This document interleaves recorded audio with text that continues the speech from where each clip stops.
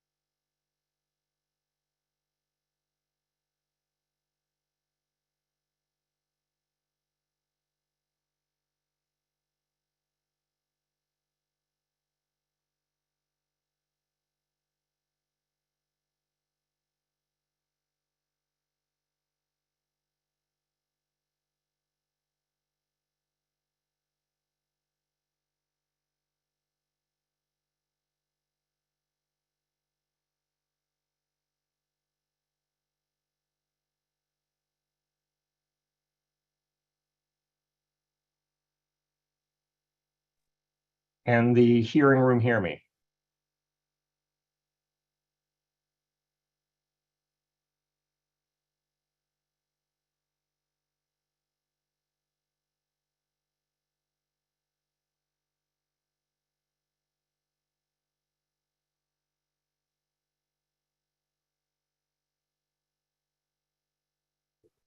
Testing 1, 2, 3, 4, 5, 6, 7. Okay, it'd be great if you could turn down a little bit.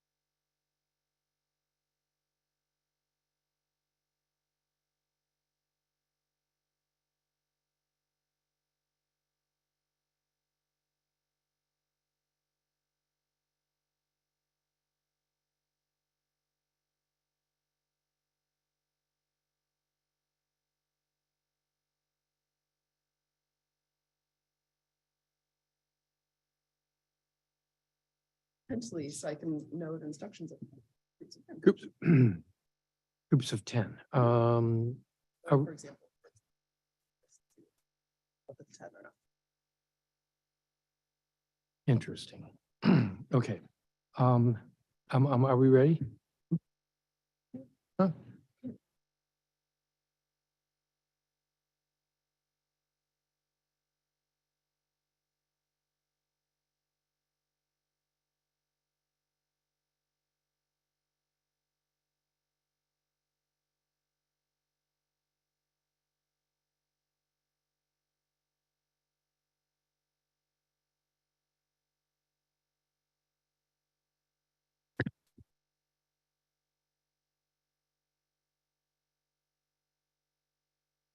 I am calling to order this hearing. This is a public hearing of the Committee of the Whole of the Council of the District of Columbia. I'm Phil Mendelson, Chairman of the Committee of the Whole as well as of the Council. Today is Wednesday, April 5th, 2023. The time is 9:39 in the morning. I apologize, our starting a little bit late. This is a public hearing to hear testimony from members of the public regarding any of the education agencies that are within the government of the District of Columbia, except for the University of the District of Columbia. And so that would include the Office of the State Superintendent for Education, otherwise known as OSSE, the DC Public School System, the Public Charter School Board, as well as the Public Charter Schools, the State Board of Education, the Deputy Mayor for Education. We will hear from the agency directors this Friday, public hearing. But today is set aside so that we can hear from any members of the public. There were a lot of individuals who signed up to testify. In fact, the witness list that I have lists 417. I don't think we've ever had that many folks testify at an education hearing. And my guess is because this hearing is about the budgets for those agencies, and that there is concern about what the mayor's proposed. The mayor sent down her proposed budget on Wednesday, March 22nd. The Committee of the Whole will have a hearing on all of the bills on April 14th. The Committee of the Whole and the Council are scheduled to vote on the budget. I believe the first vote is May 14th. I don't have that schedule in front of me. And so we have basically this month for the different committees to be working out what they think would be the best recommendations for the budgets for next year for the different agencies under their purview. Again, this hearing and the Committee of the Whole is concerned with the education agencies. I'm going to recognize any colleagues who are here if they have opening statements, and then I'm going to call witnesses in. I'm going to call them in groups of 10. We're going to try that so that folks don't, when they're called in on a panel, if everybody has 3 minutes each, that would be for 10, about 30, 35 minutes that they'll be before us. Let me recognize in order of arrival, Councilmember Matthew Fruman, if you have an opening statement. Thank you very much, Chairman Mendelson. I will be brief so that we have the opportunity to hear from our witnesses. The number of people who have come to testify is a testament to the concern about the issues around the education budget. We want to hear from you. And one of the things that I will be looking for is very specific ideas about what is needed in individual schools. It's challenging budget to try to fill in gaps.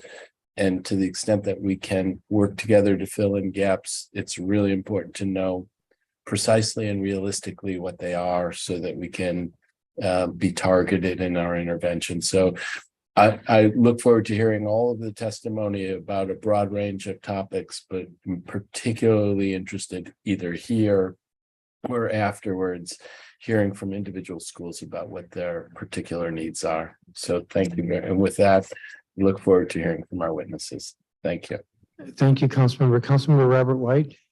Thank you, Chairman. I'll be brief as well and won't be asking questions to witnesses to make sure all of these folks who signed up can be heard. As Councilmember Fruman said, I think the number of people who signed up is a testament to how serious the issue is, but also a testament to how important this is for our young people. When we think about the other issues we're trying to solve in the city, poverty, homelessness, displacement, health issues, all of that starts in our classrooms. And we need to make sure our schools have the resources they need. We need to make sure that our educators and our support staff have the support that they need. Right now, that is not the case. Majority of our schools are losing funding at a time where their dollars are not going as far. The outcome of that is devastating down the road. So we have got to figure this out. I appreciate the focus that Chairman Mendelson has had on trying to figure out this budgeting issue. And I look forward to hearing the thoughts and recommendations from parents, from educators, from advocates throughout the day. So thank you, everyone who signed up. Thank you, Chairman, for holding this hearing. Thank you, Councilmember White. So let me call the first 10 witnesses. Generally, if somebody's not here, they don't get another chance. But we ordered at the beginning the state board members. And so if any of them are not here and they arrive later, I'll give them a chance. Ebony Rose Thompson, Fraser O'Leary, Ben Williams, Eric Goulet, Robert Henderson. Each of those individuals are members of the board. I'm told David Alpert is not here.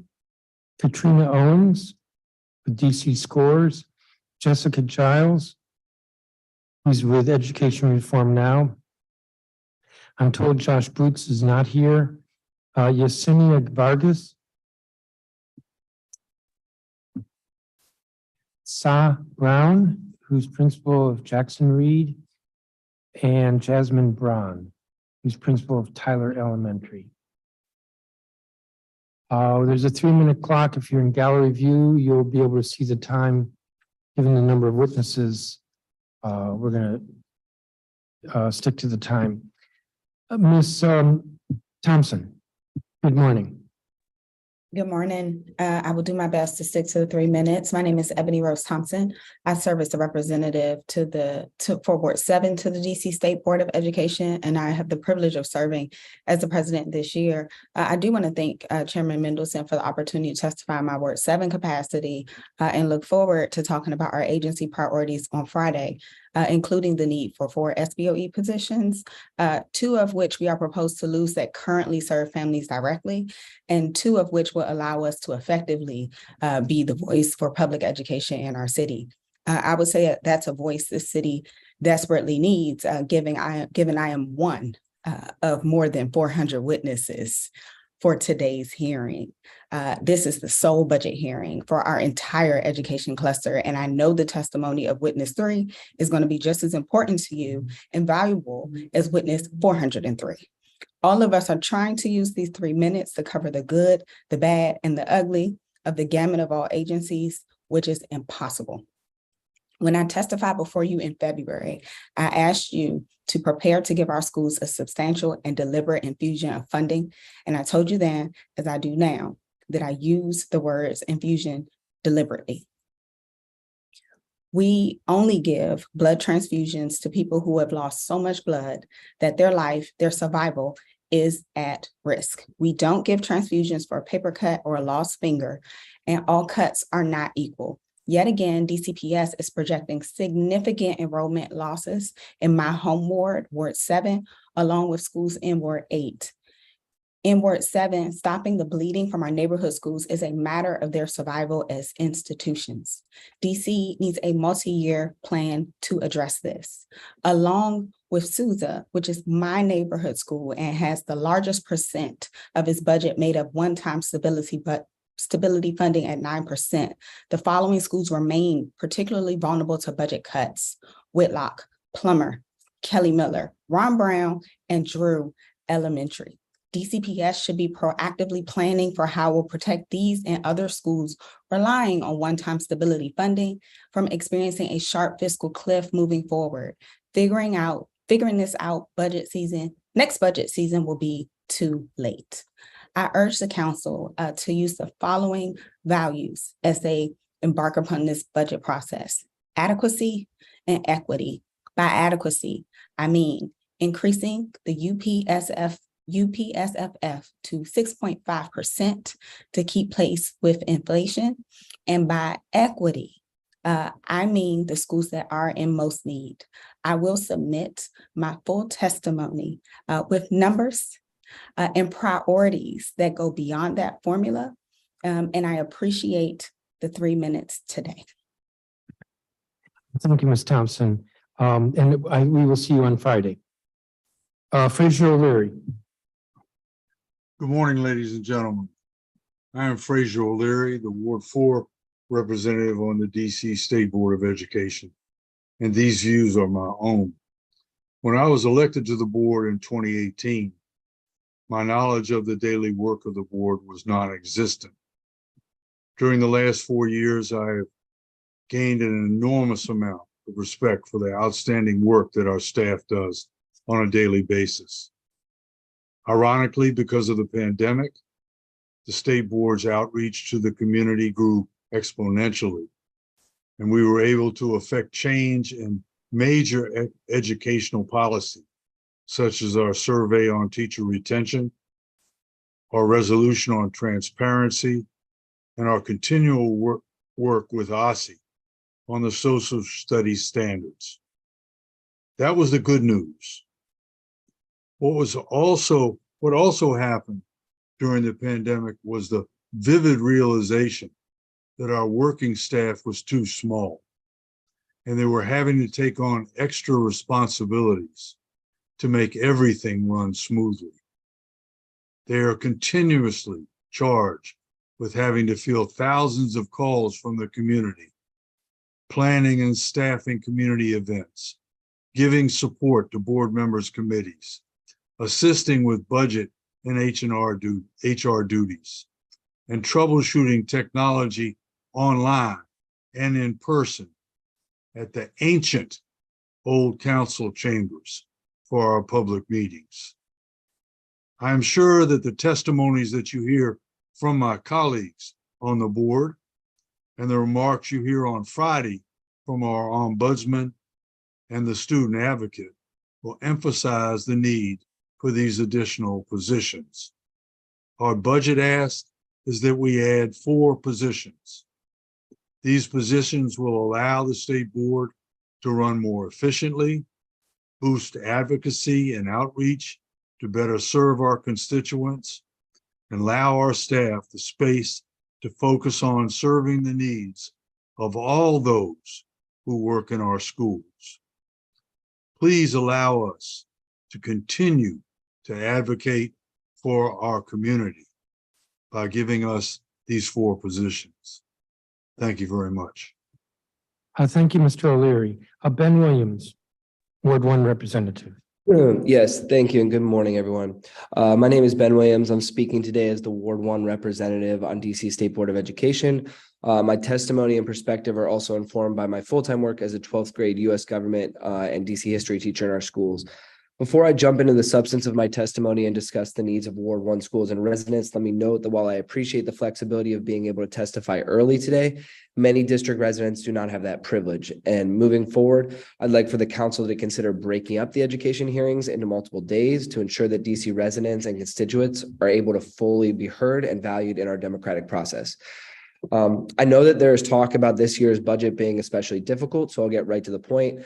I want to echo what President Thompson and Vice President O'Leary said. In the state board essentially needs 4 full-time positions, totaling approximately $385,000. We held 11 public meetings, 12 working sessions, and over 60 committee meetings last year, and responded to over 1,100 phone calls from constituent services. And these positions are essential for making sure we have the resources for our education ecosystem. In Ward 1, I'm concerned about the continued underfunding of the district's adult education schools, the lack of accountability and customer service from DGS and DCPS operations, and the need to fully and fairly fund our schools. Let me be more specific. The mayor's budget continues more than 10 years of underfunding adult education through a low weight of the US PFF formula. It removes vital funding for workforce development by striking the Career Pathways Innovation Fund, and it eliminates the Adult Learner Transit Subsidy. To remedy these longstanding inequities, I encourage the council to fully fund adult education at the foundational rate as recommended in the 2013 adequacy study, restore the Adult Learner Transit Subsidy, and maintain the Career Pathways Innovation Fund. Further, in talking with principals across Ward 1 in the district, there is still a general concern around facilities. The change that I would like to see to improve the situation would be to redirect money away from DGS and DCPS operations into schools directly so that they could pay for their own repairs and preventative maintenance. This would empower leaders to maintain a respectable amount of control and minimize disruptions to their day-to-day operations. Additionally, to Councilmember Fruman's point around specificity, schools are losing funding and we need to fund schools fairly. For example, Marie Reed in Ward 1, this would mean $237,000 to offset the personnel cuts in the mayor's budget. With the remainder of my time, I would like to simply raise a list of issue areas, given the inability to talk about them more fully. One, I think that the council should support Bill 443, which is the Students' Right to Read Act, which would make sure that we have permanent funding for librarians in schools. Additionally, with regards to charter school funding, I think we need to broaden the definition of teacher to educator to make sure that all positions are being able to take into account and being paid in the mayor's budget. I understand there's 416 additional people testifying today, so I'll just say that the rest of my testimony is written in my submitted comments. Thank you for the opportunity to speak today. Thank you, Mr. Williamson. I do have your statement. Eric Goulet, Ward 3 representative. Good morning. My name is Eric Goulet, Ward 3 representative for the DC State Board of Education. I am testifying at today's public hearing in my individual capacity as a board member and not on behalf of the board. However, I support the recommendations of our board's president, Ebony Rose Thompson, to retain 2 SBOE positions and to add 2 others. President Thompson has done a tremendous job leading SBOE, which is a body of 9 individuals who all work other full-time jobs, but serve on this board because we want the best education for all youth across the District of Columbia. We strive for transparency, we encourage public engagement, and we take our elected roles and duties very seriously, unlike this council.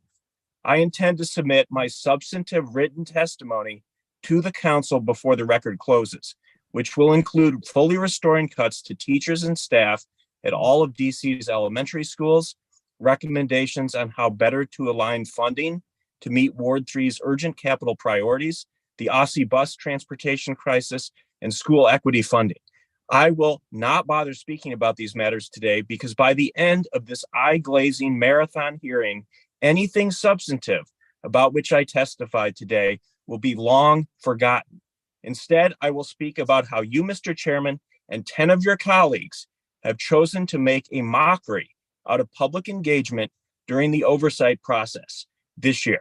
Today's education oversight hearing is a complete disgrace. A hearing with 417 public witnesses is appallingly disrespectful to residents and is fundamentally unreasonable. All 7 education agencies were again scheduled on a single day, the least public engagement since the start of DC Home Rule. Council members have made it abundantly clear to their constituents they do not want to hear from you about education issues. 11 council members voted against creating a standalone education committee, even though 9 of those 11 members had previously committed at candidate forums to support a standalone education committee. Council's performance oversight hearing had 225 witnesses on the list. So I wrote a letter to all members of this council respectfully requesting the budget hearing be split into 4 days, including a weekend day to allow students, teachers, and parents unable to testify during the week to attend. And it was ignored. Every witness speaks for 3 minutes. Today's hearing would go for 20 hours and 51 minutes with no council member statements included in that figure. So that would mean that it would end now because we started over 30 minutes late after 6:00 a.m. We know that won't happen because what the council has done is it has disenfranchised and forced many residents who passionately care about education to just simply have to give up today. Deliberately inconveniencing, disenfranchising, and disrespecting the public is totally unacceptable. Council members, you should all apologize to everyone who is on this 19-page witness list. And if you all don't want to take this job seriously, then please resign so we can get people in these roles who care about education issues, who will thoughtfully listen to feedback from our school communities, and will treat DC residents and the public with respect. That concludes my Thank testimony. you. Thank you, Mr. Goulet. Robert Henderson, Ward 5 board member. Good morning. My name is Robert Henderson. I'm here in my individual capacity as Ward 5 member of the State Board of Education, and I'm not representing the views of the board as a whole. I would like to echo what many council members have noted, that this budget has a long way to go to give families the income, food, health, and housing security they need. Not only is this stability critical in its own right, but it is also necessary for giving students a firm foundation for educational success. In my conversations with Ward 5 constituents, it is clear that school level funding, even when nominally increased, is still forcing school leaders to make impossible decisions between what most of us would consider essential components of a well-rounded education. Leaders are forced to sacrifice positions such as music teachers or STEM specials to meet other needs. In the short term, an increase to the UPSFF is necessary to fund our schools adequately as well as equitably. In the long term, we may need alternative approaches to ensure that every school can offer the essentials as well as meet the unique needs of its student body. I asked the council to work with Ward 5 DCPS schools that have not yet been modernized or have only been partially modernized to target urgent and persistent facilities issues through small capital projects, specifically to ensure replacement or repairs to faulty HVAC systems at Noyes, Burroughs, and Langdon. Renovation of the cafeteria bathroom at Langdon that was passed over in its partial modernization and is not ADA compliant, and a new marquee sign for Langdon.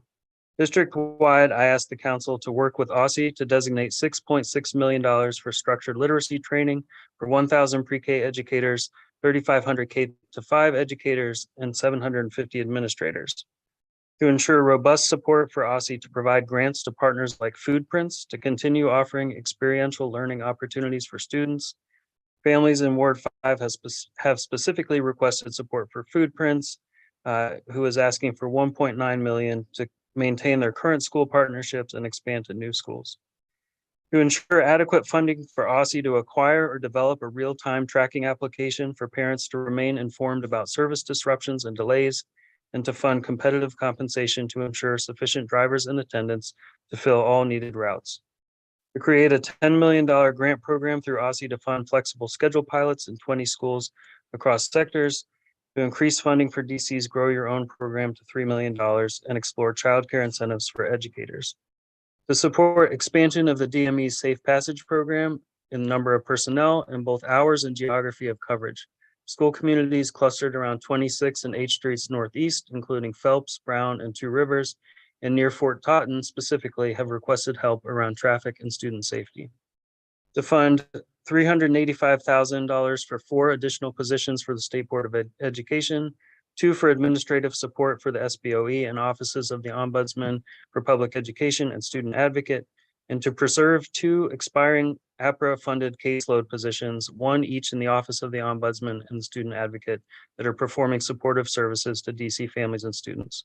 Finally, I will add that Ward 5 constituents have also raised the need for investments outside this cluster, which are essential for supporting our schools, including for school-based mental health and traffic safety. Thank you for the opportunity to testify. I'm happy to answer any questions. Thank you, Mr. Henderson. And I don't have a copy of your statement, if you would provide that. Katrina Owens with DC Scores. Good morning. Thank you, Chairman Mendelson. My name is Katrina Owens, and I am a Ward 4 resident and the Executive Director at DC Scores. DC Scores is a nonprofit serving more than 3,000 district kids through our after-school poetry, soccer, and service learning programming. As I mentioned in my testimony during the performance hearing, DC Scores has benefited greatly from our partnerships with the education agencies in this city. Together, we have served as an important bridge between the school day and out of school time, ensuring that district kids have unparalleled opportunities to develop their social, emotional, physical, and educational development. We have been enthusiastic partners of Learn24 since the establishment of the office, and we hope that the council will preserve the office's budget increase. We stand as a strong partner of Learn24 and greatly appreciate the opportunities we have to work with its staff to create strategy for high-quality OST programming in our city. We ask that the council strengthens partnerships like ours by ensuring that the increase in funding goes to Learn24's general operating grants to allow partner organizations to scale up and serve more DC youth. Another way we can scale up capacity and quality service in after school is to ensure that grantees at the end of their Learn24 multi-year funding cycles can reapply for multi-year funding without the current wait time of a year. DC Scores has also seen OSSI as an important partner in providing deep partnerships with schools to bridge school day and after school. We stand ready to work together with OSSI to meet critical needs of our kids during this moment in time. We appeal to OSSI to consider increasing the funding and number of partners in the FY24 cohort for 21st century programming, when more nonprofits than ever will apply for funds. Though this is a difficult budget year, after-school programs are vital to ensuring our children can make up for the lost educational opportunities during COVID-19 shutdowns. The best way I can demonstrate the impact of after-school programs on our kids' confidence and connection to their community is to share a poem by one of our poet athletes. This poem is entitled, "I Am Strong," by Amira, a student at Minor Elementary School. I am strong. I am from Washington, D.C. I play soccer because that's what I choose to do. When I play the game of soccer, I'm so fly. When I stop goals, I make the other team cry. No lie. I got this thing, so take notes because I'm about to go old school.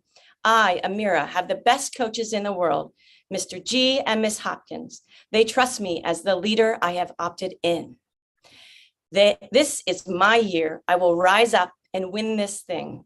Minor Elementary School will be holding up that championship trophy in the spring. Thank you. Thank you very much. Jessica Giles.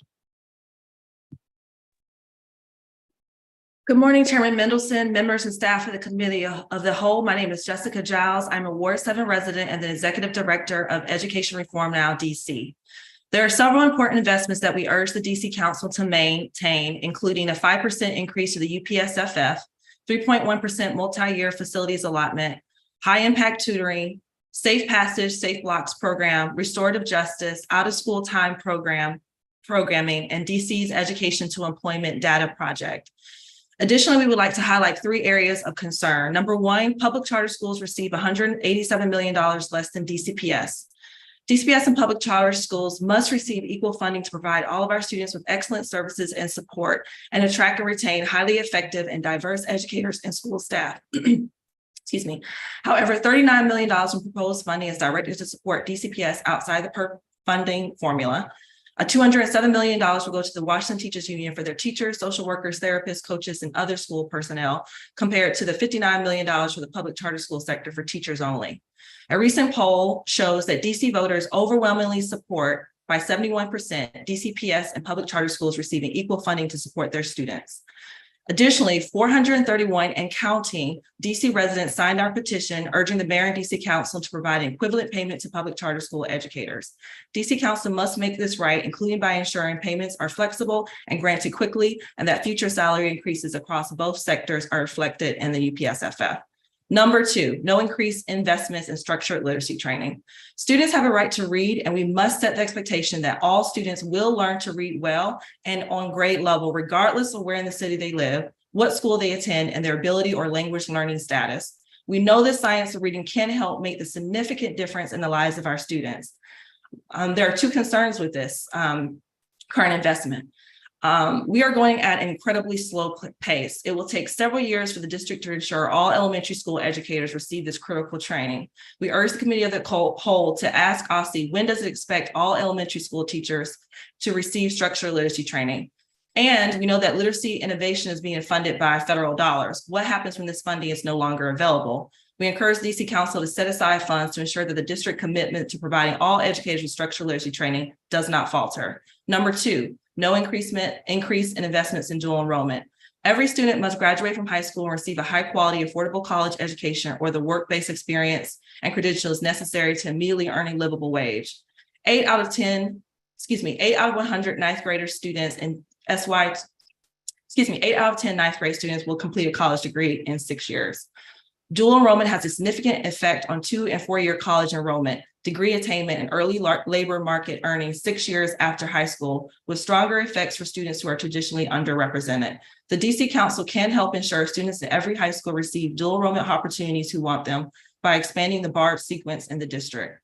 The district must guarantee families an affordable and high-quality pathway to a college degree for every student who wants one.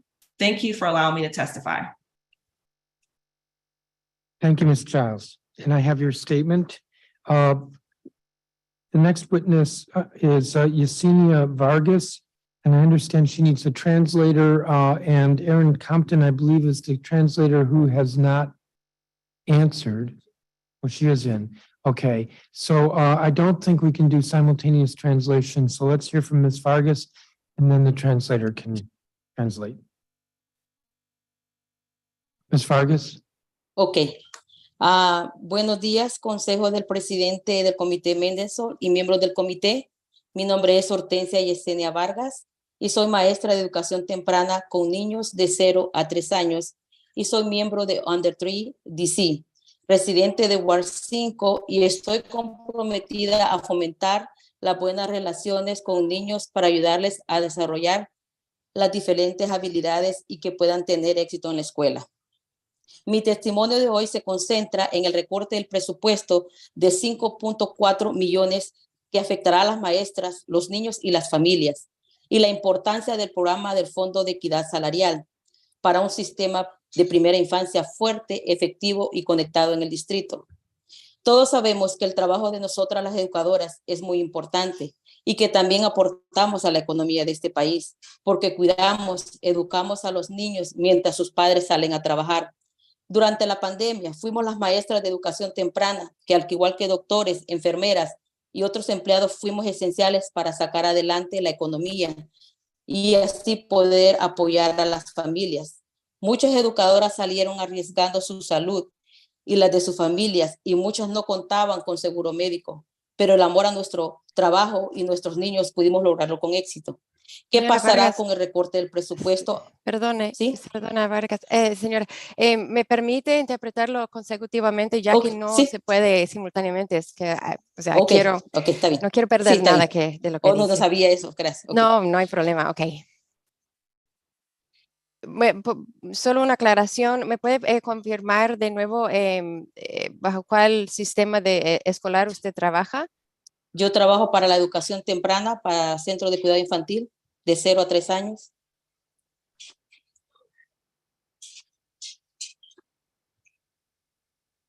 I'm a little Okay, bit confused. gracias. Okay, hi. Yes, sorry. It was just a caught off guard that we would be doing this consecutively. So I wanted to ask Ms. Vargas to give me a moment to interpret what she said so far. Okay, good morning, Councilman Mendelsohn and all members of the council. My name is Hortensia Yesenia Vargas, and I am a teacher at the Center for Child Education, grades 0 through 3. And I am also a Ward 5 resident. And the work that we do as early educators, early childhood educators, is very important to help them develop the skills that they need. And I'm here to talk about the $5.4 million reduction in the budget that will have a tremendous impact on both the teachers and the students themselves. Our work is extremely important, and what we do helps contribute to the economic development of this country. In fact, during the pandemic, we early childhood educators were also essential workers, much like the nurses and first responders of the time, and we helped keep the economy afloat. Señora Vargas, ¿puede continuar? ¿Qué pasará con el recorte del presupuesto a la educación? Esto no solo afectará a las maestras, sino que también a los niños y a las familias. Muchas maestras dejarán el campo de la enseñanza porque sus sueldos no les alcanzará, especialmente esos maestros que no lograron recibir fondos del programa. Aún otras tendremos que tomar un segundo trabajo para mantenerlos a nosotros mismos y nuestras familias.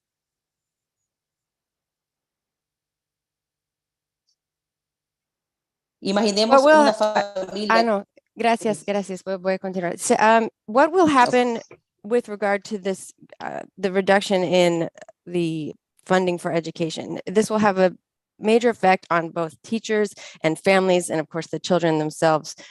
Many people, due to the low salaries, don't have enough to make ends meet and find that they have to take on a second job to support ourselves and our families.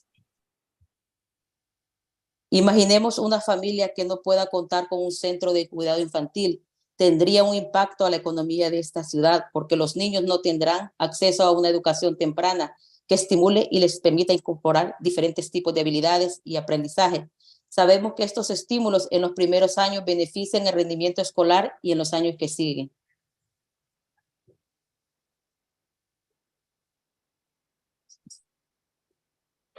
Imagine a family that doesn't have access to childcare. We know that this would have a tremendous impact on the city's economy if students do not have access to early education, which helps underpin their learning and the development of skills, and will help support their future development as they grow. Las familias también se verían afectadas, ya que no podrán organizarse con sus responsabilidades y con la tranquilidad que cuenta con un espacio adecuado para el cuidado de sus hijos y que pueden estar al alcance de sus salarios.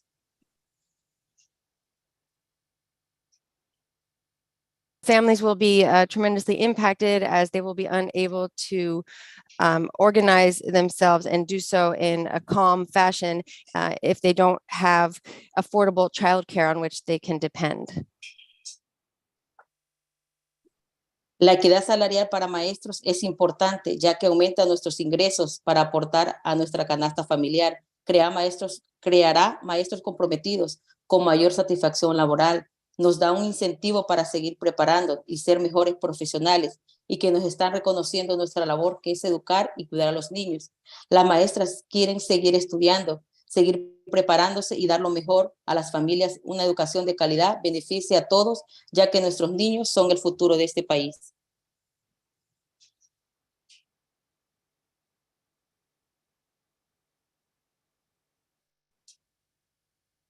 Salary equality, wage equality is extremely important for teachers, so that this will contribute to our ability to support ourselves and also to be happy in our work and provide professional services to the families and offer a higher quality education. Teachers want to continue studying and provide a quality education and support the families because their children are the future of this country. Si Washington, D.C. sigue invirtiendo en dar mejores salarios, remuneración, tendrá maestros capacitados para facilitar en los niños experiencias significativas y un vínculo con el mundo que los rodea en el aprendizaje, que es la clave para ayudar a alcanzar su máximo potencial. Este beneficio no solo es para las maestras de educación temprana, también es para los niños, familias y toda la comunidad.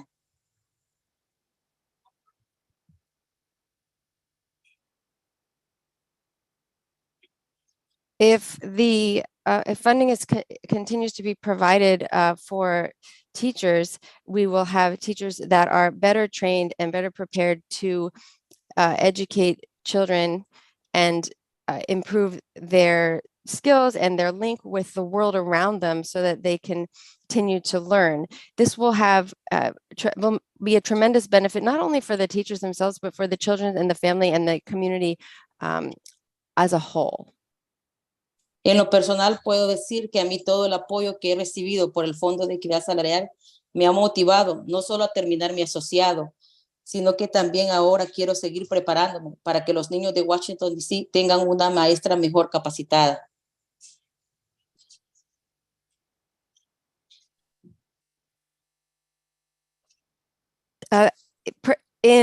From a personal experience, the salary equality has really helped me. It has allowed me to complete my associate's degree, which is really important because I want to continue supporting the children of DC.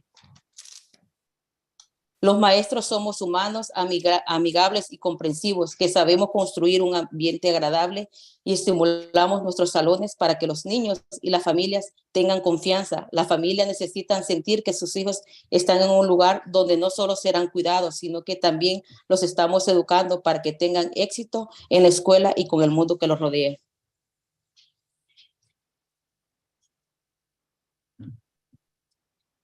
Teachers are understanding, and we are human, and we want to create a pleasant learning environment for the students, and we want the families to know that they have quality care for their children, as well as education that will help their children have not only academic success, but also success in the world around them. Y quiero darle las I gracias want por la to, Ms. oportunidad. Vargas, I need to apologize, but we've been over ya 10 terminé. minutes here. And so I that's just where we finished. Okay, thank you very much. And I do have a copy of you. your Thank statement you. both in Spanish and in English. The next witness is Sa Brown.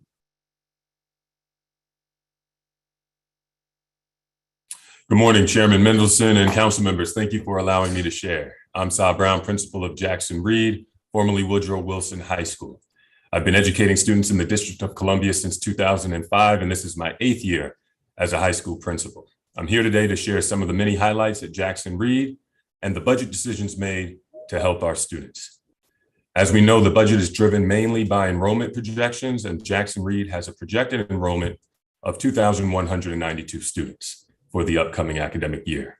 Our projected enrollment reflects an increase of 64 students and an increase which resulted in an increase of $3.2 million. At Jackson Reed, we envision becoming the model urban high school in the United States, and to attain this vision, we must increase academic outcomes for students most in need, prepare students for post-secondary success, and create a safe learning environment. After a series of budget engagement sessions that included multiple meetings with members of our local school advisory team, sending a budget survey to families, hosting faculty and staff budget sessions to solicit input, and hosting student focus groups, we crafted a budget that addresses these needs. By design, the DCPS student-based funding formula addresses inequities by providing more funding for students not achieving as well as we know they can. At Jackson Reed, our projected English language learner population shows an increase of 51 students during the upcoming year. As a result, we allocated additional funds for a dedicated ELL counselor, an additional social worker for our ELL students, and 4 additional ELL teachers. In addition to directly supporting students, we want to help our teaching staff, of which we added 6 more teachers. We are supporting them by 2 instructional coaches.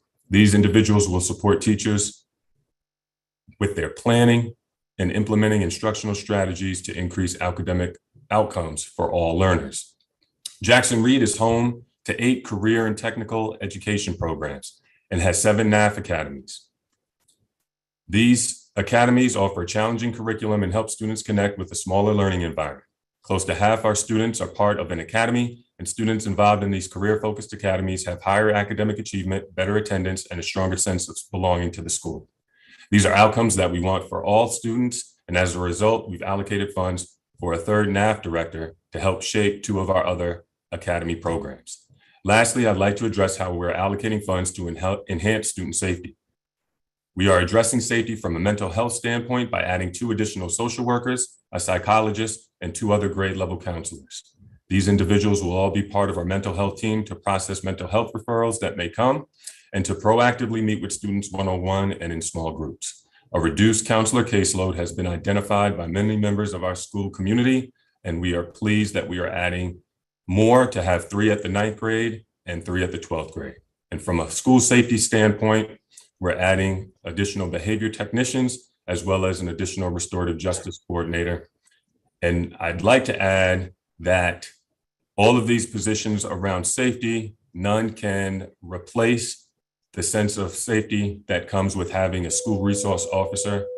We've seen school resource officers intervene quickly and appropriately to address various school-related issues, and we would like City Council to reinstate the school safety division.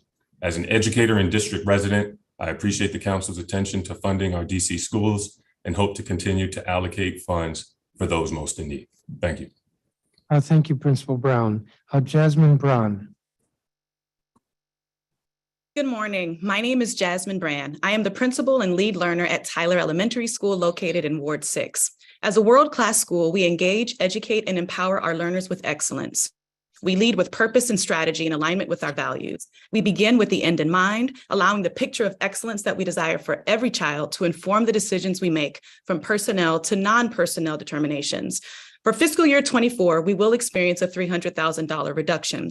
However, when we consider the historical data, our total allocation of $7.7 million is still a surplus from previous years.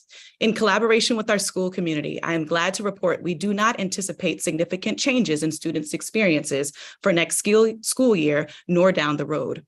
School partnerships add capacity to our work. Specifically, next year at Tyler, we are excited to welcome City Year, a group of recent college graduates to our school for the first time. They will help mentor and tutor students in math, reading, writing, and Espanol. Also, DCPS partners from central office continue to support teaching and learning across core and intercore subject areas, bilingual education, visual and performing arts, financial literacy, and more. And finally, I want to express appreciation for one partnership in particular that has come under scrutiny: school resource officers. Having worked in both secondary and elementary schools, I have seen firsthand how our collaboration with law enforcement is critical.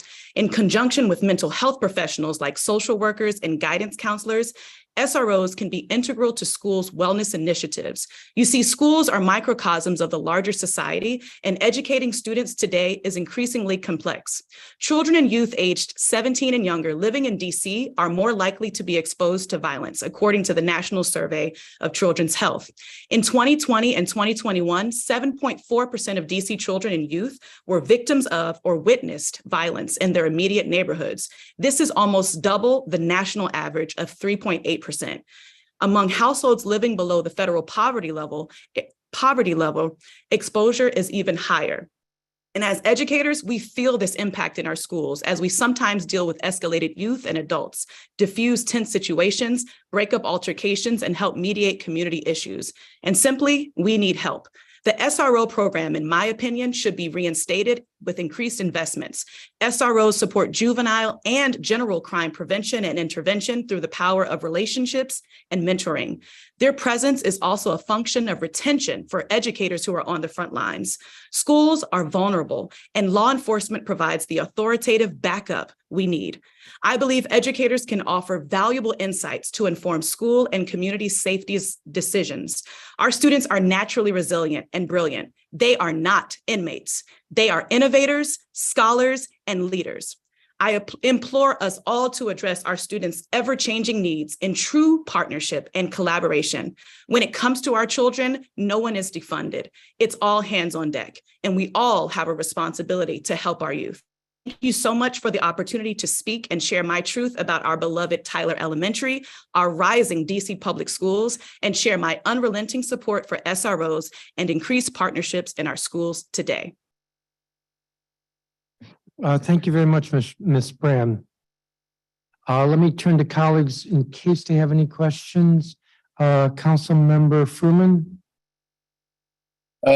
Thank you very much. I don't have any questions. I want to thank the panel, which is an incredibly illustrious panel with, I suspect, well over 100 years of work or advocacy on behalf of our kids, maybe half of that by Fraser alone. Ebony Rose, when you talk about an infusion of resources, I know, this is a thing that we've talked about for a dozen years, I believe. And maybe from the first time when I met you around the round of school closures, when you led the Ward 7 Education Council and made this very case as passionately as you did then, and it really is time that we do that.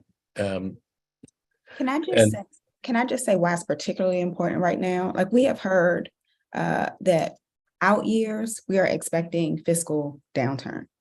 And so, like, literally, as we talk about the fiscal cliff from ESSER funds, the ARPA positions that we're losing, as we look out in years, we have to make some really responsible decisions now. So that is why, even though there's a million other things I could talk about, I am talking to you all about what it takes to really buoy and support all of our public schools now. No, I hear you. And your arms could be tired from ringing the alarm bell for a long time, but please do keep it up. Principal Brown, so grateful for your service and the work you're doing at Jackson Reed. Really look forward to working with you, and we'll be in touch sometime soon. Eric, I understand your frustration. I'm looking forward to us getting together this weekend to try to, come together thinking about strategies for how we can support schools in Ward 3 and schools across the city. And again, thank you for your service. Couldn't be a bigger fan of DC Scores. So keep up the great work, Katrina. And with that, I'll let other folks, let's get out of the way so we can hear from other witnesses. But thank you to all of the witnesses. Thank you, Councilmember. Councilmember Robert White. Thank you, Chairman. With the number of witnesses, I'm just going to say thank you. I'm not going to ask questions, but thank you all for providing these perspectives. Thank you, Chairman. Thank you, Councilmember. And I too want to thank you for your time and your testimony. So you all are excused, and I'm going to turn to the next 10. Letitia Coleman, Pat Brantley, Ariel Johnson, Danielle Robinette, Sester Johnson, Clarice Mendoza Davis, Cheris Sharp, Nicole Hammerhand, Juana Perez, Carolina Miguel Hernandez, Flor Baruca, Sibdu Kimtor, Rosa Cruz Escobar. All right, we will begin with Ms. Coleman, who's principal of Johnson Middle School. Good morning, everyone. Hello, my name is Letitia Coleman. I am the lead learner and proud principal of John Hayden Johnson Middle School, home of future-ready engineers, artists, entrepreneurs, and world-class athletes. Thank you for the opportunity to join you all today. I'm excited to share more about Johnson Middle School. Johnson is a school of 309 brilliant children. For the last 2 years, we have benefited from the additional funding to help our school community advance and recover from the pandemic efforts. We've invested in additional after-school and Saturday programming to provide our students with academic tutoring. And with increased ESSER funding, we've also hired additional staff members and partners such as City Year to increase academic interventions and social emotional support. This year, our students have been medical detectives, built robotic cars, started businesses, participated in Amazon Future Engineer courses, danced, drummed, and DJ'd their hearts out at talent showcases. Though 78% of our students arrive reading below grade level, our amazing and intentional educators have already decreased our below basic reading level by 7% and our below basic math level by 12%. In our math and English classes, we have 2 adults working side by side to make sure that our students leave Johnson as proficient readers and mathematicians and have the future-ready skills they need for high school. I can't say enough about our amazing teachers and staff. These incredible professionals are my colleagues and mission partners who give 110% each day to help advance our shared goals and objectives. They have embraced new evidence-based models such as small group instruction, blended learning, and love groups. They take initiative and extend learning through relationship building, clubs, and field trips. They sacrifice time to coach teams, teach dance or step, offer after-school programming, and Saturday programming. In addition to our academic gains, our Love, Challenge, and Prepare data is 7 points higher than other DC middle schools. And 82% of our students report feeling loved, challenged, and encouraged by their teachers. As a connected school, we've worked hard to ensure that our students are connected to caring adults with important partnerships with the Went Center, DYRS, All Walks of Life, DBH, and Hillcrest. Though our enrollment audits gave us credit for 293 students, we continue to get new students every day, and our current enrollment is 309 students, with 2 new students expected to arrive this week. We will not get any additional funding for these 16 additional students. But as we look ahead to our FY24 budget decrease, it was obviously disappointed, But I'm glad to report that with the additional funding we received from DCPS, ESSER funds, and a high intervention tutoring manager, that our programming will not take a hit. We'll be able to offer the same joyous and academically rigorous environment we did this year. Though we celebrate this success, we cannot, and I cannot leave without saying we need our SROs. Our SROs are amazing individuals committed to helping keep our schools safe. They are a reliable and necessary partner. Our amazing team does great work to keep our students safe and inside and outside the building. But the reality of it is we are in a neighborhood that requires us to have our school SROs.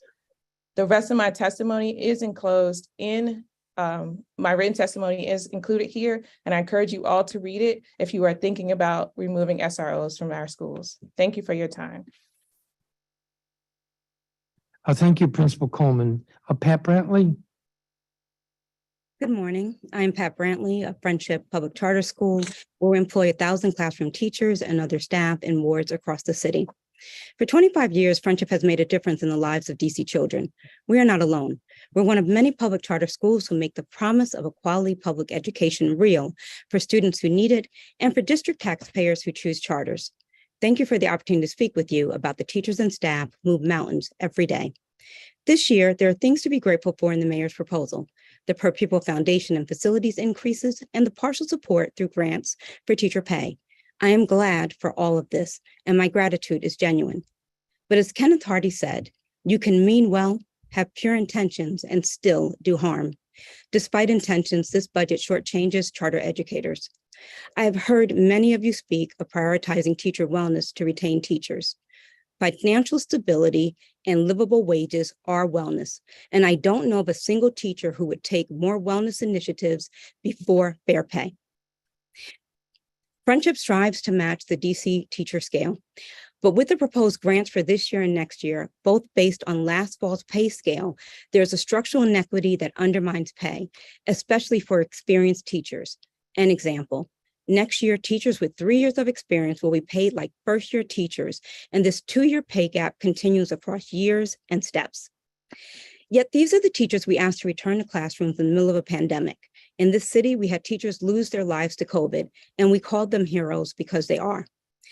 We continue to ask them now to give more and to help our children recover from pandemic losses. How can we do this to them after what they gave and continue to give? How can this be the thanks of a grateful city? I ask this seriously because I can't come up with an answer I can live with. What would you have me say when a teacher asks me why they're getting less, even though they work as hard as their peers? How am I to look them in the eye when I tell them this budget is as far as our city will go? Well, you'll have a chance to look them in the eye today and to hear firsthand from public school teachers about what it means to feel valued or not. But there is something that can be done. With $10 million more, you could match the 4% retention bonuses that are not a part of the current proposal, and you would directly help schools retain more educators next year. With $25 million more, you could expand eligibility to include social workers, psychologists, counselors, reading specialists, and others who are part of the teacher pay group. With $50 million more, you could allow the city to reach pay equity in annual salaries for the majority of our public school educators next year. And with true equivalence, you could do that this year, next year, and beyond. As I close, I'm going to leave you with the words of a 24-year teacher in the city in Ward 5. Children need teachers, and teachers need to survive. We teach integrity and fairness in school. Does that not extend to the school workplace? I plead with you, fix these inequalities, make it fair. Thank you. Thank you, Ms. Brantley. Ariel Johnson.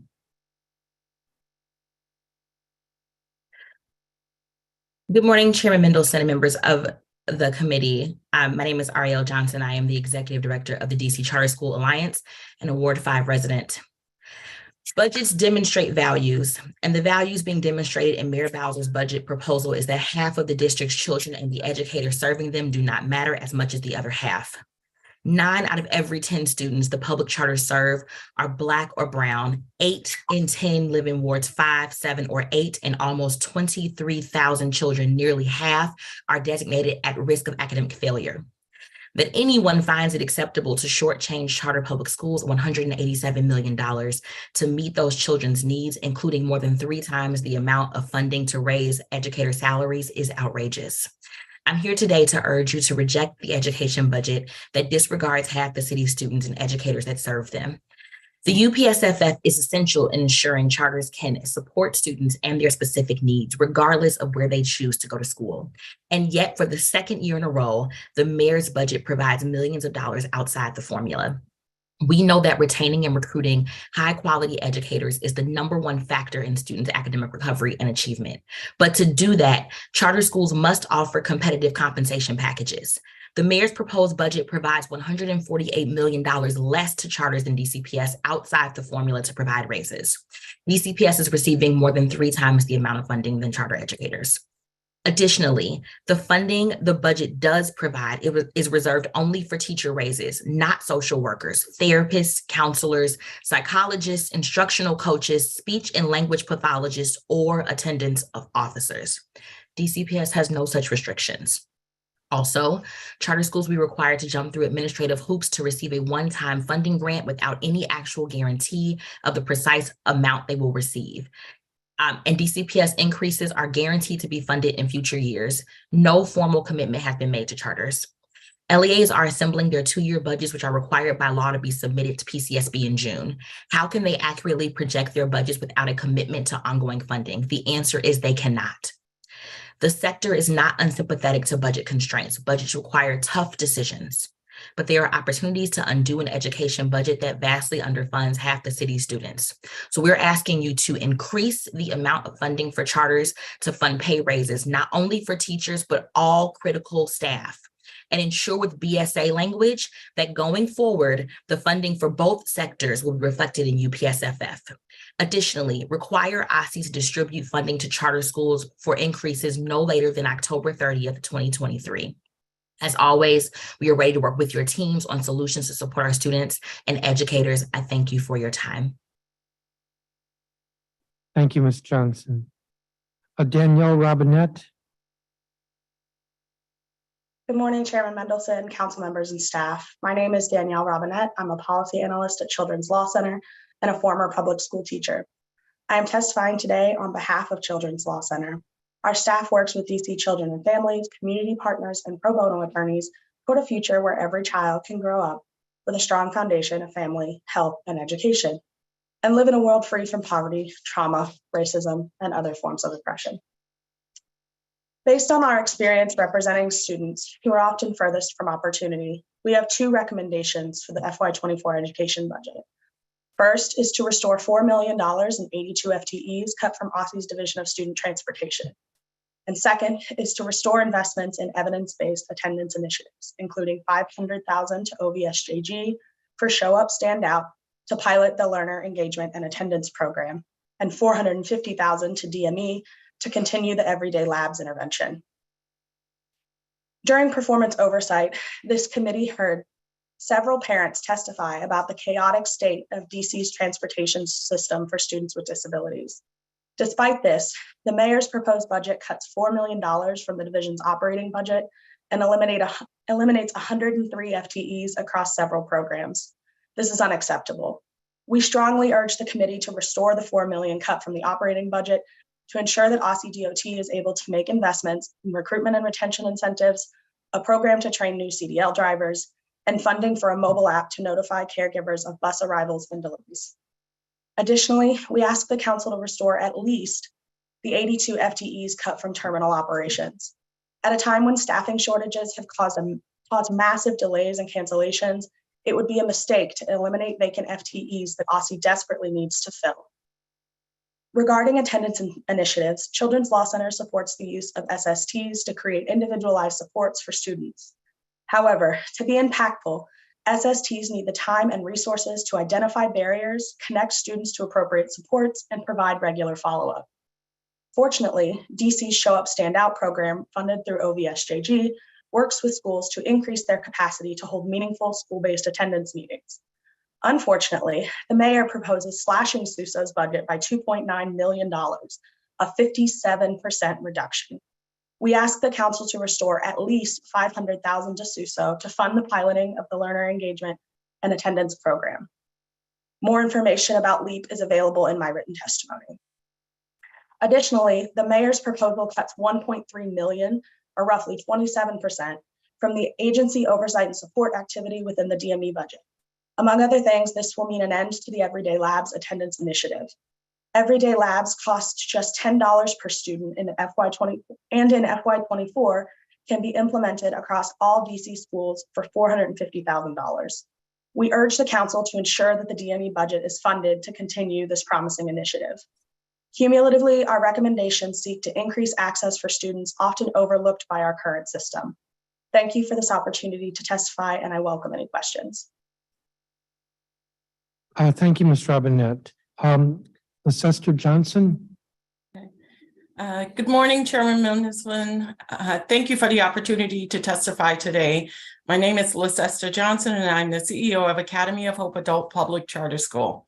Academy of Hope provides over 600 district adults with high-quality education, workforce training, and supportive services. Learners at AOH build their skills, prepare for a high school diploma through the GED or the National External Diploma Program, earn industry-recognized certifications, and transition to post-secondary education. I'm here today to express our deep concern about the proposed FY24 budget and ask the council to, one, fully invest in adult education by raising the uniform per pupil funding formula to 100% as recommended by the most recent adequacy study, restore the adult learner transit subsidy program to current funding levels, and restore $1.5 million to the WICS budget for Career Pathways Innovation Fund. Like all schools, Academy of Hope faced a number of challenges this year as we navigated health guidance, increased operational expenses, and expanded career pathways programs. To complicate our efforts, adult serving schools received only 91% of the UPSFF. This leaves gaps in our ability to fully support teachers and learners. For example, our capacity, we're running significant wait lists for our workforce programs and now have limited capacity. For the second year in a row, working with adults in providing ASL interpretation for learners who are deaf or hard of hearing, we're running over by $275,000 providing services to those learners. And while we prioritize COLAs and raises for staff and teachers last year, private funding filled gaps for much of those services. We are disappointed in the mayor's budget and it's continuing to underfund adult education by leaving the adult wait stagnant. This deficit is also compounded by the elimination of the $1.5 million from the WICS budget for Career Pathways Innovation Fund, a critical source of funding that supports integrated education and workforce training. We asked the council to increase the adult wait to 100%, the level recommended in the adequate study, and to restore the Career Pathways Innovation Fund. Finally, the Adult Learner Transit Subsidy Program, established 6 years ago in response to a multi-year advocacy program, was also cut. Since its implementation, the Adult Learner Transit Subsidy provided critical support to adult learners, and we are deeply concerned that it was fully cut from the Department of Transportation's budget. The elimination of this program will have a devastating impact on learners' ability to enroll and stay in school, and we strongly urge council to restore it to its current funding level. Thank you for your time. Thank you, Ms. Johnson. And I have your statement. Clarice Mendoza-Davis with Maya Angelou. Yes. Good morning, Chairman Mendelson and members of the committee. My name is Clarice Mendoza-Davis, and I serve the scholars, families, faculty, and staff at the Maya Angelou Schools and See Forever Foundation. Maya's community schools are located in Ward 7's East End at 56 and East Capitol Street Northeast. We are also the city's education provider for incarcerated youth via our Maya Angelou Academies at New Beginning in Laurels, Maryland, as well as our Youth Services Center campus and DC jail campuses here in the district. Our unique network of 5 schools and the education professionals who comprise our Maya team have been working together to empower DC's opportunity and justice-involved youth to transform the trajectory of their lives. This year, we've served the most scholars ever in our 25-year history, nearly 800 youth and adult learners. Like each of you and many of us here today at this hearing, I'm a leader. And as leaders, I believe that each of us understand the grave implications of instances where our words and our actions are not aligned. We were encouraged when city leaders assured us back in December that they were committed to an equitable approach to public school funding, but at present, the mayor's proposed budget only allows Maya to offer our teachers, just our teachers, no other staff, a third of the additional compensation they would receive if they worked for DCPS. Chairman and council members, while we understand that it's a challenging budget season, via this current scenario, what message are we sending to my colleagues, the Maya team, the cadre of talented, mission-driven teachers, counselors, social workers, instructional coaches, and support staff that have consciously chosen to serve the most marginalized group of young people and adult learners in the city, both east of the river and in DC's detention facilities? I'd like to respectfully, but also frankly call out that we open this session with comments from you about the value of the professionals who work in our schools. My ask today is that we align that spoken value with the concrete investment into equitable compensation, not just for the Maya team, but all of our colleagues across the entire charter sector here in the nation's capital, many of whom I'm #charter proud to stand with today. I'm here representing Maya's teachers, staff, and leaders. While their primary work is learning and teaching, let it not be lost on all of us here that Maya teachers and staff efficacy with scholars directly impacts public and community safety, reducing juvenile recidivism and violence as our staff support scholars to re-engage and succeed in school. That said, the work is incredibly challenging, but completely worth it. Emphasis on the word worth. And I can't wait for our leaders and teachers to share their own perspectives and lived experiences with you directly later today. I will submit my testimony for the record later today, which includes detailed data and pointed asks regarding the urgent and positive impact that a more equitable budget has here at Maya in particular in 3 key domains: impact on staff compensation, the quality of adult charter schooling, and on our ability to carry out essential upgrades to our facilities to better serve our students and the broader Ward 7 community. Thanks so much for your time this morning, and I look forward to submitting our detailed asks. Thank you, and I look forward to getting it. Charisse Sharp. Thank you, Chairman Mendelson and the committee for this incredible opportunity to weigh in on the education budget. My name is Charisse Sharp, and I'm the Executive Director at Latin American Montessori Bilingual Public Charter School. We provide a unique education experience to families all across the city, growing this year to serve 550 pre-K3 through 5th grade students. I want to echo Clarice's #CharterProud, and everything that I am saying here is not just on behalf of LAM, but on behalf of the charter sector. The mayor's proposed budget will create an unequal education system in the city. If this budget passes in total, DC public charter schools will receive $187 million less than DC public schools, and DCPS will receive more than 3 times the amount of funding to raise educator salaries than public charter schools. This will negatively impact LAM in multiple ways. First and foremost, it will severely limit our ability to provide fair compensation to our staff.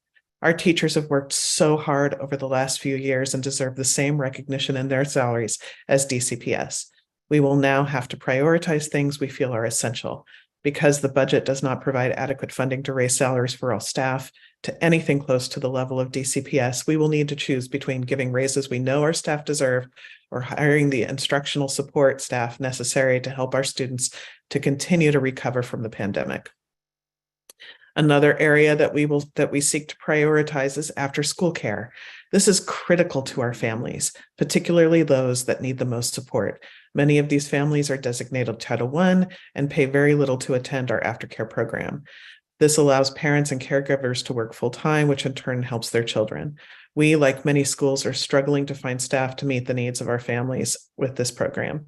Because the budget does not provide enough funding to raise these salaries, we will not be able to meet the needs of the family for our aftercare. These are just a few of the necessities that will have to be prioritized because of this budget. I implore you to listen to the many voices today that call for equitable funding of charter schools so that we can ensure that all of our students thrive after the pandemic recovery and beyond. Thank you very much. Thank you, Ms. Sharp. Nicole Hanrahan. Hi, Chairman Mendelson. I'm okay. I'm on the video. Good day, Chairman Mendelson, members of the council and staff. My name is Nicole Hanrahan, and I'm the co-founder and executive director of the LEYC Career Academy Public Charter School, a Ward 6 resident and a DCPS parent. Thank you for the opportunity to join you today. LEYC Career Academy works as a bridge between high school and careers or college for 16 to 24-year-old youth in the District of Columbia. We are named one of the best nonprofits in the region, and almost 100% of our students qualify for free lunch. I'm here today because I am very alarmed about the lack of investment in our city's adult learners and adult charter schools. The district's adult education schools are a big part of strengthening economic development. We train adult learners for jobs in the city's fastest growing fields, helping residents to raise their income and employers find qualified workers. We also strengthen the next generation's prospects by educating their parents.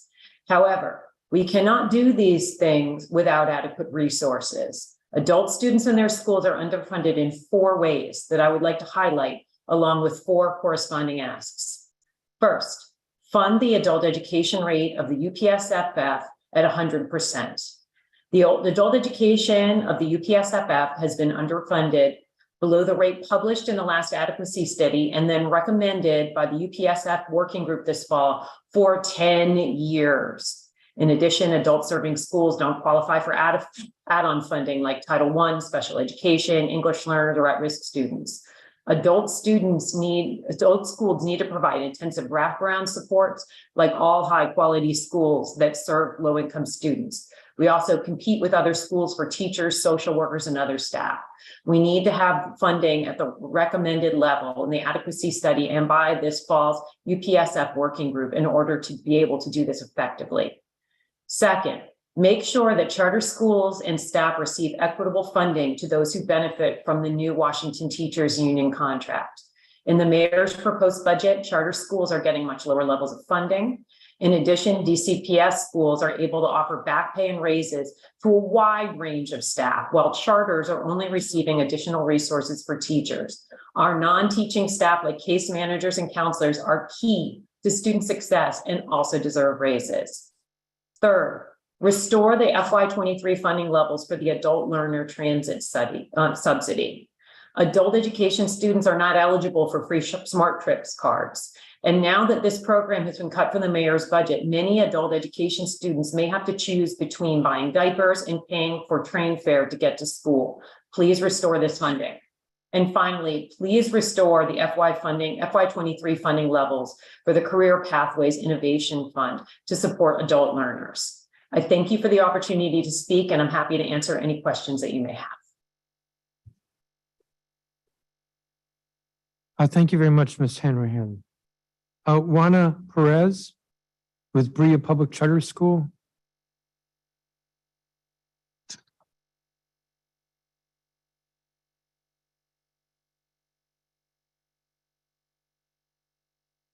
I'm gonna keep going.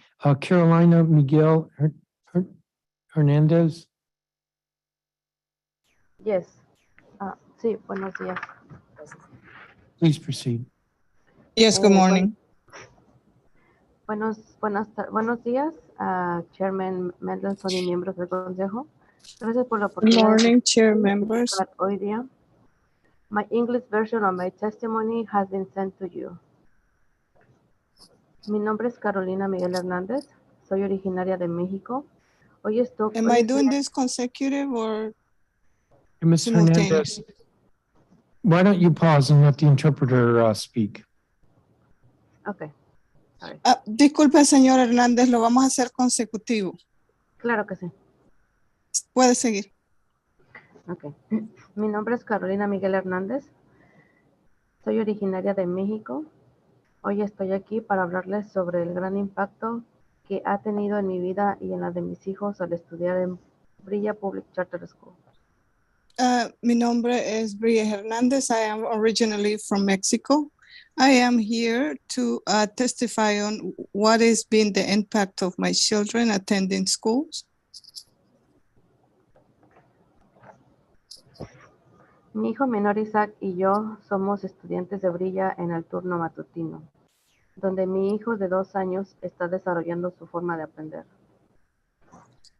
My son and I were attending the school where my 2-year-old is learning. La escuela Brilla nos ofrece oportunidades para aprender y poder ayudar a nuestros hijos tanto como en sus vidas personales como en su vida estudiantil.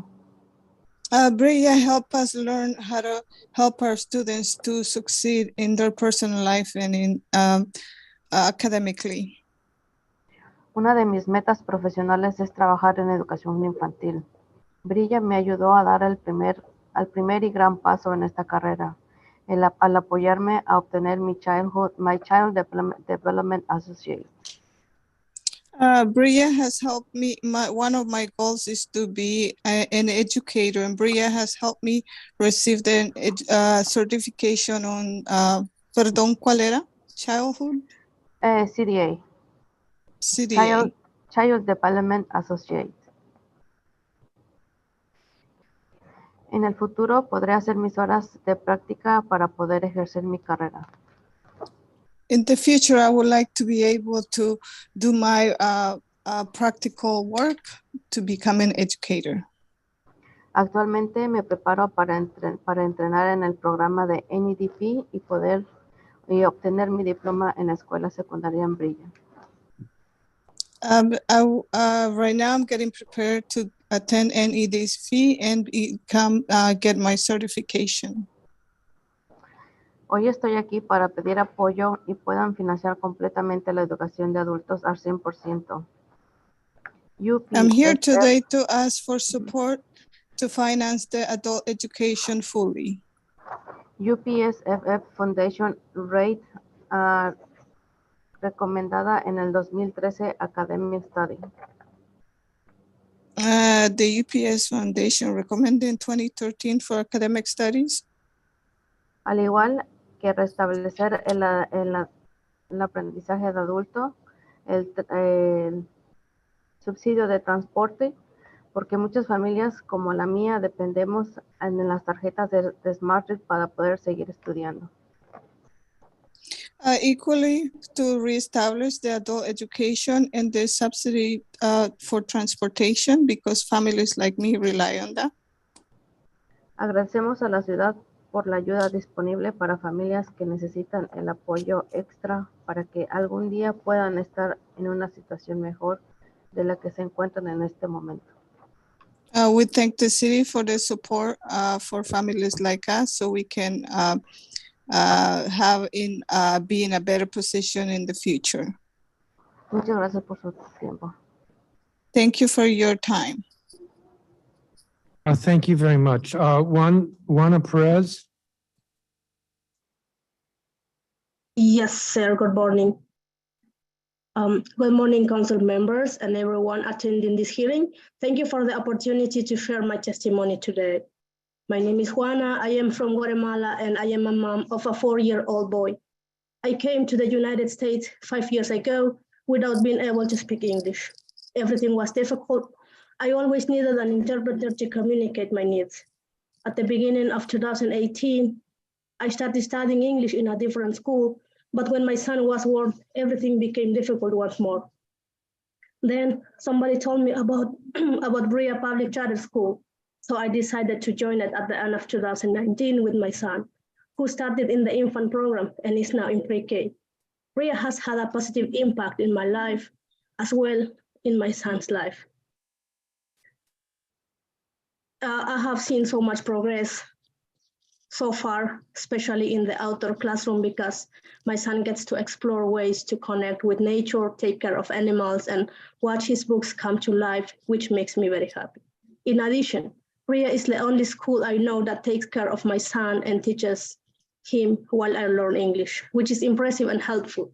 Also, Bria has given me the opportunity to start another journey, which is to work as a teacher assistant, a great chance to continue growing and building my knowledge. Bria has helped me achieve my dream, which is to help teach others as Bria has done for me. In conclusion, I am here today to ask for full funding for adult education and restoring the adult learner transit subsidy to give the opportunity for more adult learners and their families as have been helped. Please invest in adult education so that we all can grow and fulfill our dreams. And above all, that we can help our children for a better tomorrow and be an example for them. I really appreciate your attention. Thank you so much. Thank you, Ms. Perez. Flor Baruca. Yes, I'm here. Good morning, Chelsea Mendelssohn and the community of the world. Thank you for the opportunity to speak today. My name is Flor Baruca. I am from El Salvador. I am here today to speak on the life-changing experience and the impact Bria Public Charter School and adult education have had on my life. One of my professional goals is to work with children. Bria has helped me grow by helping me get my Child Development Associate, CDA. Guided me through my practical hour as well as advanced English class.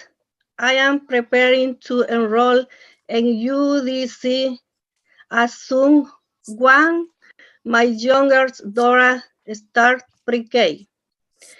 My younger child has benefited from the outdoor education program at Bria because she has been exposed to natural and learning enrollment at her age. It is very important that she learns travel, play to develop to hearing connection with currents. This sets the foundation for a love of school and learning as she grows. I own all these two programs like Bria that cares to members of our community who are at a disadvantage that its language barriers and or immigration status. I am an example of an adult learning based with language disadvantages as well as not having travel support to have trusted childcare which is why I am here today to ask to fully fund adult education at the UPSFF Foundation, right as recommended in the 2013 equally study and to restore the adult learning tracking submit. I am also asking that 2 million by including in the 2024 budget for outdoor learning because many families, including many live in each apartment building with minimal outdoor space and having an outdoor classroom have been a blessing for children who are learning and families in love with the wild outside our four walls. Ms. Baruca, With the limit.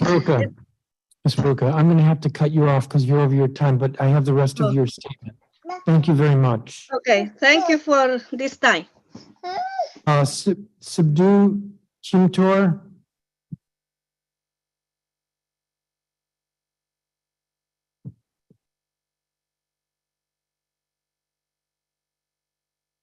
Subdu Kimtori or Kimtori.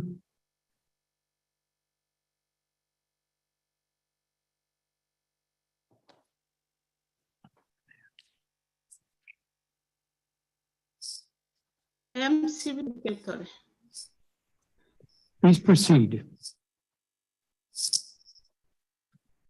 Good morning, council members. Thank you for the opportunity to speak today. My name is Sibdu Kemtore, a mother of 4 beautiful children, an adult learner and work-poor resident. I'm originally from West Africa, where I became the first girl in my village to go to school. This is a big deal. Because of my willingness to learn, a new path was made available to young women from my generation until today. Since then, education has been a very important part of my life and family life. When I came to the US, I learned about BRIA through my children's school, and I did not hesitate to sign up for English classes. At BRIA, the attention to detail in each lesson is what kept me interested, engaged, and learning.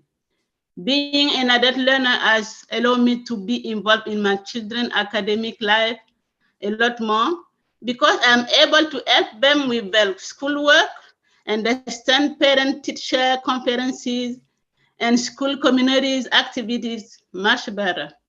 Many families in our cohort has talked about the outdoors classes their preschooler are experiencing.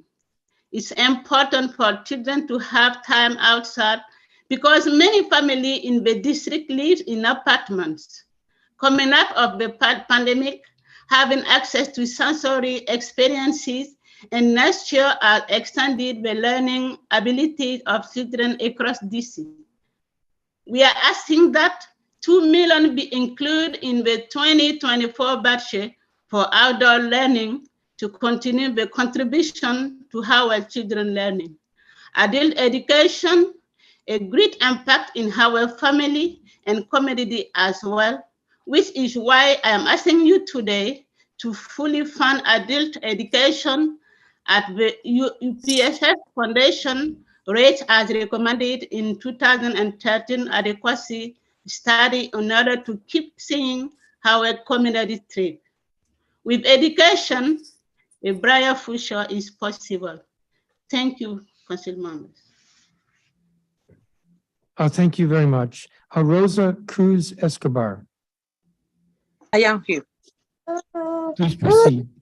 Good morning. Good day, Chairman Melison and the Committee for the Horse. Thank you very much for the opportunity to speak today. My name is Roxa Cruz. I would like to the next 2 minutes to share the great impact adult education has had in my family. I am the mother and beautiful 8-month-old baby boy. My son and me are studying at the Bridge Student Charter School. I am in the advanced 1 English class with my teacher, Mark. Yesiel is part on the Learn Through Play infant class in Bridge with his teacher, Maribel. Bridge has made it possible for me to feel the community support by providing mental health service during my postpartum. Having student service to help with community resource and early childhood education to help parents learn with our children in the same building learn in their classroom. Adult education is more than just a school for a class. It's a goal-oriented community that support adults and their family. Achieve and dependable future the adult learn transit subsidy allow my son and me to get to a school without my son and me to get the school having to add his extra expensive to my 1 income family, which is why I'm here today. As to fully fund adult education and the UPSFF Foundation rate is the recommended in the 2013 equity study. And to resolve the adult learner transit subsidy, this will help so many adult learners in Washington, D.C. achieve our goals of the provident and brighter future for our family. Thank you for your answer. Thank you very much. That's all the witnesses for this panel. Let me see if Councilmember Fruman has any questions. I don't have any questions, but just two observations. One, thank you again to Pat Brantley for giving me a tour of friendship. That was very helpful for me. Also, Principal Coleman, I think, raised a really important issue that we need to keep an eye on in talking about mid-year arrivals at Johnson Middle School. And as we think about funding for our schools, I think it's really critical that we take into account the particular challenges that come from mid-year arrivals. But mostly I want to thank the panel for their testimony and try to not use up too much oxygen and let other witnesses be heard. So thank you very much. Thank you, Councilmember. I too don't have any questions, but I want to thank each of you for your time and your testimony. I have statements from most of you, and that's very helpful. So you all are excused. I'm going to call the next 10 witnesses. Jennifer Dalzell, Scott Goldstein, Mary Levy. I'm told Kathy Riley is not here. I'm told Grace Hu is not here. Betsy Wolf, Jen Montpera, Marilyn Martinez, William Danley, Christy Walzer,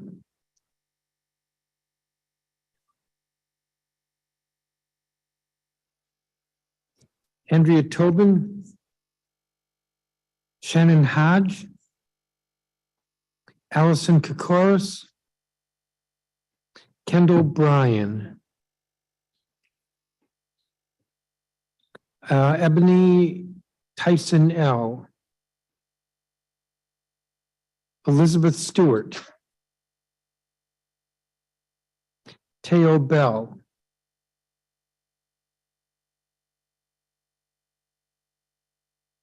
some of these people are going to come in.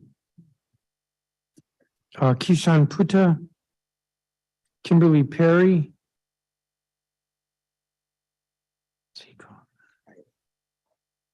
Riley's here? Oh, okay. Chelsea Coffin.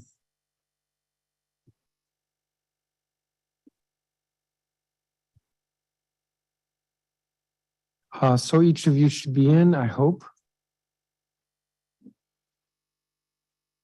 Let's begin with Ms.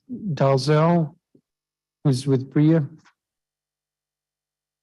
Good morning, Chairman Mendelson and esteemed members of the DC Council. My name is Jennifer Dalzell, and I'm the Director of Adult Education at Bria Public Charter School, a two-generation school serving parents and their children.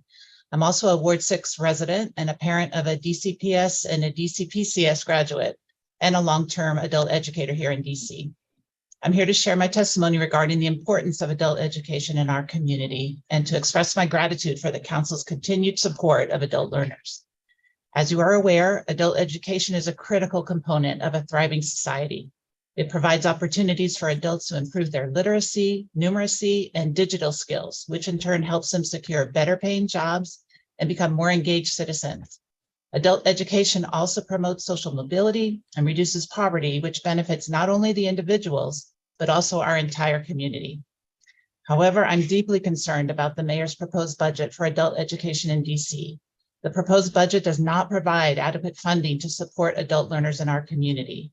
It forces choices we know prevent us from supporting our families in the way they deserve.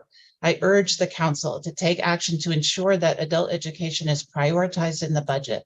Specifically, I urge the Council to take the following 4 actions. Extend charter school teacher raises to all charter school staff in order to be able to hire and retain top talent. Increase adult education funding by raising the adult weight to 100% of the UPSFF. This would ensure that adult learners receive the same level of funding as K-12 students, which is essential for providing high-quality education. The third action, restore funding for the Career Innovations Pathway Fund. This fund has been instrumental in providing job training and career development opportunities for adult learners in DC, and its restoration is essential to assuring that adults have access to the skills they need to succeed in today's job market. The fourth, please fund the adult learning transit subsidy to match fiscal year 22 and fiscal year 23 spending levels. Transportation is a major barrier for many adult learners in our community, And the subsidy has been critical in ensuring that they have access to affordable transportation to attend classes. In fact, as you just heard from the testimonies from BREA student leaders, this is the issue that affects them the most. Since 2018, these dedicated funds have ensured that adult learners do not face transportation barriers in getting to school. This benefit parallels, though it does not exactly match, the Kids Ride Free program, which is sustained in the mayor's budget. We know that education is a social determinant of health and well-being. Adults having access to education and therefore pathways to economic stability benefits whole families, communities, and the district. It's critical that we value both children and their parents' ability to get to school. At BREA, 99% of our currently enrolled adult students rely on this benefit to get to school, and many tell us that having it is critical to their ability to attend. For some who live farther away from school, this subsidy falls short. I understand that not all of the fiscal year 23 funds that were budgeted for this program have been utilized. However, for students who did receive them, they are vital. In closing, I want to thank the council for taking the time to listen to my testimony and for their continued support of adult learners in our community. I urge the council to take action to increase funding for adult education in the budget and to restore funding for the Career Innovations Pathway Fund and the Adult Learning Transit Subsidy. Together, we can ensure that all adults in DC have the opportunity to reach their full potential. Thank you. Thank you, Ms. Dalzell. Scott Goldstein. Good morning. The mayor's Good morning. budget makes good investments in a new teacher apprenticeship program to grow our own educators, as we've long advocated, and increased pay. When it comes to pay, we believe all teachers deserve higher pay. DCPS teachers won a long, hard-fought battle for higher pay through their collective bargaining as a union. As you're considering how to increase pay for charter school teachers, we urge you to prioritize higher pay, but also racial and gender pay equity by requiring transparent salary scales and ensure schools can continue higher pay moving forward. We do agree that it sets a bad precedent to define who an educator is differently for DCPS and for charters, and believe all those who work directly with our students deserve higher pay. We must also address paraprofessional pay, something that would be done in Councilmember White's proposed Educator Retention for Student Success Act. Chairman Mendelson, that legislation is now before this council. It has been introduced or sponsored nearly unanimously by your council colleagues. Now is the time to schedule a hearing and commit to a vote on this critical legislation before the start of next school year. The council nearly unanimously believes this is needed, and you have my word, educators won't let up until this bill is passed. With 30% of teachers leaving from last year to this one, we simply can't wait another year for transformative investments in teacher retention. Our top priority is for the council to fund flexible scheduling for schools. As you'll hear today, this is something educators demand and need to stay in this critical work. I want to be clear about the state of play on flexible scheduling. Schools are implementing flexible scheduling. More and more, they know they need to keep their educators, so this will happen one way or another. The difference is, without funding, this will not be the quality programming it needs to be for our students. When flexible scheduling is implemented strongly, it provides an enriching student experience and educator retention. If you fund it, we can ensure both of those. If you don't, that will not happen. So we need you to prioritize this funding this year and not leave it to private foundations or to chance. That will increase inequity. When it comes to employee well-being, we are glad that ESSER funding will continue for educator wellness in the future year, but we have to begin locally funding it and funding it adequately at $750,000 a year. We're one of 5 grantees who have received OSSI grants to support this work, which has made a tremendous difference for the schools that we've partnered with, and we urge you to fund this. One academic study found that for every $1 invested in staff wellness, they saved approximately $15.60. That's a huge net savings. Another study found $1 spent on wellness programs for teachers in districts saved between $2 and $6 just by reducing teacher absenteeism. In other words, it's abundantly clear that investments in educator wellness and flexible scheduling would actually reduce the cost of the city's education budget. Higher pay is good, but we have to do more to retain teachers. Just like with literacy training, we know that peer-reviewed research shows that outdoor learning improves student academic achievement, engagement, attendance, mental health, and more. We must fund $2 million for outdoor learning partnerships and $4.5 million to begin investing in care-based school safety by starting to implement Councilmember Parker's School Safety Enhancement Act of 2023. And we lend our support to funding adult education, to making sure all of our educators have funding and to be trained in literacy, and to make sure that we restore childcare educator pay in this budget. Thank you for your time. And in my full testimony, you can read extensive quotes from educators on all of these subjects. Thank you. Thank you, Mr. Goldstein, and we do have your statement, so thank you for that. Mary Levy. Good morning. I'm Mary Levy, and I have been analyzing DCPS school budgets for the last 40 years. Since your last hearing, DCPS has given $10 million additional to schools, but still 58 schools are getting less money for next year than they have this year. That's half of them. 56 are getting less money per pupil for general education, the basic program for all students. In fact, many schools are losing large amounts per pupil for basic program. 3 in Ward 8 lost more than $2,000 per pupil, the equivalent of 5 or 6 teachers. 16 schools lost an average of $1,500 per pupil, the equivalent of 4 teachers. And another 16 lost between $500 and $1,000 per pupil. The basic program in these schools will survive, but it will be at the expense of programs for at-risk students. What happens is the DCPS model underfunds basic program for everyone, then adds money on bases that I cannot figure out. But that's still not enough. The rest comes from the historic diversion of funding for extra services for at-risk students. Increased at-risk funding, which there is, doesn't help if it's diverted into custodial supplies, classroom teachers, office staff, and other general education costs. As yet, time and lack of data don't permit me a careful analysis of at-risk funding. But with the size of these losses for so many schools, there is no way that at-risk funding has not been used to cover other costs. That is one source of inequity in school budgets. The other major one is that extra money outside the model has left big discrepancies in per pupil funding for basic program, where schools should have about the same amount per pupil with a little more for small schools. That doesn't happen. My written testimony has a list of schools of the same size with differences of over $2,000 and $3,000 per pupil for basic education. That's big money. The Schools First in Budgeting Act, if enforced, will make a big difference in stability. Otherwise, the allocations now before you will lower the baseline for dozens of schools in ways that will haunt them for years to come. I think the council needs to stay with it. But next, we have to work on equity, both at risk and general, so that Schools First does not freeze existing equities in place, which none of us want. Thank you.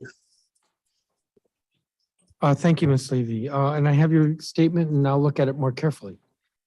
I'm told Kathy Riley is not here. Betsy Wolf.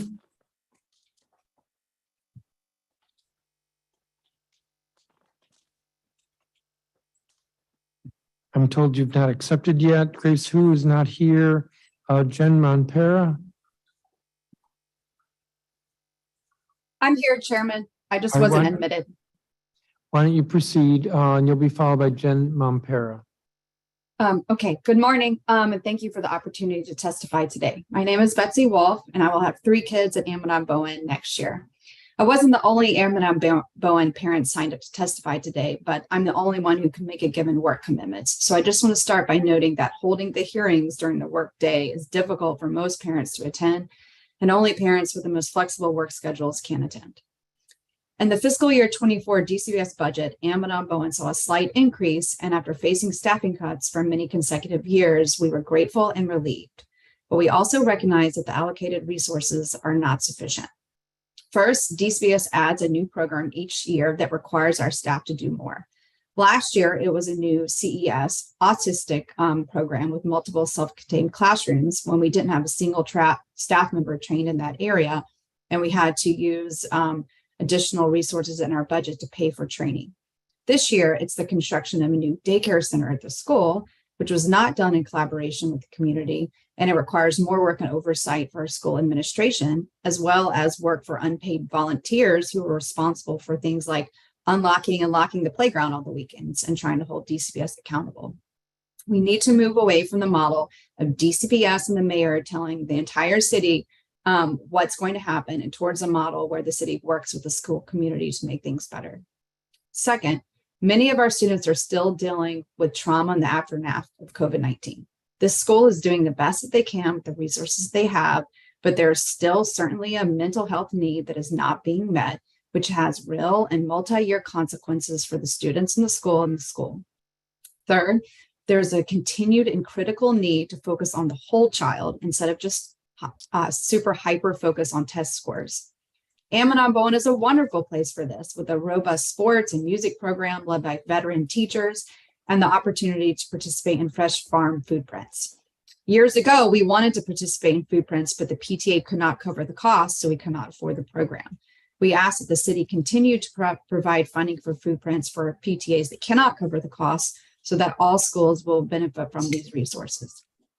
In summary, it's great that we didn't have our fiscal year 24 budget slashed, yet we still got a long way to go. Last spring, about 1 in 5 of our 3rd through 5th grade students scored proficient on the PARCC in English language arts, and only about 1 in 10 in math. This does not mean that the school is failing or underperforming. On the contrary, the school works hard to improve student learning and enhance student well-being. But there are so many inequities baked in the system that affect student achievement, and we need to recognize that and allocate resources accordingly. Thank you. Thank you, Ms. Wolf. You note that Amman-on-Bowen saw a slight increase for next year, but the table I have under the school's first formula, there's a $46,000 reduction, or it's $46,000 below what you would get. It might be worth you looking at that. Thank you. Jim Mompere. And you'll be followed by Marilyn Martinez. Thank you for holding this hearing, Chairman Mendelson, and thank you to all the city council members, to OSSI, to DCPS, and all the school leaders and staff who have supported experiential food education for DCPS students over many years.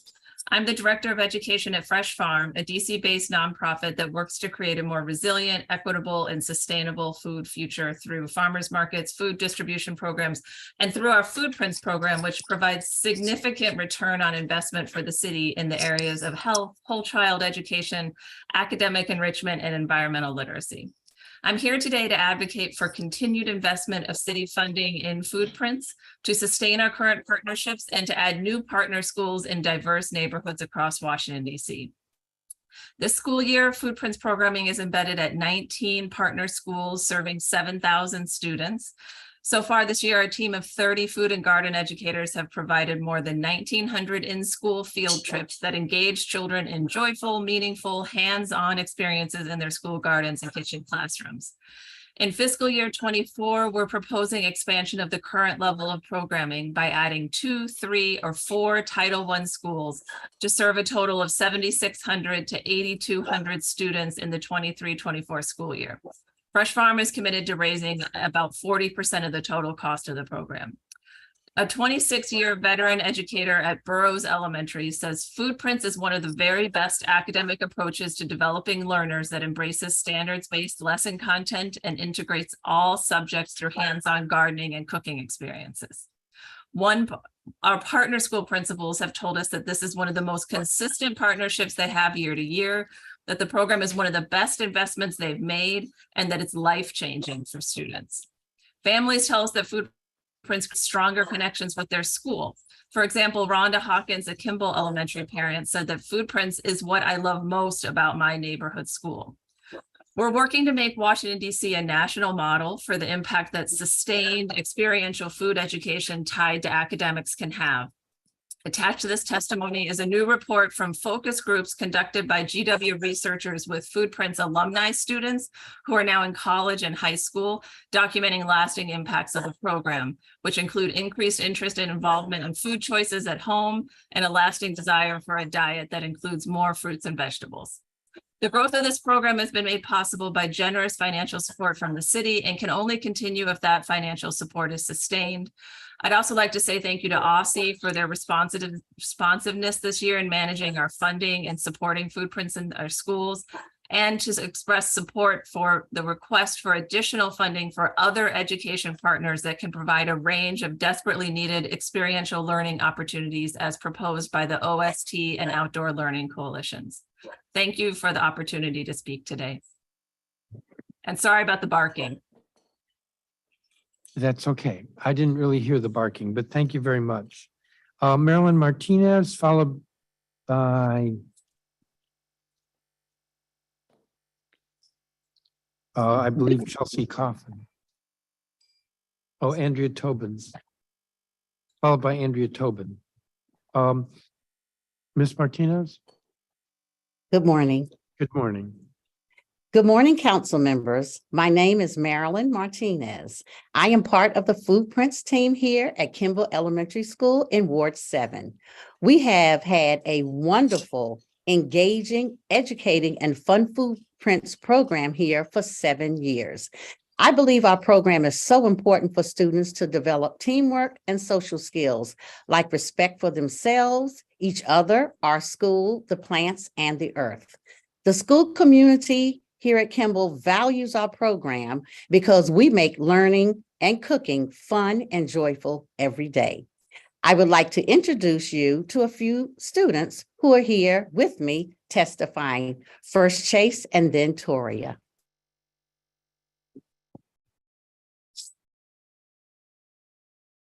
Hello, my name is Chase Mack. I am a 4th grader. The reason I like food prints is because you get to learn and explore and go on field trips in our kitchen and garden at our school. One of my favorite recipes we made are egg rolls. We put collard greens from our garden with peppers, onions, and garlic. We rolled them up and let them cook. They taste delicious. I was so proud to make the egg rolls because I usually don't try everything, but I tried that and I liked it. We also get to read books and recipes that you can take home and study. All children should have food prints to learn how to get your hands dirty by becoming a chef and a gardener. Hello, my name is Toria Leonard and I'm a 3rd grader. Food prints is one of my favorite classes. I love food prints because we get to cook and learn things about the garden. Yesterday, we learned about data in the garden. We use math to measure the distance plants need to grow when we plant them. We made bread art with garlic focaccia bread. We kneaded the dough and used veggies to make the art on the bread. It is fun. All kids should have a chance to go to food prints so they can learn new recipes too.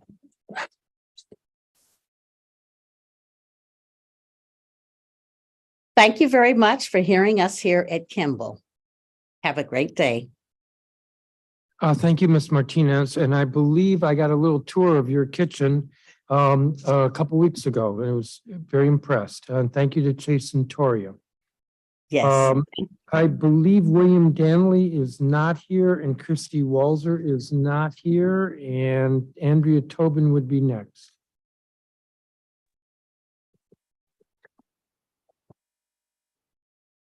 Good morning. Thank you for the opportunity to testify today. I'm Andrea Tobin, Executive Director of Kid Power. We provide after-school, summer mentoring, in-school health and wellness, and a high-impact tutoring program to approximately 800 youth annually. Today, I want to focus on the incredible value and opportunities created through sustainable partnership and collaboration. Through ongoing dialogue with our core partners, our parents, students, and schools, we've been able to remain nimble and collaborative, allowing us to create the most robust, responsive, and equitable learning environments and experiences for our youth for the last 21 years. Data and parent feedback continually inform new program elements. Just one example, we developed Art with a Purpose in response to increased mental health challenges and bullying in our schools. These activities give youth a creative outlet to support emotional expression, communication, teamwork, self-reflection, and mindfulness. Our long-standing partnerships with DCPS, OSSI, and Learn24 have provided sustainable investments and consistent program collaboration that has allowed us to create deep community relationships and build trust. We are grateful truly, and recognize the profound impact sustainable funding and partnership create. Reams of benchmark and annual data consistently demonstrate the positive impact of our programs. At the core of our work, we want our youth to recognize their power, develop a love of learning, and have the confidence to set and achieve their goals. And last year, 70% of our students improved classroom engagement and achievement motivation. Partnerships and sustainable investments are especially vital as we recover from disconnected learning and trauma. Data has shown significant increases in anxiety and depression. Most concerning of students who feel sad, hopeless, angry, anxious, have or rarely never get help. Out-of-school time programs provide a unique role, bringing together school and community partnerships, cultivating trustworthy, safe spaces. Today, myself and my colleagues asked the council to preserve $5 million increase the OST office and invest an additional $5 million in grant funding to address a significant gap in capacity and need for after-school and summer seats. Further, we asked the OST office to allow grantees to reapply for multi-year funding without waiting a year. These investments allow us to leverage significant private dollars and foster sustainable partnerships with our school communities grounded in trust and collaboration. We are also increasingly concerned about the potential loss of significant after-school seats by youth-serving organizations that will be applying for 21st century funding in FY24. Without an RFA in FY23, we recognize there will be additional cohorts and hope that OSSI is able to expand the number of partners next year. I also have letters from our students talking about the importance of after-school programming, which I will be dropping off next week. I'm here to answer any questions that you have for me. Thank you, Ms. Tobin. Shannon Hodge. Good morning, Chairman Mendelson, council Good morning. members, and good morning, Chairman Mendelson, council members, and council staff. My name is Shannon Hodge, and I'm the president of KIPP DC Public Schools, where 1,300 teachers, staff, and leaders educate and support 7,300 District of Columbia students. I am also a Ward 7 resident. Like others who have testified before me this morning, I'm #charter proud to discuss the FY24 budget today. Given the time limitations, I'll share only the top lines from my written testimony, which was submitted earlier in the week. You'll also hear directly from KIPP DC students and educators today. The FY24 budget presents the biggest, most meaningful opportunity for the city's leaders to show that they are committed to all students and all educators in DC's public schools. In some ways, the proposed budget does that. In others, it falls troublingly short. In a tough budget year, the mayor and her team had difficult decisions to make, and their commitment to public education is apparent through the proposed increase to the foundation level. The proposed investments will enable us to continue providing the rigorous, relevant, and joyful educational program that is critical to student success. At the same time, the proposed budget sends dangerous signals about whether the city is committed to equitable treatment for all students attending public schools in the district. All public school students deserve access to the same resources, and the city has a time-proven way to ensure this through the UPSFF. Yet this proposed budget sets a perilous precedent by sending $3,700 more per student to students in one system. Even in, no, especially in, a time when budgets are constrained and resources are tight, fairness and equity must prevail. Under the proposed budget, public charter school students will receive 15% less funding than students attending their neighborhood schools. At KIPP DC, that means 15% fewer counselors and mental health practitioners to support emotional well-being, 15% fewer supplies to support academic recovery, and 15% fewer resources to support high-quality learning environments. Students deserve better. If the city truly values attracting and retaining the best educators, it will minimize disruption by funding salary increases and retroactive pay for all public school educators. However, the proposed budget undermines public schools by expressly valuing social workers, psychologists, counselors, and instructional coaches in one public school system over those same educators in other public school systems. All public school educators deserve the city's support. At the very time every school needs the city to double down on its support and appreciation for educators, the proposed budget does the opposite. Educators deserve better. To maintain fairness and equity in the city's public schools and to value families' educational decisions, the council should first treat all public school students equitably by closing gaps in funding and providing charter schools funding for educator salaries on a per pupil basis. The council should also treat public school educators equitably by including social workers, psychologists, counselors, instructional coaches, and other educators in salary increases and retroactive pay.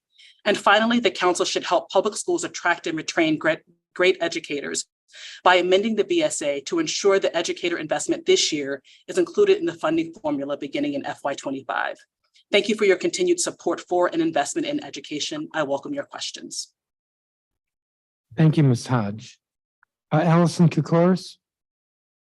Yes, hi, good morning and greetings, Good morning. Chairman Nicholson, council members and staff. My name again is Allison Kokoros. I'm the proud CEO of the Carlos Rosario International Public Charter School. I reside in Ward 3 and I'm the mom of a daughter in DC Public Schools. And for over 50 years, the Carlos Rosario School has provided top-tier education, training, and supports to the district's immigrant adult learners. Today, we're serving over 2,070 adult learners from all 8 wards, supporting them via hybrid, in-person, and virtual modalities to gain the English skills, high school diploma, digital literacy, and career certifications they need to go beyond survival and to thrive. Our highly diverse school represents over 86 countries of origin and 26 languages spoken. And over 60% of our learners are parents of school-aged children, many of whom are speaking a language other than English in the home. As the district grapples with new economic realities, investing in and empowering our people who are here is a key piece of the puzzle of economic and social health for our district and all its residents and employers. Adult learners are key drivers of the district's economic engine. As they increase their skills, they address district employers' job shortfalls, they gain family-sustaining wages, are more empowered to fully advocate for and engage in their children's education. And I'm here today specifically to request your support for adequate funding for adult learner transportation supports and adequate funding for adult serving charter schools within the district's fiscal year 24 budget. Related to protecting adult education funding, as you know, the 2013 adequacy study recommended adult schools receive 100% of the foundational weight of the UPSFF, and the 2022 working group reiterated this recommendation. We're currently funded at 91% of this foundation, and this inadequate funding is directly impacting our school's ability to address the needs of adult learners. It's impacting our ability to bring on additional instructional positions, reduce class sizes, pay our educators at market rate, and affects our ability to attract and retain our outstanding faculty and team members. And related to the adult learner transportation stipend, over 90% of adult learners fall below the federal poverty line, and they're grappling with the costs of childcare, transit, food, and housing while working hard to advance their skills in order to obtain jobs with family-sustaining wages. Over 1,500 Carlos Rosario students have been benefiting from the stipend. And so in summary, urge as you're looking at this budget to bring funding for adult schools to the level of the 2013 adequacy study, compensate charter school educators equitably, and bring the funding back for the adult learner transportation subsidy. Thank you so much for this opportunity. Thank you, Ms. Kokoris. Kendall Bryan. Yes, thank you, Chairman. Thank you for this hearing. Thank you, Chairman, for standing up for DC's right for self-determination during the meetings in Congress. It's DC statehood now. I want to thank Dr. Sarita Lowe, the OST director. I want to thank the staff at the OST office, including Kevin Caldado, Kimitha Payton, Alex Brown, Katrina Evans, and an extra special thank you to my grant manager, Mark Weinberger. Thank you all for your professional courtesy you've shown towards me. I also want to thank Riley Danilko and the DC OST Coalition powered by DC Action. My name is Kendall Bryan. I'm the executive director of the Amy Shark Garvey Institute. We are currently we're a grantee with year-round youth, serving youth in Ward 7 and 8. For FY24, there's a $5 million increase to OST office allocated by the My After School DC. This is a step in the right direction, but it's just a step. I am recommending a $25 million increase that many advocates, parents, and youth development professionals have advocated for. Specifically, we're asking for an investment of $25 million in OST grant funds for general operating expenses for both large and small nonprofits who serve youth. And some of the letters for budget requests, council members Allen and Parker requested 10.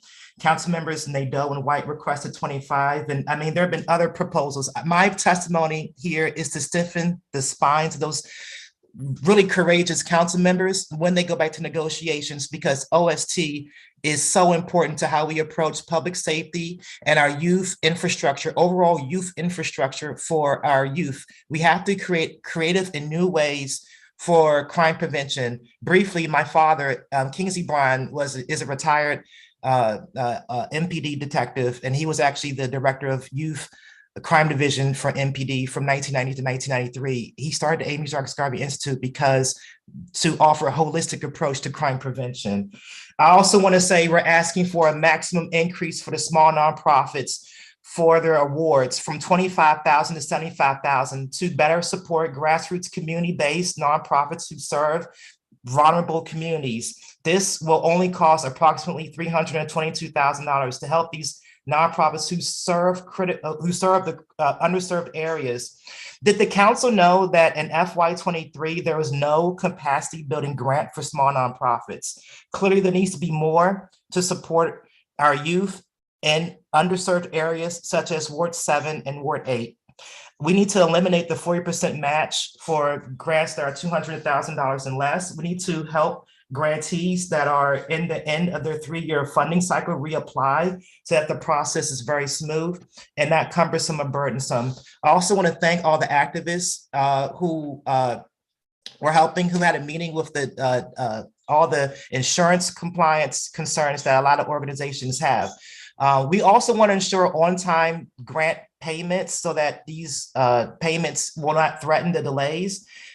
These delays won't threaten the continuity of the program services. I have also in my written testimony an in-depth argument for the increase for $25,000 to $75,000. I wish that you would look at that. And again, thank you, council members, who are really advocating for more OST funding in negotiations. We need you and we thank you. Thank you. Thank you very much. I believe Ebony Tyson L is not here, and Elizabeth Stewart is not here, and Teo Bell is not here. Kishan Putta, I'm told he's here but not accepting. Better accept quickly. Kimberly Perry, are you here? I am here, Chairman Mendelson. Thank you so much.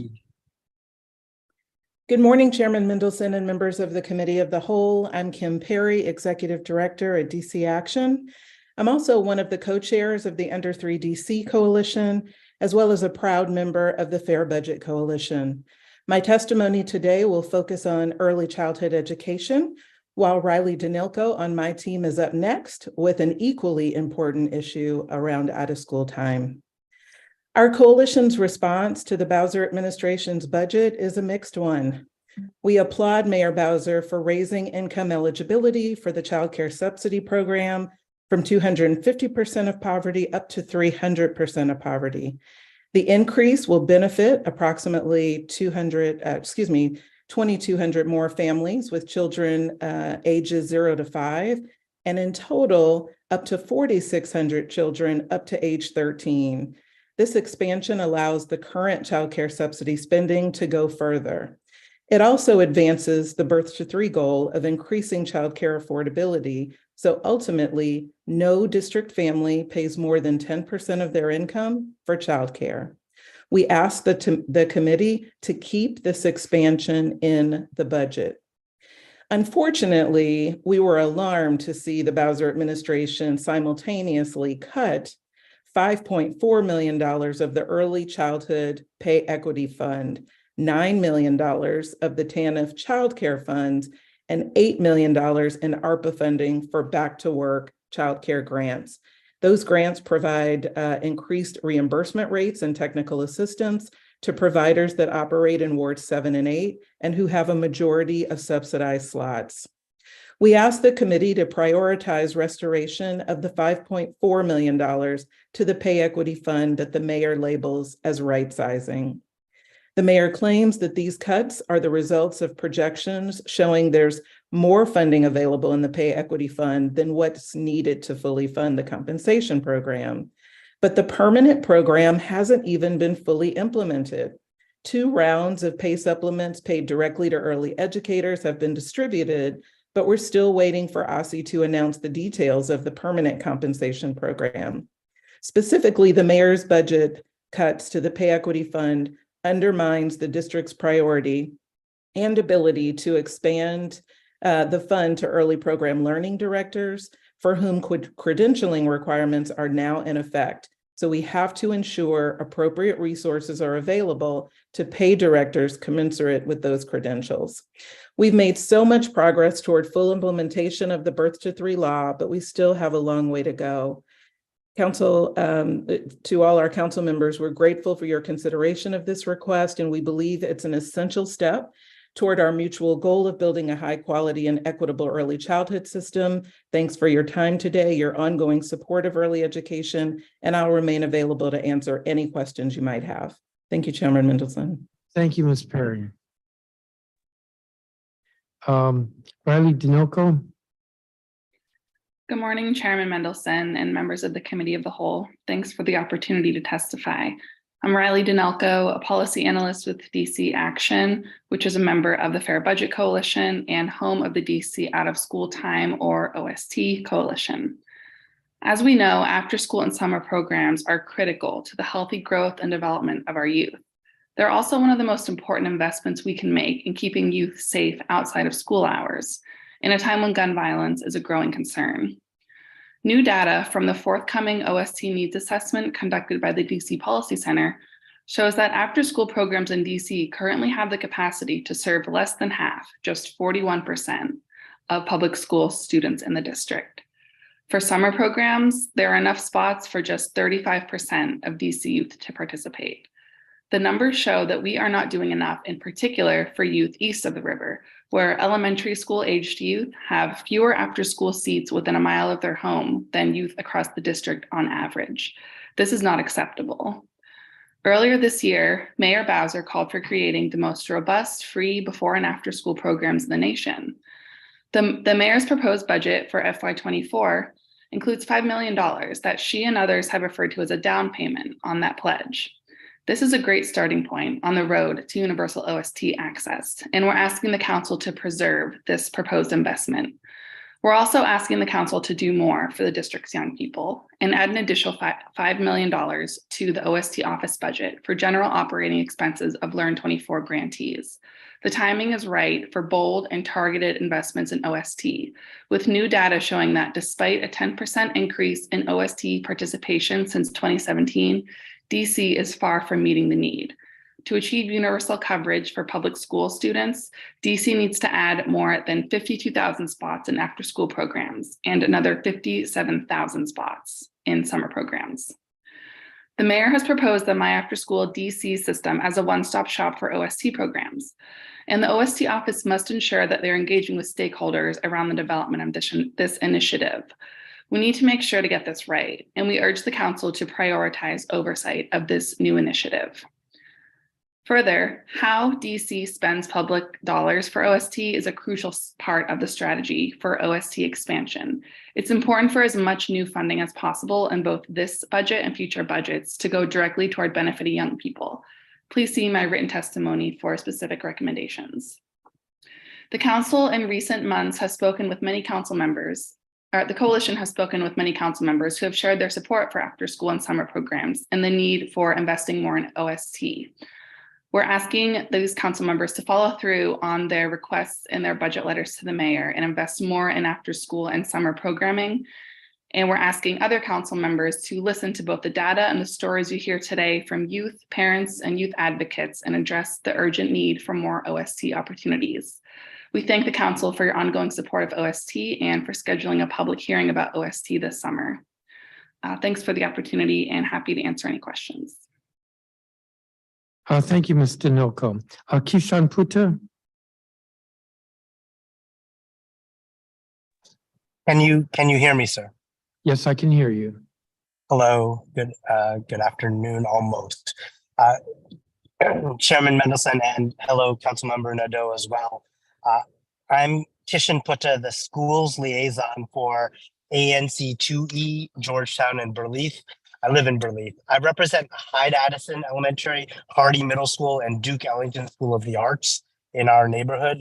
Hardee's has been growing and has reached its capacity. Its common spaces have exceeded capacity. We thank the mayor for $3.3 million for an expanded cafeteria, but we've also asked to upgrade the outdated auditorium with sound quality so bad that parents can't hear their kids graduate, and the spring musical production of Annie is seeking other venues. Hardee also needs more and larger lockers. I support the Duke Ellington Shade PTO on its budget request to accommodate their extremely unique model. My family attends Duke performances often and strongly support their students and teachers. My constituents, Chairman Mendelson, are soon losing their right to attend Jackson Reed High School in Tenleytown and moving to the new high school opening this fall at MacArthur Boulevard, which sadly to say has the least transportation options of any DCPS high school in our city. Just one bus, the D6. DDOT and WMATA say they will increase that D6 service, but as Councilmember Fruman has been saying, more bus service is necessary and safer bike routes as well. All the bike routes are all on big, busy roads without bike lanes. Please, let's do something for these kids. Personally, my son is almost 5, so not at high school yet, but he is in pre-K through the OSSI program called Pre-Keep at Communikids, which is a wonderful language immersion school that's free to my son and to for so many families that can't afford private options. I will say that Early Childhood Pay Equity Fund it's vital to retaining and recruiting educators. It's premature to cut it before it's been fully implemented. Parents can't all go back to work full time unless we do this. And FYI, I work with DC Health Link, and they're doing a great job rolling out the health insurance assistance for childcare employees as well. These are vital for parents and families to be able to go back to work full time. And please don't cut it. Please restore that funding. Thank you very much. Thank you, Commissioner. Chelsea Coffin. Good afternoon, Chairman Mendelson and members of the Committee of the Whole. My name is Chelsea Coffin, and I'm the Director of the Education Policy Initiative at the DC Policy Center, an independent think tank focused on advancing policies for a growing and vibrant economy in DC. I will focus my testimony today on the critical importance of knowing what happens to DC's high school alumni that will now be possible with the creation of the Education to Employment Data System, or P20W system, in the FY24 budget. My testimony is based on the DC Policy Center report, Measuring Early Career Outcomes in DC. DC's public and public charter schools serving students in pre-kindergarten through grade 12 strive to prepare students to succeed as young adults through college and in the workplace. While the city monitors key outcomes such as high school graduation rates and enrollment in post-secondary degree programs, we know very little about early career outcomes for DC's public school alumni. What we do know about outcomes after high school is sobering. Based on the most recent high school graduation, post-secondary enrollment, and post-secondary completion rates, the DC Policy Center estimates that out of every 100 ninth graders, just 8 will complete a post-secondary degree within 6 years of graduating from high school. This is down from 14 out of every 100 pre-pandemic. This is happening in a city where 58% of jobs require a post-secondary degree.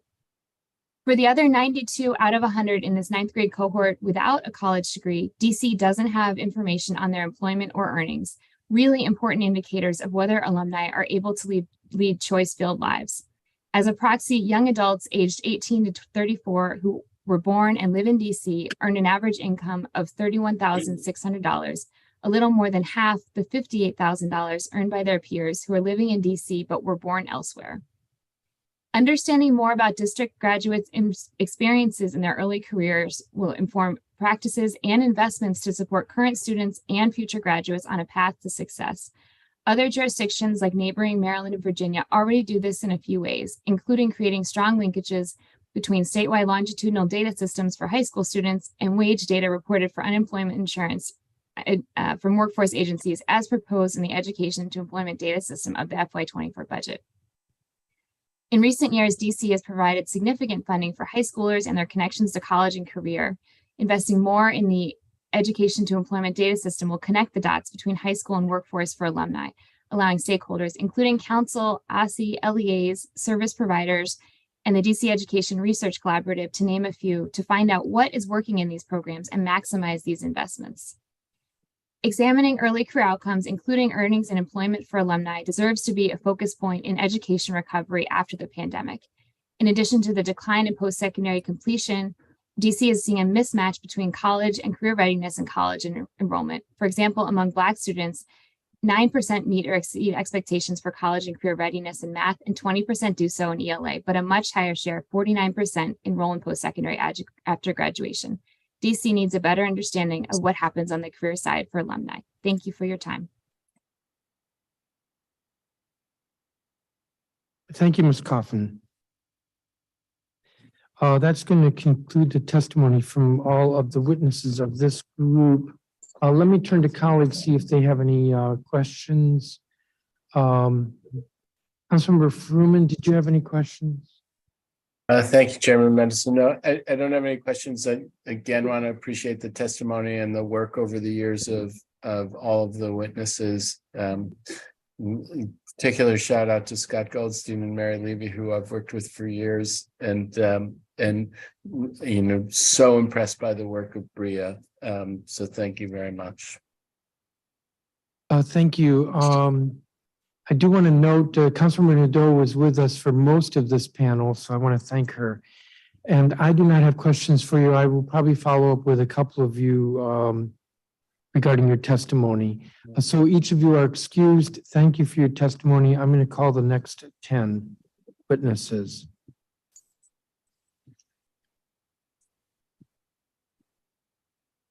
I believe Michaela Deming is not here.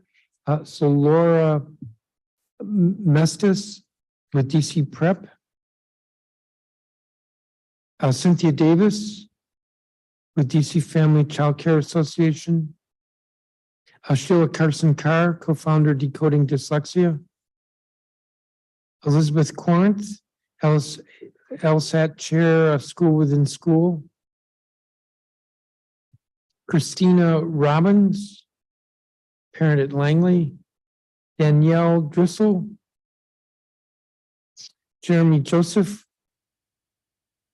who's active with Key Elementary School. Elizabeth Mitchell, listed as being with Ward 3 Democrats. Melody Molinoff. Alexandra Simbana. Alicia Dorsey.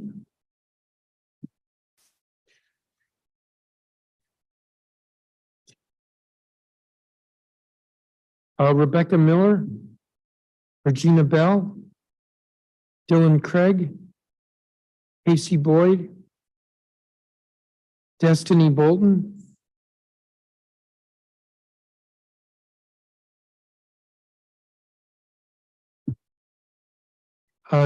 Deja Williams. Hope Joyner.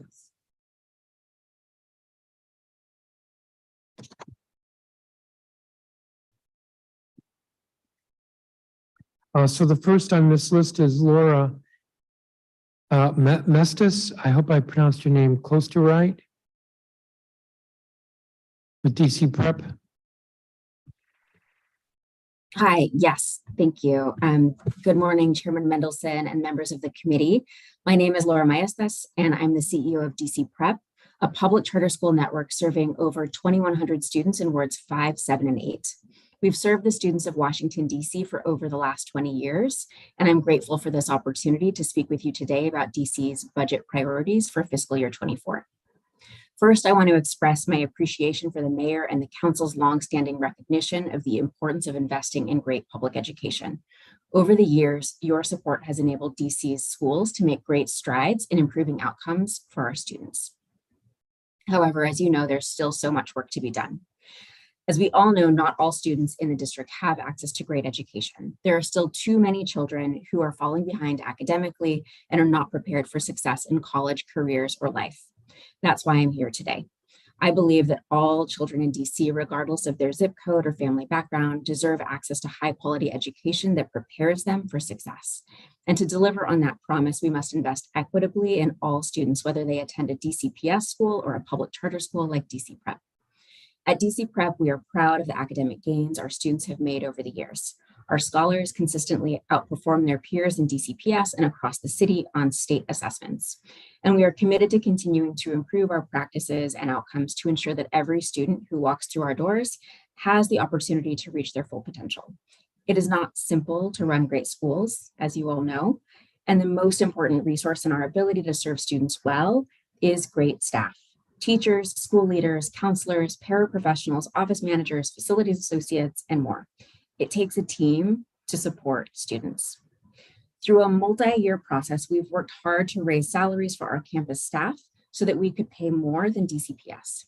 Over the last 3 years, we transitioned to an internally transparent salary scale. We increased teacher salary scales significantly, and we paid more than $11,000 in bonuses to every staff member, not just our teachers. This has required us to make difficult decisions about where to invest limited resources. And while I'm proud of the decisions that we've made, it would be a relief to know that there is funding available to raise salaries without needing to cut from other parts of our budget. And so I'm deeply grateful that the mayor has requested a 5.05% increase in the UPSFF. I hope that you will support this request. I'm going to skip ahead because my most important focus is around equity. Actions that you'd be able to take to support equity would include including the same categories of staff for additional compensation for DCPS and charter schools, ensuring charter school educators receive the same back pay 4 out of 4 years, not 2 of 4 years as DCPS educators, and demanding that funding for educator compensation be distributed to all schools as quickly as possible and no later than October 30th. I thank you all for your time and the support that you've consistently demonstrated to students across DC. Thank you very much. Cynthia Davis.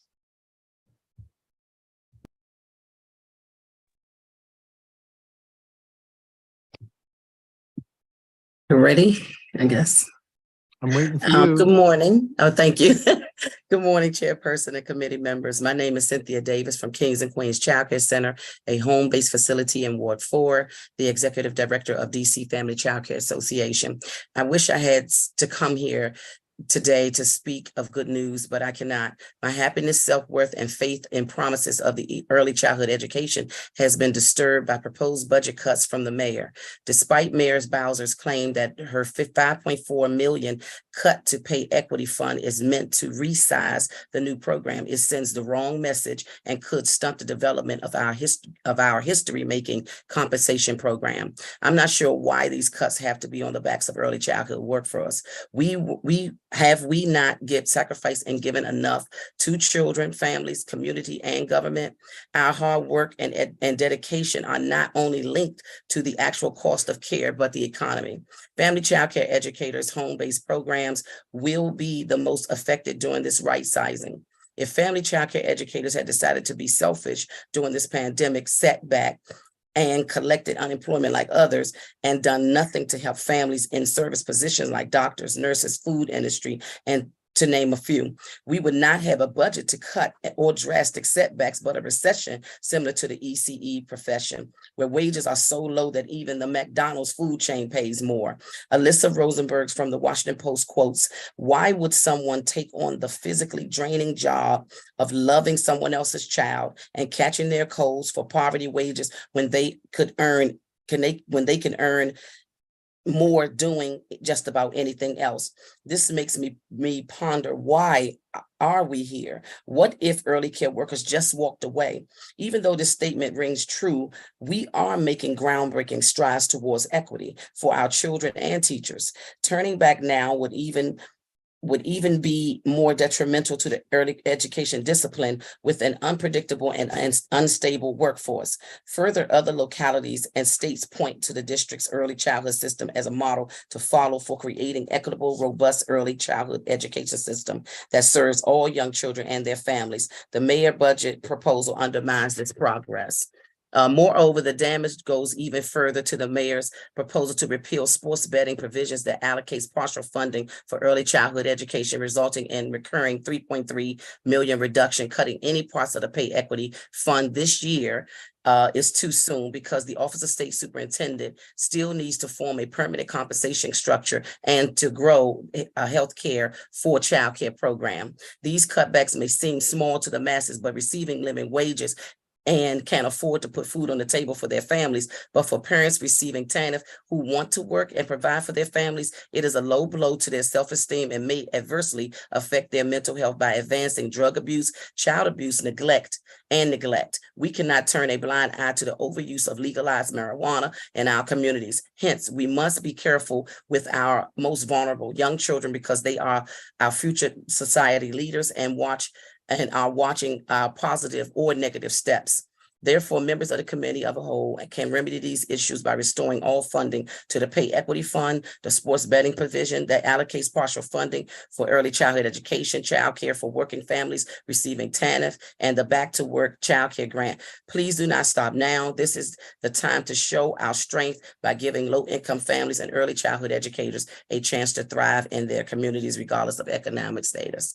I thank you for your time and allow me to speak. Also, I'm available for questions. Thank you, Ms. Davis. I'll just note that sports betting provision has never yielded any money.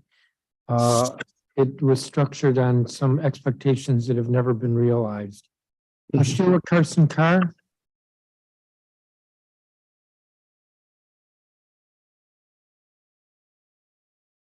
I understand you are here but not accepting to be admitted, so I'm going to go on to Elizabeth Corinth. Hello, my name is Elizabeth Corinth. I am a Ward 6 resident, the LSAT chair for School Within School at Goding, where my 3 children attend, a substitute teacher, and a co-organizer of the DC LSAT Collective. Thank you for the opportunity to testify. As a parent and an educator, I have a few key takeaways I want to share with you today.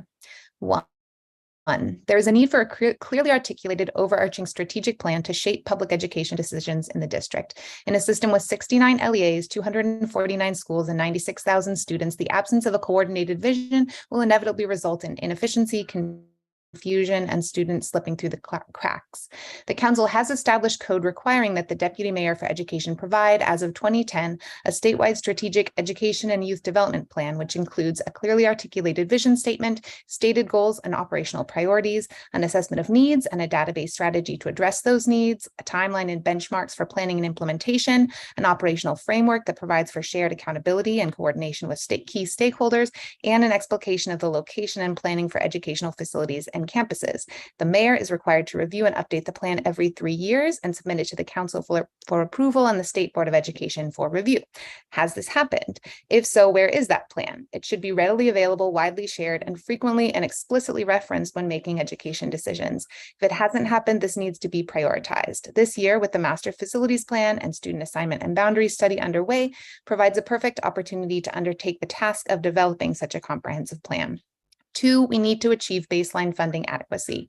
Many, if not most, schools across the district do not feel they have the funding needed to provide baseline educational services to their students.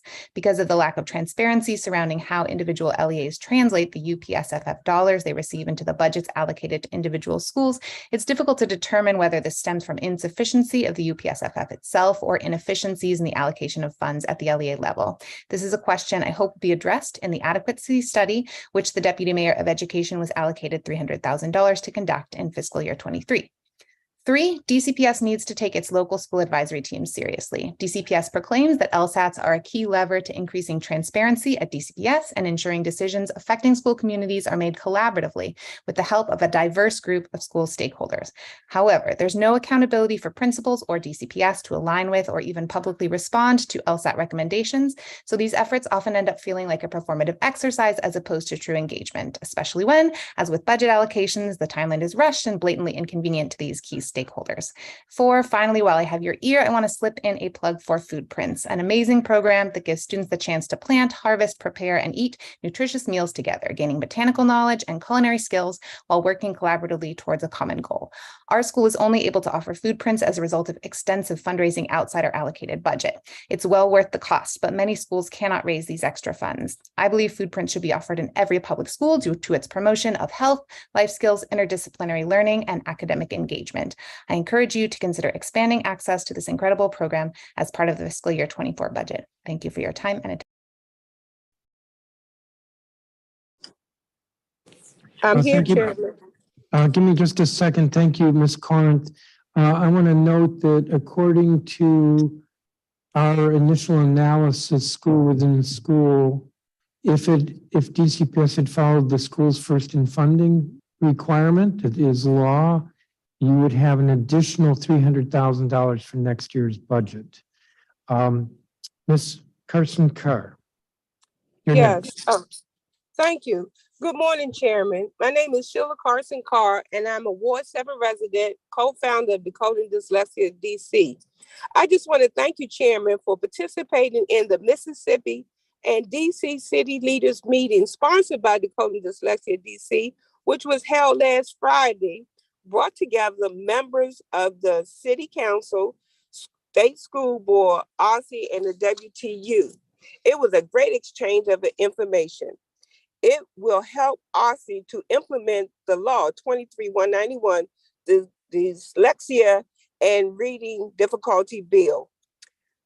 I am confident that Ms. Ross was and thankful for the exchange that she had with the former Mississippi State Director of Special Ed and Dyslexia. It was a great wealth of information that she received in order to help her bring into and implement our law better. OSSE needs to have more money to hire more than one person to implement the law. We have 69 LEAs. It's impossible for one person to do it. We need a staff of people, and the law does says one or more. At the meeting on Friday, Ms. Robin, who is the director of from Mississippi, told us how Mississippi trained 10,000 teachers in 1 year. We don't have that many teachers. Let's pay our teachers to do training over the summer, then use the Mississippi hybrid model to train the frontline workers, the teachers. The Mississippi model has been proven. Reading test scores went from 50th nationally to 34. We can do it like Mississippi. We need to do it now. Also, the schools need more guidance with the screeners that they're supposed to choose. So we need to make sure that that's done and the data be reported out so we know where a baseline is and what we need to do. Lastly, putting money back towards 7 and 8 schools, as you heard Mary Levy state, and which is in her testimony. I thank you for letting me speak, and I'll be around for any questions. Thank you. Thank you, Ms. Carson Carr. I don't have a written statement from you. It's coming. Great, that would be a beautiful thing. Christina Robbins. Hello, my name is Christina Robbins, and I live in Ward 5, and I'm the mother of 3 students and the president of the parent-teacher organization at Langley Elementary. I'm here today to ask for the basic stuff: school maintenance, trash collection, reliable food service, and additional staffing to meet our students' needs. Number 1, school facilities. Our school needs modernization, but in the meantime, our principals need to be able to prioritize DGS work orders. This winter, Langley parents spent hours calling city officials to make sure our boiler was repaired. This was a long-standing work order that our school leaders repeatedly flagged for DGS, but were ignored. We need better maintenance at our parks, especially next to schools. Our students use the Harry Thomas playground, and parents have to call and send emails to get basic repairs. Overall, we need more trash pickup. Bins at Harry Thomas, around the school, and especially the school dumpsters are constantly overflowing and need to be emptied daily. Our school has to store trash in the basement until there is room in our dumpster. Number 2, school safety. We have a 5-story building and only 1 security guard. She works every day from 7 a.m. to 6 p.m. We need a second security guard, and we need a firm line of communication with MPD to replace the void left from the removal of an SRO. We have had serious safety issues in the neighborhood, and no one notified our school administration. We also need consistent crossing guards. Parents and students walking to school have almost been hit by cars. There needs to be a crossing guard at Lincoln Road and T Northeast every day that school is in session. Third, staffing. Our cafeteria has been short-staffed all year. ECE food has been arriving late, portions are too small, and nutritional rules are not being followed. DC Food and Nutrition has assured us that the staffing's on the way and that these problems will be fixed, but they should have never occurred. We need to start our school year with more teachers and smaller class sizes. My son's first grade started the year over-enrolled and grew to nearly 30 kids in each classroom. We had to repurpose an ELA instructional coach mid-year to serve as an additional teacher. Our 4th grade class also started the year over-enrolled, reaching 33 students. We had to repurpose a reading specialist mid-year to serve as a second 4th grade teacher. This is a reactive approach and is pulling staff that should be focused on individual intervention. All we're asking for is funding to offer the appropriate class sizes all year long. Every week, my kids come home and tell me about a new classmate who has arrived from Latin America. Much of our staff do not speak Spanish. We need a full-time Spanish teacher to help our students speak basic Spanish so that the incoming families and students have a network where they can thrive. Finally, please fund Food Prints. I cannot tell you how important the successful partnership like Food Prints has been at a Title I school like Langley. Food Prints works in our school with every student, staff, and our community, bringing science, health, and life skills. These are tools that our families will benefit from for a lifetime. Thank you.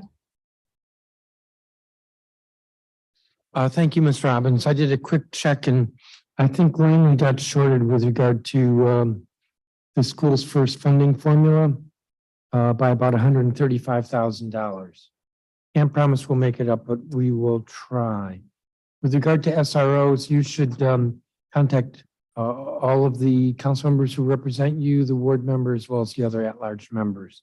Thank you for your testimony. Danielle Driscoll? Is she here? Jeremy Joseph. Hello, good afternoon. Thank you very much for your time. I'm here representing ANC 3D with respect to one issue in particular. And this has been an issue that Commissioner Putta also spoke to, and his Commission 2E passed a resolution on as well, for the council to provide dedicated funding for a Metro bus service beginning this August to serve in-boundary students at Ward 2 and 3 that will attend the new MacArthur High School. As you know, DCPS created MacArthur High School and the council supported this to relieve the extreme overcrowding at Jackson Reed. And that's a great goal. And to meet that goal, the kids have to be able to reach the school. First, the good news is that MacArthur High School has hired a terrific and inspirational principal. The students and the families are very excited about the school. So this is all going great. The bad news is, and I think as you know, MacArthur High School is in a transportation desert. There's only one bus that accesses that, the D6, and that covers just a mere sliver of the catchment area for the high school. DCPS, unfortunately, has not seriously engaged with the kids and the parents about how they're going to get to the school. There's been a soft commitment from WMATA reportedly to increase headways of the D6, but that doesn't meet the needs of the 200 or 250 in-boundary kids and near-boundary kids from Deal that are going to be coming to MacArthur in August. And so families are deciding as we speak whether their kids are going to go to Jackson Reed or MacArthur, and the inability of a bus access is their number one concern. And so just as DCPS funds desks and teachers, funding the way that the kids are going to get to school is equally as important, and it's foundational to the success of the school. Attached to my testimony, which is in the inbox of the committee, is ANC's resolution as to suggest how a circulator type bus might work. But this is really up to it's a question about funding. Thanks very much. And the last thing I'd say is the council should not fund any expansion for the MacArthur High School until the city solves the transportation to the school. Thank you very much. Thank you, Mr. Joseph. Thank you for your previous testimony as well. We're looking for your testimony right now. Thanks. I emailed a moment ago. Thank you. Thank you. Elizabeth Mitchell. Thank you. My name is Elizabeth Mitchell. I'm on the Janney, LSAT, and PTA, but my testimony today is mostly my personal experience, in addition to a resolution passed by the Ward 3 Democratic Committee last month. The Friday before my children were scheduled to start the new school year, my spouse was admitted to Georgetown Hospital after a 6-hour wait in the ER to begin immediate treatment of a 5-inch lymphatic tumor that was pressing on his heart and lungs. We also found out that week that my youngest son, who had been diagnosed with autism a few months prior, would not be getting transportation to his new school in Baltimore for at least the first 2 weeks of school because Aussie had not gotten his paperwork in on time. My youngest is unable to attend his local neighborhood school because they simply don't have the space or resources to help students like him. My older son still attends this school and started the year without a homeroom teacher, so there was no one for me to really explain all of this to. I had to trust and believe that they were going to take care of him because I had zero capacity to make sure that was happening. As the fall progressed, I'd love to say that things got easier, but they didn't. The chemo was extremely rough on my spouse, and he came close to death at least twice, with our 7- and 10-year-old watching the entire time. I knew my older son was struggling. His classroom sounded like utter chaos, despite his substitute teacher and others leaning in to try and make up for not having a lead teacher. When my son's class finally got a homeroom teacher, everything changed. First, she met with us immediately and let us know she would be watching out for our student. Second, the stories from the classroom shifted from alarming to peaceful and fun. Third, about 2 weeks into the new year, she let us know that our son was having attention issues that were keeping him from succeeding and likely rooted in anxiety. We had requested an evaluation 2 months prior, but our SPED staff is slammed and still trying to catch up from not having in-person access to so many of our students. When we finally met, it became clear that as much as our child seemed fine at home, he was very much not fine in the classroom. His homeroom teacher and the other teachers in his cohort immediately started to put together a plan to support him and get him back on track. We're hopeful that with these new supports and with a teacher who truly sees him and can give him the attention he needs and deserves, this will all be a distant memory soon. I'm sharing this because as the current budget stands, my school will have to get rid of several homeroom teachers and SPED staff, despite our enrollment actually increasing. More alarming still, we will continue to have to shed staff year after year, and it has taken over 7 months for my son to get the supports he needs because he didn't have a homeroom teacher, and because we actually need more SPED staff to meet the needs of our students. I shudder to think what this entire process will look like in the years to come if we continue on this trajectory. And I know it's much, much, much worse at other schools. Budgets are moral documents, and this budget is morally unconscionable. At a time when we should be investing in our children, our neighborhood schools, and ensuring children have safe spaces where they can not only learn, but access food and basic care, this budget is slashing staff, slashing supports, and slashing student services. I am begging council to reverse course and give our schools the money they need to help our students not only survive, but thrive. I've attached a copy of the full resolution that Ward 3 Democrats passed last month and a quick summarization of the asks. And I'd like to offer a +1 to everything Mary Levy said. She's a treasure and a treasure. Thank you. You might resend your testimony, or my staff could double check. I don't have the attached resolution. Statement. Okay, I'll include a link. Thank you. Thank you, Ms. Mitchell. I believe Melody Malinoff is not here, or Alexandra Simbana. All right, I'm told she is. Oh, there you are. Please proceed. Thank you. Good afternoon, Chairman Mendelson and members of the council. My name is Alexandra Simbana, and I'm a proud DCPS parent. I have 2 students who attend Tacoma Elementary in Ward 4. Honestly, I'm not sure what we're doing here anymore. Most of us have been testifying for years on the need of reliable and predictable school funding, teacher burnout, insufficient resources for schools, lack of predictable services at the school level from year to year, and most recently, we have serious transportation issues, which particularly affect the learning hours and well-being of our students with special needs. All of these issues are important. All of these issues demand funding, and yet we are always made to choose between one need or another. Where is the action to fully fund our education system and address all of these issues, which have solutions, if we only make them a priority? Students with special needs require specialized teachers and specialized staff, which costs more money. It is our responsibility to have these teachers and their positions reliably placed within their schools so families and students can know that they will receive the services they need to reach their full potential each and every year. Overall, school budgets need to be established and predictable so that schools can plan accordingly and not waste time reinventing the school wheel each year because of unpredictable funding.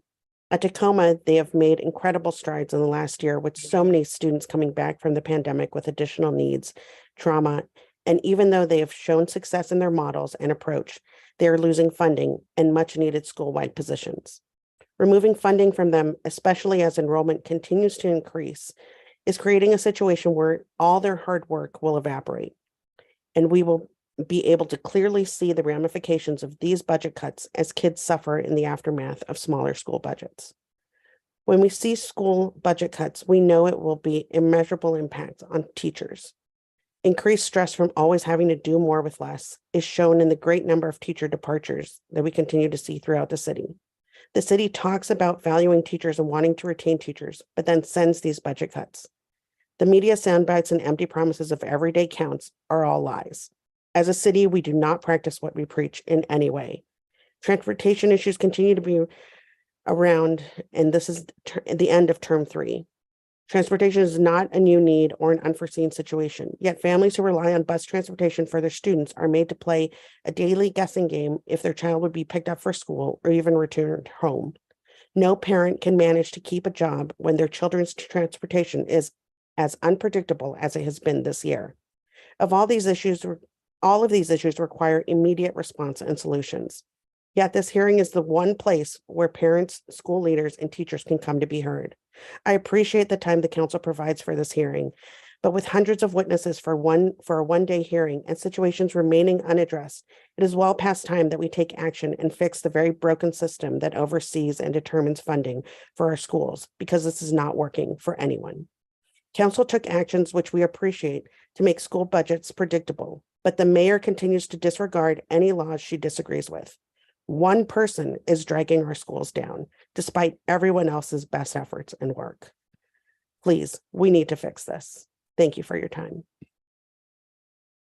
Thank you, Ms. Simbana.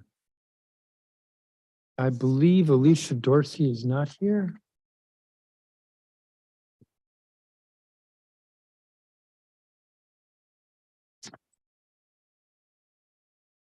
And I believe Rebecca Miller is not here. Regina Bell is not here. Dylan Craig is not here. Casey Boyd is not here.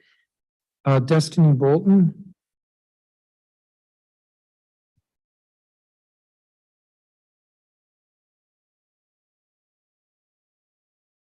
Destiny Bolton, please. I am here. I'm sorry.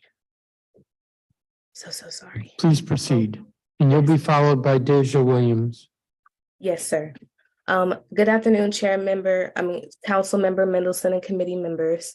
I am Destiny Bolton. I am an early learning childcare organizer and leader of Spaces in Action. Today, my testimony will focus on the Pay Equity Fund and protecting childcare subsidies and expanding eligibility for a strong, effective, and connective early childhood system in the district. I value educators, directors, and the early childcare sectors. My values align to me because I work directly with early learning childcare centers, and I value the directors and the educators because I witness their work and they accept me into their workspace. The problem is the early learning and childcare sector needs additional funding to raise educators' salaries.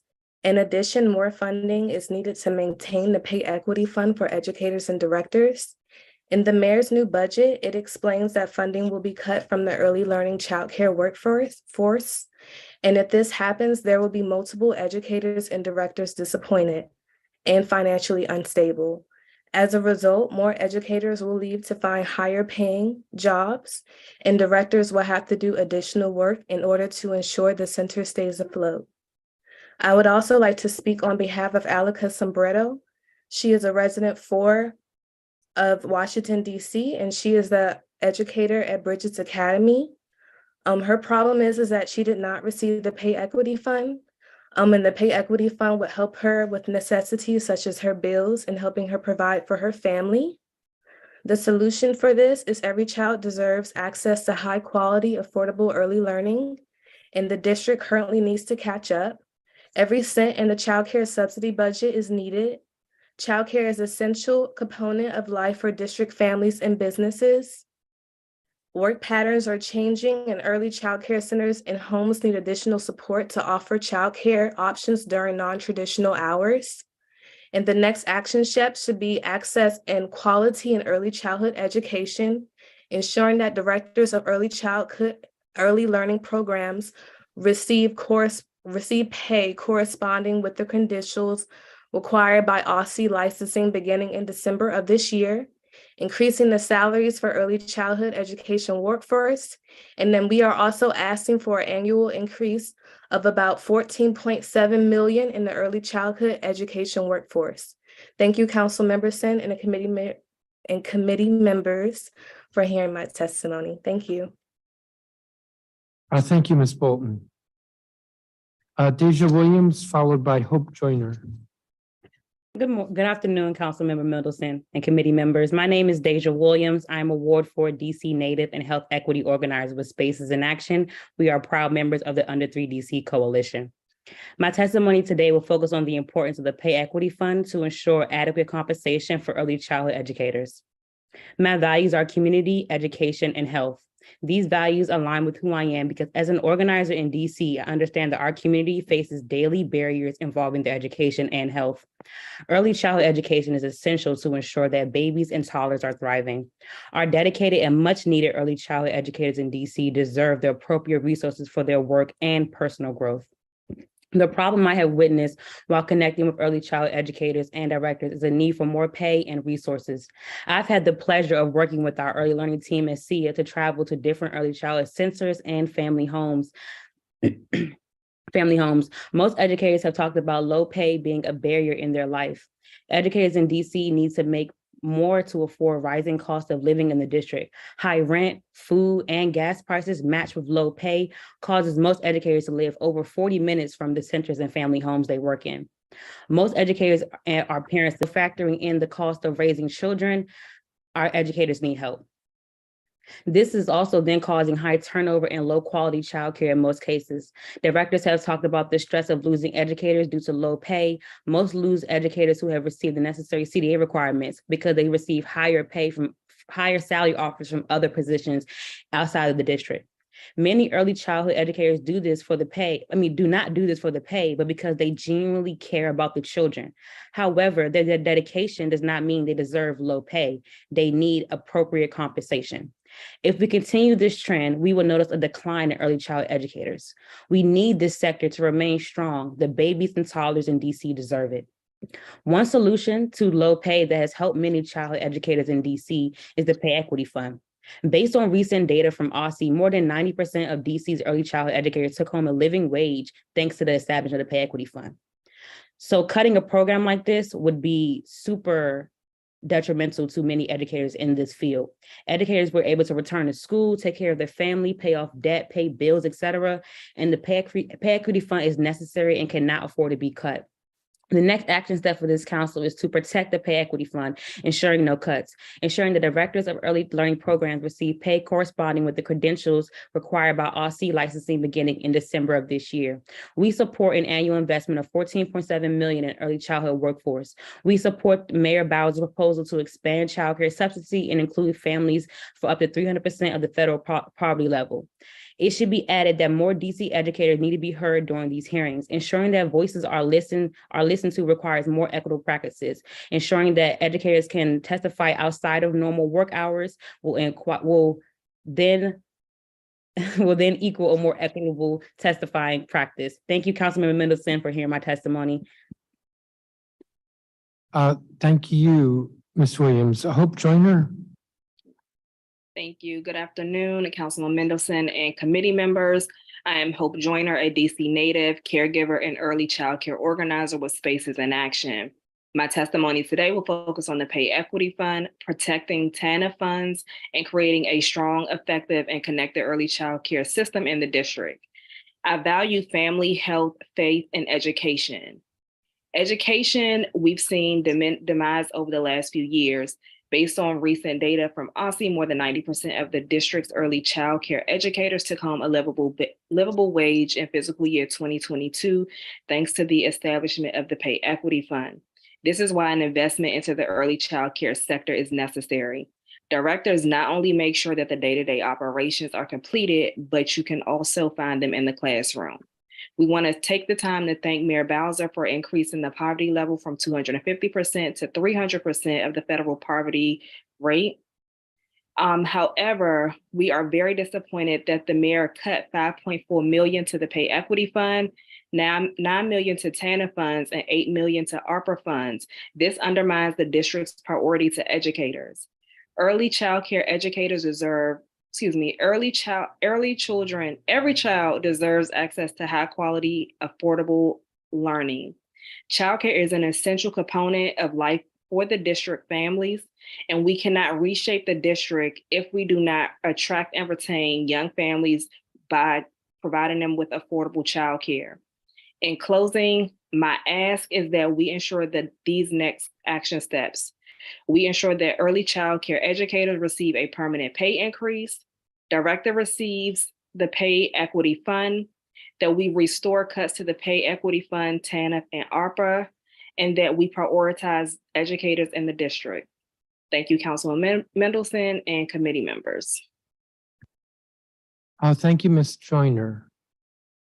That's going to conclude the testimony from all of the witnesses of this group. I want to thank you, each of you, for your testimony. And most of you, I have copies of your statements, which is helpful. So you all are excused, and I'm going to call the next group of approximately 10 witnesses. Faith Vernon.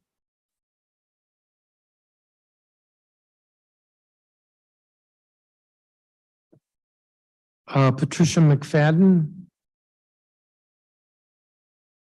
Diane Jones. Tazra Mitchell. Armand Cuevas. Yvette Arolano. Gabrielle Dubose. Raphael Woldiab. Maya Martin Cardigan. Kristen Scotchmer. Raymond Whedon. Joe Smith. Michael Rodriguez.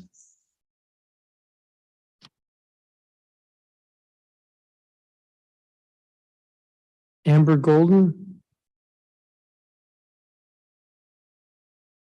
Jessica, no, I'm going to wait. I think I've got 10.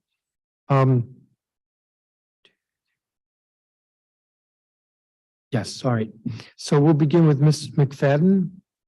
And I'm going to step away for a few minutes. Councilmember Fruman. Councilmember Fruman, you have a copy of the witness list, correct? I do. We're starting with Patricia McFadden. Yes. All right, wonderful. Thank you. And thank you for the opportunity to play this role. So Ms. McFadden, if you're ready to go. I want to say thank you for this opportunity, but I want to introduce some amazing teachers that we have in our program who are tending to the children now at nap time. So please excuse the music. Say hi, guys. Hi, guys. Yes. So we want you to know that the work that we do is uncompromisable. To continue testifying is to our demise. It is disrespectful to even play with the salary, the compensations that you all have allotted for these teachers and the directors. It's a no-brainer that the teachers and the directors deserve to be compensated. The work that we do cannot and will not ever be compared to any other profession in this world. Our children deserve a better world, and they can only get it by having quality programs for them every day. Enough is enough. The time is now. You all have my testimony. I work with several grassroots organizations. I work with many companies. I'm a business owner in the district. I'm a native Washingtonian, raised by many silent warriors with Southern values. And so we know what it means to have quality in our lives and in our programs. And we can't do this, unfortunately, without money. However, we do this job without even a concern about our salary. I've worked several jobs and went to school to maintain my passion and my career life with early childhood education, and I will not stop. Enough is enough. It breaks my heart that we're still testifying about the same thing, going back and forth, and then to find out that they're cutting the budget again. This is my final testimony because my time is a priority and I want to give it to the children. Thank you all for this time.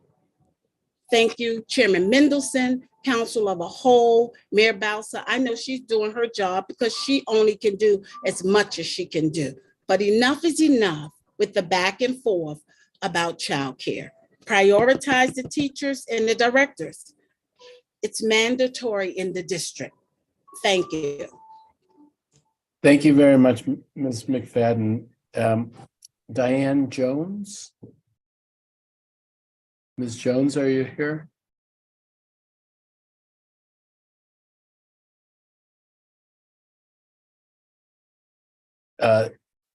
Not seeing Ms. Jones. Tazra Mitchell from DCFPI.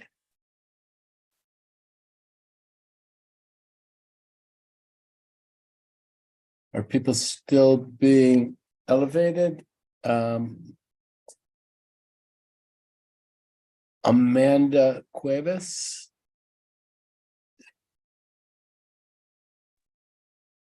Hi, it's Armand Cuevas. Oh, I'm sorry, Armand. My apologies. No problem. All right, give me 1 second. Let me just pull it up. I'm sorry, I'm not ready. Oh, you can use my time though. I know there's a lot of people.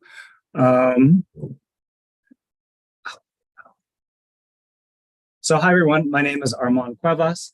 I am a Ward 1 resident and I used to be a teacher for 10 years. I taught in a Ward 5 high school. I'm currently an administrator at Ward 4 high school, and I'm here to talk about and advocate for many things for education, specifically having been a teacher and still working in the school system. So I love teaching. I did it for 10 years, but last year was the hardest school year of my life. And for my own mental health, I had to stop teaching. The biggest issue was time. Now, although now that I'm an administrator, I'm not teaching anymore, that aspect has improved tremendously. But also here at my school, I've been supported by a school-based therapist who specializes in teacher staff at schools. Unfortunately, due to budget cuts, that program has been cut for staff and for the next school year. So I'm here to advocate for two things. One, flexible scheduling to address the issue of time, and then two, educator wellness funding to address teacher and staff mental health.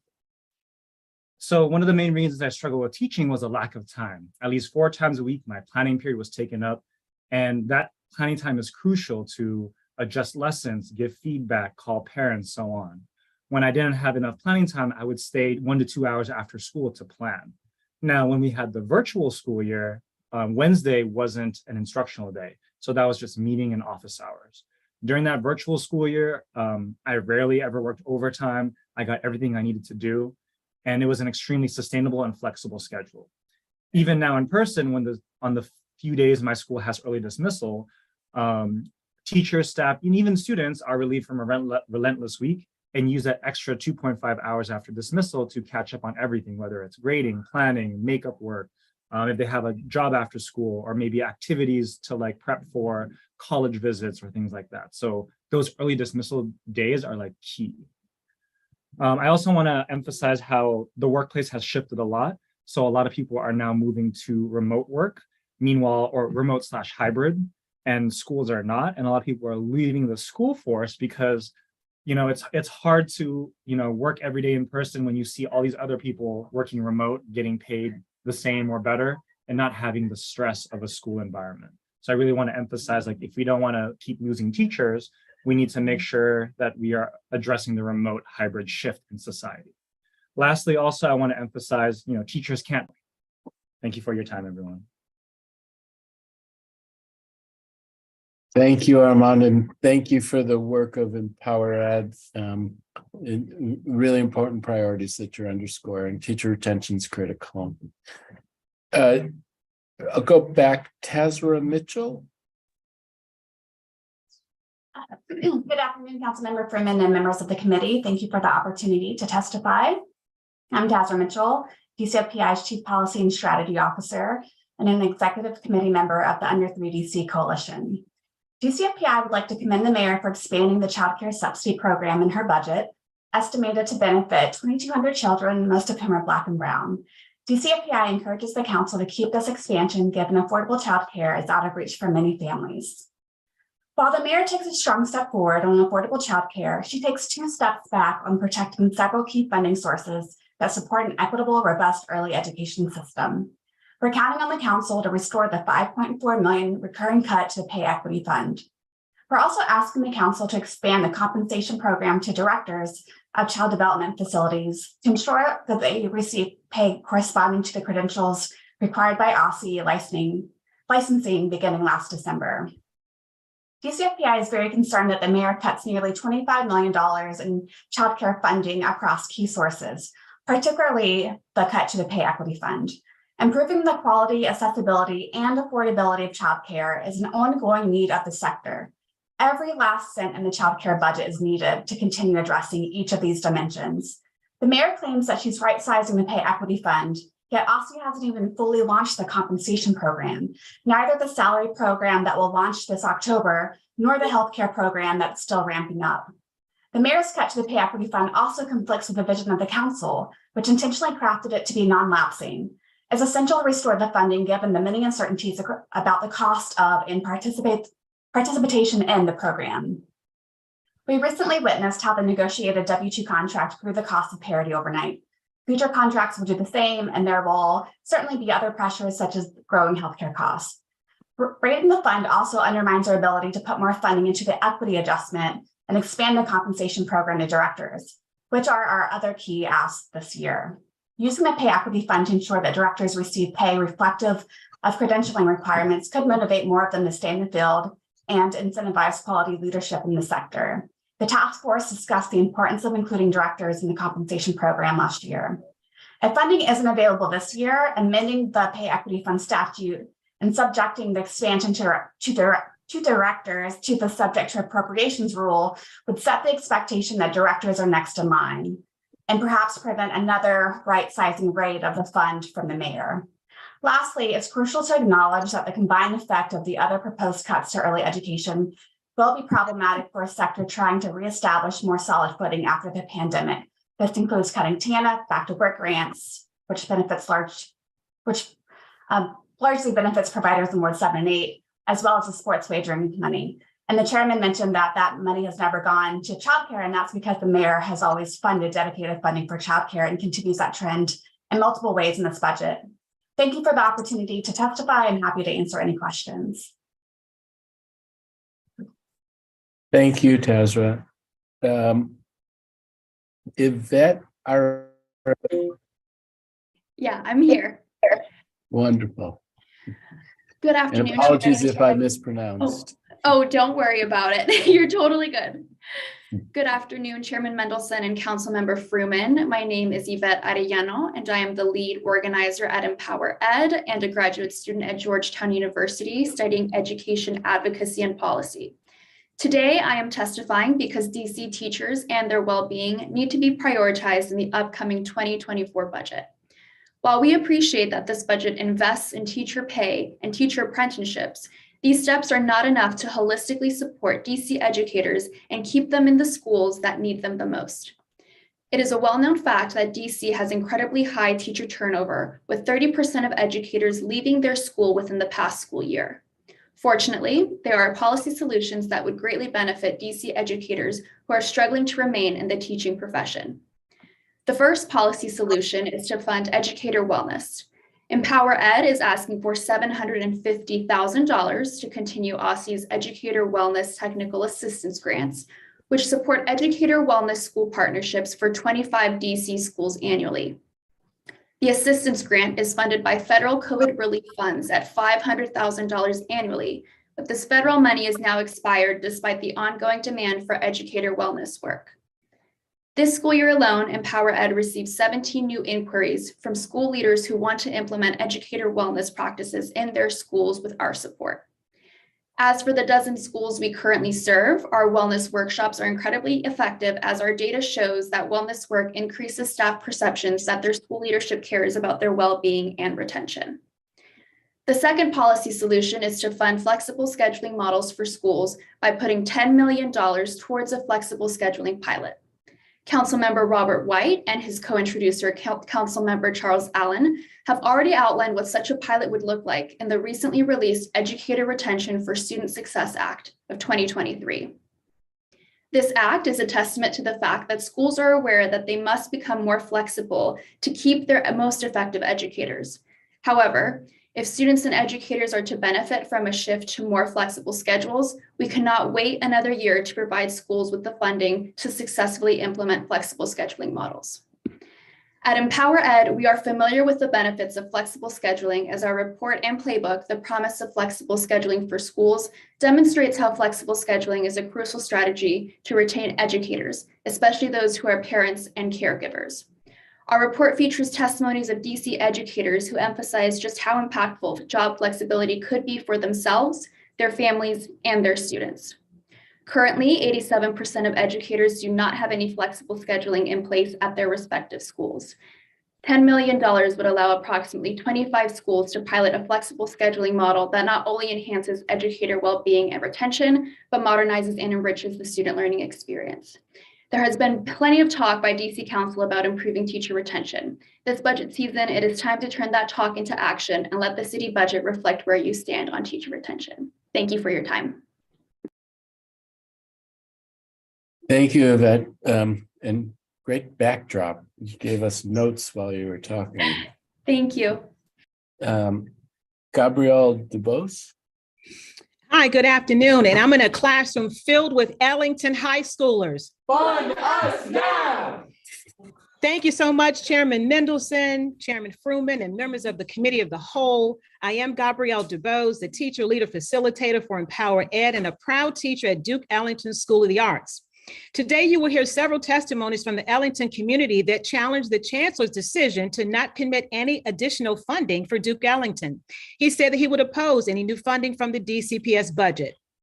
Duke Ellington has a 99% graduation rate versus the district's average of 70.9 and a 98% college acceptance rate versus the district average of 58.57. Duke Ellington deserves full funding, not partial. DCPS leadership and Alabama Congressman Gary Palmer should look closely at the Ellington model. Duke Ellington School of the Arts is a safe and educationally productive environment for our students, and we are not an inmate factory. In my testimony today, however, I joined my colleagues at Empower Ed in support of the flexible scheduling pilot program and asked the council to establish a $10 million fund at OSSE for flexible scheduling. If the council cannot fully fund the $10 million, consider pushing DCPS to commit to providing funding to schools. The flexible scheduling pilot program is designed to allow 25 schools to champion flexible models that A, prevent teacher burnout, and B, enhance student learning. Such examples of the models can be seen in the Empower Ed Flexible Scheduling Report. The flexible scheduling pilot program is also one of the pillars in the teacher retention bill written by Council Member White's office. Flexible scheduling is in demand by DC teachers. Many highly effective teachers say that the program will keep them in DC schools, which can help to minimize the teacher exodus happening across the city. Based on data from last year till now, DCPS experienced another 30% reduction in teachers leaving the fold. Therefore, the flexible scheduling pilot program is a teacher solution that supports teacher retention. Empower Ed's 2023 teacher survey revealed 87% of those teachers, primarily African-American females, reported flexible scheduling as an effective strategy they want in their schools. Additionally, in a 2021 joint WTU and Empower Ed survey, teachers reported that flexible scheduling is necessary and would keep them in DC classrooms. In this tight budget season, I urge the council to establish a $10 million fund at OSSI for flexible scheduling. If the council cannot fully fund the $10 million, consider pushing DCPS to commit to providing funding to schools for this inaugural program that serves teachers and students in many ways. Teachers need access to flexibility to connect students to learning environments where they can thrive without the burden of implementing grade level curricula based only on standards. Teachers are burned out and have no time to plan and design organic learning environments. Rigid schedules reflect managing kids rather than thoughtfully designed learning environments that reach every student, especially those from high trauma neighborhoods. Students from high trauma neighborhoods who need additional support have unique circumstances. Prescribed bias metrics produce rigidity, not equity, leaving those students no time to breathe, process, and learn. Flexible scheduling can make room for arts inclusion, internship exposure, restorative justice roundtables, and science or IT or engineering workshops where students can engage in real-world learning. Help give schools a $10 million budget to access flexible scheduling because schools know the needs of their population. Education requires innovation. Every student enters school with a desire to learn. We must continually meet them where they are. So let's embrace the challenge and implement flexible scheduling. Ms. DuBose, can you wrap up? We've let you go a minute over, but in closing, I urge the council to establish a $10 million fund at OSSI for flexible scheduling. If the council cannot fully fund the $10 million, consider pushing DCPS to commit to providing funding to schools. And thank you. And thank you very much. And I believe I'm right. I remember seeing you at the Empower Ed event a couple of weeks back where you also did a great job. Thank you for that. Thank you so much, Councilmember Freeman. Raphael Waldeab. Thank you. Thank you, Chairman Mendelson, Councilmember Fruman, council members, and staff for the opportunity to testify. My name is Raphael Waldeab. I am a Ward 5 native, a proud product of DCPS schools, and I have the honor of serving as Executive Director of City Blossoms. City Blossoms is a community-based nonprofit whose mission is to cultivate the well-being of our communities through creative programming and kid-driven gardens. Founded by Washingtonians Lola Bloom and Rebecca Lemos Otero, City Blossoms originated to address the lack of access to nature and green spaces experienced by many children in Washington, D.C. With community input, Lola and Rebecca built green spaces, starting in Columbia Heights, that were free and safe places for children to explore the outdoors, express themselves, and cultivate their community. Today, 15 years later, City Blossoms programming impacts over 6,300 children and youth every year through 28 active partnerships in wards 1, 2, 4, 5, 6, 7, and 8 with early childhood centers, K-12 schools, recreation centers, and in neighborhoods. Our 5 programs provide environmental education, fresh food, artistic expression, entrepreneurship, opportunities for community development, and so much more. The overwhelming majority of the children, youth, and families we partner with are from Black, Latino, and immigrant communities here in DC. All of our programs address the critical need to connect children and youth in urban areas to the natural world, particularly at schools and in neighborhoods that may not otherwise have access to green spaces or environmental education. Peer-reviewed research shows that outdoor learning improves student academic achievement, engagement, attendance, and mental health. This pandemic has highlighted what outdoor learning providers like City Blossoms and our community members alike already know to be true, that access to outdoor learning improves our mental, emotional, communal, and physical well-being.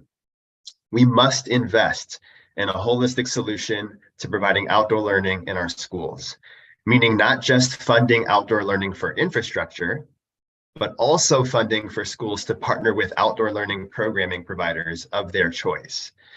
As a proud member of the DC Coalition for Equitable Outdoor Education, City Blossoms is asking that $2 million be included in the 2024 budget for the Equitable Outdoor Education Pilot Grant.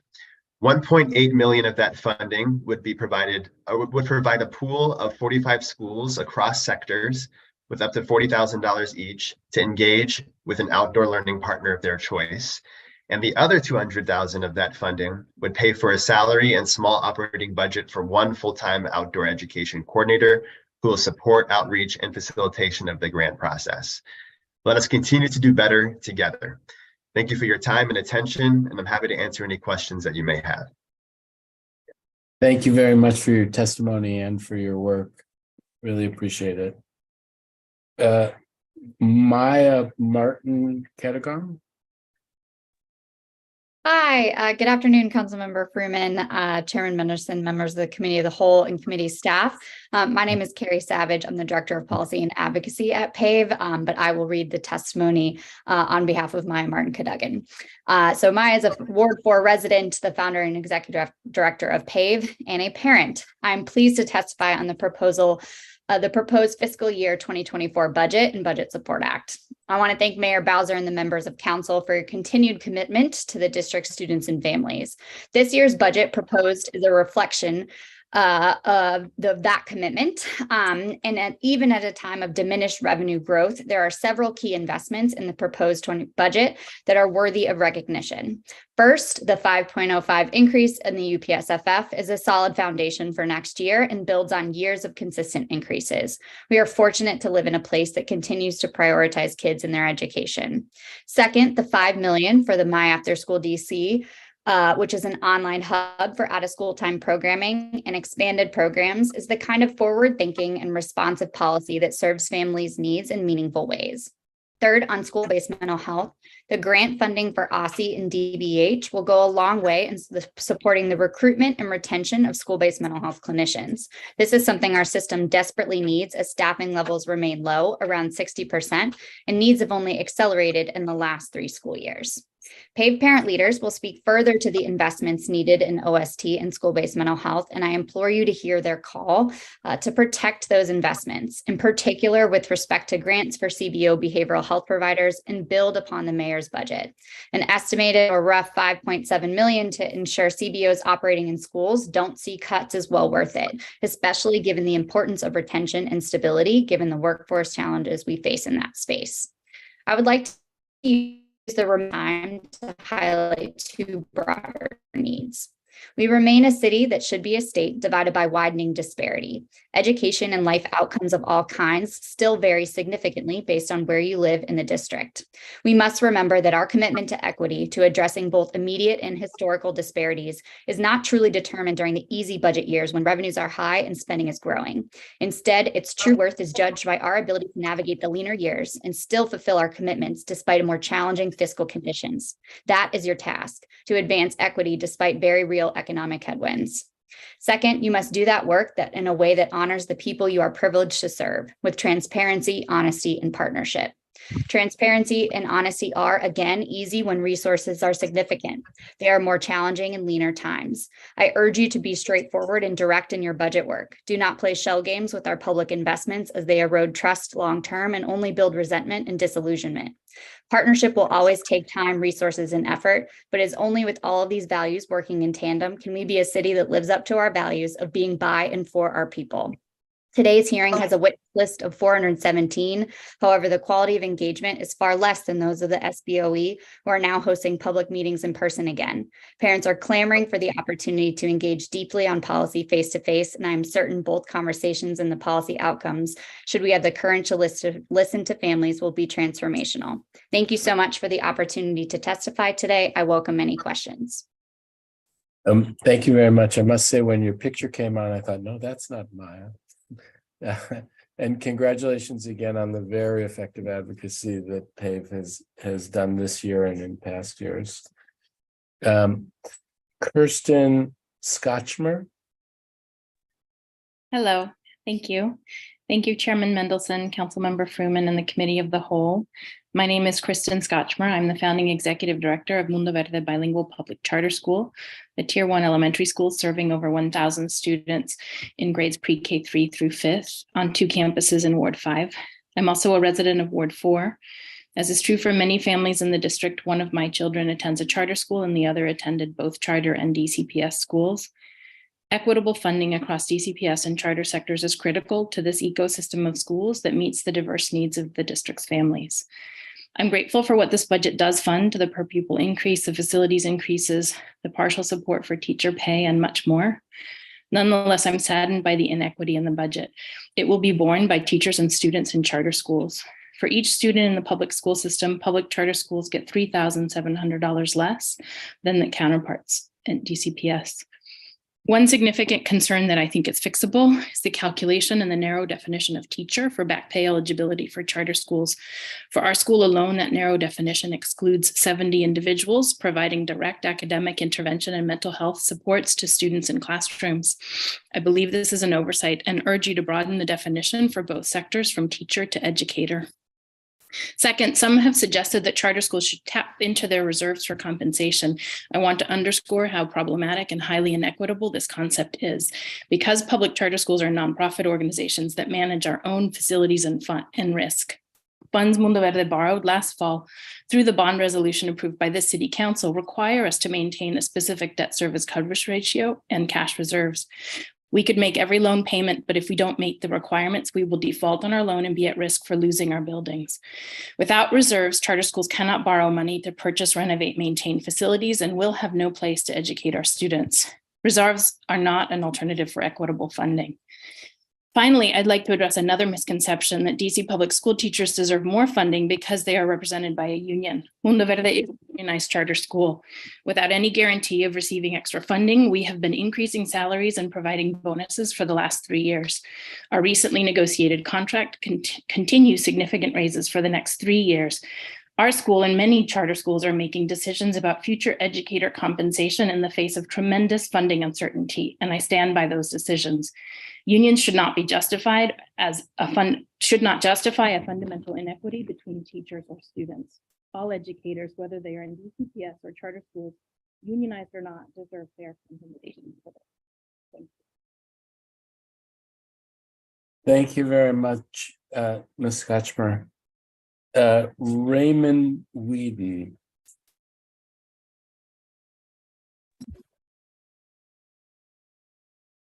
Good afternoon, Councilmember Furman and members of the Committee of the Whole.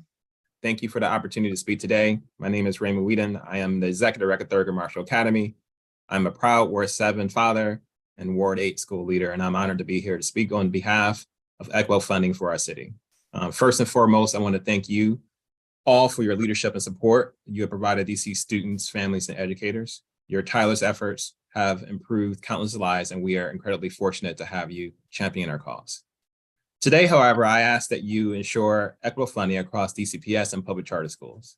As several of our peers have and will testify today, our children's schools and team must receive the same level of funding as our peers in DCPS. Thurgood Marshall Academy serves the same families as our DCPS counterparts, in many cases outperforming the expected outcomes for Black students across the city.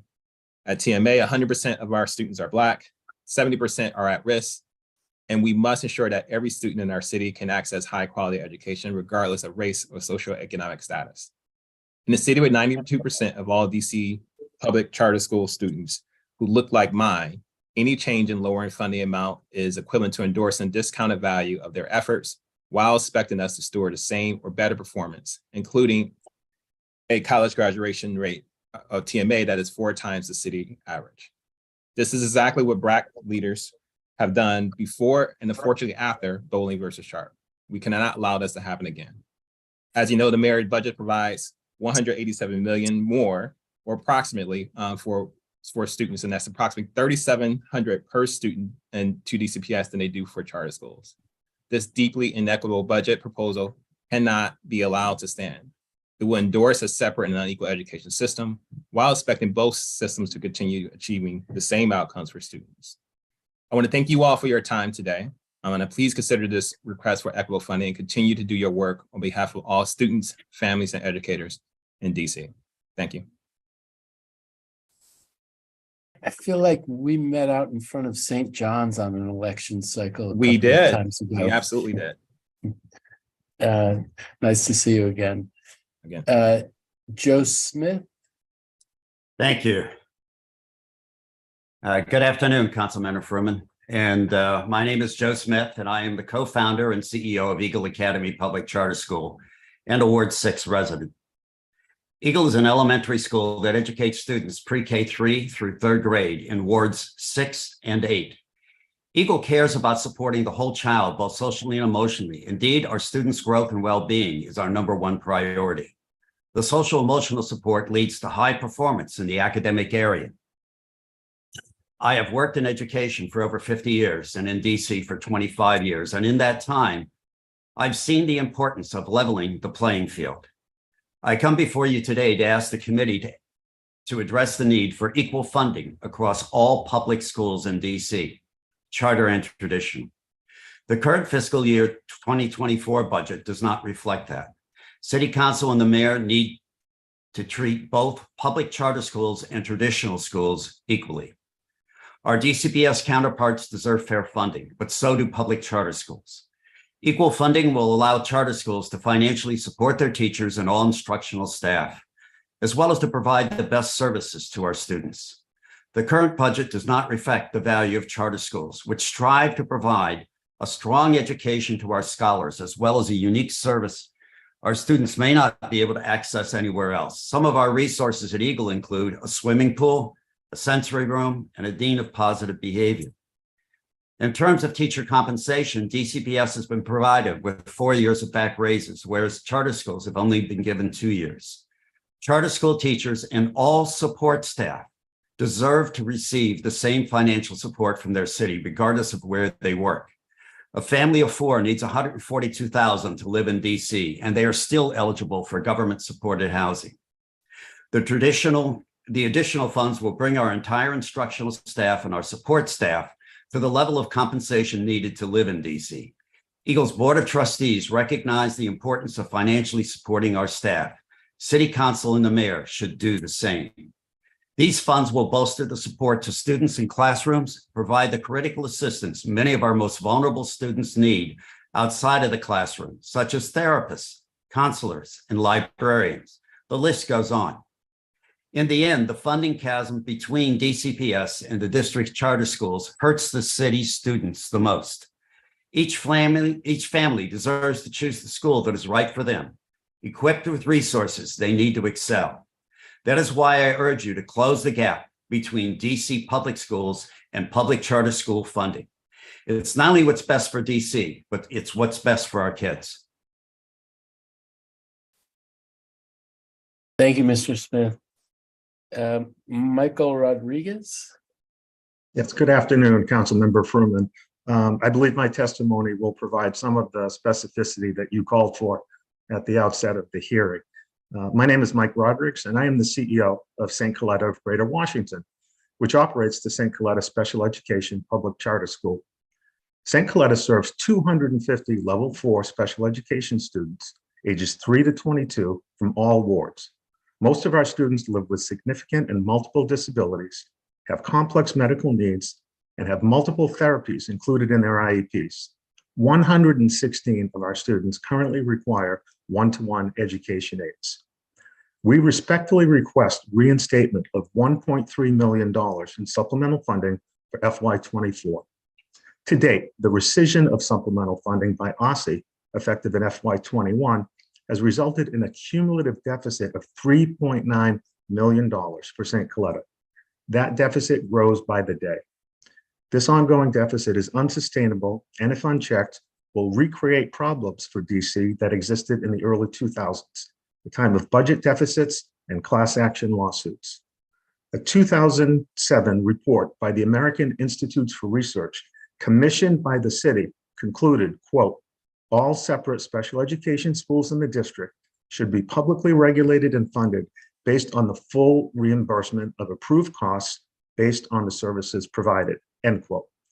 Supplemental cost reimbursement funding was in place until OSSI inexplicably and unilaterally rescinded the funding based on its erroneous assumption that future UPSFF increases would fully fund the cost to educate St. Coletta students.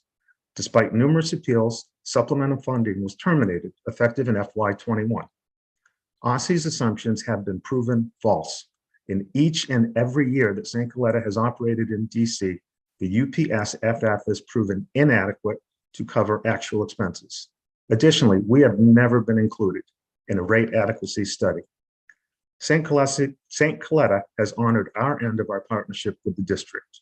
Respectfully, it is time for the district to reinstate full funding for St. Coletta to meet the needs of DC's most disadvantaged learners and to end the disparate negative impact on the students and families we serve. Thank you, and I appreciate your time. Thank you for your testimony, Mr. Rodriguez. Amber Golden.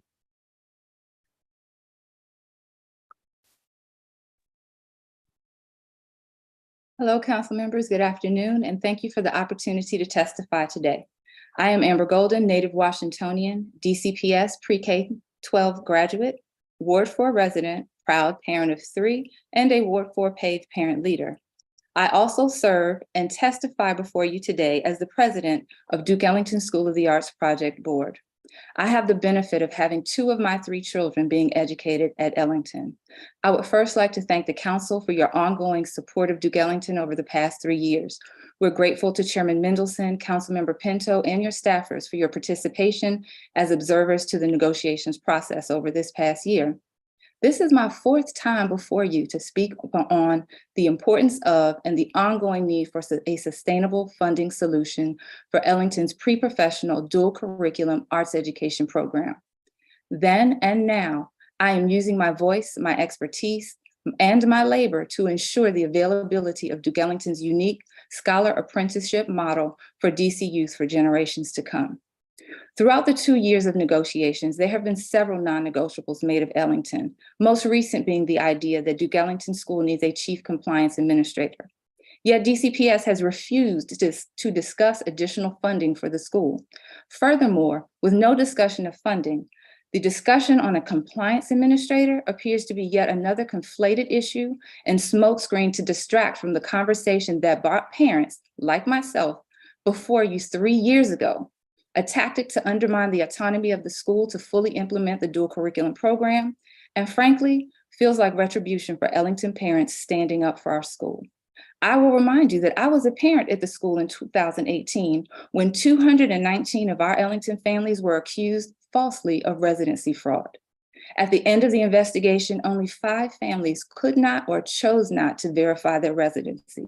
Yet as a corrective action plan, we were required, and just this school year completed, a 5-year, 100% annual enrollment audit. If we stated to DCPS and share with you now the increasingly adversarial relationship that has developed between central office liaisons and our Ellington administrators has become a destructive working environment, eroded trust, and undermined a true collaborative working relationship. We have no reason to believe that any person installed by DCPS will be acting in the interest of Ellington students, their unique educational needs, apprenticeship opportunities, or towards strengthening the institution for generations to come. We understand that this is a tight budget year, and we are simply asking that our FY24 allocations reach at least the level of funds received for fiscal year 23. Secondly, we want to emphasize that this administration prioritizes student safety and works diligently to create an environment where our students feel safe. Should the council or DCPS insist on additional staffing dedicated to compliance beyond the Director of Strategy and Logistics currently employed at the school, we believe that that person should be hired by Ellington and report to the principal. We ask for 1 year of specific and measurable metrics that we will happily report to DCPS and the council. As you know, DCPS has threatened to the council to cancel the contract if we do not reach an agreement, but is not in a position to run a pre-professional dual curriculum arts high school. We stand ready to work with you, with DCPS and the city, to find creative funding solutions to ensure that this unique program is available to prepare more young people to enter college, conservatories, or directly into careers as they so choose. We do not need to resort to more extreme responses or distractions. However, I encourage us to lean into the spirit of extreme cooperation and unity for our city's young people who desperately need us to work together to ensure the availability of Duke Ellington's unique scholar apprenticeship model, a shining star in the educational landscape for DC youth for generations to come. Thank you for your time. Thank you very much, Ms. Golden. Jessica Wodach, thanks so much. Apologies. No worries. My name is Jessica Wodach, and I'm submitting testimony as a parent, LSAT member, and DSAT board member at Duke Ellington School of the Arts, where my daughter is a 10th grader in the theater department. I'm a native Washingtonian, pre-K-12 graduate of DC Public Schools, Ward 6 resident, co-founder of Two Rivers, and leader of Two Rivers for 16 years. I wanted to share that Duke Ellington is an amazing place. The students are incredibly talented, and they are so dedicated to their craft. My daughter is currently preparing for the spring theater production, and she will be at school and in rehearsal for 63 hours this week. She is exhausted, but she also recently told me that it is the most powerful learning experience that she has had. And you're all welcome to come see Animal Farm next week at Duke Ellington. Students at Duke Ellington earn not one, but 2 degrees in high school, a regular academic diploma and an arts endorsement. They take more classes and earn more credits than any other high school students.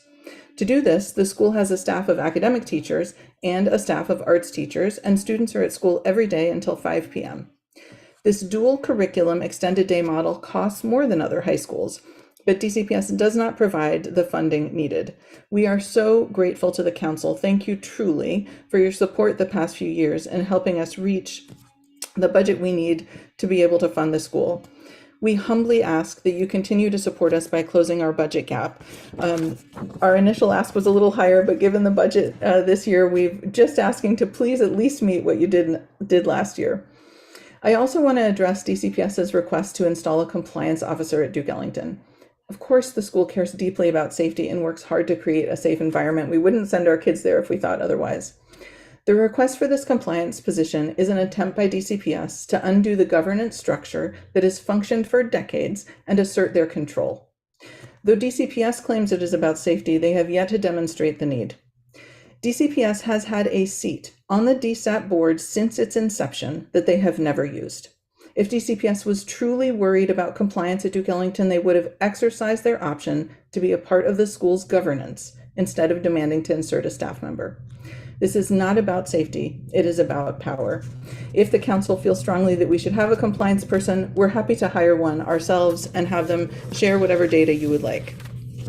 Finally, I want to note that the Duke Ellington family is so tired of the adversarial nature that DCPS uses with this school. This school is a gem for the city. It saves the lives of students by providing a vibrant, safe learning community. It has no academic admissions requirements and one of the highest graduation rates in the city. DCPS has declared they will not fully fund our school. Please help us close our budget gap and stop their continued attacks on our governance so that we can continue our legacy and focus on what we do best, delivering on our mission of 50 years to nurture and inspire passion for arts and learning in talented students who might not otherwise have an opportunity to develop their artistic skills. This city needs Duke Ellington. Please help us. Thank you very much. Thank you very much, Ms. Wodat. Got it. All right. Well, and thank you to all of the members of this panel. Really appreciate your testimony and your work.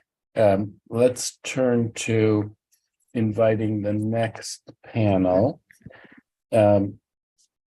Zach Kafritz, Amy Kaufman, Julie Massimino, Carol Spring, Darvincia Warren, Brittany Bell, Sandrea Johnson, Levantalia Farrow Bunch, Alicia Galvin,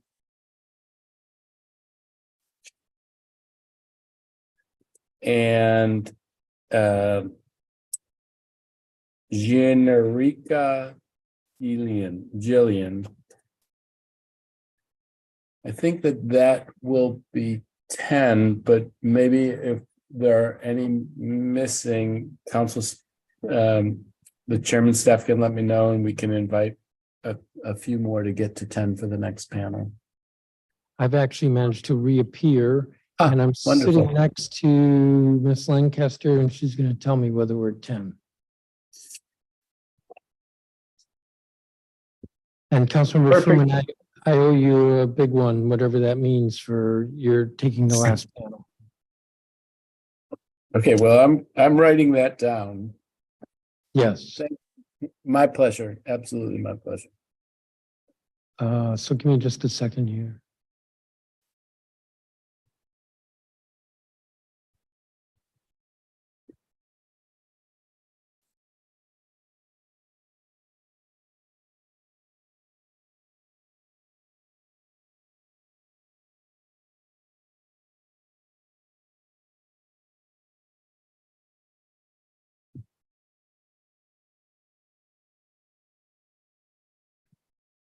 Okay, I'm going to go over some names really quickly. I'm looking at page 5 of the witness list.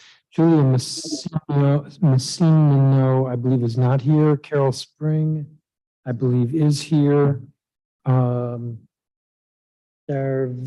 Warren, I believe, is not here. Brittany Bells, we think, is not here. Sandria Johnson, we think, is not here. Levon Helifiero Bunch is, we think, is not here. Alicia Galvain, we think, is not here. Generica Gillian, we think, is here. Anthony Munter, I believe Zachary Gima is here. Jennifer Schultes is here. I believe Zach Kafertz from the previous page is here.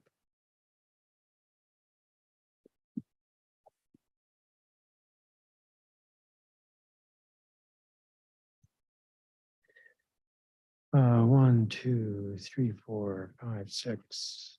Alexandra Sullivan. Elizabeth Daggett. Yes. Joy Taylor. Yes. Kelly Smith. Yes. Rajat Shah. Sawanda Tikawana.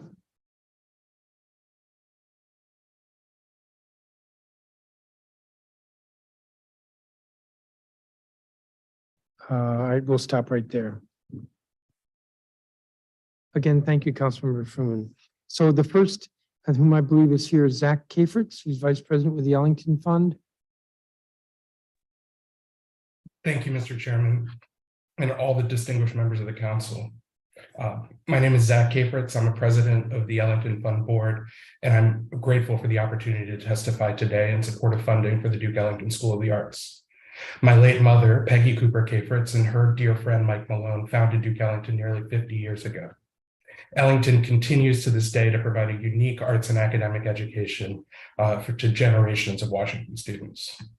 I grew up watching my mom fight year after year after year to ensure that Ellington's amazing faculty had the resources they needed to maintain Ellington's culture of excellence and to give talented kids from across the city access to the arts at a world-class level.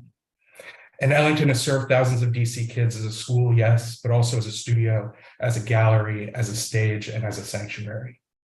Since her death, it feels like not a month goes by where I don't have some version of this interaction with people from all walks of life, ranging from famous artists to those who haven't touched a brush or a string since graduation. Peggy was your mom. I need to tell you that Ellington saved my life.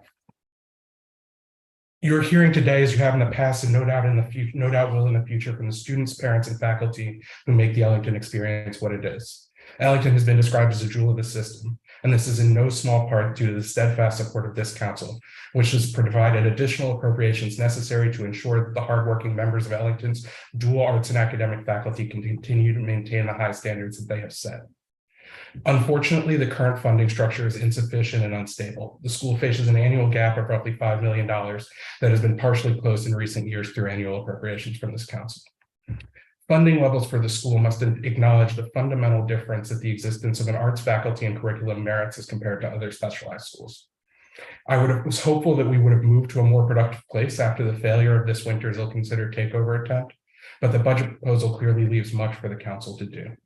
Frankly, the concerns raised by that proposal have been exacerbated by the prospect of the cancellation of DSAT's contract to run the school if the government negotiations do not proceed in a direction DCPS is happy with. To be clear, canceling DSAP's contract would in no way serve the students who should be at the center of this discussion. It seems that DCPS has adopted a stick or the stick approach, making radical demands to fundamentally alter a successful model with no concomitant financial support and financial carrot. The council has been clear-eyed in recognizing the needs of the school and its value to the city. We see that in previous appropriations. I'm here today asking you to find a stable, long-term source of funds that will bridge the gap. The Ellington community will always stand ready to advocate when necessary, but parents should have no doubts that the programs they and their kids are so excited about will be there through their 4 years. Teachers should be free to focus on those kids and not the vicissitudes of governance negotiations or the appropriations process. Ellington, in part due to its governance model, has been an academic and artistic success for 50 years. As an institution, it does great credit to our city, and yes, it is my mom's legacy. Please ensure that Duke Ellington has the funding and support it needs to continue to thrive. Thank you. Thank you, Mr. Cafritz. I believe next is Carol Spring.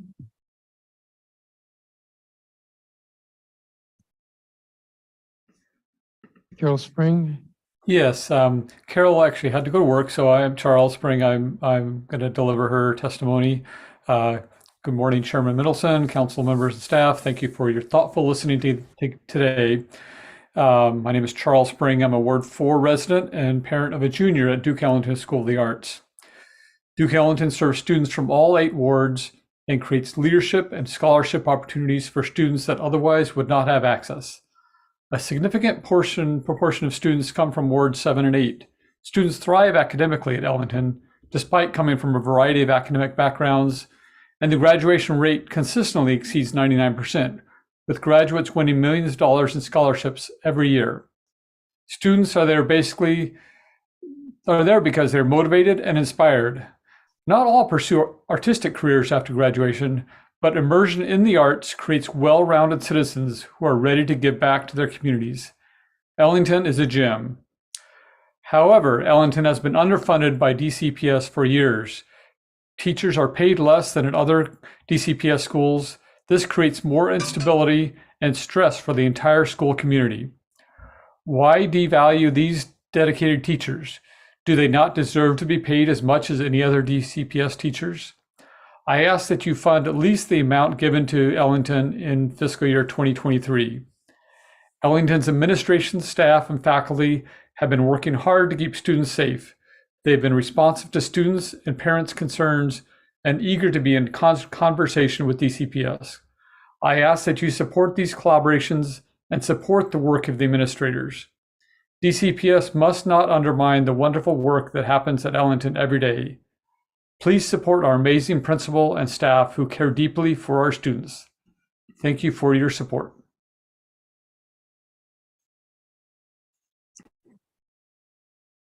Thank you, Mr. Spring.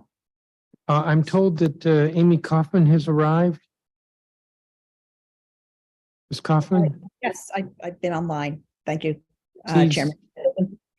Yes, good afternoon, Chairman Mendelson and distinguished members of the DC Council.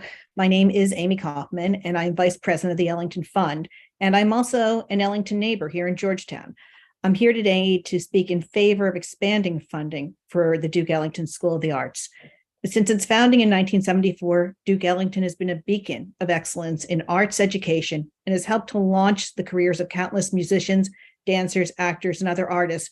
But more importantly, it's been a pathway to college for thousands of DC students who may not be the next Denise Grays or Dave Chappelle, but they will be tax-paying college graduates. One of the most impressive aspects of Duke Ellington School for the Arts is its high graduation rate. Over the past 10 years, the average high school graduation rate for Duke Ellington students has been at 95%. Last year, 99% of students who started in ninth grade stayed to graduation.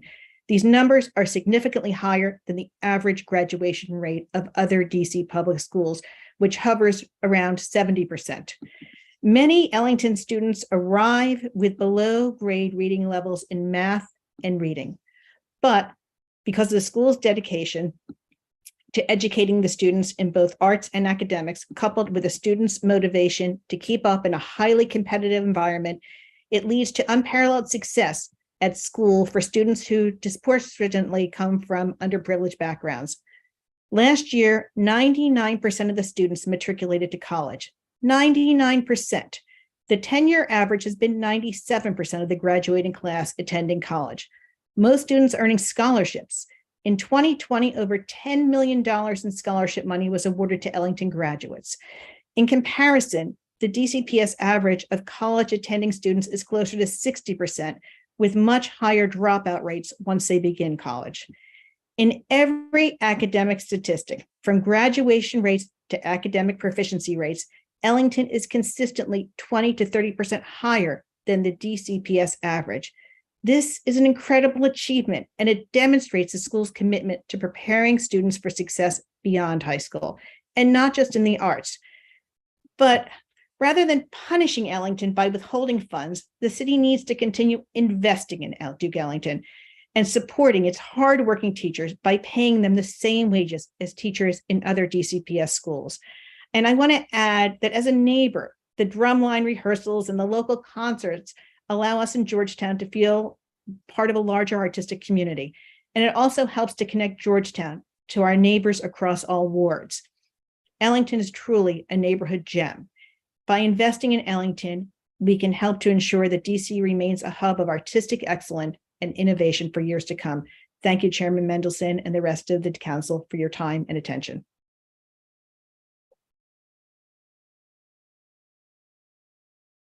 Thank you, Ms. Kaufman.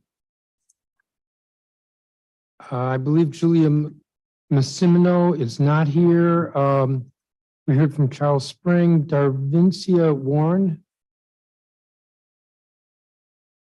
Maybe not here.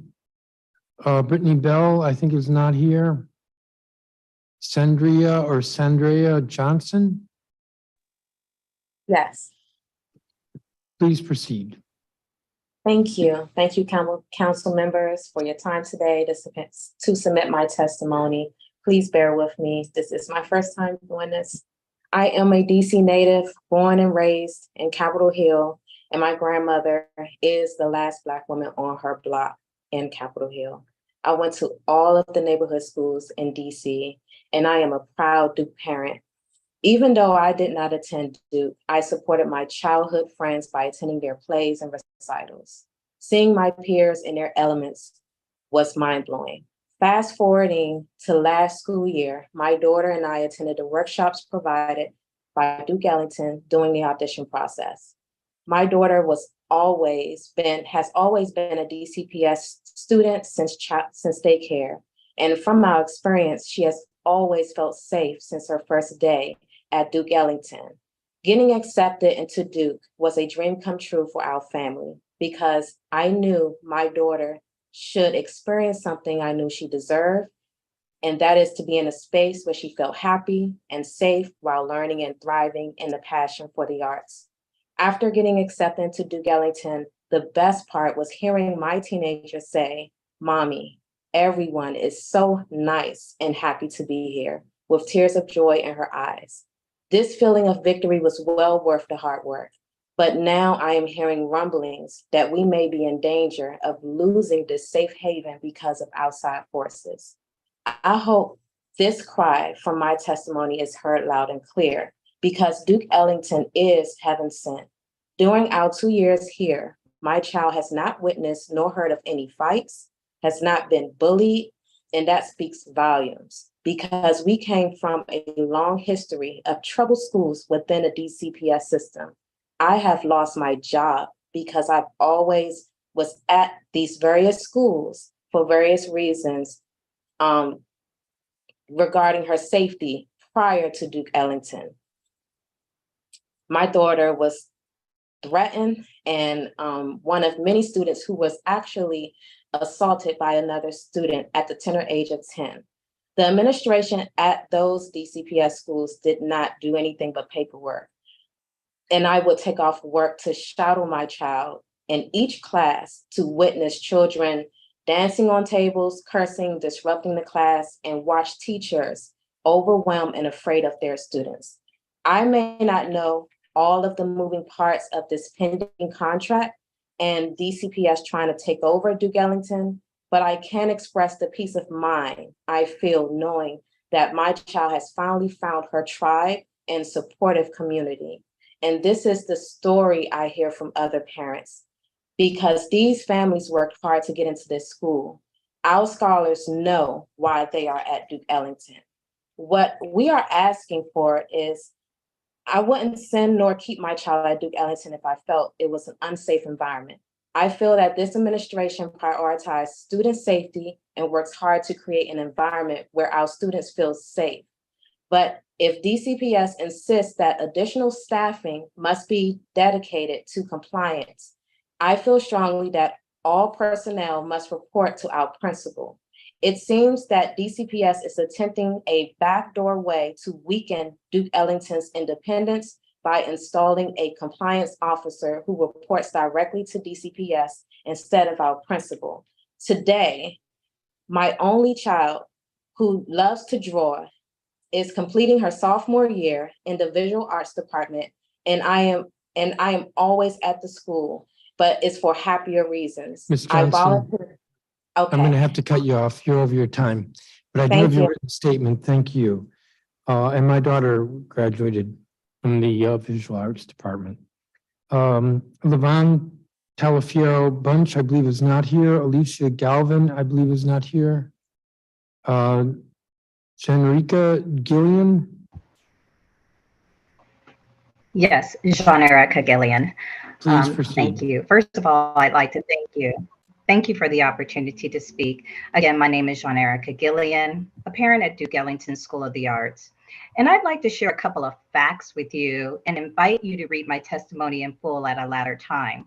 The facts are, according to DC School of Report Card under academic performance for 2021-22, the four-year graduation rate for DC school students is 75%. For students participating in the dual curriculum at Duke Ellington, the four-year graduation rate is 99%. Most, if not all, of these graduates go directly to college upon graduation upon full or partial scholarship. And yes, facts are, in 2018, there was a report that district residents were improperly attending the school without paying tuition. And as testimony provided earlier, we found that that's only 5 families. But since that report, a residency verification program has been put in place at Ellington. And I, as a parent outside of the district, can attest policy and process in place to verify DC residency. That issue has been resolved and no further allegations of fraudulent enrollment exists. And it is true, in 2022, NBC4 did an investigative report on allegations of sexual misconduct by a former Ellington faculty member in 2004 and 2013.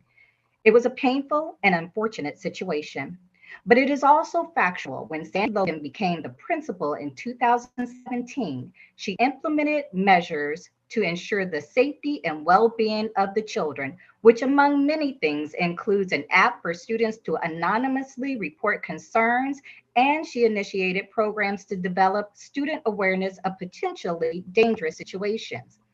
And unlike other district schools, Duke Ellington has a Title IX resources page on their website and dedicates a section in their weekly newsletter providing student resources for reporting Title IX issues and concerns. And in addition to that, all staff adhere to the DCPS hiring and vetting process and must have background checks. So I asked the question, why does Ellington need a chief compliance officer? What has Duke not complied with under this current administration? No other school has renowned professors who teach students about the industry inside and outside of the classroom like Duke. So we need funding for these professionals who help cultivate the gifts and talents of these students. We don't need funds for a compliance officer.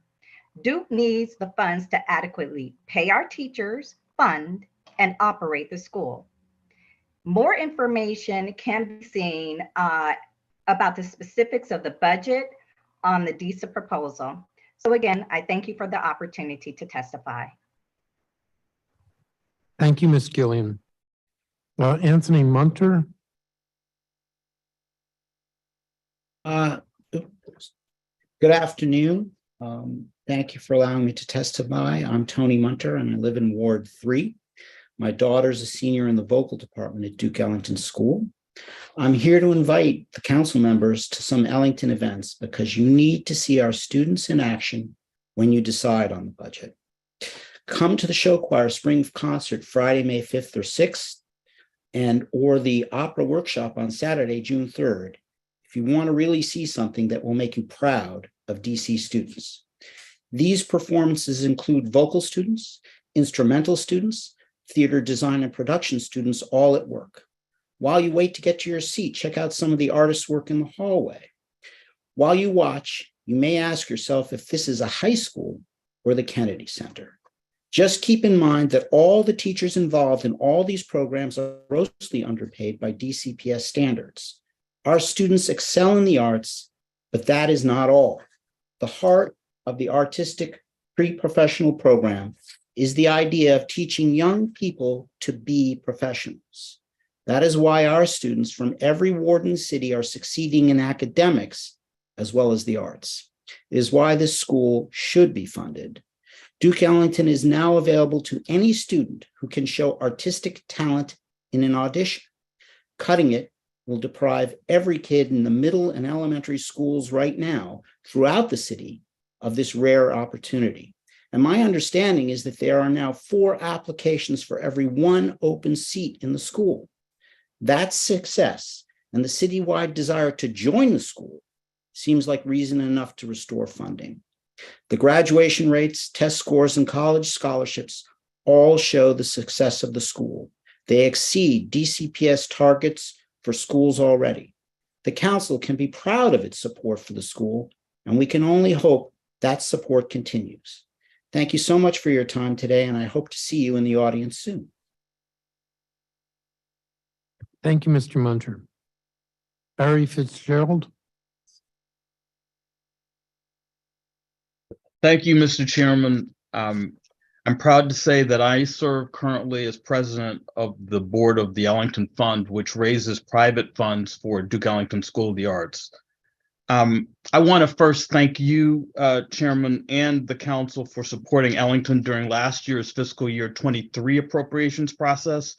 We appreciate the $2.4 million in additional funds provided by the council last year to address, at least for fiscal year 23, the teacher pay parity gap created by DCPS's longstanding failure to fully fund Ellington's dual curriculum program, as required by a 2000 agreement with Duke Ellington School of the Arts Project, the nonprofit that oversees Ellington.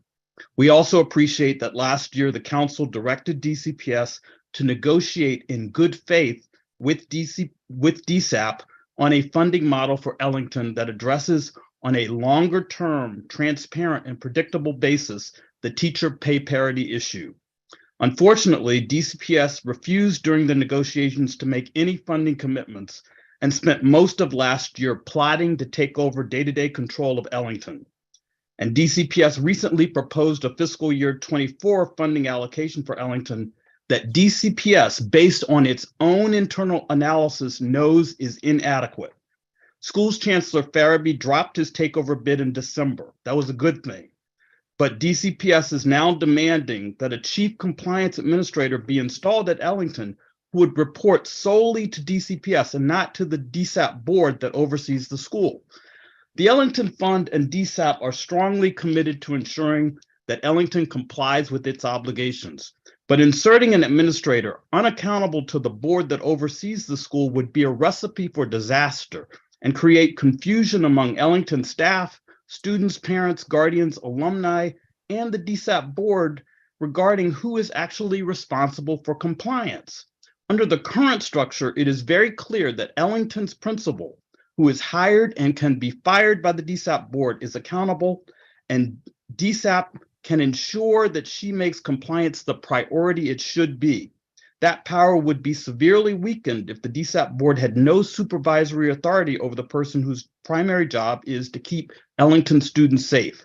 Instead of installing a DCPS compliance officer at a severely underfunded Ellington, it would make more sense for funds to be provided to Ellington to pay its teachers a fair wage and support a compliance officer who is actually accountable to the board that oversees the school. DCPS has rights under the 2000 agreement, including a never used seat on the DSAP board, to ensure that the person hired by DSAP properly manages compliance in the unique environment that is Ellington. Chairman, I don't need to tell you, Ellington is a crown jewel of the DC system. Please fund Ellington fully. The underpaid faculty at Ellington do an amazing job. Let's keep this school open. Let's make it even better than it is right now. Thank you.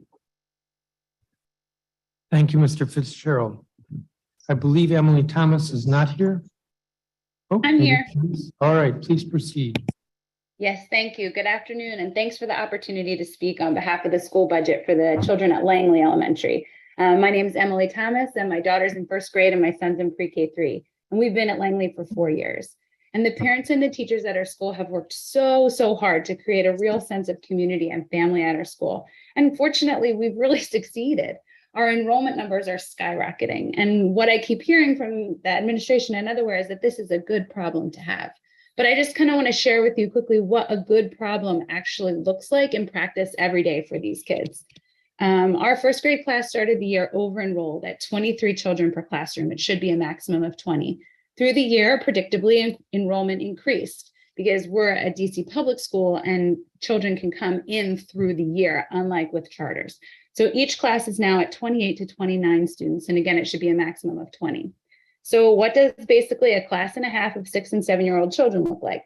It looks like crowded classrooms, too many kids for a physical space, not enough materials or supplies for each child, children spending large amounts of time on devices because individual attention is really difficult, and the kids demonstrating flat progression in reading and math. And this is happening in the classrooms and during music, art, PE, and library. Imagine just this many kids jam-packed in there. They're not getting the level of academic instruction and enrichment that they deserve because there's just too many of them.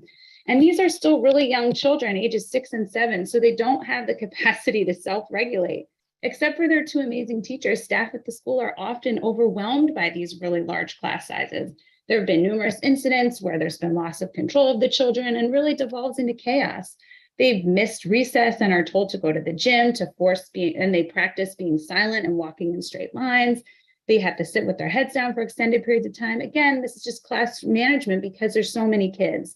They're coming home, the children are coming home and reporting anxiety and that they don't want to go to school for the first time. And these are really just symptoms of classrooms that are just far too full and teachers that are being forced to just make do. And in a city with the resources of Washington, D.C., this really is very shameful. And every single person in authority should really be taking a very hard look at what you're putting these teachers and young children through in very overcrowded classrooms, particularly in Title I schools like Langley in Ward 5. Another shameful thing that I really must bring up is the food and nutrition program at Langley and other schools like ours. Our ECE teachers have been reporting major issues with food quality and quantity for months with no improvement. And providing what for far too many students will be their only reliable and hot meal of the day, that is an extremely serious responsibility. And I just want to say that I really think the adults in charge of food and nutrition at the district should be held accountable for the continued failures to get this right. We've been asking about this for months and months, and we're not seeing improvements. Just last week, the young children, 3 and 4 years old, were served goldfish crackers for breakfast. That's not nutritious. It's not sufficient. We really need the nutrition and the food service at Langley and other Title I schools like ours to be up to par. One of the most frustrating parts of all of this is it feels like the only way to get meaningful response from city officials is like public shaming on Twitter. And why do we have to resort to that? We really don't want to. Our children deserve age-appropriate child-to-teacher ratios. They deserve a building that has heat, hot water, and functional bathrooms. Our children deserve consistent, nutritious, sufficient meals. And I'm asking that these needs be met through our normal budget process for the coming year. Please include additional resources for classroom teachers, for inner core teachers for Langley, particularly Spanish teacher, and please stop making us beg for the bare minimum necessities that our kids need at school. Thank you so much. I appreciate your time. Thank you, Ms. Thomas. Zachary Gima? It's Gima, thank you. Good afternoon. My name is Zachary Gima, and I'm a Ward 5 resident, the parent of a first grader at our neighborhood DCPS school, Langley Elementary. Our son will also be starting next year for pre-K 3. Langley's motto is, "In this place you are loved," and it's something we feel every day. Langley truly is a special place. The schools, the parents, and the kids have built a real community, and one that reflects the diversity of the Eckington, Edgewood, and Bloomingdale neighborhoods. Langley is a DCPS school, uniquely situated, where the kids of doctors and lawyers are going to school side by side with kids facing housing insecurity and recent immigrant families. And it's working. In these neighborhoods, where there's often tension between their historic character and demographics, and transplants from other parts of the district, country, and world, supporting the local school is one of the things that people can agree on. We've had a wonderful experience at Langley, but the current success of the school feels tenuous. For all of the good things that Langley has going for it, the problems we are seeking funding to address are driving neighborhood families to quite reasonably look at options outside the DCPS system. No one wants to send their kids to a school where the dumpsters are overflowing with trash and where the heating systems take weeks to get fixed. We all want to walk safely to and from our school with our kids, but if crossing major streets like Rhode Island Avenue or Lincoln Road are too dangerous, we have to consider alternatives. And when innovative community partnerships like food prints are on the chopping block, the whole neighborhood suffers. Likewise, basic repairs and maintenance to Harry Thomas Playground benefits the school and the entire neighborhood. And most significantly, when there aren't enough teachers to keep class sizes within DCPS guidelines and enough staff to ensure that all children are healthy and safe, it makes even those of us who are most committed to the benefits of a true neighborhood school question if they can continue sending their kids there. Thank you for your time. Thank you, Mr. Gima. Jennifer Schultes? I understand that she's in the waiting room and has not accepted, so we're going to move on. Alexander Sullivan, I believe, is not here. Elizabeth Daggett? I'm here. Can you hear me? Please. Yes, I can hear you. Okay. Good afternoon, Chairman Mendelson and council members. My name is Elizabeth Daggett, and my family and I have lived in Brooklyn since 2005. My testimony today is to ask the DC Council to provide the education and services that the city's most vulnerable students needs. The DC Council must provide the GAF funding to St. Coletta to cover all operating costs and the $3.8 million that was withheld and the $1.5 million for fiscal year 2024. And the DC Council must ensure that OCD funded property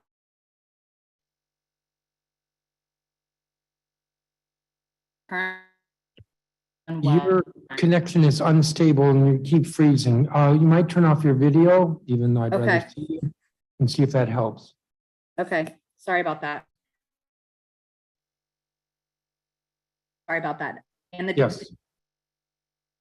DOT is to provide reliable and safe transportation services, which it currently fails to do and has never done well in the 9 years we've used it. My 12-year-old son, he was also born with a genetic mutation, which causes him to have epilepsy, be nonverbal, need significant daily support. There are very few school options for him, public or private. He currently attends St. Coletta, which has been a great fit for him and his needs.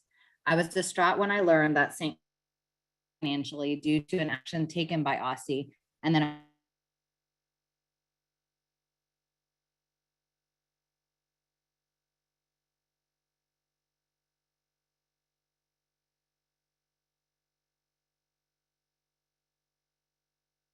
I think we've lost you completely here. at the time.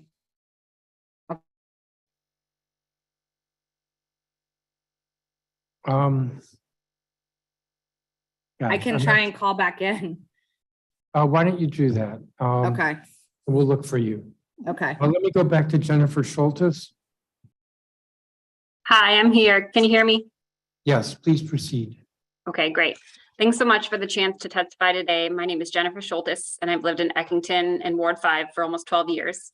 I'm speaking today to bring your attention to severe staffing and resource constraints at Langley Elementary, our neighborhood public school. Our family has been at Langley for almost 4 years. I have a daughter in first grade, one in pre-K4, and another who's going to be in pre-K3 in the fall. My kids love Langley, and they're lucky to have excellent, incredibly hardworking teachers, administrators, and support staff. But candidly, we won't be able to stay if the staffing and resource shortages aren't fixed. And I say that not to be dramatic or threatening, but just to bring your attention to the fact that I think if people leave, then you're gonna have more resource constraints, and I think it's a self-fulfilling prophecy and something difficult. So anyway, my first grader is in a tough place right now. Lately, when I pick her up from school, she's often discouraged and says she can't focus, can't learn, and that there are too many kids and too much disruption. She's a really social kid, so this is not normal for her. She's been in center-based care since she was 3 months old, never heard anything like that from her. Her cohort has grown to 57 students who are split in 2 groups that swap between 2 teachers for differentiated instruction. Now they have 3 teachers. They promoted an ELA teacher to be a regular teacher, basically, and they split the kids into 3s. The result has been a middle school style hustle where these 6 and 7-year-olds go to homeroom briefly at the beginning of the day and then proceed to cycle through 4 different classrooms and teachers. Their 2 teachers, the repurposed ELA teacher and their specials class for the day, plus lunch and recess. My daughter said it's chaotic and there's almost no time for learning. Her test scores say as much. She's been below grade level in most metrics for both reading and math, despite being a really engaged kid who participates a lot in class. After starting private tutoring for reading, her skills and confidence have improved drastically, underscoring the fact that these kids are not getting the attention that they need during school hours. The ratio and behavioral issues are diminishing the benefits of having 2 exceptional lead teachers. It's a rarity to have educators as experienced and compassionate as my daughter's 2 core teachers who have a combined tenure of well over 40 years. Although they never complain, it's clear that insufficient support staff shrinks their instruction and prep time and burdens them with the strain of such huge class sizes. We need these all-star teachers to be able to teach. Basically, right now, they're just serving as babysitters. Thank you for hearing me out today. Please consider substantial help for Langley, these kids and their exhausted educators in your fiscal 2024 budget. Thank you, Ms. Schultes. I don't have a copy of your statement. If you could provide that, please. Okay, I sent it, but I'll send it again. Thank you. I believe we were struggling with Ms. Daggett. Hey, you've come back. Let's try again.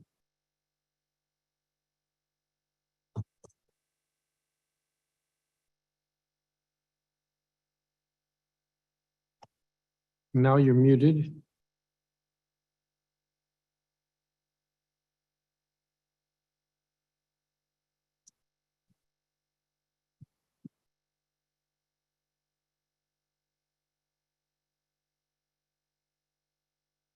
All right, I'm going to have to move on. I'll try you again. Joy Taylor? Good afternoon. Can you hear me? Yes. Good afternoon, council member or chairman Mendelson. It's good to see you again. It's been a long time. How are you? I'm fine. If you don't mind, can I know who is on the board with you, just so that I can know? It's been a long time, so I don't know if people have switched places. I'm not quite sure what you're asking, but you're using up your time. Well, good afternoon. My name is Joy Taylor, and I was approached by the staff at Eastern High School to help them to be able to raise funds for athletics. After doing some research, I determined that they needed approximately $5 million to work on their athletic construction. And then I was asked to see how I could make,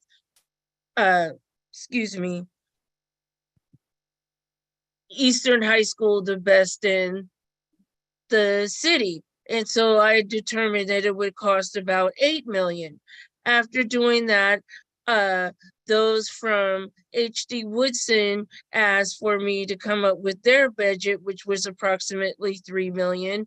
And then we determined that the MPD would also need to have a budget, which is approximately 2 million. So it is our hope that you would be able to come up with a budget of $13 million to help Eastern, HD Woodson, and MPD become the best in the world for Ward 7. And we would like to be able to have that money go to a specific agency, because you, if you don't remember, were the one who told me that if the money went to an agency, you no longer had control of the agency. And based on my research, it would be my suggestion that the agency be with the chancellor, so that we would have the most control over the agency. We also would like to ask that the council dismiss the current law that prohibits the students and the schools from being able to have sponsorships and to raise money. We're the only place in the United States that prohibits that, and we would like for the ability to raise money from athletic programs. Thank you very much. Thank you, Ms. Taylor. It's good to see you. I don't have a copy of your statement. If you could submit that, please. Yes, I will. Kelly Smith. I think there's two of us here, but I will. There Why are. don't you go first and I'll go second. Okay, all right. Well, my name is Kelly Smith, as you guys pointed out earlier. I am in Ward 7 in Washington, D.C., and I am a parent of Amir Smith, who attends St. Coletta, Greater Washington, which is a special education school. And Amir is 16 years old currently. At 4, Amir was diagnosed with moderate to severe autism, and he's currently aggressive. So today I'm speaking to express why it's so important to provide funding in the amount of 1.3 million, if not more, to St. Coletta's program. In a lot of cases, this school is the only resolution for parents and our children to still be in a school setting and getting some of the therapies that they need to thrive. With this money, the school might be able to afford more time given to students for therapies. And of course, there's other areas and things that need to be done. But for me, therapy is very important. It's just not enough for my son within a week for the times that he gets to work on OT, speech, things of that nature. And then the other thing that I think is important is the money is kind of like a chain reaction. The more money, maybe the more funding, or not funding, but the more that they can pay teachers, which may create interest to have a pool instead of the school worrying about how they're going to get teachers in the school. And currently right now, my son is going through, like, he's rotating through teachers. And it is very important for at least autistic children to have stability, to have consistency. That actually would help with his lessening his aggression. And I think that also with a pool of teachers, there is an opportunity to possibly find maybe those teachers that could deal with Amir's aggressive behavior. So lastly, I just wanted to point out that yes, there are choices in Maryland and Virginia at the cost for non-residents.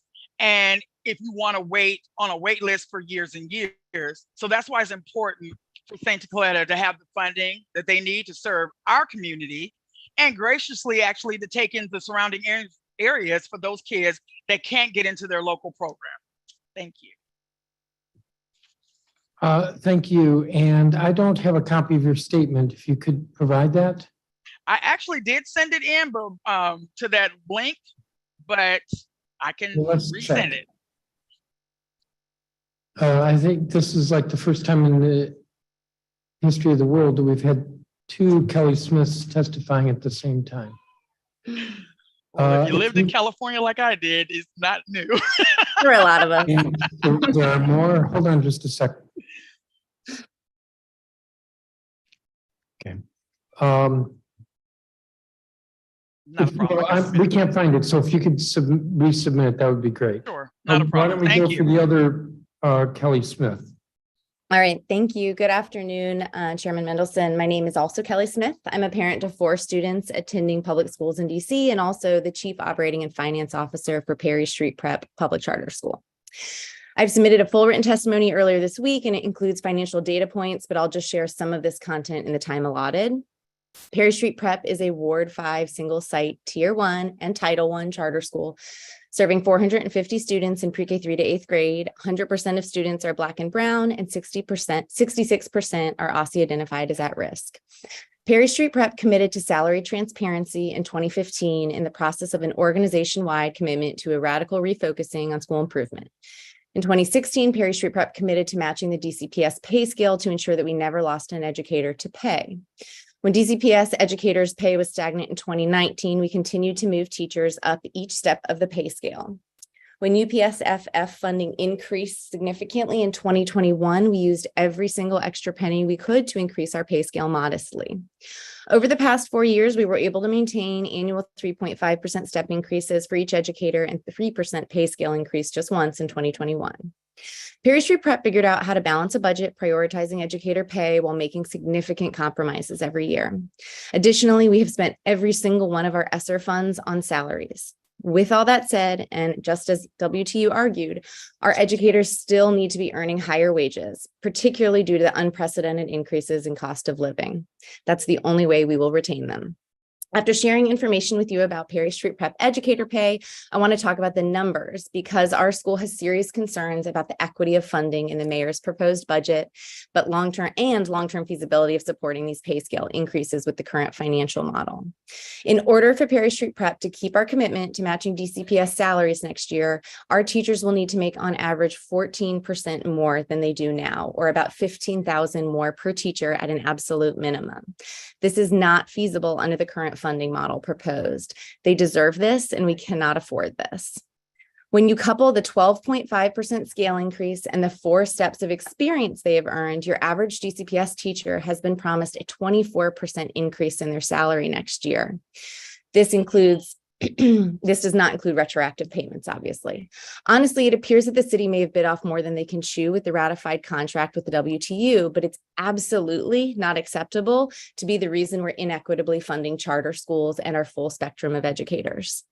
I am committing every single penny of the dollars that are allocated to proposed pay supplements to educator pay at Perry Street Prep. In last week's hearing, Director Reed indicated that charters have been unwilling to work with the city to provide such a commitment or wage data transparency, and this is categorically false. When Chairman Mendelson asked why our staff had not been considered as wholly as DCPS staff, Director Reed stated the decision was made to focus on teacher pay for charters. This is simply befuddling. Perry Street Prep uses one pay scale for teachers, interventionists, counselors, social workers, clinicians, and even our assistant principals. They are all educators in our school's ecosystem and must be part of the equation. I find it unconscionable that a budget this grossly inequitable was proposed. As a parent and as a DC taxpayer, I have 2 students attending charter schools in DC and 2 students attending DCPS schools. I cannot imagine that the council will even consider passing a budget that funds each of my child's educators so inequitably. The difference in what is being proposed to fund DC public charter schools versus DCPS is $74,000 per classroom. I urge the council to push for equitable funding for all public schools and look hard at the feasibility of the financial model in this funding equation. Thank you for your time, and I welcome any questions. Thank you, Ms. Smith, and I do have your statement. I believe Rajat Shah is not here. Sawanda. Chairman Mendelson, could I try one more time, please? Yeah, actually, thank you. Why don't you? Okay, thank you. I'm sorry, but again, my testimony today is to ask the DC Council to provide the education and services that the city's most vulnerable student population needs and is entitled to. The DC Council must provide the gap funding to St. Coletta to cover all operating costs, the 3 that was withheld, and the 1.5 million for fiscal year 4. And the DC Council must ensure that Aussie DOT is funded properly and held accountable to provide reliable and safe transportation services, which it currently fails to do and has never done well in the 9 years we've used it. My 12-year-old son, Henry, is one of the happiest and most loving kids you'll ever meet. He was also born with a genetic mutation which causes him to have epilepsy, be nonverbal, and wear diapers, and means he needs significant daily support. There are very few school options for him, public or private. He currently attends St. Coletta, which has been a great fit for him and his needs. I was distraught when I learned that St. Coletta is struggling financially due to an action taken by Aussie and that it may be forced to close. The uniform per pupil formula has never provided enough funds to cover St. Coletta's operating costs and its services for students due to their high level of need. When St. Coletta moved and opened in DC in 2006, Mayor Anthony Williams and the DC Council at the time recognized that fact and provided gap funding, which Aussie revoked in 2017. Since that time, St. Coletta has lost $3.8 million and cannot cover the expenses to provide the necessary services such as in-house speech therapy, physical therapy, occupational therapy, dedicated aides, assistive equipment, etc., for its students solely based on the uniform per pupil formula funding, nor can it cover all administrative and building expenses. I feel the need to note that Dr. Christina Grant's education has not visited St. Coletta in the almost 2 years since she started to personally observe the education and services that the school provides. When St. Coletta was asked to move to DC, it was to address many of the concerns about DC failing to provide adequate lawsuits and court monitoring. If St. Coletta were to close, there is no other viable option in DC for students like my son, Henry.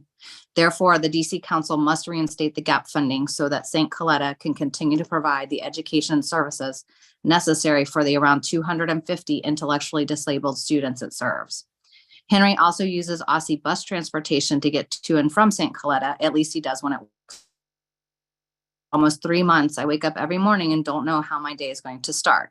Families shouldn't have to guess every day if they will have bus service or if the communication is accurate. Unfortunately, this poor bus service and unreliable communication is not limited to the current fiasco. It's just a new low. Aussie hasn't solved the longstanding issues noted in my written testimony and be where we are today. Therefore, the DC Council must ensure that Aussie DOT is funded properly and held accountable to provide consistent and reliable transportation for eligible students to receive their legally mandated educational hours. Aussie has failed students and families for too long. Please see my written testimony for a comprehensive description and documentation of the city's most vulnerable population of students and their families. I'm also happy to answer any questions you may have. Thank you for your time. Thank you, Ms. Daggett. The last person with this group is Sawande Tekwana. T'Challa. Yeah, T'Challa, the W silent. Greetings, council members. Shawande T'Challa, and I'd like to begin my testimony by asking two favors. The first is a request for a moment of silence in honor of disability rights activist Judy Heumann, who passed away in March. Thank you. The next favor I'll ask toward the end of my testimony. As a native Washingtonian, product of DC Public Schools and proud Howard University alumnus, I'm the beneficiary of dedicated educators who ensured my success as a productive member of society by pouring their heart into their role as a teacher. I've always admired teachers, but it was when I dated a teacher that my respect deepened. I witnessed my then girlfriend spend her own money to purchase school supplies for her students without reimbursement on a teacher's salary. This is what commitment looks like and how it shows up. As a parent of a child with Down syndrome, currently enrolled at St. Coletta of Greater Washington, I appreciate the value of commitment in others. On a regular basis, I witness the staff at St. Coletta carry on the time-honored DC tradition of pouring their heart into their job for the betterment of my son. I appreciate Mayor Bauer's commitment last month to increase the uniform per student funding formula by 5.05%. She didn't have to do that. I appreciate DCPS Chancellor Dr. Louis Farabee going on record stating this year's allocations reflect our commitment to continue funding initiatives that ensure all students are supported in recovering from the academic, social, and emotional learning impacts of the pandemic. He didn't have to say that. With the commitments of Mayor Bowser and Chancellor Farabee, St. Coletta is almost there in terms of being made whole after emerging from a devastating pandemic. Now, I'll ask my second favor. Will this council cast a unanimous vote to provide the $1.3 million to fill the funding gap in this year's St. Coletta budget? The staff, students, parents, and the special needs community would appreciate it. Thank you. Thank you. Thank you for your testimony. That's going to conclude the testimony for all of the witnesses in this group. I want to thank each of you. I do not have any questions for you. We have been joined by Councilmember Parker. I don't know if he has any questions. I don't have any questions, but I do want to thank you all for your testimony. So you all are excused. I'm going to call the next group of witnesses. Leanne Garner Holden, who's a parent at St. Coletta's, Renika Robinson, St. Coletta parent, Jamie Smith, St. Coletta parent, Danielle Marshall, regarding St. Coletta's.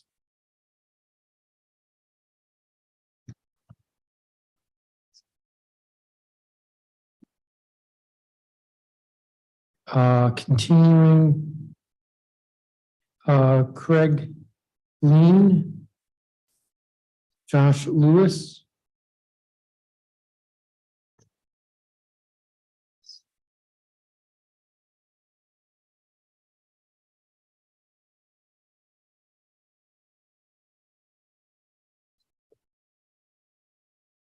I've stalled for a second.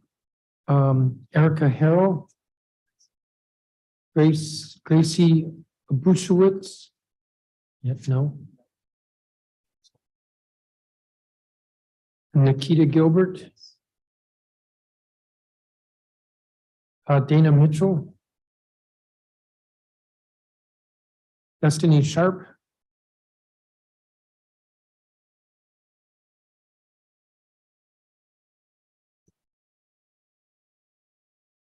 Brittany Dyer.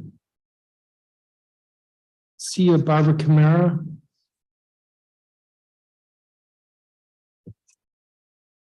Eva Flechter.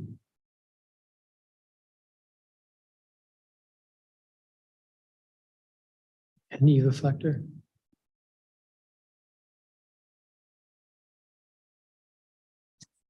Let's stop there.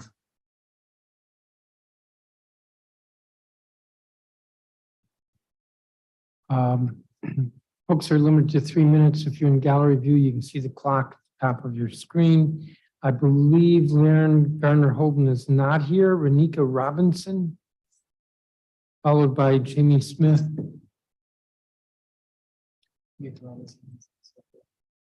I'm told that Renika Robinson hasn't accepted, so she's still in the waiting room. Yes, I'm here. Please proceed. Good afternoon. My name is Renika Robinson. I'm a DC native and parent of a student that attends St. Coletta Public Charter School. This is my written testimony in complete support of St. Coletta requesting $1.3 million funding for the school. In my previous testimony with the council regarding the poor operations of the District of Columbia Office of the State Superintendent of Education, Department of Education's bus system, I stated that special needs children need consistency, and their education matters most importantly. St. Coletta has made certain of this, especially with my daughter. If you cut funding, you will begin to take away things such as staffing. Without adequate staffing, how will our special needs children continue to thrive? Special needs children require one-to-one individualized time with instructors, aides, and therapists. My 11-year-old autistic daughter is nonverbal, G2 dependent, and requires speech and occupational therapy. Therapy in schools is all that my 2 special needs children receive right now due to the lack of outside therapy services available in the District of Columbia. Therefore, they only receive it in their schools, and we do our best to implement it here in the home. Sensory rooms are also needed so that our children continue to have a place where they can calm down and explore their sensory support. Teachers, aides, therapists, and nurses are a must. That's where the one-on-one time comes. Nurses are needed for the complex health conditions that most of our children day to day. St. Coletta has done a lot for my daughter, such as therapists assisting me communication talker device to help her communicate. We have seen our daughter thrive so much more since this. And with the therapist that's there, they're also helping out families with communication devices, learn so much more, and being able to assist their children with that.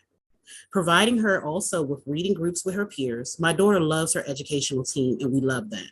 I can feel a sense of ease that my daughter is happy when she comes to St. Coletta. And during the holidays, my family was able to witness this. We got to see the love that the students and the staff share between one another. I can go on and on about the great things that St. Coletta has done for my family, but I only have 3 minutes. So in conclusion, I support the request for 1.3 million funded to St. Coletta. Thank you for the opportunity to be able to testify before you all today. Thank you. Jamie Smith.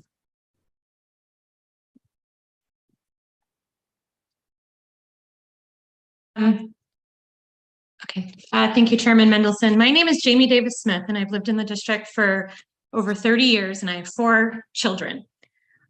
My oldest is Claire, and she's a 16-year-old who loves swimming pools and to eat ice cream and flip through fashion magazines. She's also extremely medically complex and has multiple and severe disabilities. As a result of a genetic anomaly, she has autism, epilepsy, asthma, and a host of other medical conditions.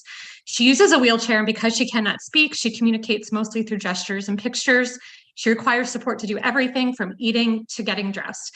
Yet she is happy and understands most of what is going on around her. Over the past 13 years, St. Coletta has made it possible for Claire to progress, thrive, and learn essential skills. No other school in DC is capable of providing the same type of support. My family has structured our entire lives around St. Coletta. Every single decision we make is based on keeping her at St. Coletta. There, she has the support she needs to make progress and get a real education, although that does look different for her than it does for most other kids.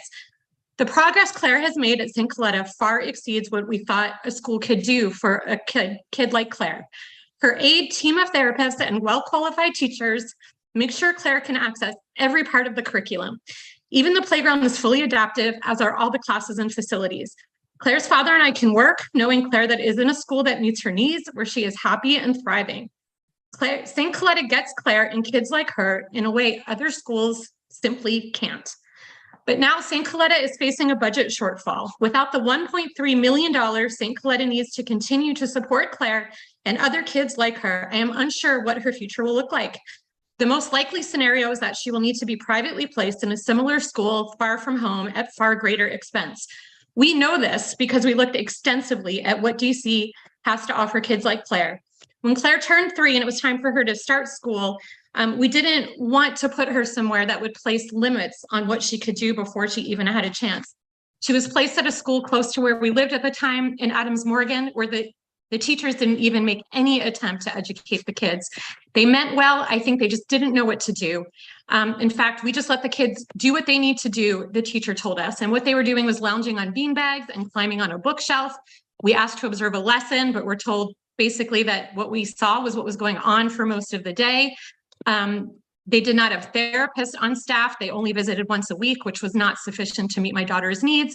And as a 3-year-old, she couldn't even participate in recess because the placement was little more than babysitting and not particularly engaging babysitting at that. St. Coletta meets the needs of some of the district's most vulnerable residents whose needs can't be met anywhere else. I sincerely hope that you will not just sit back and watch this model school fail. DC should be proud of what St. Coletta has achieved and fully fund St. Coletta and restore their $1.3 million in funding that they need to continue operating. Thank you. Thank you, Ms. Smith. Now, Danielle Marshall, followed by Craig Lean. Hello, everyone. My name is Danielle Marshall. I'm a parent of a student who goes to St. Coletta Public Charter School. I'm here today to ask you guys to help us, parents, the family, the staff, everyone out at St. Coletta, help us by providing us the $1.3 million that our babies and everyone needs at St. Coletta. My son, Cairo, he's age 3. He has a very rare syndrome called Cornelia de Lange syndrome. Cairo faces many challenges, and he has since birth down to doctors even being able to diagnose him medically with his diagnosis. It's been really hard for me and my family also to support Cairo with his development because everything is kind of like a mystery. We learn as he goes what type of resources he will need, and the resources that he will need, and just the support overall that Cairo will need in the future. Cairo has an array of doctors that he sees every year for medical support and developmental challenges. He actually went to his 3-year-old appointment in September, and he was referred to by his primary care physician to start at St. Coletta, with St. Coletta being one of the only schools in the district that could support Cairo with the severity and the rareness of his disability. When I reached out to St. Coletta to get Cairo enrolled, I found out that they had experience, and it was one other child there, and just so happened to be in Cairo's classroom who has the same disability as Cairo. So I was really relieved to hear that, and I had been facing some anxiety with sending Cairo to school in the first place, with him being young and with him needing the different things that we do know so far that he needs. Cairo has some physical impairment. He needs a wheelchair to be safely transported to school every day. Cairo is severely delayed in speech. He has a lot of sensory seeking behaviors at home and at school as well right now. He does have restricted growth. Hypertension he's facing right now. This just came up. So like I said, it's many things that we will learn as we go as to how to help support Cairo. But since Cairo has started St. Coletta in October 10th of 2022, he has made so much progress. Cairo has begun to walk. He's begun to walk, and he was not expected, or any child with Cornelia de Lange, they don't expect them to start walking until they are around 5 years old. So I'm so excited about the growth that he's made so far, and even as far as speech. Cairo's been receiving the extensive speech therapy that he needs, and along with Ms. OT Marshall, therapy. I'm going to have to Yes. cut you off. You're over your time. I do have your statement. So thank you for your testimony. Craig Lean is next, followed by Josh Lewis. Thank you, Mr. Chair. It's good to be here today. My name's Craig Lean. I'm the parent of Alexandra Lean. Here's a picture of her. She's in the middle. And she's an 18-year-old who attends St. Coletta. And I'm here to speak on behalf of her and also all youth and students who attend St. Coletta and could attend St. Coletta. I currently practice law, but before that, I was the director of a federal civil rights agency. And I've been living in DC for quite a while. I'm in Ward 2. And, whenever I think about these issues, I think about civil rights and disparate impact. And to have a public charter school in Washington that is such a glorious and wonderful school that provides an education with full supports to people with very profound intellectual and developmental disabilities is extraordinarily important from a civil rights perspective. Because if that school wasn't provided, then there would, for those who have means, for those who have wealth, for those who have money, they can go into the private school system and they can probably get an education like that. But for those who don't, based on socioeconomic status, which is often correlated with race and ethnicity in our country because of historic discrimination, it can often cause a significant disparate impact against underserved communities. And that's something that we need to think about when we think about St. Coletta.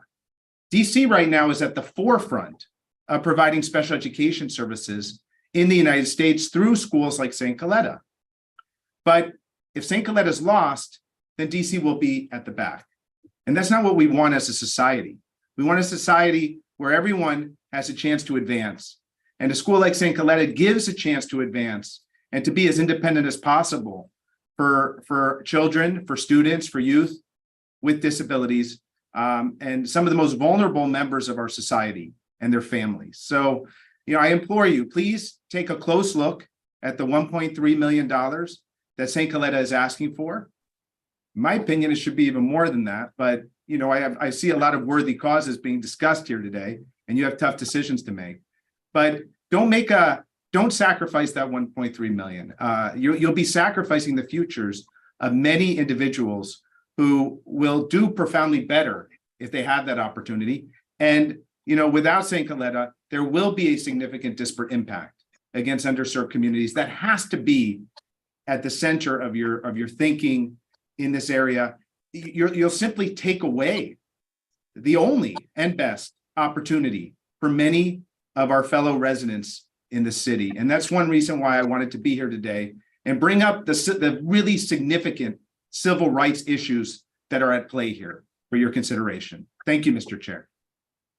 Thank you, Mr. Lean. Josh Lewis, and you'll be followed by Erica Harrell. Yes, hi, Chairman Mendelson. Can you hear me all right? Yes. Okay. Hi, good afternoon. My name is Josh Lewis. I have been a DC resident since 2009, now living in Ward 5 with my wife, Jen, 12-year-old daughter, Kate, who actually just got home from school, so I thought I'd bring her in for her first DC Council hearing, and my son, Connor, who's 9. Both of my children attend DC charter schools. I'm here today in my capacity as the Vice Chair of the Special Education Public Charter School Board of St. Coletta. I joined the board in 2017, initially as a parent representative. I, at the March 1st, 2023 Committee of the Whole Performance Hearing on Education Agencies, I and other parents of St. Coletta students testified about the importance of the school in our children's lives. I also noted that St. Coletta will be included in the next adequacy study, but the results of that study and implementing any changes that result from that study will take time. And so my request at that hearing was for the district to reinstate the supplemental funding that St. Coletta received for over 10 years, and which was terminated effective fiscal year 2021.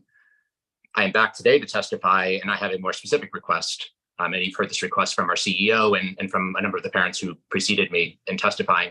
But that request is St. Coletta is requesting $1.3 million to fill the funding gap for next year.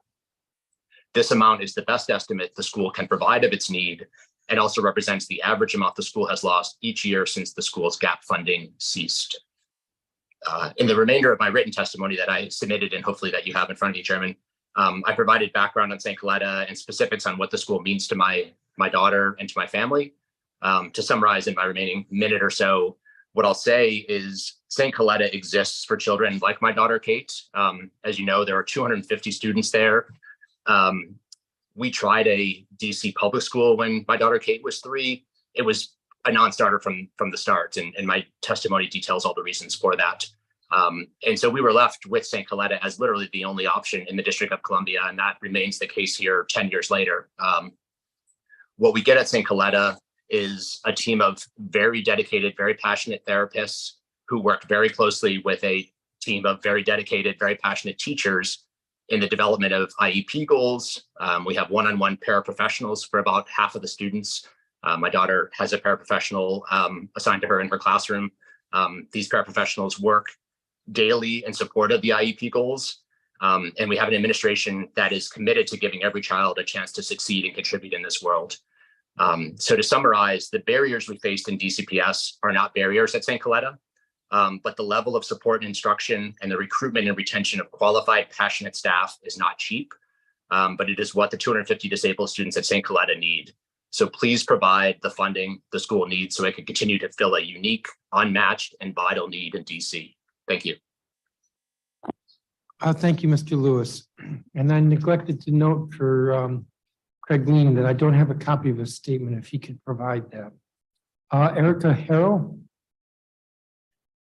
Good afternoon, Chairman Mendelson, Council Member Parker, and staff. My name is Erica Harrell. I'm pleased to testify on behalf of Elected DC, a nonprofit supporting residents east of the river.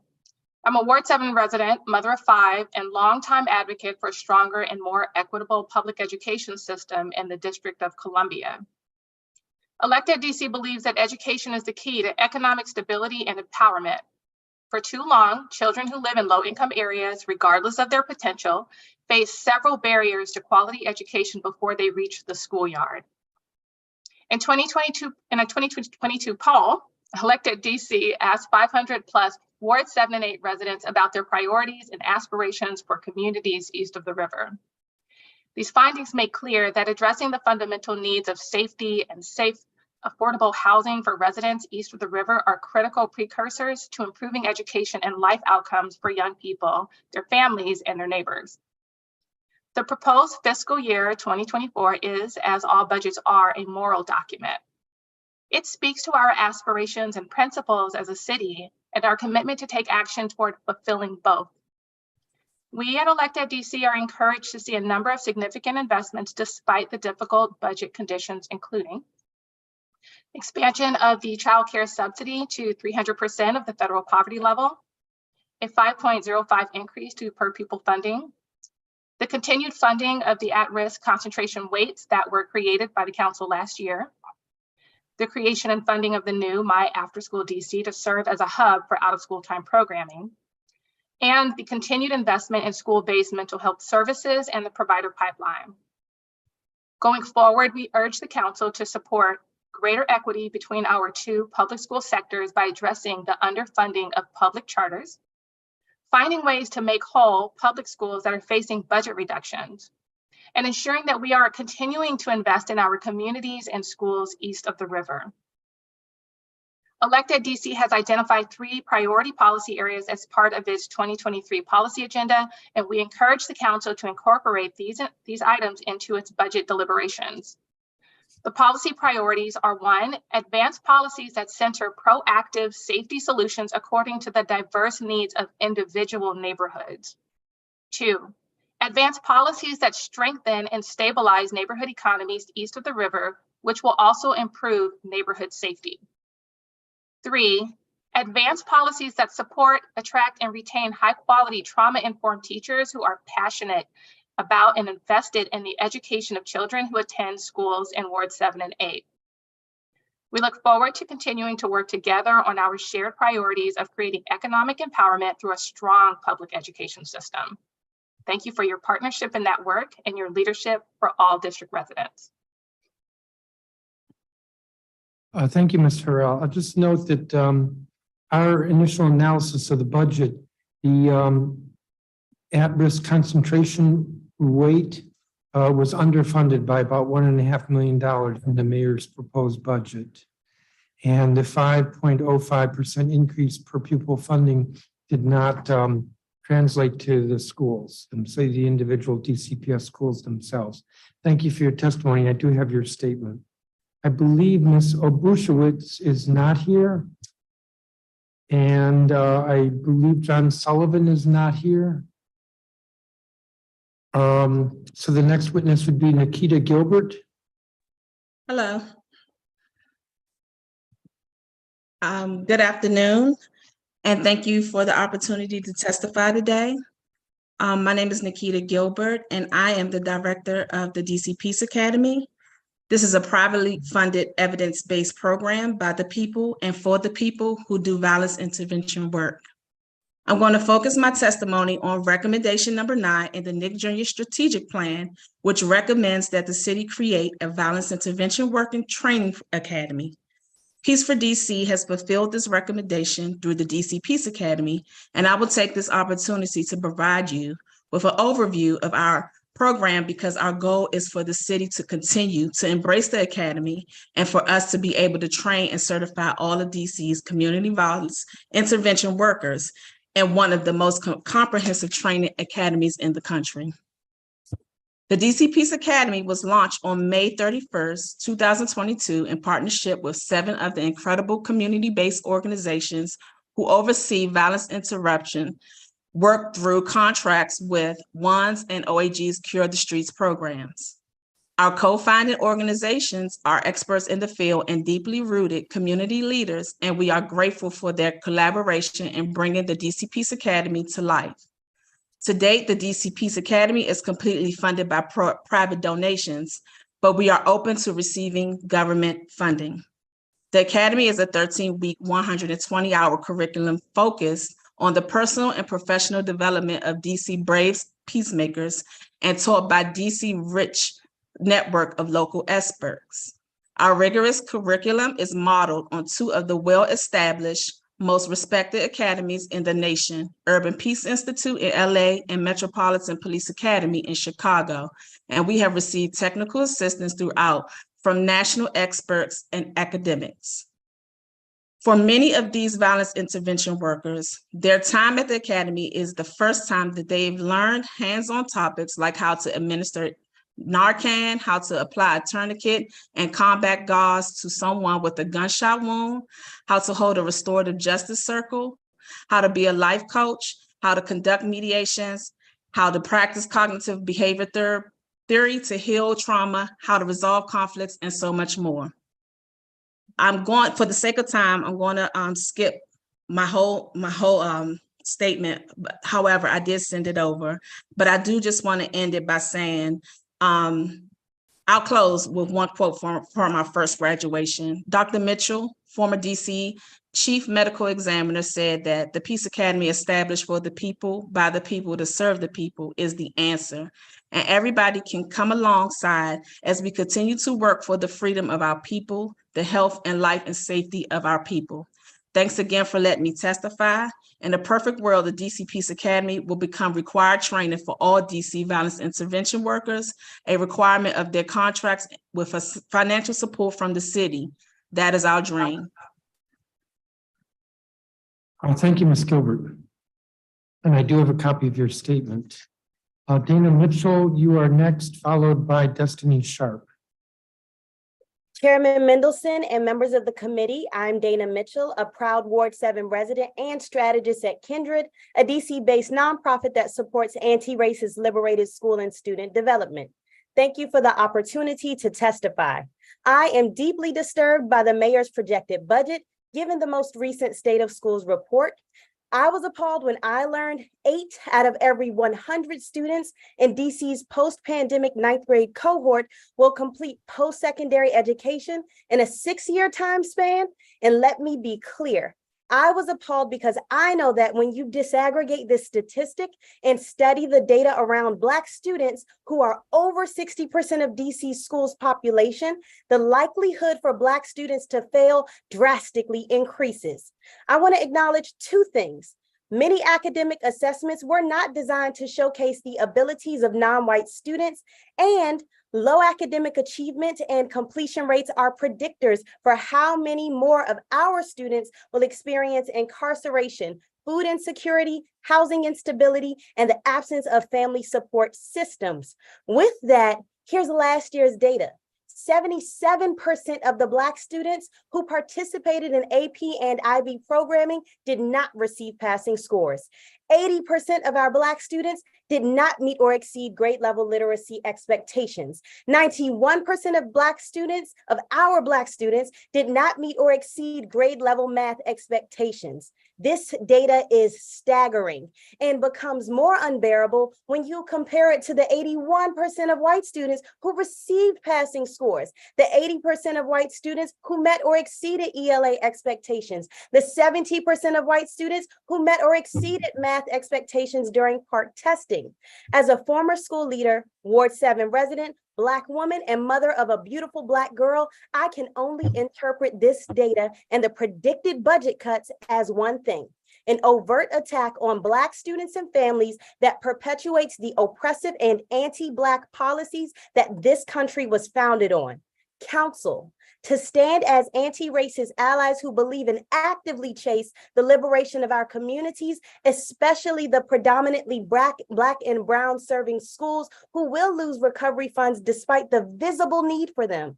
I urge you to reallocate funding that is equal to or above each school's recovery funds in the FY24 budget, and until students markedly recover or demonstrate a readiness to survive the post-secondary climate. Anything less would be another deposit in the bank of decisions that continue to groom Black and Brown youth for prison and poverty. This testimony and its supporting data was emailed this morning. Thank you for the opportunity to testify. Thank you, Ms. Mitchell, and I do have a copy of your statement. I believe Destiny Sharp is not here. So the next witness would be Aaron White, followed by Brittany Dyer.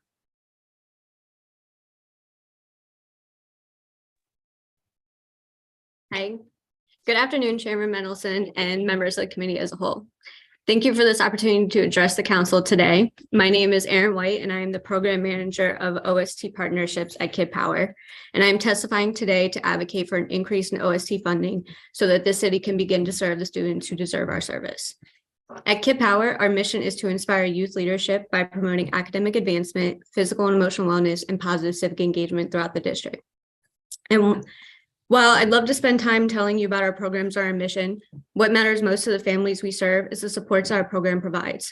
Support comes in many forms, and a lot of the organizations you'll hear from today deliver that support in unique ways that make them each a critical part of their community. But I can really boil it down to 4 major buckets of support. Firstly, academic. Despite the city's effort to close the achievement gap, only 10% of Black students in grades 3 through 8 exhibited ELA proficiency on the last PARCC exam. Organizations all across the city are responding to these numbers by creating programs to provide one-on-one support and interventions that our teachers just don't have the time to provide in the daytime.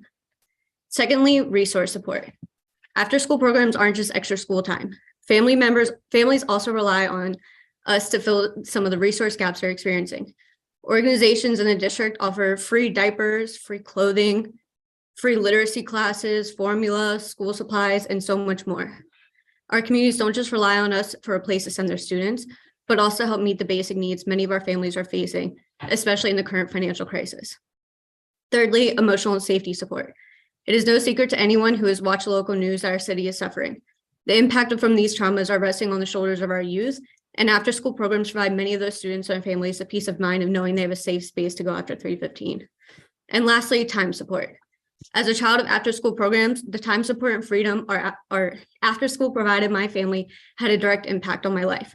By providing a safe space for my working mother to put me, she could work a full-time job and grow in her career without juggling childcare options or having to sacrifice to be there for me at 3. The reality is, school time and work time don't align, and after-school helps buffer that discrepancy without asking families to choose between their child and their career so that they can work towards building generational wealth and breaking down financial barriers. I outline all this to say that after school matters. It's a critical part of the DC education ecosystem and deserves to be funded as such. Unfortunately, these supports are costly, and while the costs continue to rise with inflation, OST programs continue to be underfunded. The need for funding has made it impossible for organizations to serve the full scope of students in need, hard to pay competitive rates to attract an adequate amount of staff, hard to afford the resources that our families need, and hard to pay our current teams the amounts they deserve to prevent turnover and burnout. So I'm here today asking you to please increase OST funding so that we can ensure all students receive the support and care they deserve. Thank you. Thank you, Ms. White. Brittany Dyer to be followed by Sia Barbara Camara. Good afternoon, Chairman Mendelson and members of the committee. Thank you for the opportunity to address the council today. My name is Brittany Dyer, and I'm the instructional coach at Kid Power, a local after-school nonprofit. Today, I'm testifying about the importance of after-school programming for youth in our district. Kid Power inspires youth leadership by promoting academic advancement, physical and emotional wellness, and positive civic engagement to 400 plus elementary and middle school youth throughout the city. Kid Power helps youth succeed academically, provides resources for them to engage as leaders, and guides them in making healthy living choices. Since beginning my journey with Kid Power as an after-school instructor back in 2018, I've continued to witness the positive impact after-school programming has on our students and families. When I'm asked why after-school is important, why is it necessary, I always think about the amazing, talented, and courageous youth we serve and the battles many of them have to overcome daily. We provide our youth with a brave space, a space where they can show up authentically as themselves and share their thoughts and opinions about topics that matter most to them. A space where they can be kids and engage with their peers while learning new skills and having fun. A space where they know they are safe. Kid Power dedicates time specifically focusing around our youth's social and emotional needs, and that is something we cannot afford to lose. Those conversations and check-ins are instrumental to the welfare of our youth and a direct narrative of how they are feeling. Speaking with middle school students currently enrolled in our after-school program, I was able to witness firsthand the impact these conversations have on our youth.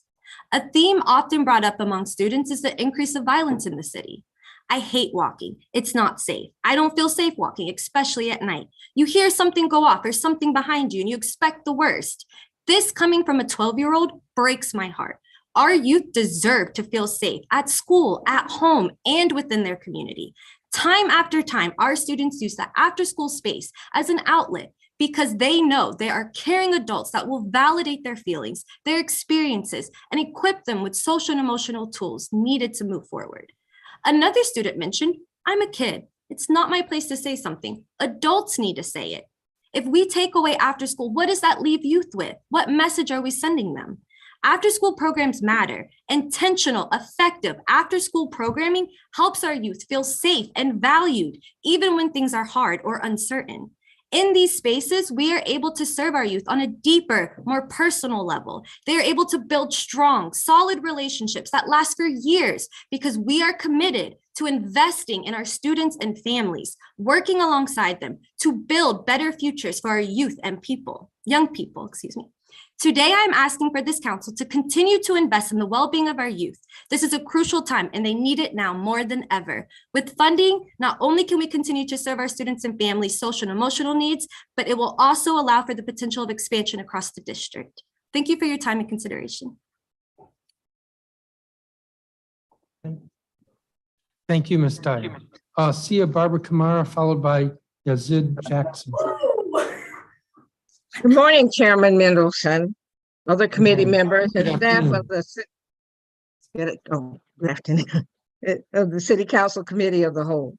I'm Sia Barbara Kamara, a longtime Ward 4 resident, Chief Strategy Officer for the DC Early Learning Collaborative, member of the DC Association for the Education of Young Children, and member of the Executive Committee of the Under 3 DC Coalition. Collectively, these organizations seek sustainable funding for full implementation with fidelity of the Birth to 3 legislation. Thank you for the opportunity to provide testimony during this FY24 budget hearing on the Office of the State Superintendent, and especially the Division of Early Learning. Today, my testimony focuses on 3 areas: support for expanding financial assistance for eligibility up to 300% of poverty, restoring the $5.4 million each year to the Pay Equity Fund, and restoring the $8 million in back-to-school work grants that provide additional assistance to early childhood businesses serving the lowest income communities. We commend the mayor for beginning to address childcare affordability by increasing financial assistance from 250% of poverty to 300%. This step is projected to enable another 2,100 children to be eligible for financial assistance. Prior to implementing this expanded eligibility, we recommend that OSSI and the Department of Human Service examine current childcare intake challenges and establish customer-friendly systems that address these challenges. OSSI successfully implemented phase 1 of the Pay Equity Fund by making payments directly to educators. Currently, ASI is in the process of completing the permanent compensation structure, phase 2. Further, 3,000 early childhood educators to achieve the degree and credential requirements by December the 2nd. There's a need for adequate funding in the pay equity fund for this compensation. Additionally, the mayor's proposed cuts undermine the district's ability to add child development facility directors to the fund and to expand the healthcare for childcare program. Approximately 500 child development businesses are licensed in DC. The mayor's proposed cuts to the back to work childcare grants could be extraordinarily problematic to this sector trying to reestablish more funding during a continuing pandemic, just like other businesses. Therefore, we implore you to restore the $8 million in the back to work grants that provide additional assistance to early childhood businesses serving the lowest income families. Thank you for this opportunity to testify. I'm available for questions. Thank you, Ms. Kamara, and I do have a copy of your statement. The final witness for this group will be Yazid Jackson. Good afternoon, Chairman Middleton and members of the community of the whole. Thank you for including me to share this testimony. My name is Yazid Jackson, and I'm the Restorative Justice Director for School Talk, which is a DC-based nonprofit whose mission is to tackle critical and complex problems that impact youth in the schools and systems that support them. Schools Talk's Restorative DC initiative promotes the integration of restorative justice philosophy and practices into DC school communities through professional development, trainings, workshops, targeted and whole school technical assistance, and monthly community of practice meetings. As you may recall, we have had the honor of presenting to the council in previous years about our restorative justice work with schools in DC over the last 6 years. That work is what we are here to talk about. School reentry has been a constant challenge for staff, students, and families. We've seen an increase in challenging student behavior and more violent incidents of harm. Violence in the district has had influence on the school climate in our local schools. With that, teachers and staff have been challenged with meeting the needs of our students. OSSI has provided approximately $800,000 annually to support the integration of restorative justice in DC schools through individual capacity building and organization and school-wide change. School Talk Restorative DC is currently working with nearly 50 schools across the district, and we would like to continue that. This year, we have heard increasing concerns from staff about personal safety and challenging behavior. The trauma of the last 3 years have impacted mental health of both students and staff. It has also affected students' ability to learn, and it has led to significant student and staff absenteeism and disengagement. School leaders continuously express their desire to balance the needs of student and staff. The lack of socialization skills have influenced behavior of students in ways and at a cadence that we have not ever imagined. It will take significant and intentionality to recreate norms and rebuild those critical social emotional skills so that all stakeholders can feel safe post-pandemic. And this is not just physical, this is also emotional and spiritual. But with a clear vision and concrete strategies, we see school staff rising to the challenge. Thanks to the support of OSSI and city leaders, School Talks Restorative DC has been able to tailor its technical assistance for schools and provide hands-on focused training, coaching, and support to help schools respond to the unique challenges across the district. We have witnessed how committing the time and resources to restorative practices can help create learning environments that nurture the needs of our most at-risk students. One former SPED teacher recounted how restorative practices help her better to understand and build relationships with her middle school students. One student with documented behavior issues in a beginner reading level was able to open up and trust her because she had the skills to build an environment that fostered her feelings, confidence, and own desire to improve her reading skills. Over this time, the student was proud of her personal growth and was able to see progress in her investment. So with that, I would still like to encourage the support of RJ in schools and open to any questions that you may have. Thank you. Thank you, Mr. Jackson. I do have a copy of your statement. And I said you were the last witness, but I believe Destiny Sharp joined us. And I had called her a few minutes ago.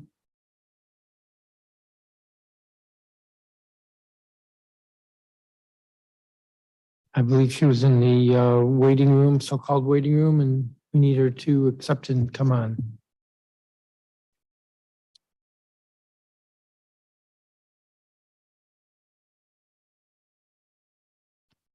Please unmute, preferably turn on your camera, and you can begin, Ms. Sharp.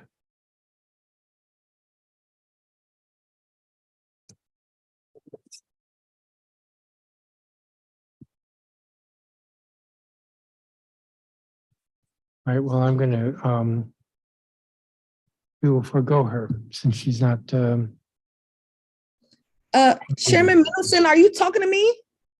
Yes, I am talking to you. Oh, my apologies, sir. I can begin now. Sorry about that.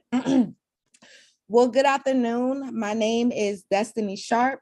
I am so happy to be here. I'm so happy that you all were able to make the time. Greetings, Chairman Middleton and Committee of the Whole Council members. My name is Destiny Sharp. I have lived in Ward 4 for 16 years. I was born and raised in Washington, D.C., and I've testified for early childhood education on behalf of children ages birth to 3 in previous years during the budget season. It's important to me that the D.C. children have the educational and health services they need to thrive. I am the advocacy and education specialist with Fair Budget Coalition. I'm very proud of the work we are doing to build a budget where all residents thrive, not merely survive, where DC policymakers use a whole person, whole community approach. I believe that DC needs a budget that is racially equitable and invests in all communities. Today, I'm expressly advocating for $13.7 million to invest in empowering and supporting DC educators in every DC public and public charter schools. We are asking the DC Council to fund $10 million for a flexible scheduling program for teachers, $750,000 annually for educator wellness partnerships, and at least $3 million in grow your own educator programs that allow DC high school students and paraprofessionals to obtain teacher licenses with no cost at local education institutions and a TBD amount on housing and student loan repayment programs. The 9,000 educators in DC public and DC public charter schools will be the direct beneficiary. By funding proven educator wellness programming, we are ensuring that the partners can work school by school to boost morale and prevent burnout while implementing both self-care and interpersonal systematic wellness plans. By funding flexible scheduling, we are attacking a root cause of burnout, the inflexibility of hours and demands of being a teacher. We are also ensuring that educators of color, educators with children, and others who are specifically impacted can achieve a sustainable work-life balance. By instituting a minimum salary scale for charter school educators and paraprofessionals and teacher aides, we can address the economic injustice of half of DC charter schools having starting salaries below a living wage and paraprofessionals making far below a living wage in DC. And by funding Grow Your Own programs, we are closing the representation gap by growing our own teachers from our current student population while ensuring that they have no student debt. Further, the policy goals of legislation we hope will soon be introduced will help reaffirm teacher evaluation and deepen professional trust. I would truly love to see the changes we made into effect. Please invest $13.7 million in empowering and supporting our teachers. Thank you so much for listening to my sentiments and investing in our educators.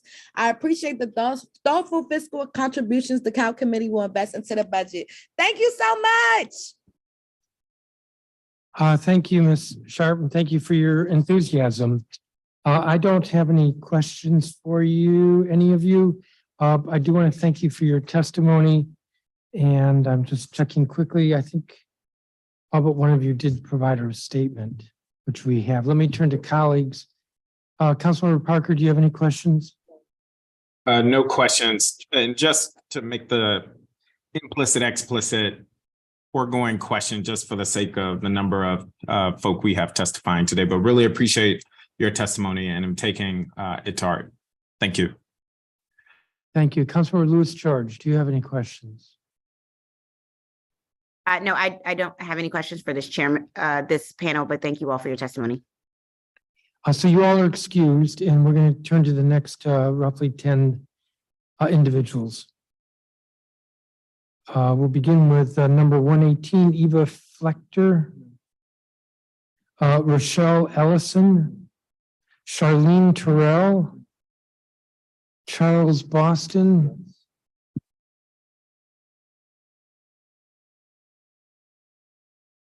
Jean McCarty, Sharifa Alukda, Tracy White. I'm told Olivia Smith is not here. Dr. Jeffrey Grant.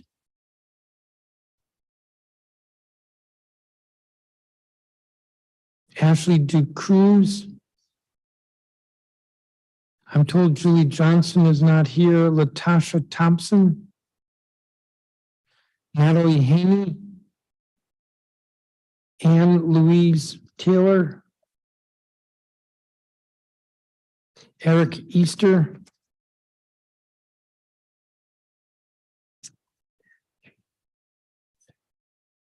Allison Kreiner Brown. Nancy Smith. Allison Fitzsimmons. I'm told Elena Minks is not here. Sammy Rabinowitz. Jason Fitzsimmons. Maureen Corin.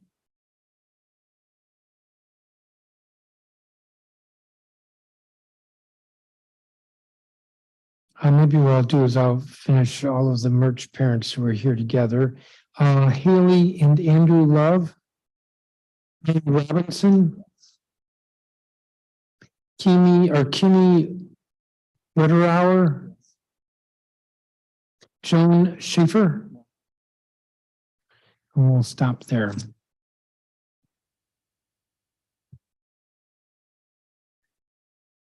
All right, so let's see. When I called the roll, I believe Eva Flechter is not here. Rochelle Ellison is not here. Charlene Terrell is not here. Charles Boston, you would be first.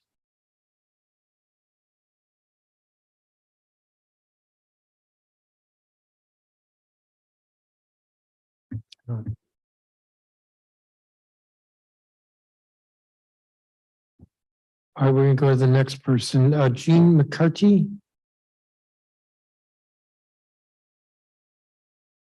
Waiting for you to accept. Sharifa Al-Ukta, I believe, is not here. I see Charles Boston is just logged on, so to speak. Why don't you begin? Good afternoon, Chairman and Committee on the whole. Can you hear me okay? I can.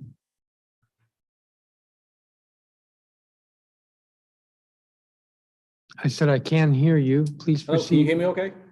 Yes. Okay, I can't hear any feedback. Okay, sorry about that. Greetings, my name is Charles Boston. Thank you for the opportunity to testify. I'm a Ward 7 resident. I'm the Director of Community and Urban Forestry Alliance located at Monroe School in Ward 7. I'm also the parent of 2 DCPS students. My concern is with environmental education. With the recent climate change now is not the time to waive on educational funding, particularly environmental education. Council, over the past decade, the District of Columbia, primarily with non-district owned business contractors, has spent hundreds of millions of dollars on landscaping and tree-related services, i.e. planting, pruning, and tree removals. I bring this up because DCPS once taught all of these trades throughout the mid-60s and 70s.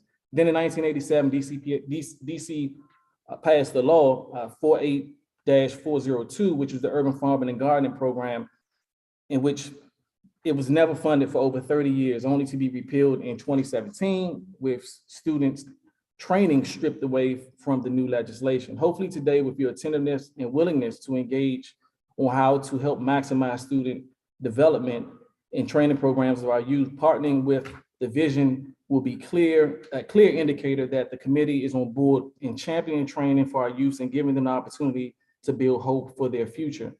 If funding is released, this will be your legacy and footprint. Yes, the District of Columbia students training will signal your value and their success. I'm asking you to let the funding flow. Students need deliberate actions and program supports now. The missed opportunities to educate, train, and employ district residents in the past in agriculture, arboriculture, landscape, and the environment has led to perpetual repercussions, specifically for fewer taxpayers and concentrated poverty. Just imagine the District of Columbia, where all students were thoroughly educated in agriculture, arboriculture, landscaping, and/or the environment, and those same students working in the community they grew up in or reside in, or strongly able to pursue post-secondary education to become an arborist, entomologist, or environmental scientist. That's community development, and it's possible with your action. More students working equals future taxpayers and more income earners, which creates healthier communities, better schools, expanded services, happier families, less crime, and less violence. That's the outcome I hope this council will aim and budget for. In respects to problems with our youth, the current education curriculum is simply not relevant or motivating. There's too much testing and not enough time outdoors or preparation for the marketplace. As a result, many students do not see a future for themselves. Students are actors. They act out what they see in us. In the movie that they're watching of our lack of accountability, mismanagement of resources, a toleration of hopelessness and homelessness explains a lot of their actions, attitudes, and behaviors. I see I'm out of time. I submitted my testimony. I appreciate your time this evening. Thank you, Mr. Boston. I do have your statement. Jean McCarty. Hi, good afternoon, Chair Mendelson and esteemed members of the DC City Council, the dedicated leadership supporting all children in DC schools. My name is Jean McCarty, and I'm the CEO of a nonprofit named Outteach. I'm also the proud parent of a DCPS middle school student. And I'm here today to ask you to include the $2 million request for outdoor learning in the 2024 budget, as requested by the DC Outdoor Learning Coalition. This investment will elevate science education in our public schools. And as I was preparing for today, I asked my son what lessons he remembers most in elementary school. And the ones he mentioned were either hands-on experiences outside or those lessons taught by teachers who made real-world connections to classroom learning. It was a pollination experiment, an overnight nature trip, and anything taught by Mr. Jonathan Core, who was just an exceptional teacher who brought learning to life every day. Our DC schools have always valued learning through experience because it engages students, accelerates learning, and deepens comprehension. So school-based funding for outdoor learning will ensure that access to real-world learning is equitable across the city. With a small investment, schools can transform their schoolyards into real-world labs where students can learn hands-on right outside their classroom door. Elementary students especially must have more than 18 minutes of science a day, which is the national average, and hands-on science is the most impactful. Outdoors, students do science. Students can make observations about real-world phenomena, come up with questions or problems to be solved, and then explore and test different solutions. Life science, earth science, physical science, it all happens outdoors. And research shows that engaging students early on increases their interest in STEM. Recently, the DC area was recognized as second in the nation for life sciences talent. Life science jobs and other STEM jobs are growing faster than any other sector, and they're some of the highest paying. We have an opportunity to lead the nation, and our talent pipeline should come from our DC public schools. Outteach transforms outdoor spaces into real-world labs to bring science to life for students. We work with school communities to design and build outdoor learning labs, and we coach teachers to use them. Since 2015, we partnered with 75 DC schools and companies from health and STEM sectors who are interested in strengthening their workforce pipeline.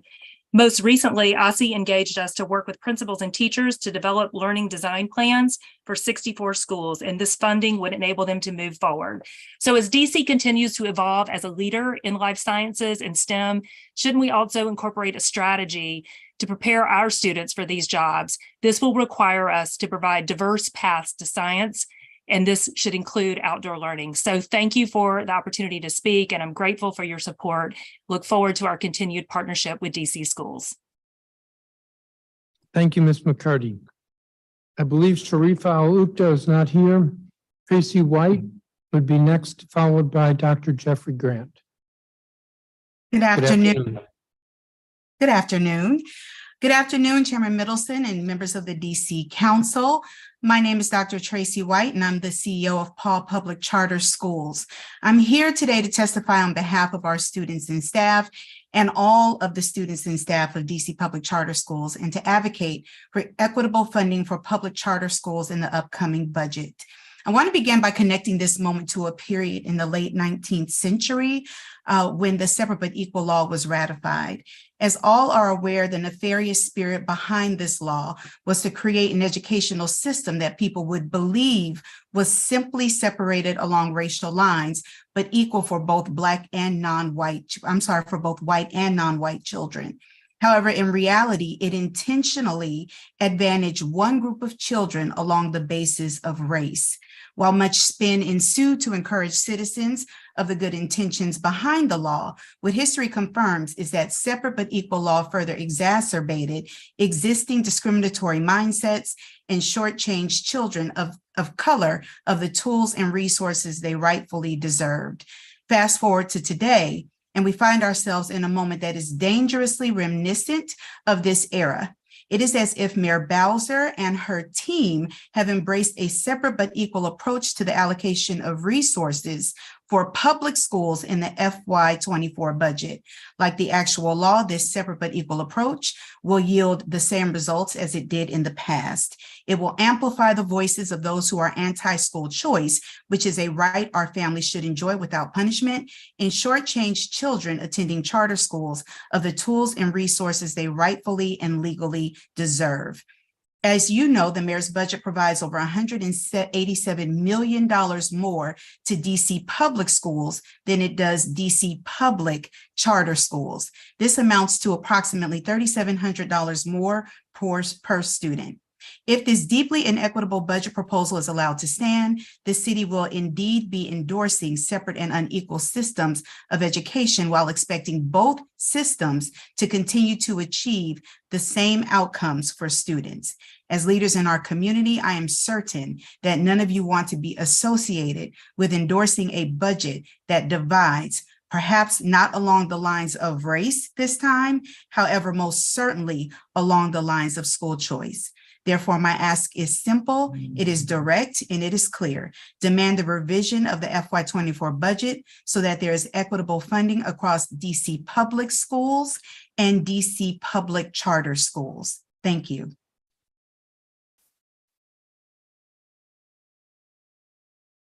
Thank you, Dr. White. Dr. Jeffrey Grant. Greetings, Chairman Middleton and members of the committee. I am Dr. Jeffrey Grant, CEO of Monument Academy Public Charter School. I am writing to express my frustration with the state of education as the decision makers continue to ponder what I believe are non-negotiables. I do not feel that it is necessary to take a deep dive into critical race theory at this time. We are all aware of this nation's history of denying equitable access to resources for Black and Brown people. Specifically now, while we are speaking to education. Plessy versus Ferguson established that schools and other entities will be separate but equal. Brown versus the Board of Education outlawed segregation and mandated that all schools receive equal funding and equitable distribution of resources. As we have learned, centuries of blockades and obstacles have resulted in achievement gaps that would not be alleviated overnight, nor will they be closed in 1 year. And as you can see, not in the last century. Thus, in response to the societal pandemic, Monument Academy provides a residential program and implements a robust curriculum that incorporates the strategies designed to raise achievement levels for all scholars. Unfortunately, COVID further exacerbated the aforementioned multi-generational tragedy. The heroic efforts expended by Monument staff members are spiritually rewarding, yet mentally exhausting, fulfilling, yet frustrating, joyous, yet demanding. Our educators are passionate about their work. Unfortunately, our government is not valuing their passion because my teachers chose to work in a DC public charter school, the only residential middle school whose mission is to support average scholars. In the year 2023, we are still begging for politicians to comprehend the life-altering gravity of this travesty. Sadly, we're here to advocate for equitable funding for doing the same work for the same kids. Why are the students of Monument Academy and other charter schools not being treated equitably? Separate and unequal is a practice implemented before Plessy versus Ferguson, creating a $187 million funding gap between charters and traditional public schools is nothing less than a discriminatory practice aimed at scholars in wards 4, 5, 7, and 8. The gains we've made since the inception of charter schools in DC have been remarkable. Our schools have produced leaders in a myriad of fields and have positively grown numerous communities. Our schools are full of dedicated professionals who love their scholars and their families. We want to reward our personnel members and retain their services, allowing our scholars to maintain relationships with the teachers who have nurtured them throughout these challenging last few years. We desire to provide mental health support for our stakeholders through partnerships such as the one Monument currently has with Empower Ed. Monument and other public charter schools provide options and opportunities to many families who have been denied access to quality instruction for far too long. Do what you know is fair and fund all schools equitably. Thank you. Thank you, Dr. Graham.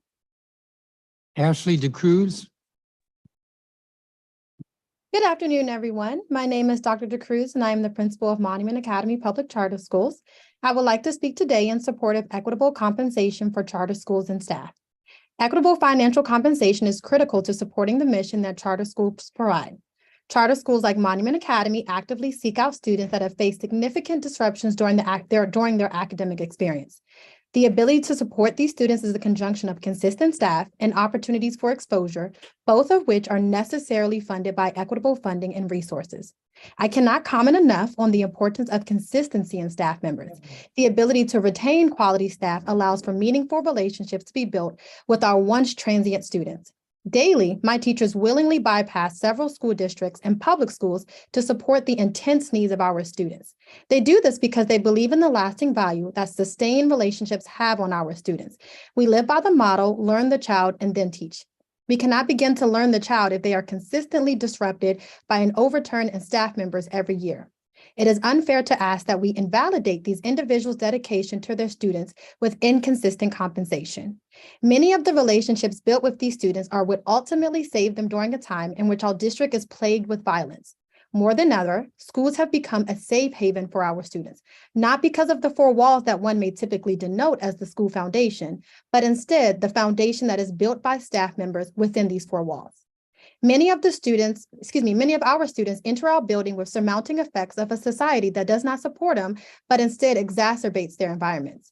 Government funding allows for us to homogenize the disparity that exists between the haves and the have-nots. With the ability to expose all of our scholars to relevant field experiences, literature, and interventions, Monument Academy is able to support the needs of all students, no matter their ward, family economic status, or prior educational experiences. We cannot begin to ensure accretion of our marginalized students if we are penalized financially. Instead, we must scour for grants to account for the financial difference that we are justly owed. Students should not be penalized for the type of academic organization they choose to attend. We cannot differentiate funding solely on the merit of one's preference of an educational placement. Both charter and public schools are serving the same purpose, to educate students in our district, a feat that is at a critical point due to deficits exacerbated by COVID-19. As such, the conversation about equitable compensation of charter schools is not only relevant, but timely. Without proper funding of our charter schools, we are doing a disservice to some of our most vulnerable students at a precarious time in their academic trajectory. Thank you, Chairman Mendelson and committee members, for your time. Thank you, Dr. DeCruz. I believe Julie Johnson is not here, and I believe Latasha Thompson is not here, and Natalie Haney is not here.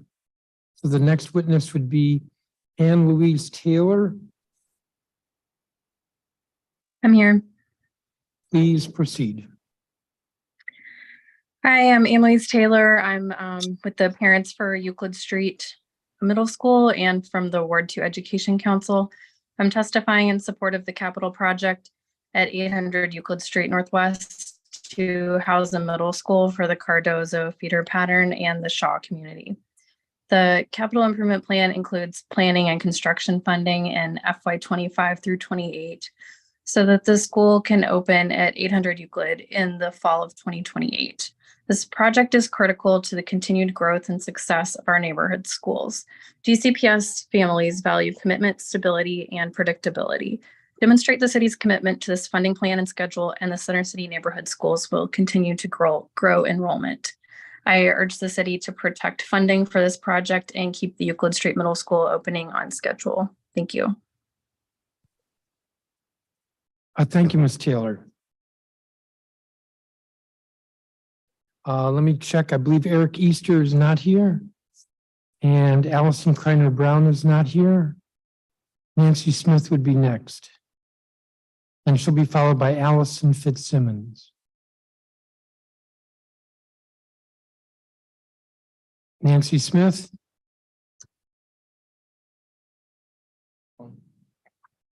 Nancy Smith. I needed to unmute. Thank you. If you can turn on your video, that would be great.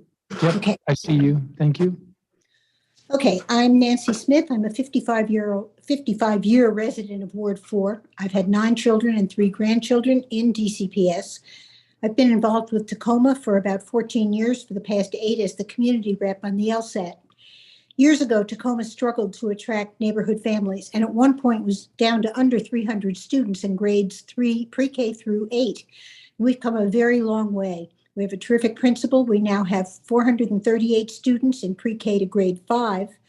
In-boundary families are seeking out the school, and with several affordable housing buildings designed for families due to be constructed within the next year or 2, we expect more growth in the future. We're a highly diverse school, racially, linguistically, and socioeconomically. More than 40% of our enrollment is at risk. Our ELL population is at 48%. Our community values this diversity. That's the good news. The bad news is that, as with Ellington, DCPS seems to want to punish success. We cannot adequately serve our children with the budget proposed, a 5% cut from this year, and we were already underfunded for the current year. We have 25 more children than projected, 25 more than this year's budget was designed for, and new enrollees continue to arrive even this late in the school year. We had 16 more children on count day than projected, and already have 9 more than projected for next year. Moreover, most of our late enrollees are at risk in one or more categories, meaning that we are significantly underfunded to meet special needs. Yet DCPS wants us to lose more than $250,000 of our already too small funding, and this is unconscionable. For years, we have met or often exceeded enrollment projections on count day, with significant numbers of children arriving after that, some from charters who keep the money. The method of developing projections is clearly flawed and for us has resulted in perpetual underfunding. This undercuts progress that schools like ours have made, that have improved and are attracting more families, only for them to find that we can't adequately meet their children's needs. And that was before DCPS proposed reducing our budget in the face of rising enrollment. DCPS did acknowledge the growth of our ELL population by authorizing another half-time ELL teacher, something impossible to find and thus meaningless. Our current ELL staff is being stretched far too thin. Many of the kids are newcomers. We know that we aren't alone in having budgets reduced, and many schools have been harmed even more egregiously. We ask that at a minimum, the council assure that Tacoma has a budget for next year that reflects its actual enrollment, and for the future, require DCPS to develop a far better method of projecting enrollment. Thank you. Thank you, Ms. Smith. Under the schools first in budgeting law that the council adopted last fall and is law now, which the mayor indicated she was not going to follow, Tacoma was shorted $24,000, which is to say that under the law, Tacoma should have another $624,000 in its budget. Which we need for high-risk kids. Ranking in terms of, because there's something like close to 60 schools that were cut. Tacoma's top 14. Thank you for your testimony. Thank you. Allison Fitzsimmons, and you'll be followed by Sammy Rabinowitz. Hi, my name is Allison Fitzsimmons. I am testifying to ask the council to provide $230,324 to fund 2 additional teachers, 1 each for rising first and second grades at Murch Elementary School. I am the parent of a current first grader, rising second grader, and I have a little child who's not yet at Murch, too little, And when we started the year, our class had about 25 kids, and over the course of the year, we have come up to 28 children, averaging in the first grade. Merch experienced an increase of 48 children into the school after after the start of school, which is more than 2 classrooms. Families are drawn to Merch for the diversity of both geographic and socioeconomic backgrounds, beliefs, and academic abilities. But we need funding to support those. There are multiple children in my daughter's class who don't speak English and need to have that support so that they can be part of the classroom. There's also multiple children from different socioeconomic backgrounds that need to also be met where they are so that they can be supported and they can also have the best learning experience.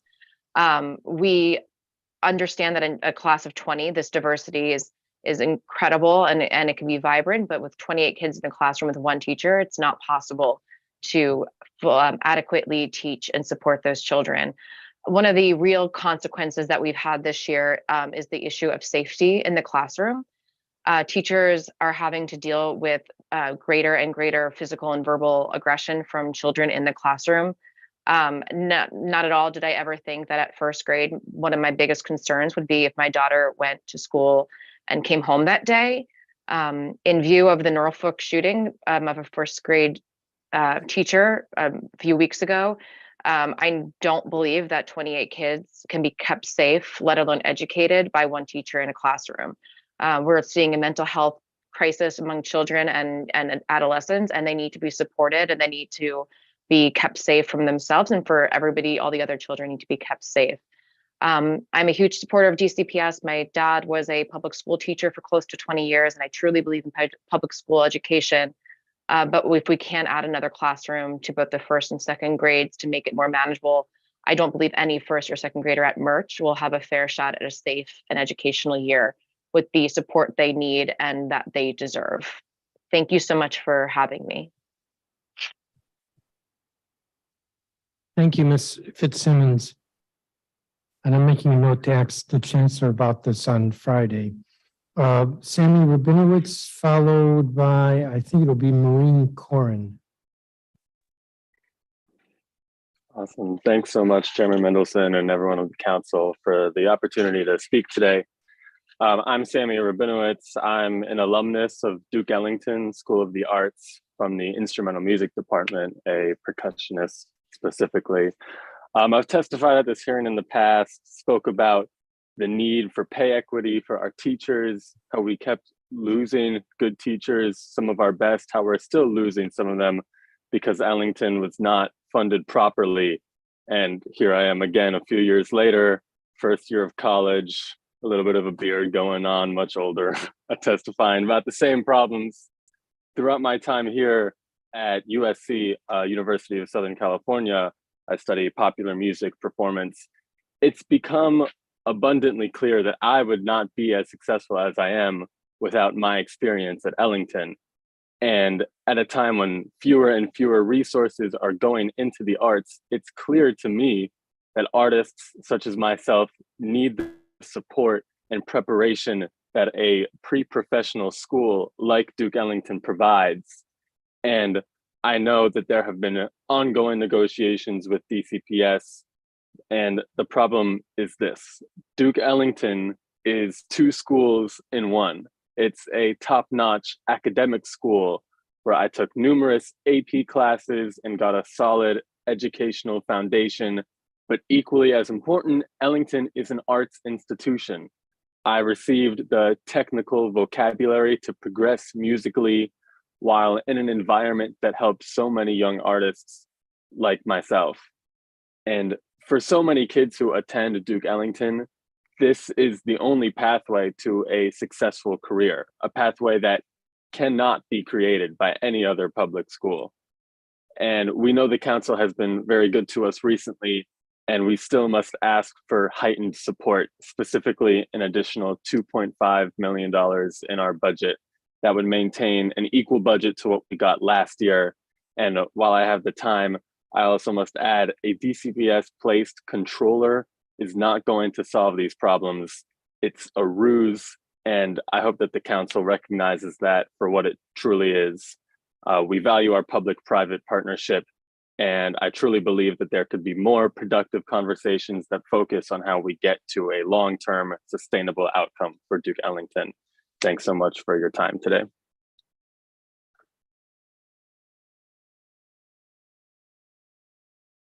Thank you. Thank you, Mr. Rabinowitz. I think Jason Fitzsimmons is not here. Maureen Corin would be next, followed by, I think, Mary Robinson. Please proceed, Ms. Corin. Good afternoon, Chairman Mendelson and members of the DC Council, and thank you for the opportunity to provide a testimony in support of DC Public Schools. My name is Maureen Corin, and I'm the parent of 2 first graders at Murch Elementary School and a rising pre-K 4.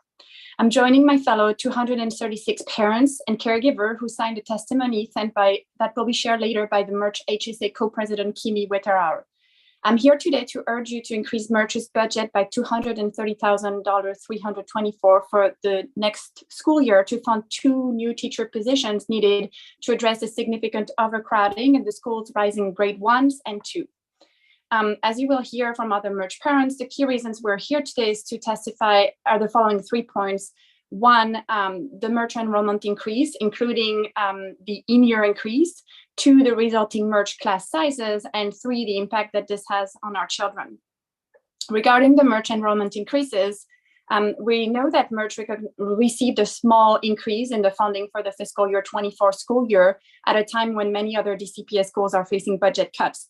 However, Murch is in a unique situation because it has encountered this year drastic and unexpected enrollment growth.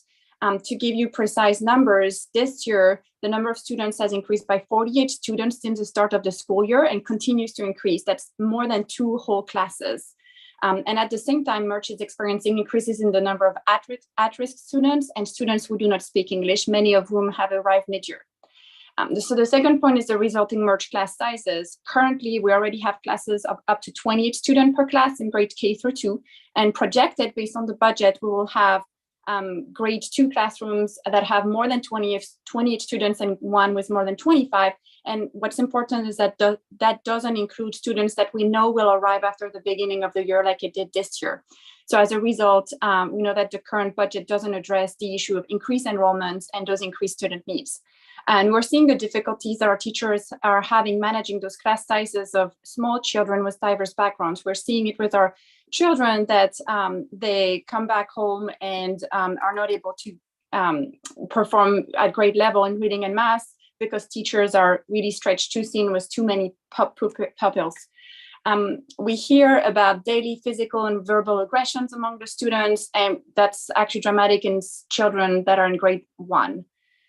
So we have the space at Murch to accommodate 2 additional teachers. What we need is the funding. Both of my parents were also public school teacher. I'm proud that my kids go to public schools in the district, but I'm worried increasingly about this choice when I see the class sizes in next year's budget. So I therefore urge you to allocate an additional $230,000, 324 to fund the 2 new teaching positions at Murch, 1 each in grade 1 and 2 to support our students and keep our families and our children in the district with the right education. Thank you very much for your time and your consideration. Thank you. Thank you, Ms. Corn. I believe Haley and Andrew Love are here. Good afternoon, Chairman Mendelson and members of the council. We're parents of a first grader at Murch Elementary. Our daughter's class currently has 28 children led by a single teacher without an aide, and we are extremely concerned about the sizes of rising first and second grade classes at Murch. We're testifying today to urge the council to increase Murch's budget so that it can hire additional teachers for the 2023-24 school year to reduce class sizes for early learners to more manageable levels. We've lived in our home for more than 20 years and decided to raise our 2 young children in Washington, D.C., based largely upon Murch's reputation for excellence and the wide diversity of geographic and socioeconomic backgrounds, beliefs, and academic abilities among students and families at Murch. But with such large class sizes for early learners, Murch's ability to provide our children with a quality education is in serious jeopardy. If the situation persists, our family and many others will be forced to consider other options, including private schools or leaving the district for a jurisdiction with better public education. We have witnessed firsthand the negative impact of such large classrooms on early learners. In a classroom of 28 students with students of varying socioeconomic backgrounds and academic abilities, a teacher simply cannot effectively manage the class.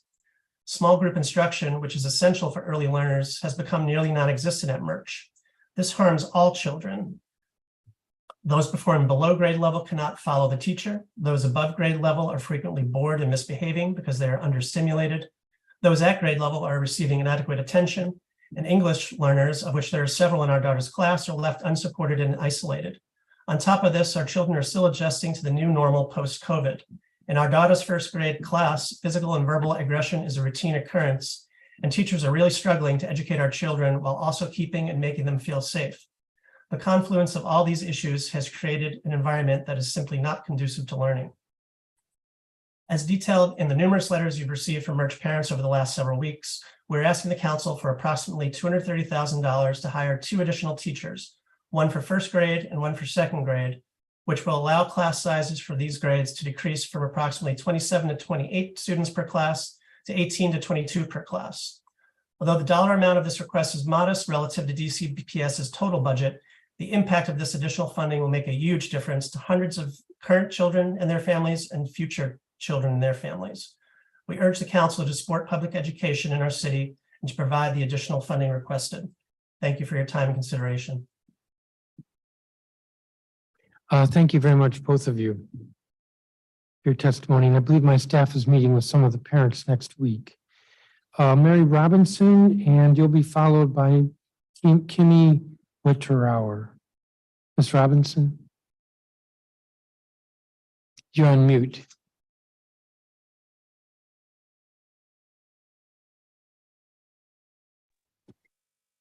Good afternoon. Good afternoon.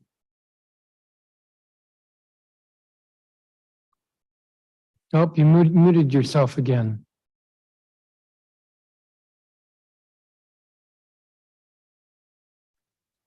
There. Sorry about that. Yes, don't touch anything.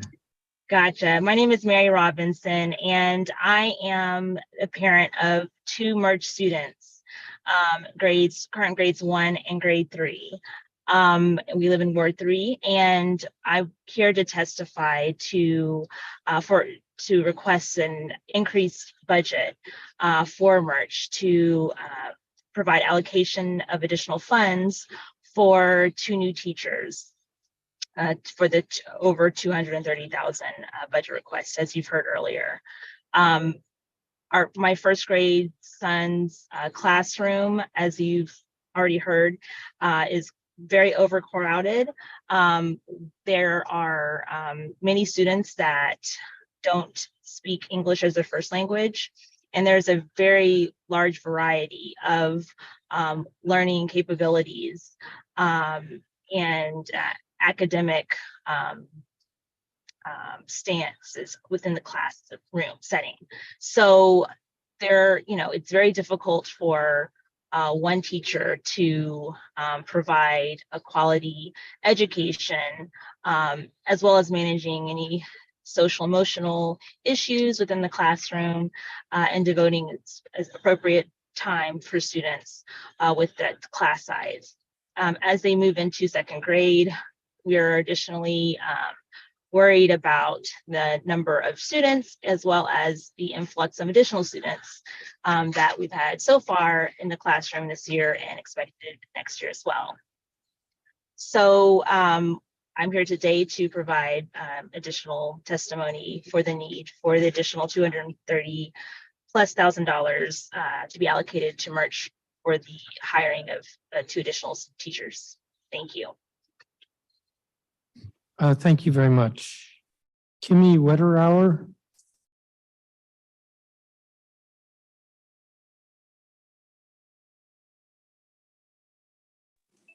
Good afternoon. Good Thank afternoon. you for the opportunity to provide testimony in support of DC Public Schools. My name is Kimmy Witterauer, and I am the co-president of the Murch Elementary Home and School Association. I testify today on behalf of more than 230 parents and caregivers of Murch students who have signed this testimony. We are here today to urge you to increase Merch's budget by $230,000 to fund 2 new teacher positions to address significant overcrowding in the school's lower grades. Merch received a small 1.7% increase in funding at a time when many schools are facing budget cuts. However, Merch is in a unique situation, having encountered significant enrollment growth this year. Our enrollment has increased by 48 students since the start of the school year. We're now at 670 students. Merch is also experiencing significant increases in the number of at-risk students and students who do not speak English. This sudden increase has especially impacted Merch's youngest learners. Our grade 1 classrooms now have up to 28 students per class, which is 40% greater than the threshold set in the Washington Teachers Union contract, which states that maximum class size shall not exceed 20 for kindergarten through grade 2. DCPS recognized the over-enrollment at Merch and provided one-time funding for 2 additional teachers in January.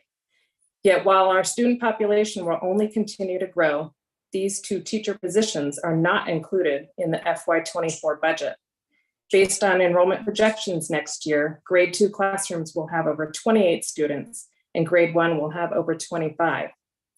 Merch's budget increase of 1.7% does not adequately address increased enrollment of over 7% and increased unique student needs. We've spoken extensively with Merch's teachers and administrators about how best to address these challenges. Our collective belief is that adding 2 additional teaching positions will have an immediate impact on our students. It will also provide essential relief for our overstretched teachers, mitigating burnout and turnover. Merch has the space to accommodate 2 additional teachers and classrooms. What it lacks is the funding. We therefore urge you to allocate an additional $230,324 to fund 2 new teaching positions at Merch. Investing in our public schools, including Merch, is critical to the long-term future of the city. Thank you for your time.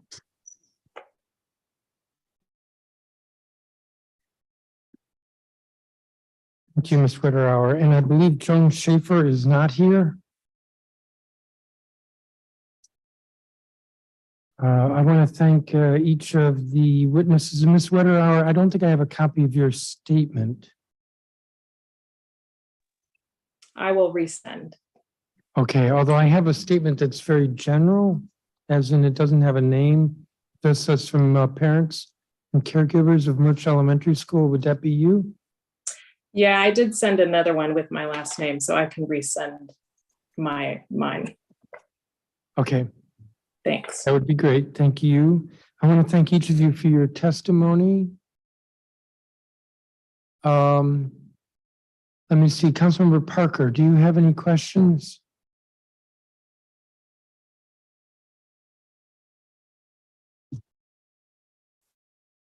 I'm going to assume silence means no.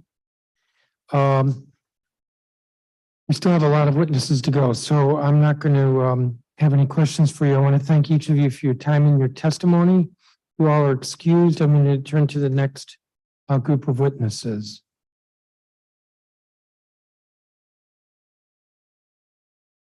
Dorian Bluth, who's with Duke Ellington.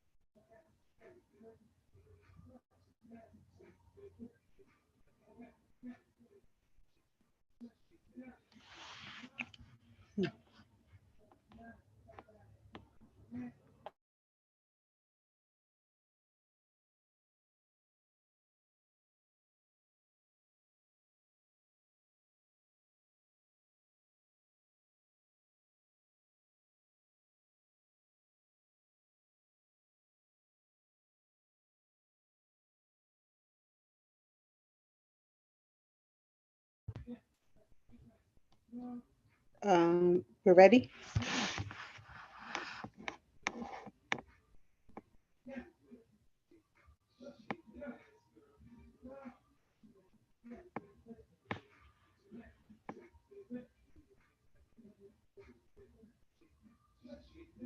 Oh, great. Okay, hi. Good day, Honorable Chairman Mendelson and Council member colleagues. I am Doreen Blue, a native New Yorker, now Ward 7 resident, proud parent of a Duke Ellington School of the Arts, Cinematic Arts Media Production, known as the Camp, Rising Inclusive 10th grader, and Vice Chair of Advocacy of the DESA Shade PTO. My son's morning begins at 4:30 to 5 a.m. Out the door by 6 a.m., rushing for 2 buses and a metro ride up to about 10 stops or more with the hope to arrive at school by 8:30, only for him to return at home about 7 p.m. in the evening, discuss the day, eat and socialize to restart the next day, understanding that art is not a hobby, but a discipline. That is one of our mottos. I want to encourage the council to follow a practice some time ago with the amount of lists that we have today of testimonies, that possibly looking at a ward set, at a Saturday, excuse me, let me calm down, a Saturday hearing for students to share their voices and understanding how this reduced budget will impact their intelligence, brilliance, and futures. Duke Ellington School of the Arts has thrived for more than 50 years because of unique public and private partnerships with DCPS, our independence and our ability to attract professional artists to teach at Duke Ellington. Not only is Duke School of the Arts seen for those nationally performing stars, but the teachers of both academics and the arts are that of professionalism and self-experience, which is unmeasurable and desires recognition, if not more than just equal pay. While the proposed budget cuts have a great effect on all of the continued and equitable, under-resourced and understaffed DC public schools, both public and charter, speaking specifically for the Duke Ellington School of the Arts, the proposed budget, is even more of a grave attack, which would have serious implications impacting for years to come or not. Duke Ellington School of the Arts budget request is in its proposal. It supports proven track records, which justifies stats of longevity, dedicated staff for years. For example, Mr. Augins, with 49 years of teaching and chair of the dance department. I bet you Councilmember Robert White, I'm sure you spoke with him in the development of your current teacher retention bill. If you haven't, you should. The Duke Ellington School of Arts has been under attack on many levels, such as dual curriculum funding, board leadership, human resources, best practices, residency, and Title IX, excuse me.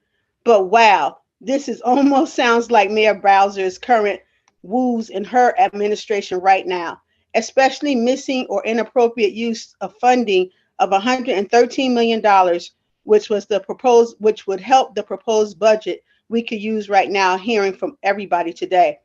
Sounds like Mayor Bowser's administration needs a chief compliance officer, not DESA. The only difference is that Duke Ellington School of the Arts leadership of the DSAT board and administration with and under Principal Logan investigated and swiftly handled those errors.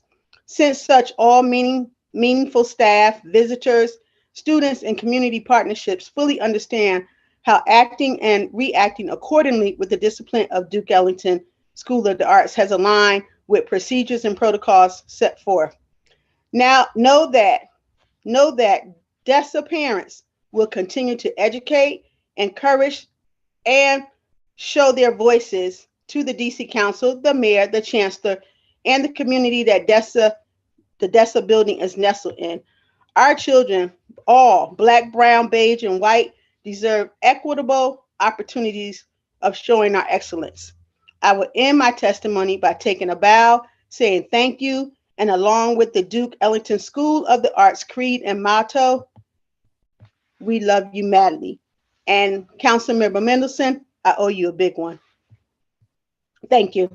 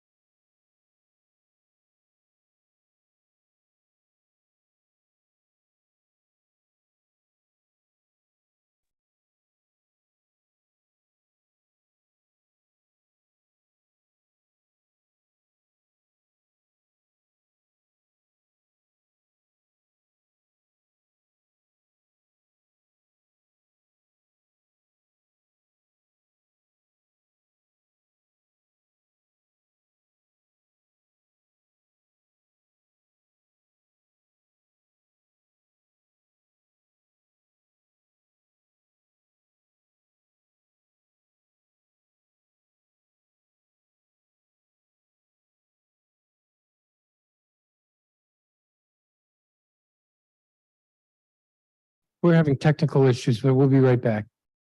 As in 10 seconds.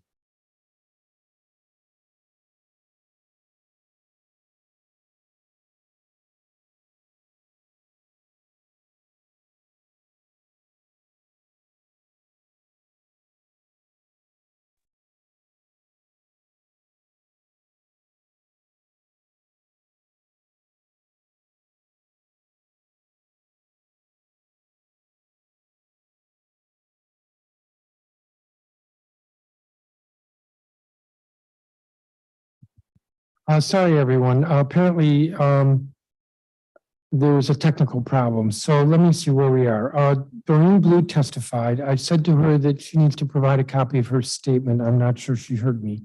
I called Joyce Stringfield. I'm not sure she heard me. If you're here, please.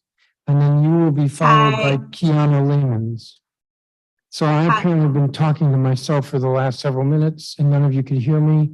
But I'm hopeful you all can hear me now. And so Ms. Stringfield, you're next. Hi, can you hear me? I totally can hear you. It's a beautiful sound. Oh, excellent. So, in the interest of time, I won't go over my testimony. I believe you already have it. Do you already have Yes. it? Yes, I Okay. do. My name is Joy Stringfield, and I'm a Ward 5 parent of a senior in the dance department at Duke Ellington School of the Arts. I'll go right to the chase, which is the fact that Duke Ellington's graduation rate is 30% higher than that of the UCPS. This should be a compelling reason to actually fully fund the Duke Ellington dual curriculum school program. Duke Ellington is a world-renowned school of the arts that has thrived for more than 50 years in the District of Columbia. I believe its continued success is due to the unique public-private partnership with DCPS, its independence in terms of governance outside of DCPS, and its ability to attract professional artists to teach at Duke Ellington. It's my understanding also that they have been in negotiations with DCPS over the last 2 years, but it's been unproductive because DCPS is threatening to cancel the contract with Duke Ellington. The unsured funding and the lack of parity when it comes to teachers' pay. My child is not just a creative or an artist at Duke Ellington. She's actually an academic. She has a GPA of 4.14. She's taken classes at UDC, and she has an A in African American history, and she currently has the A in the Introduction to Political Science course. In addition to that, she has a full load at Duke Ellington, 3 AP courses, science, math, and English, and she was the director of the of the senior showcase that just happened on March 17th, where she choreographed a piece. She danced in 8 out of the 12 pieces. Now, again, she was able to do this simultaneously. And I don't know of any other school in DC that would have given her that opportunity. So I stand here in solidarity with Duke Ellington. And I'm humbly asking the council to, at the very least, give them their same level of funding as this current school year for 23-24. But if you could please find it in your purse to give them the additional $5 million that they need to successfully and fully run this pristine dual curriculum program, it would be excellent. And lastly, I know that Duke Ellington is safe because if it wasn't, my daughter would not go there. I am what they call a helicopter mom proudly, and I don't lightly hand her over to any person. And so with that, I say thank you for allowing me to have this time, and I am done. Thank you, Ms. Stringfield. I believe Alicia Swan is not here. Francis Goins is not here. Kiana Lamans, you would be next, followed by Simone Scott.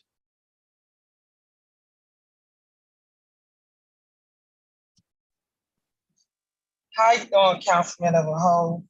I'm Good sorry, how you afternoon. doing, Councilman and Committee of the Whole? My name is Quiana Lamont, and I live in Ward 7. My children attend DC Public Schools. I'm currently serving as a paid parent leader.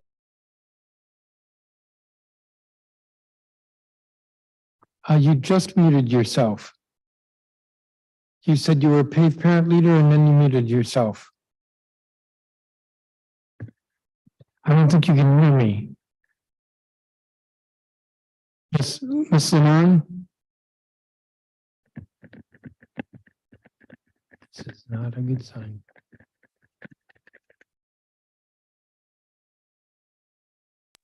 All to ensure each out of school's time site has a specialist who specialize in meeting each child's need.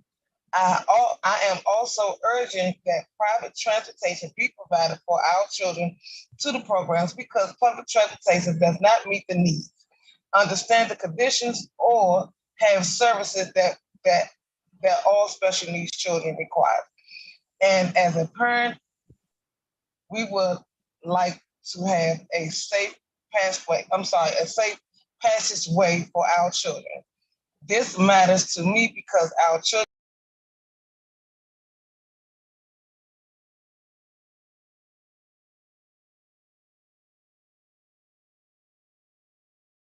Ms. Lamont, you've muted yourself again.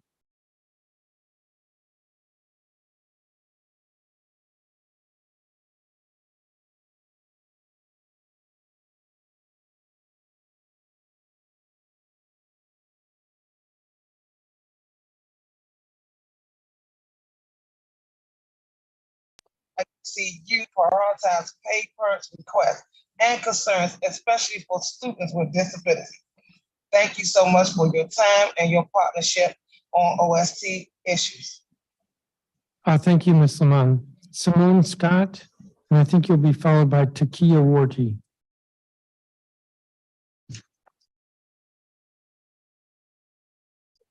Ms. Scott?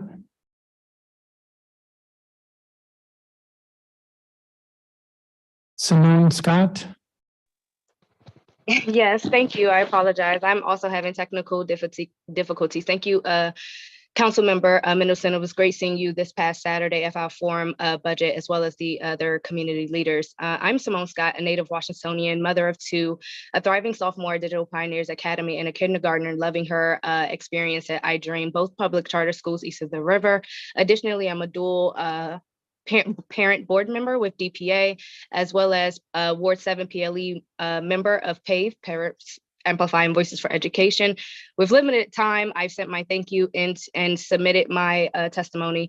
As a social impact entrepreneurship, because of the district's first DHS business entrepreneurship course 5 years ago, I'm spearheading the need for true self-sufficiency business entrepreneurship accredited model to support our most vulnerable residents. Through true career training and placement, through business entrepreneurship, ownership, and vocational trade curriculum should be serious areas of consideration across our district. I highlight the urgency of this matter because doing so will allow the city through career accreditation to truly provide a whole child pipeline. Many of our youth and residents are passionate about using our acts of service and opportunity to work and or own a business in our city, especially as it relates to trade, OST, and SBMH programming. In addition, the city resource supports between job training and placement in comparison to career training and placement will reflect this difference. I believe proposing this initiative and investing in our residents in this manner adds value to our bottom line, adds more earning and spending capital to our city's budget. It increases funding to our in-school and out-of-school time programming. It addresses the need for diversified, committed professionals, hiring within our city, builds more business to B2B, to B2C sponsorship for our schools and our scholars, an increased shift in how our youth reinvest back into our communities, and lastly, can address how we can increase resource capital necessary to expand programs like OST and SBMH programs, considering outlets such as agricultural education, media, film, television, production, fashion merchandising, cosmetology, and wellness, just to list a few examples. Placing more passionate career professionals from our city, within our city, to fill the vacancies within both OST and SBMH sponsorship programs is a key area. Cultivating more aspiring youth to become both vocationally and academically prepared to graduate higher level education, appropriate with the life skills entering our 21st century professional career fields is another key point. Most impactful to OST and SBMH program are to considerably highlight how diversity can be utilized by second generational business entrepreneurship in our city. Our youth and their parents need a sustainable, proficient business entrepreneurship whole child pipeline to provide true self-sustainability through this second generational model. Most importantly, making business entrepreneurship a second generational activity will bring back vocational training in our schools, most likely increasing graduation rates. I see that I'm over time, however, I will finish this quick point. Reducing juvenile offenses on and off our school grounds, transition more students into career placement training throughout their education levels. And so without a time, I appreciate you, and I submitted my testimony to complete. Thank you. Yes, so thank you. And I do have a copy in my left hand. Thank you. I believe Yvette Selby is not here. Kristen Jones, not here. Jillian Blair, not here. So the next witness is Takia Warty, followed by Stephanie Griffith Richardson. Hello, Chairman Mendelson, Committee of the Whole, members and committee staff. My name is Takia Worthy and I live in Ward 7. My son is a third grader at E.W. Stokes East End. I currently serve as a PAVE parent leader on the Ward 7 board. I want to thank you for your partnership and leadership on out of school time and school-based mental health. We have made some progress, but there is still much to get done. Today, I'm testifying with a focus on school-based mental health. Resources are still lacking across many schools in DC, and evidence of this shortfall is spilling over into the community. It is especially noticeable in areas where there's a mix of younger and older age school children attending schools in close proximity to one another or traveling routes that overlap. Just last month, my good friend's 11-year-old grandson was robbed at gunpoint for his coat. This happened on his short walk home from school. The young man who robbed him was only 15 or 16 years old, likely another school student in transition. 2 weeks later, my cousin witnessed a young boy robbed for everything he was wearing on his way to school. I mean, I literally live behind my son's school. I can see the parking lot from my porch, and I don't think I would ever allow him to walk to school alone.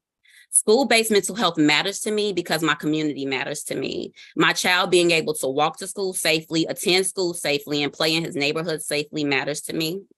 A real investment in school-based mental health is an investment in our kids, but it's ultimately an investment in the health of our community and city as a whole. It is imperative that every student and staff in every school have access to quality, comprehensive mental health resources, or the victims of violence will become the offenders because they are scared, they are hurt, and they are not processing those feelings in a healthy way. Currently, only 63% of DC schools are matched with a provider, and many schools are still in need of a partnership with a community-based organization. In order to make this vision a reality alongside paid parent leaders, I would like to see more people trained and ready to support student mental health. This can only become a reality with a funded strategy for building a pipeline of mental health professionals and ensuring we adequately fund our existing community-based organizations so we don't lose those providers doing this important work.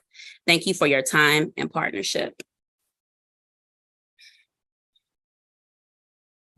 Thank you.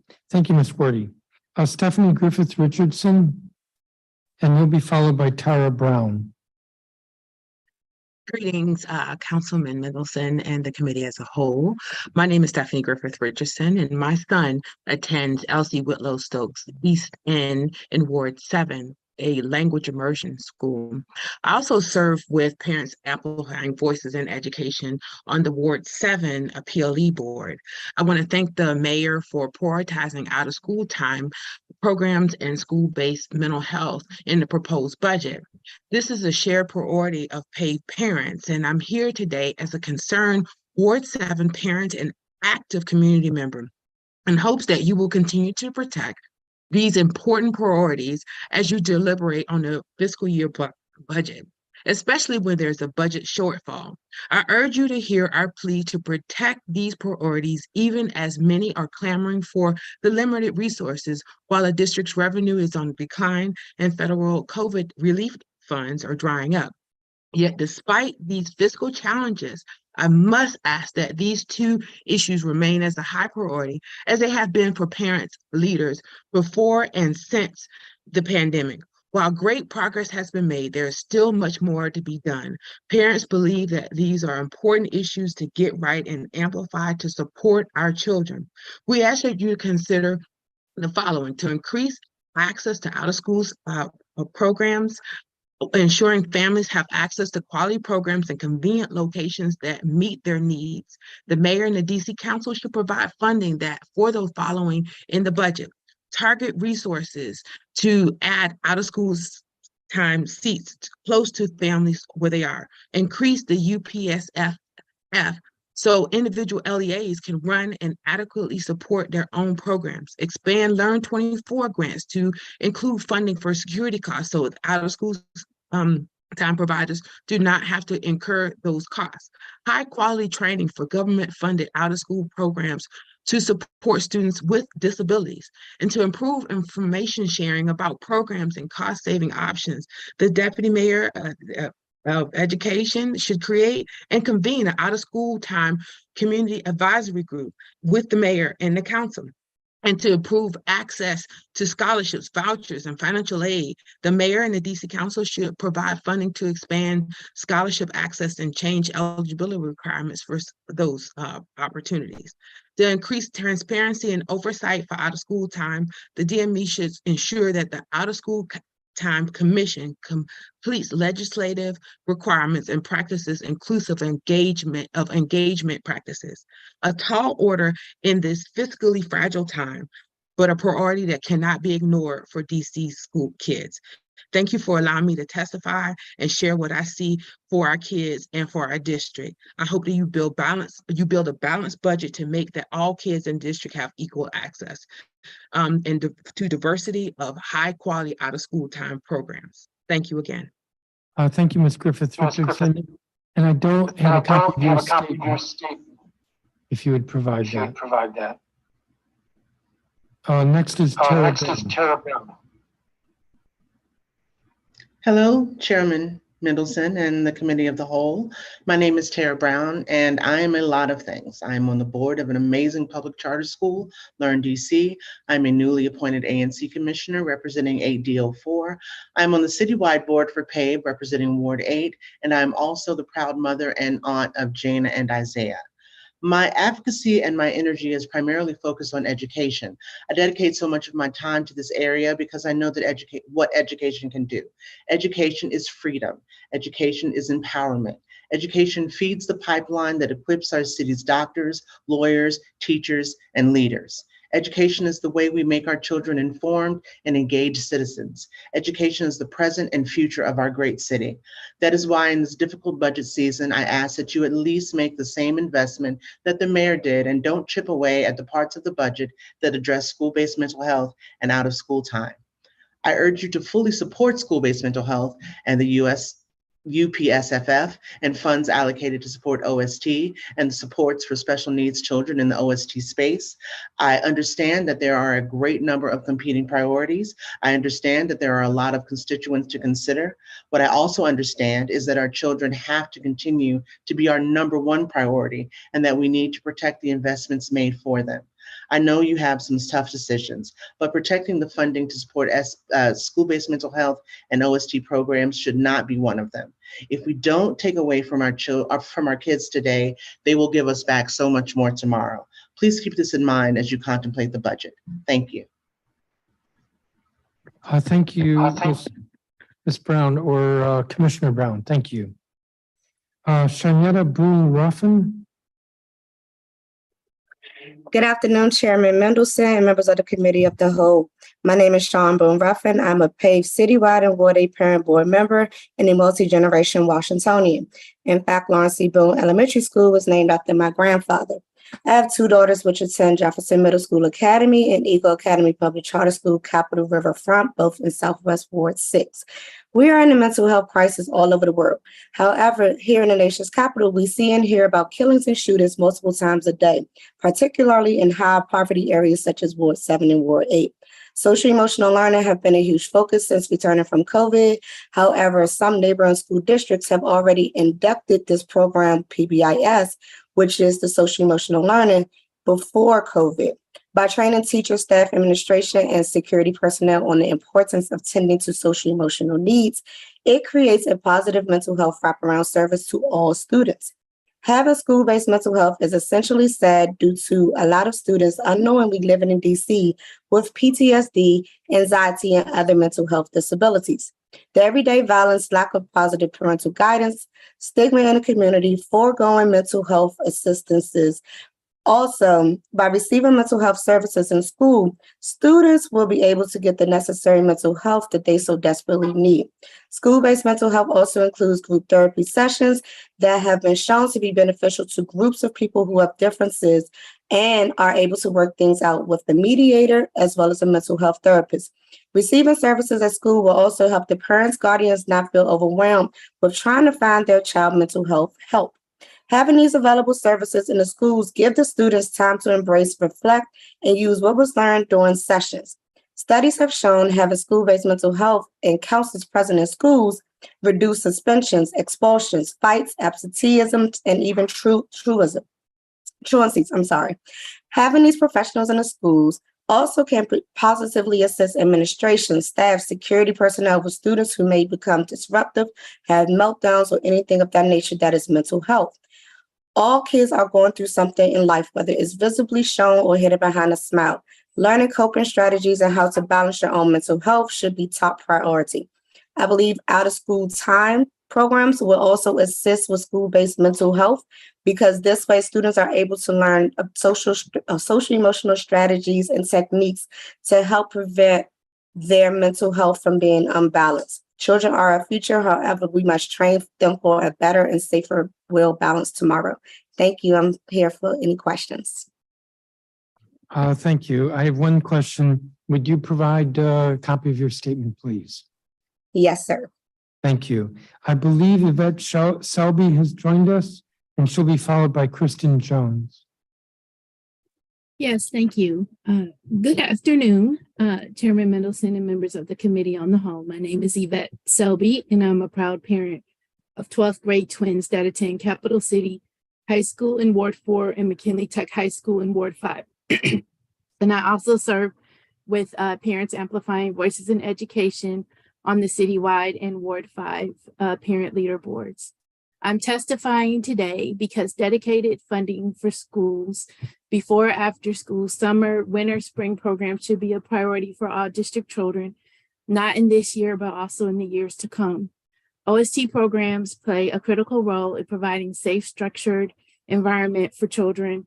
Educational enrichment programs also promote positive benefits such as improved academics, social emotional well-being, and health and wellness outcomes. My son is a perfect example of the benefits of OST enrichment programs. I have testified in the past about my son's exposure to robotics, remote control, car building, and community-based STEM out-of-school time programs. His robotics team participated in several competitions, and they were able to compete in world's competitions against teams from Romania, Liberia, and other teams across the U.S. Just recently, his electrical vehicle team participated in an international EV Grand Prix race in Abu Dhabi. As part of his programs, he's learned not just to build robots and cars, but also about coding, measurement, project management, leadership, teamwork, problem solving, and strategic thinking. And academically, he had went from a BC student when he was in middle school to a straight A student in high school who wants to become a mechanical engineer and entrepreneur. My daughter has also benefited from community-based summer camps at the YWCA, STEAM Academy, the Virginia State University Ag Discovery Program. Access to these programs sparked her interest in animal science, and she's now going to choose a career as a veterinarian. My kids attended these programs at a crucial time when they were in middle school. And so data, again, shows that proficiency scores in math and reading improve as students are able to participate in these programs. And there's lots of research on that. And so I'm concerned that in the future, if we discontinue our investment in schools and in our children and do not aggressively and consistently support academic development and enrichment for our students, they will not be in a position to succeed in our global society. Every year, we have to push our leaders to make educating our Black and Brown students a priority, and it is not a trade-off. Every child in DC deserves to have equitable educational enrichment programs to help them learn and grow. So let's work together to make that a reality. And thank you for allowing me to testify and share what I see for our kids in the district. Thank you. Thank you, Ms. Selby. Kristen Jones.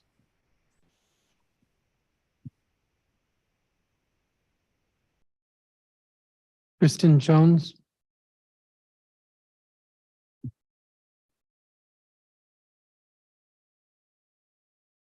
Kristen Jones.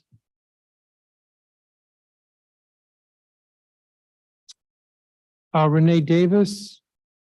Taisha Andrews. Ms. Andrews, Taisha Andrews. Taisha Andrews is here, sorry. Please proceed. Yes.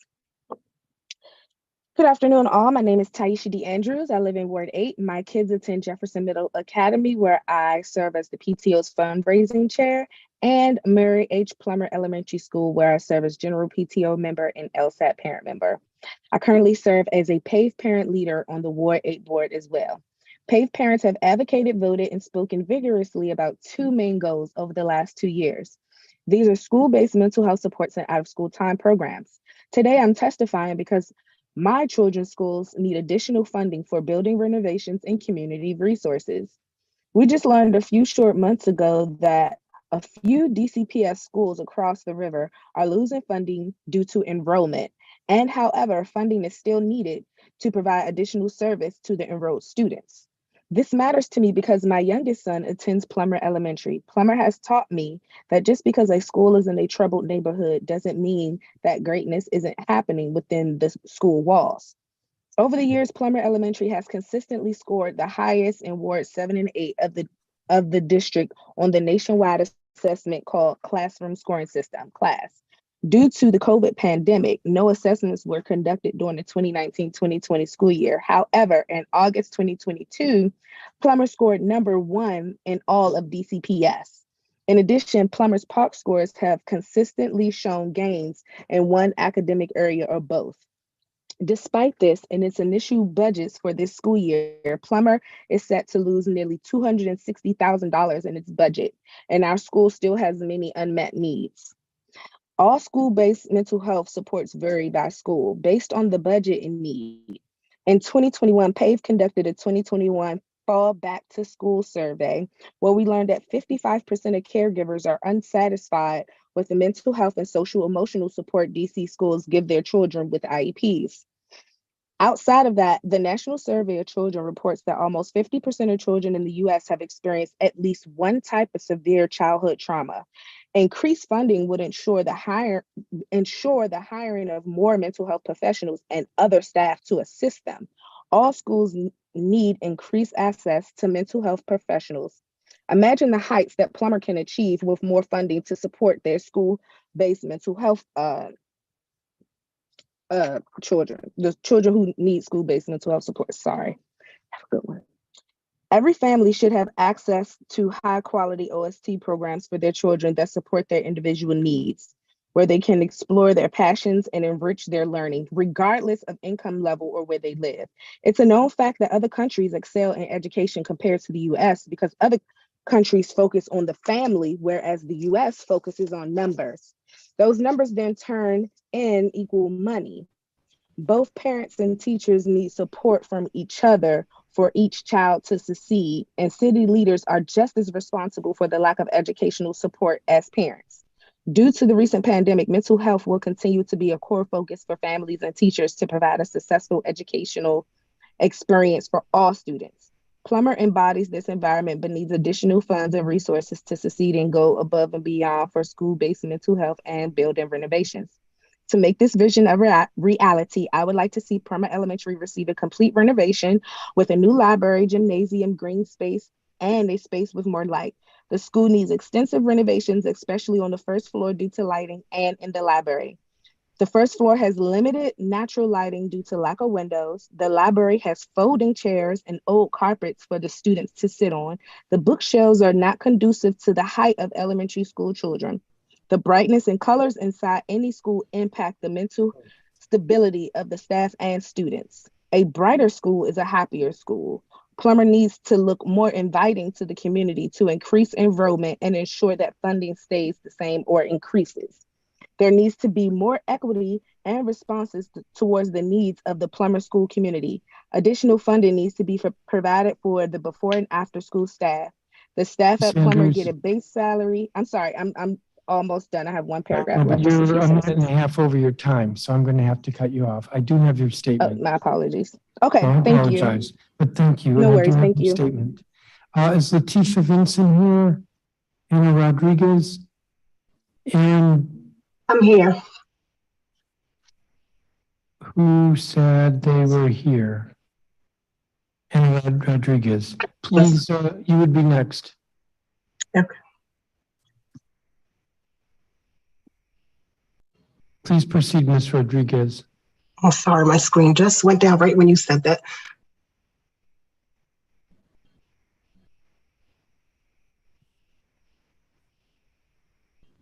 You want us to come back to you? Yeah, I got it. I'm sorry. Okay. Okay.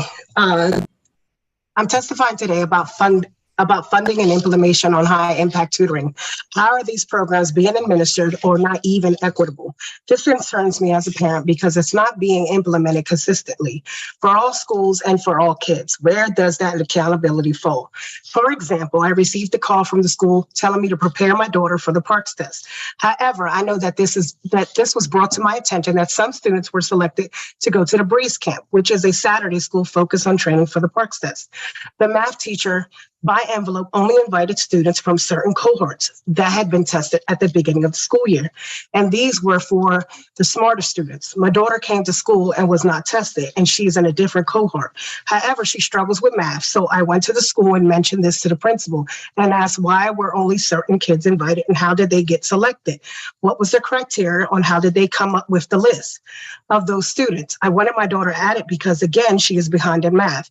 He answered that it was posted in Class Dojo on the day before with only a short window to sign up. However, you know that certain kids were already selected, limiting access to students and parents who also need it. Because I asked, he added my daughter to the program. Going through this process, I realized that if I had not asked, my daughter wouldn't have had access to this beneficial program.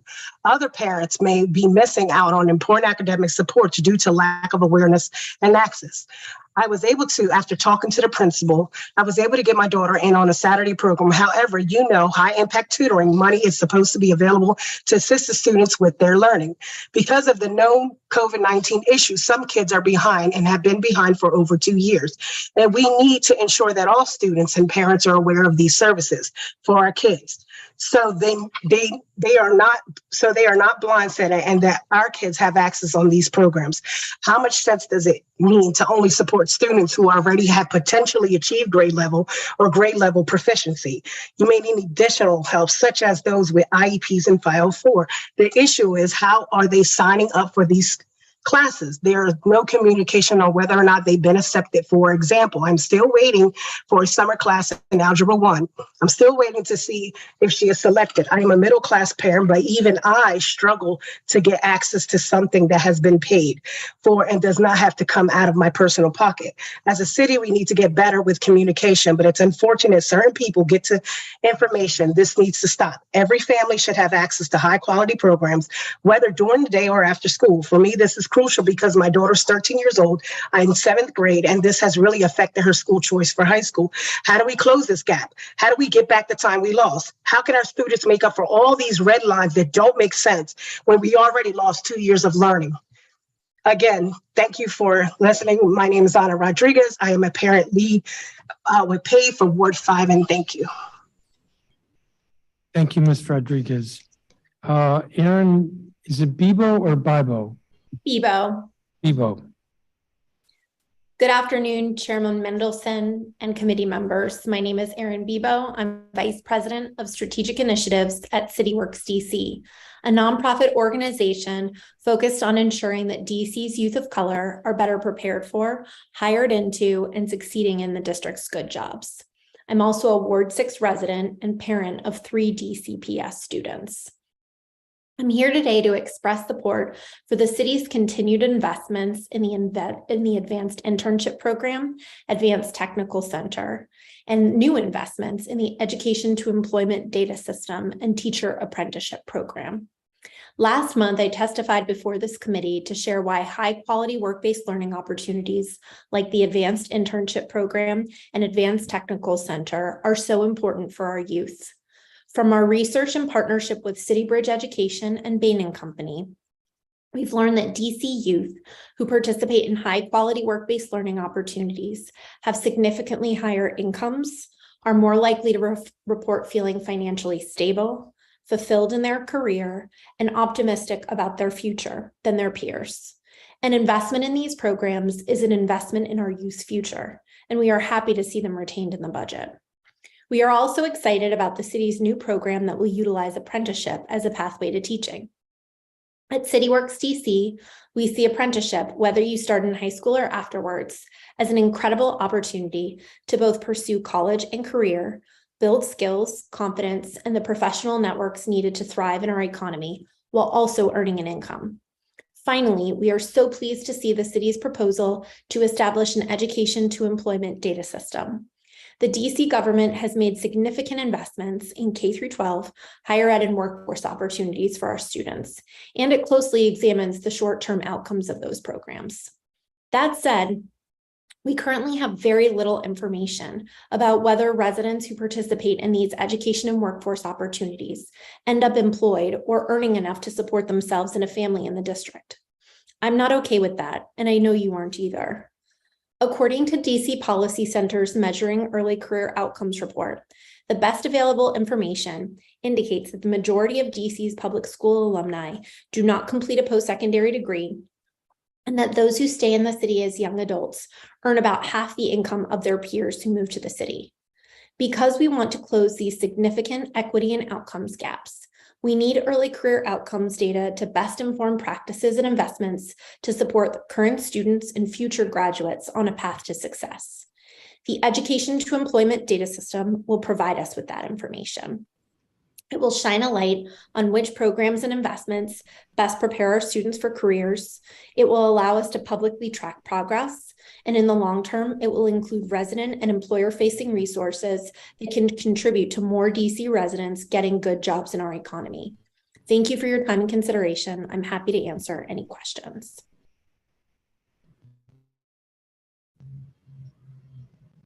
Thank you, Ms. Bebo. I'm going to go back on the list to Kristen Jones. Hi, good afternoon. Good afternoon, Councilman Mendelson and all distinguished other guests. My name is Kristen Jones and I live in Ward 8. My daughter attends Tyler Elementary School and I serve as a parent chose John Tyler because it allowed my daughter the opportunity to have a nice playground. Thank you for your partnership and helping me time. Today, I am testifying because I believe we need to make sure we continue to allocate more funding for out-of-school time programs across DC. This matters to me because while my daughter is in out-of-school time, I would like her to be engaged in meaningful activities that enrich her life and skills. This will also help my daughter feel confident and help her become more a well-rounded citizen. With the cost of groceries and gas, having a free or reduced out-of-school time program is a huge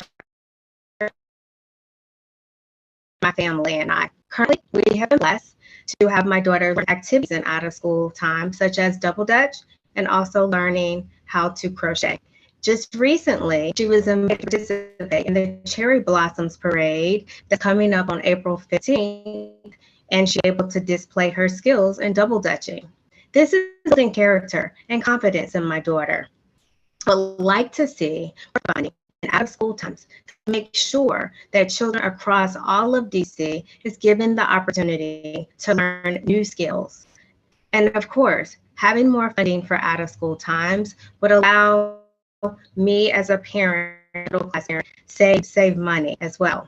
The children are our future, and the more we invest in them, the better our future will be. It is up to us to invest in them and make the changes now. Thank you so much for your time and your partnership. I welcome any questions. Thank you very much. And I believe the last witness for this group is Reverend Anthony Motley. Reverend Motley.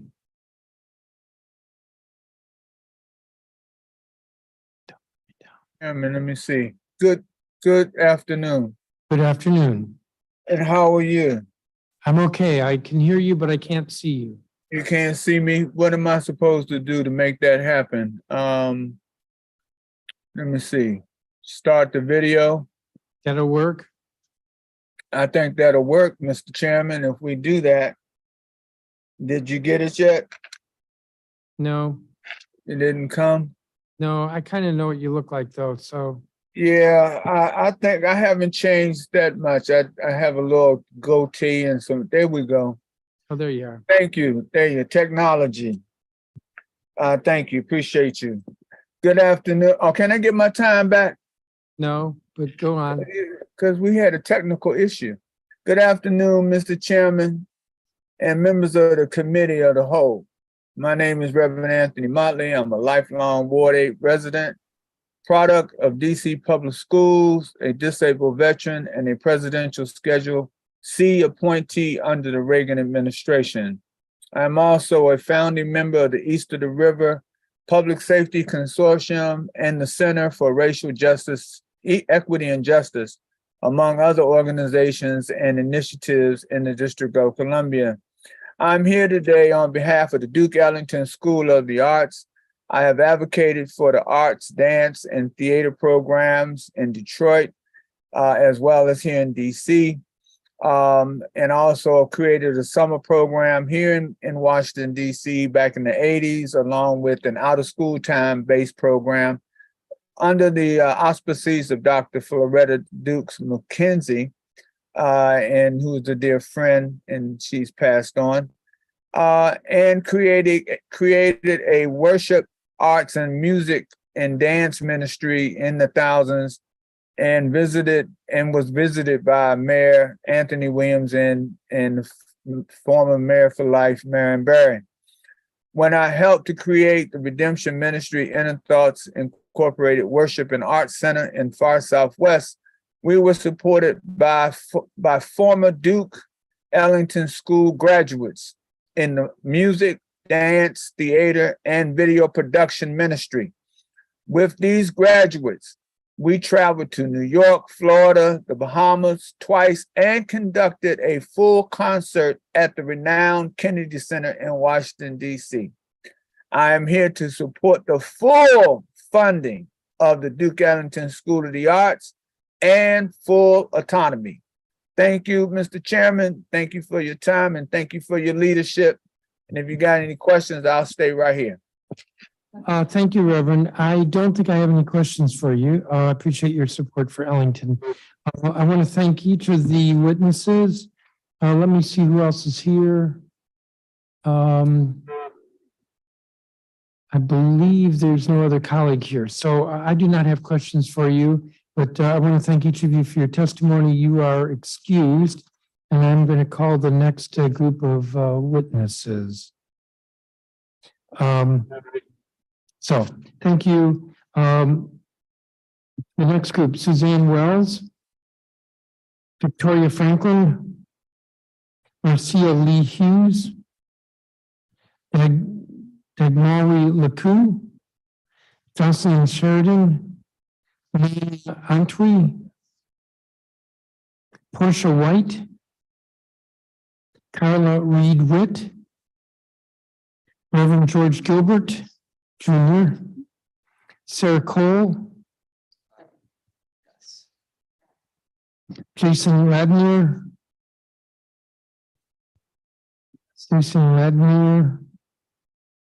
Tiffany Brown, Dieter Lehman Morales, ANC Commissioner Madeline Civilli, Jacqueline Pogue Lyons,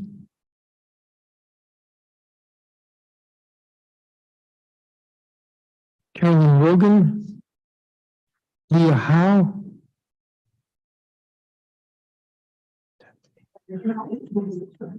Monica Jones,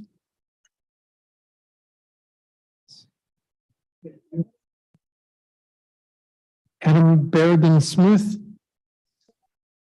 and Scott Allen.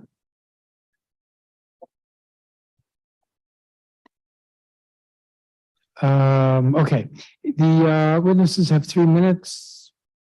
If you're in gallery view, which you should be, the clock is in the top. We will begin with Suzanne Wells. Thank you all for being here. Can I come over there, Miss? Ms. Wells, when you're ready. My name is Suzanne Wells, and I'm the president of the Ward 6 Public Schools Parent Organization. Our organization met on March 21st to discuss school budgets. Out of 13 schools, 5 received increases to their budgets and 8 schools received cuts to their budgets. 7 of the 8 schools that lost funding had to cut positions such as classroom teachers, social workers, and specials teachers like PE and music. We all know uncertainty over funding from year to year contributes to teacher turnover and a lack of stability at schools. The city's budget for next year is bleaker than it has been in many years. The city has difficult choices to make in terms of funding for many important programs. We realize it becomes increasingly hard to make schools whole when there are so many competing priorities. Yet the sense of our group was that many schools still are not getting the funding they need to fully staff their schools and cover inflation and teacher salary increases.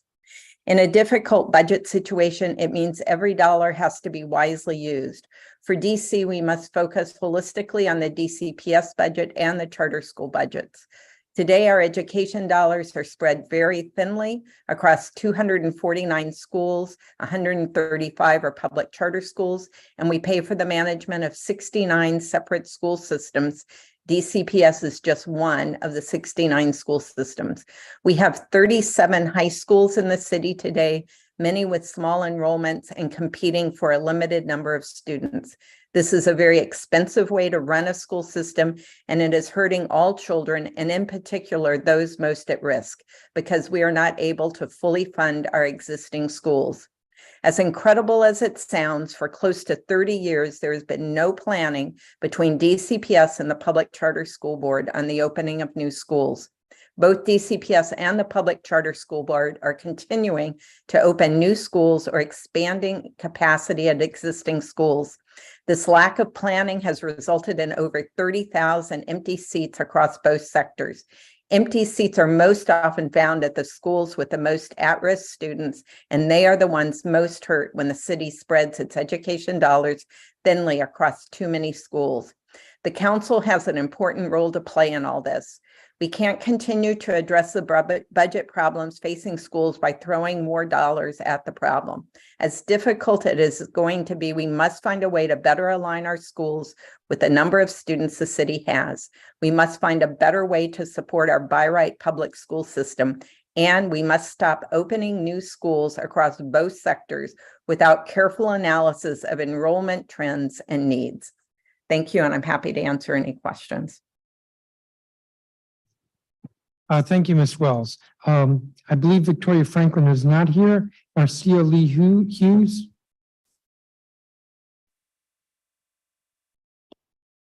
I believe she's not here. Dagmawi Laku. Jocelyn Sheridan. I believe she's not here. Nana Antwi. You would be next. Thank you. Thank you, Mr. Chairman, and thank you, council members. I'm here to testify on behalf of St. Coletta as a parent. My son attends St. Coletta, has been attending since 2018. His name is Daniel, and you've had many compelling reasons why the budget request by St. Coletta should be honored. And I just want to give you a picture of one of the reasons why that should be the case. So I'll just like to introduce my son's story. His name is Daniel. As I said, he was born healthy and then he suffered traumatic brain injury. And as a result, he has been diagnosed with multiple impairments. He's quadriplegic. He has a vision impairment, hearing impairment, communication disorder, and multiple needs. So St. Coletta, we have found, is the only school in the region that's able to deal with his complex needs and to help him access education. And I would like to just share one story about how he has made tremendous progress. So when Daniel first started, he was not able to communicate at all because of the hearing, the vision, you know, it's like many issues going on. But St. Coletta introduced him to an assistive tech device called the Accent. And in the beginning, it was very difficult because his eye gaze he was not able to fix and follow. But eventually Daniel managed to grasp the concept, and he's been using it to communicate. So Daniel has gone from not being able to tell the outside world what he really wants to now using this assistive tech device to share what he wants, you know, very simple requests, like, oh, I'd like to play, or I need a drink, or, you know, very, very helpful that he's able to access education at a place like this. So this is very important work. St. Coletta is able to deal with the tough cases that even the special needs schools around may not be able to handle. And there's a compelling reason why St. Coletta should be supported, because kids with complex management needs need a school where teachers and therapists can collaborate and can integrate what is in the IEP throughout the school day. And St. Coletta is a dedicated environment with dedicated specialists whom we have found to be very, very good at what they do. And not only benefits Daniel, it benefits the family and therefore the entire society. So for these reasons, I support St. Coletta's request for $1.3 million in this budget cycle for the upcoming school year. And I'd like to ask that the council approve this request. Thank you very much, council members. Thank you for your time. Thank you very much, Ms. Antwi. Portia White? I'm told she's not here. Carla Reed Witt, I believe, is not here. Reverend George Gilbert?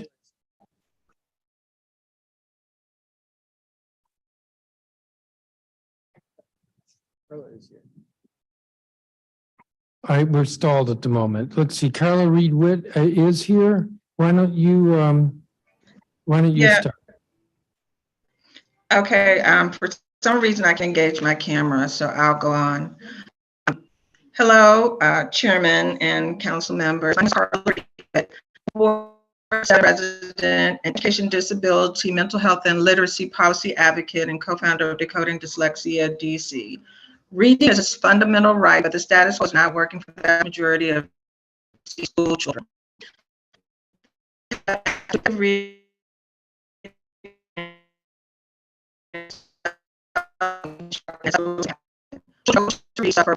Depression are more likely to drop out and more likely to become involved in the criminal justice system.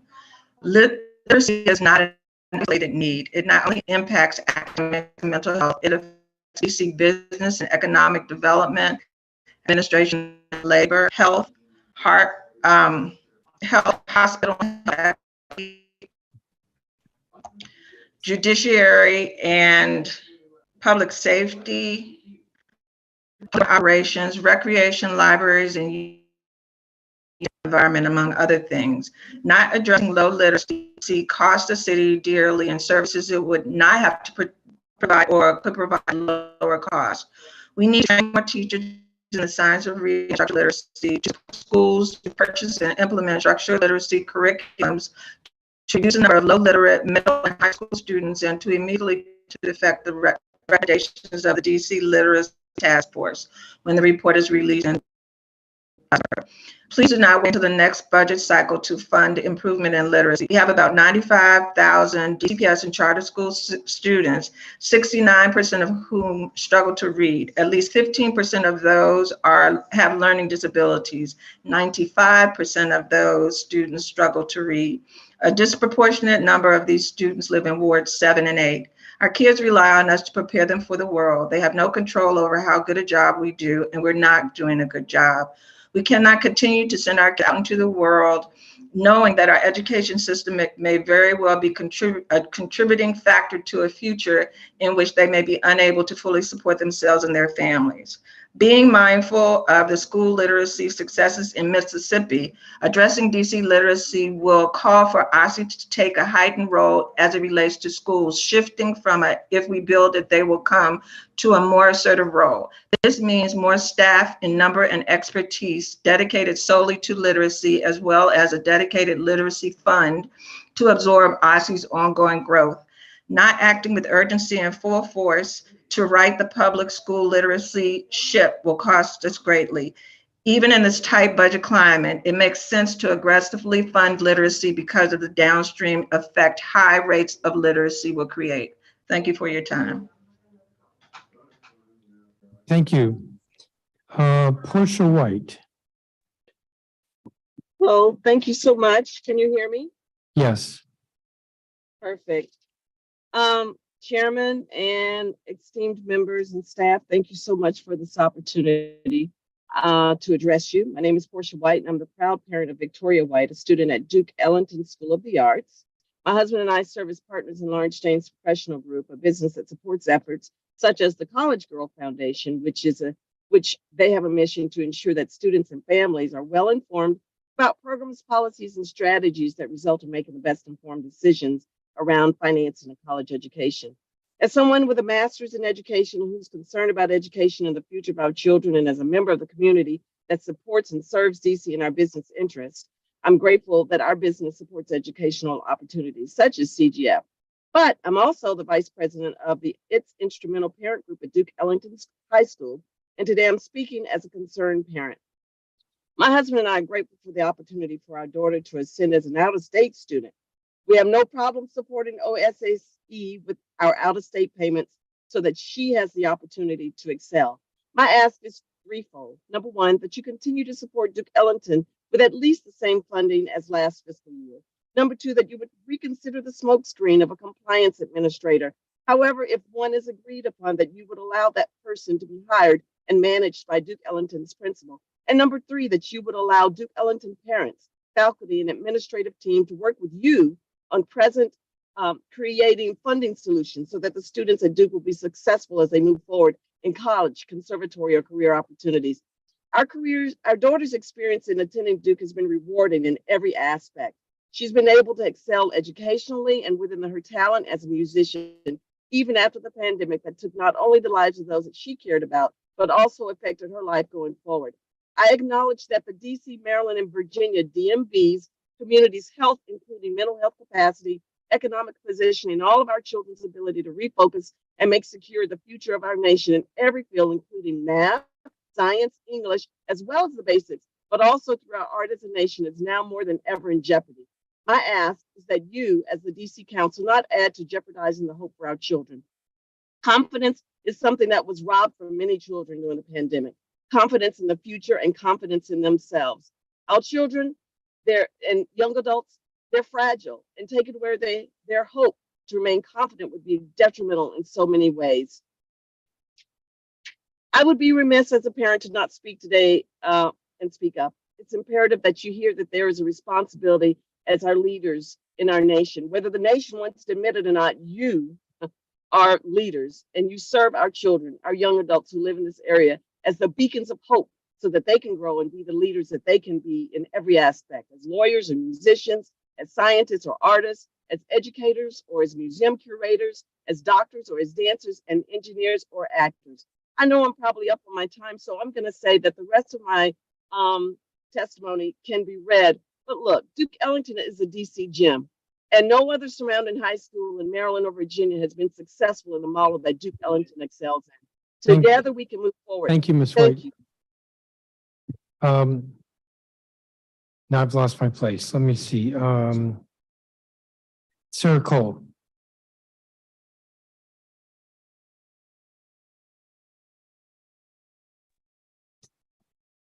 Good afternoon, members of the council. Thank you for this opportunity to share our perspectives today. My name is Sarah Cole, and I'm an assistant principal at the Social Justice School, a charter school in Ward 5. I'm here today to provide testimony urging you all to support the School Safety Enhancement Act and allocate the proper funds in the education execution. I want to extend my appreciation to Councilman Zachary Parker. I am deeply grateful for your leadership grounded in true experience. The bill you have written takes the necessary step of acknowledging that we have more choices to promote safety than just police or nothing. This false dichotomy is the type of carceral thinking that has created an atmosphere of criminalization that perpetuates harm and leaves us with a blind eye to how we got here in the first place.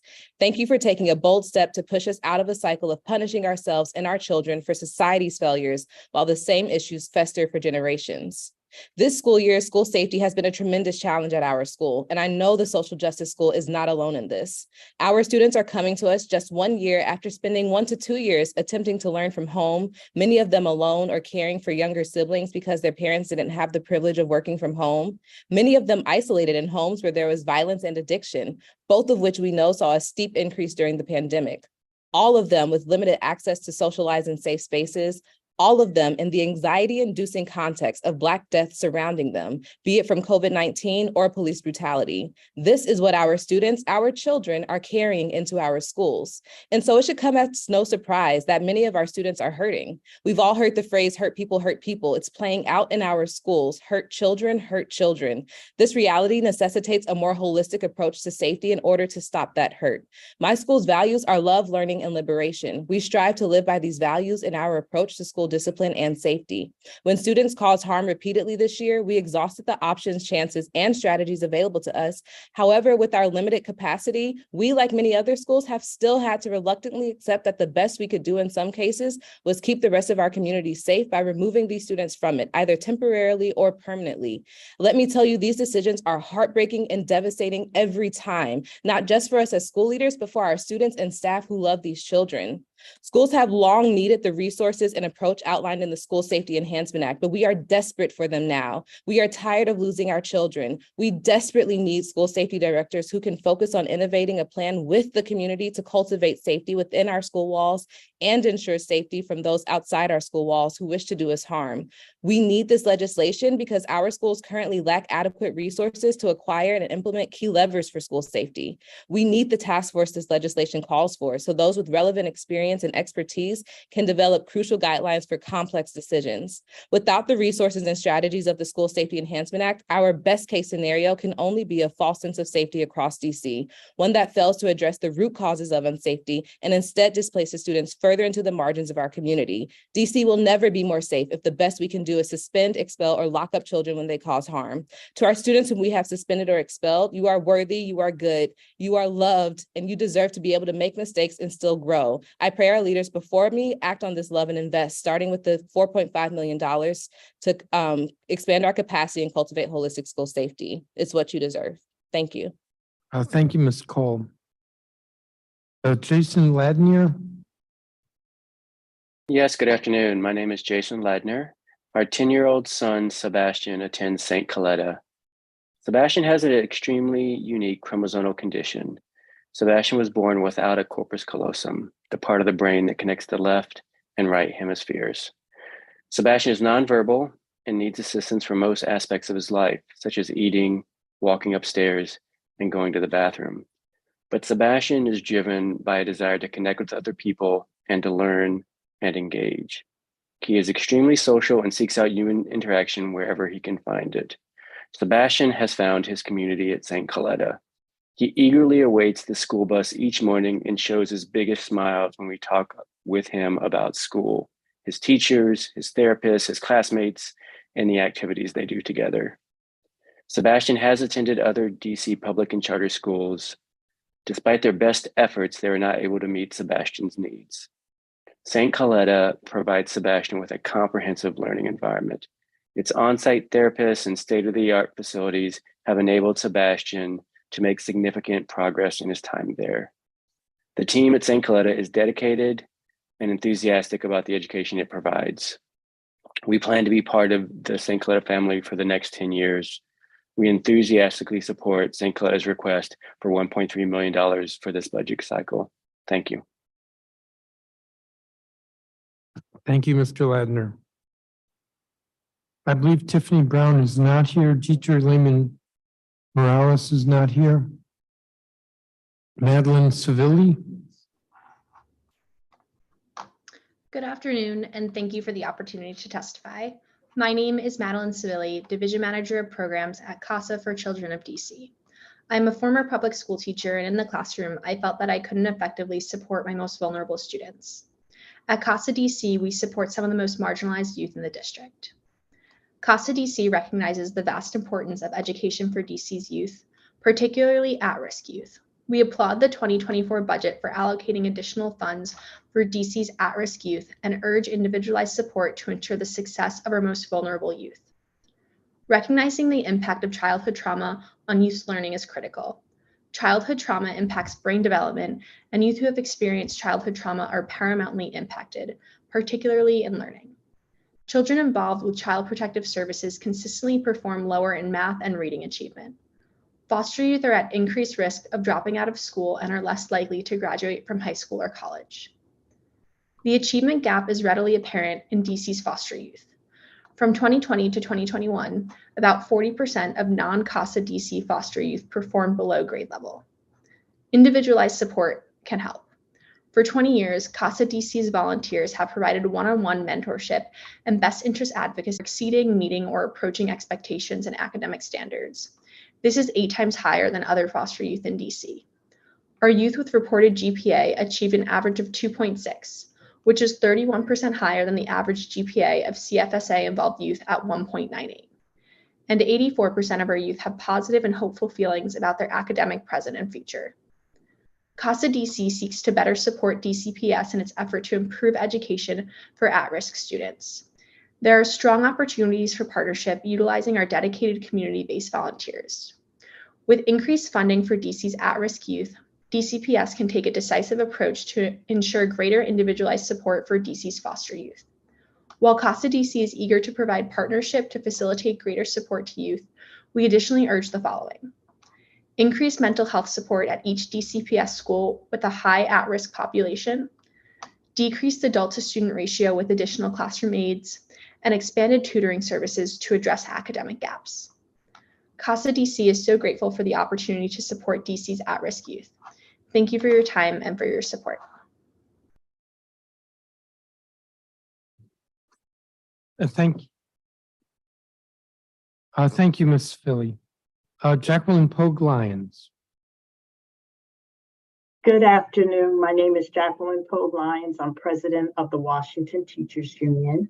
Thank you for holding today's hearing on local school budgets. It is the WTU's position and hope that each member of the council agrees that every school should receive the funds needed to meet full needs of their student body, and that students and educators deserve to know what is in their local school budget in a timely manner that allows families and students to make informed decisions about enrollment and employment. The WTU believes that all parents should make the right choices that they need for their students and for their children. The WTU also believes that every DC student has the right to a great neighborhood public school. We are pleased that our union and our wonderful teachers work diligently with the district and DCPS to achieve a well-deserved contract after 3 long years.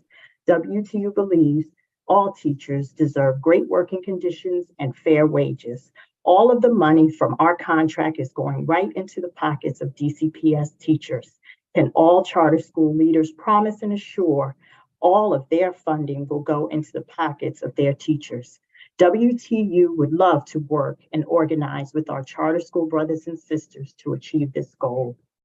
Early this spring, the press release from the mayor's office proclaimed another historic 5% increase to the uniform per student funding formula foundation level for fiscal year 2024 for a total of more than $2.3 billion per pupil. While the WTU is pleased to see the mayor's ongoing support for public education, many schools' initial budgets for DC public schools saw about 20 campuses lose funding and continue to scramble to find funds to maintain their current staffing and academic programs.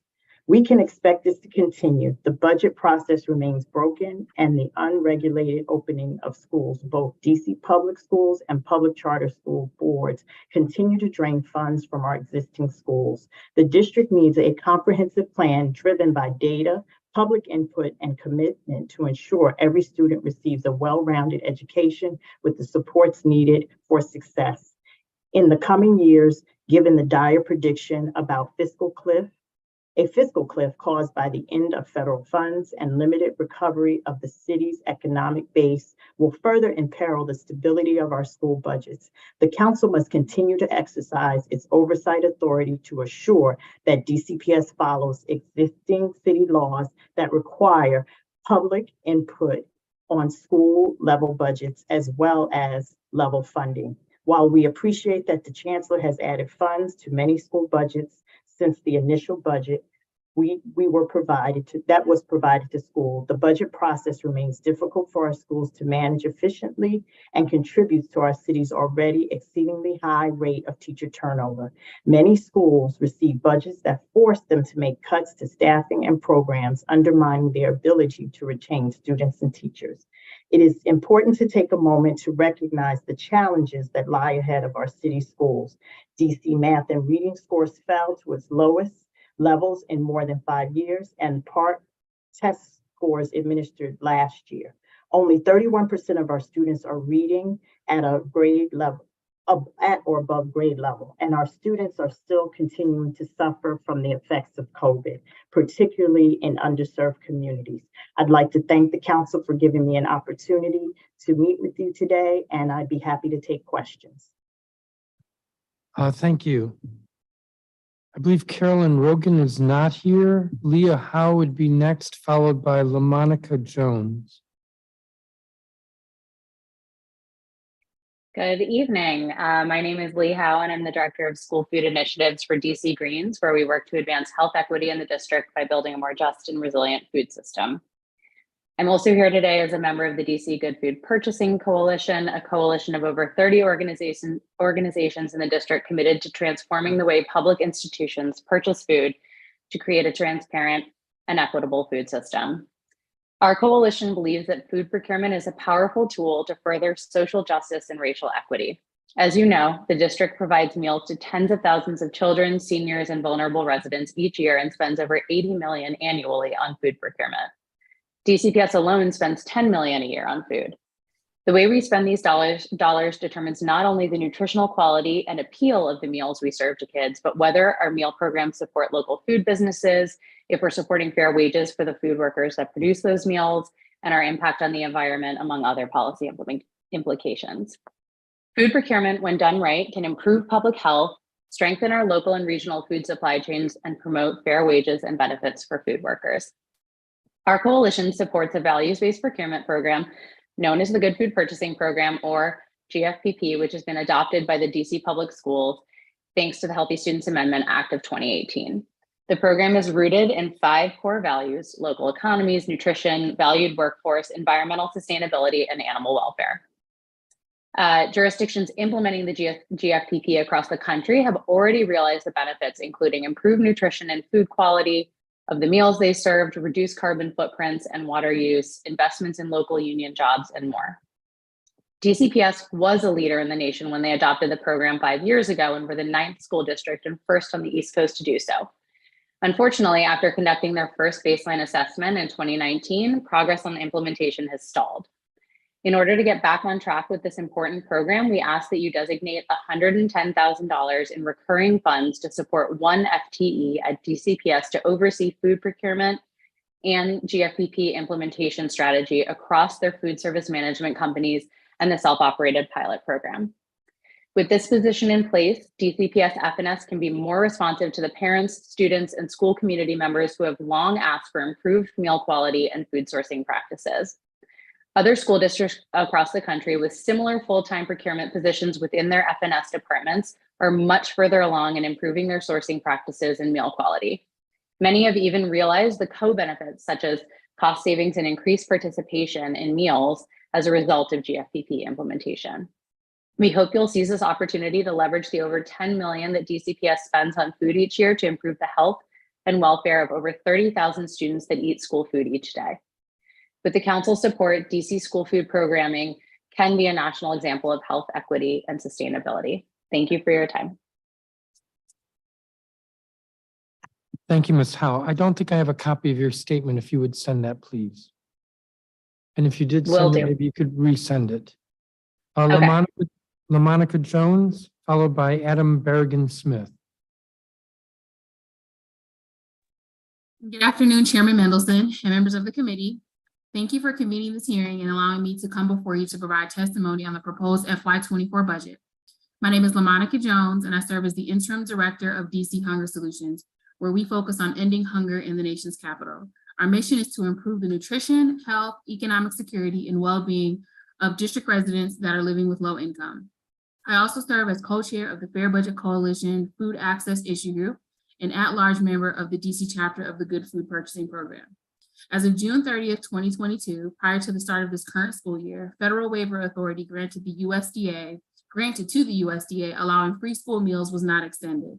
This means of the estimated 95,000 students attending either DC public or DC public charter schools who qualify for free and reduced meals and whose school does not participate in the community eligibility provision, their families must resume paying for school meals. CEP allows high-need schools to offer breakfast and lunch to all students at no charge. Currently, 89 of the 117 DCPS and 39 of DC public charter schools participate in CEP. With this understanding, coupled with the 9% of district residents who are considered food insecure, according to USDA ERS, it is imperative that DC Council conduct a hearing for and fully fund the Universal School Meals Amendment Act of 2023. This legislation will allocate $8 million to ensuring all district students, regardless of income, have access to healthy school meals, reducing the stigma often attached to those who qualify for free and reduced meals. With passage and full funding of universal school meals in the district, students who reside in households experiencing low income will be free to consume meals at no cost, resulting in higher test scores, decreased absences from school, and overall improved health and well-being. Furthermore, not only will the Universal School Meals Amendment Act allow school meals to be served to students at no cost, but this legislation will also reduce the administrative burden experienced by school nutrition staff when operating a school meals program. This means more time and attention can be dedicated to improved procurement practices within district schools. With improved school procurement practices in mind, and as a member of the DC chapter of the Good Food Purchasing Program, DC Hunger Solutions encourages further implementation of this program. DCPS is currently implementing GFPP as required by the Healthy Students Amendment Act and completed a baseline assessment of its purchasing in 2019. However, subsequent progress has been stalled due to the pandemic and a lack of dedicated resources. As a member of GFPP, we therefore request the dedication of funds to support resumed implementation in DCPS schools. In particular, we ask for $110,000 in recurring funds to support one FTE at DCPS to oversee values-based procurement and GFPP implementation strategies. Additionally, we support GFPP's ask for $17,000 in recurring funds to cover annual GFPP assessments to track and measure DCPS's progress over time. Finally, I want to recognize and acknowledge the dedication OSSI, DC Public, and DC Public Charter Schools continue to exude while navigating the challenging task of maximizing school meal participation during the pandemic. Agency leaders and school nutrition staff have shown their commitment to students while working through the most challenging of times. Thank you. Thank you, Ms. Jones. Adam Berrigan-Smith. Good afternoon, Chairman Mendelson and members of the Committee of the Whole. My name is Adam Berrigan-Smith, and I am Educare DC's Advocacy Manager. Today, I would like to testify about funding for early childhood programs in the FY24 budget, particularly the Child Care Subsidy Program and the Early Childhood Educator Pay Equity Fund. First, I would like to express my strong support for raising the income eligibility for the Child Care Subsidy Program to families with incomes up to 300% of the federal poverty level, or $90,000 for a family of four. The mayor's office has estimated this will help 2,200 more families access the affordable, high-quality childcare that we know is essential to keeping and attracting working families to raise their children here. However, the mayor's proposed FY24 budget is unfortunately a mixed bag of wins and setbacks for early childhood programs. I was especially disappointed to see the mayor has proposed cutting $5.4 million from the Early Childhood Educator Pay Equity Fund, which just this past fall started compensating early childhood teachers with the higher wages they deserve for the critically important work they do. Cutting funding from the Pay Equity Fund before OSSI implements the long-term program later this year would unnecessarily risk its successful implementation. It would also undermine the district's ability to include center directors of child development facilities in the Pay Equity Fund in the future, who also deserve pay equity to address historically inequitable pay and wage compression concerns with some teachers now making nearly as much as those who supervise them. The mayor's proposed budget cuts to early childhood funding would be a step backwards when we should be focused squarely on fully funding the Birth to Three law.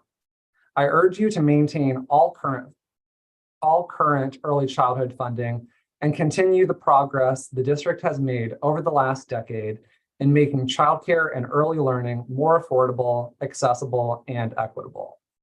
To that end, I ask that you expand eligibility for the Child Care Subsidy Program for families with incomes up to 300% of federal poverty and maintain full funding for the Early Childhood Educator Pay Equity Fund. Let's give our young children and their teachers the fair shot they deserve in this budget.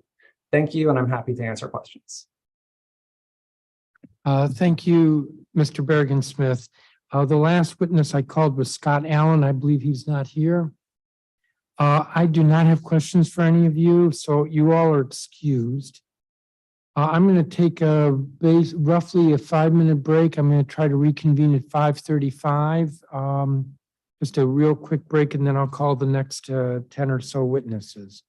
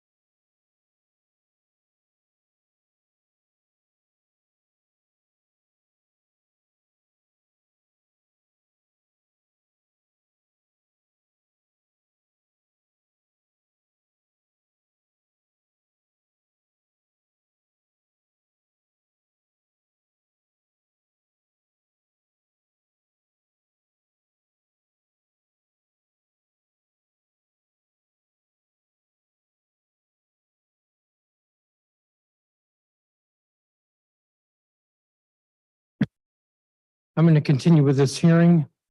Sorry for the brief break.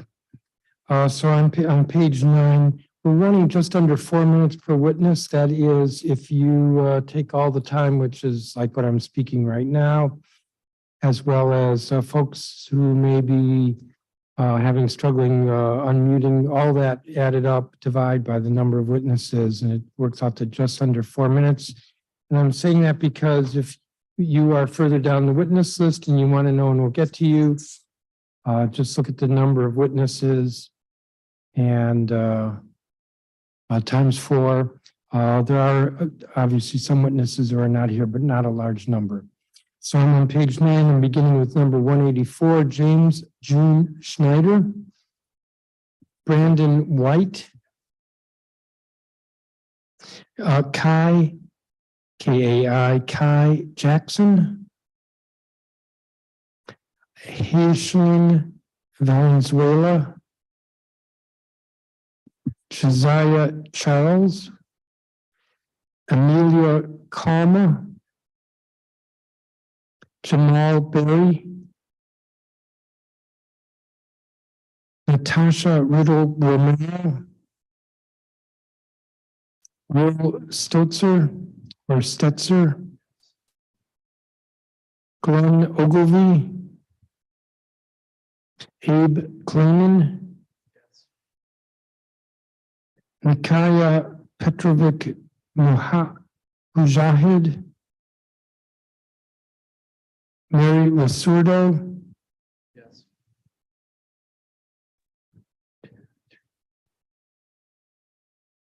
Andrew Lee, and Victoria Williams.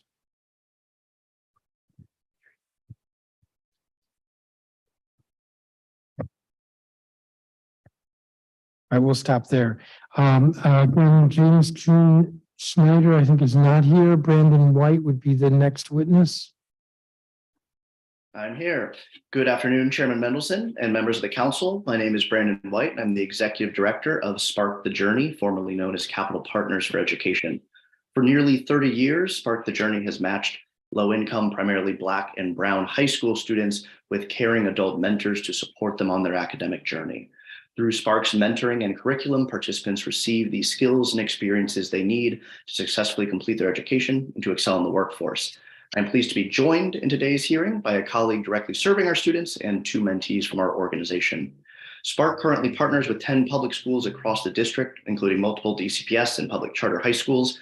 Last year, Spark served 450 high school and college students from low-income Washington, D.C. neighborhoods.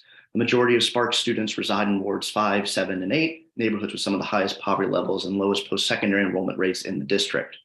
Our mission is to provide a community of mentoring support for students through high school and college so they can graduate with the skills and experience they need to thrive in sustainable careers. In July, Spark launched a new multi-year strategy centered around offering students the opportunity to pursue alternative pathways to success, including associate's degrees or industry-recognized workforce development credentials. The record on mentoring in general is clear. It works. Low-income first-generation students are 55% more likely to enroll in college and 130% more likely to hold leadership positions if they have a mentor. Spark the Journey has a proven track record of success. 85% of our students are in the first generation of their family to attend college, 99% are students of color, and nearly 100% are low income. However, 61% of Spark students have graduated from college compared to just 21% of their similarly situated peers. Of the high school class of 2022, 85% enrolled in college within 1 year of high school graduation. Presciently, thanks to leadership from the mayor and from you, Mr. Chairman, the district created the College Rising Grant to support to and through college mentoring for students in DC public and charter schools. Spark is proud to be a College Rising grantee, serving now 175 DC students annually through this opportunity. The proposed FY24 budget for the Office of the State Superintendent of Education importantly builds on investments in the Office of College and Career Readiness within the Division of Post-Secondary and Career Education. This smart strategy of protecting and improving on prior investments will mean that more students will have the chance to experience the difference-making effects of research-based mentoring. At the same time, there's much work still to be done. Thousands of students across the district still lack the support and experience to effectively navigate the post-secondary transition to college and career.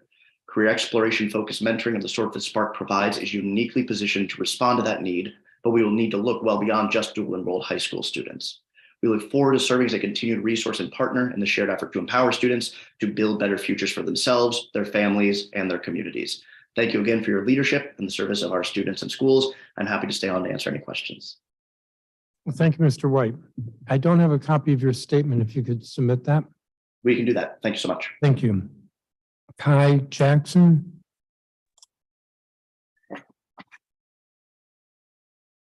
Hello, good afternoon, Chairman Mendelson and members of the council. My name is Kai Jackson, a program coordinator at Spark the Journey.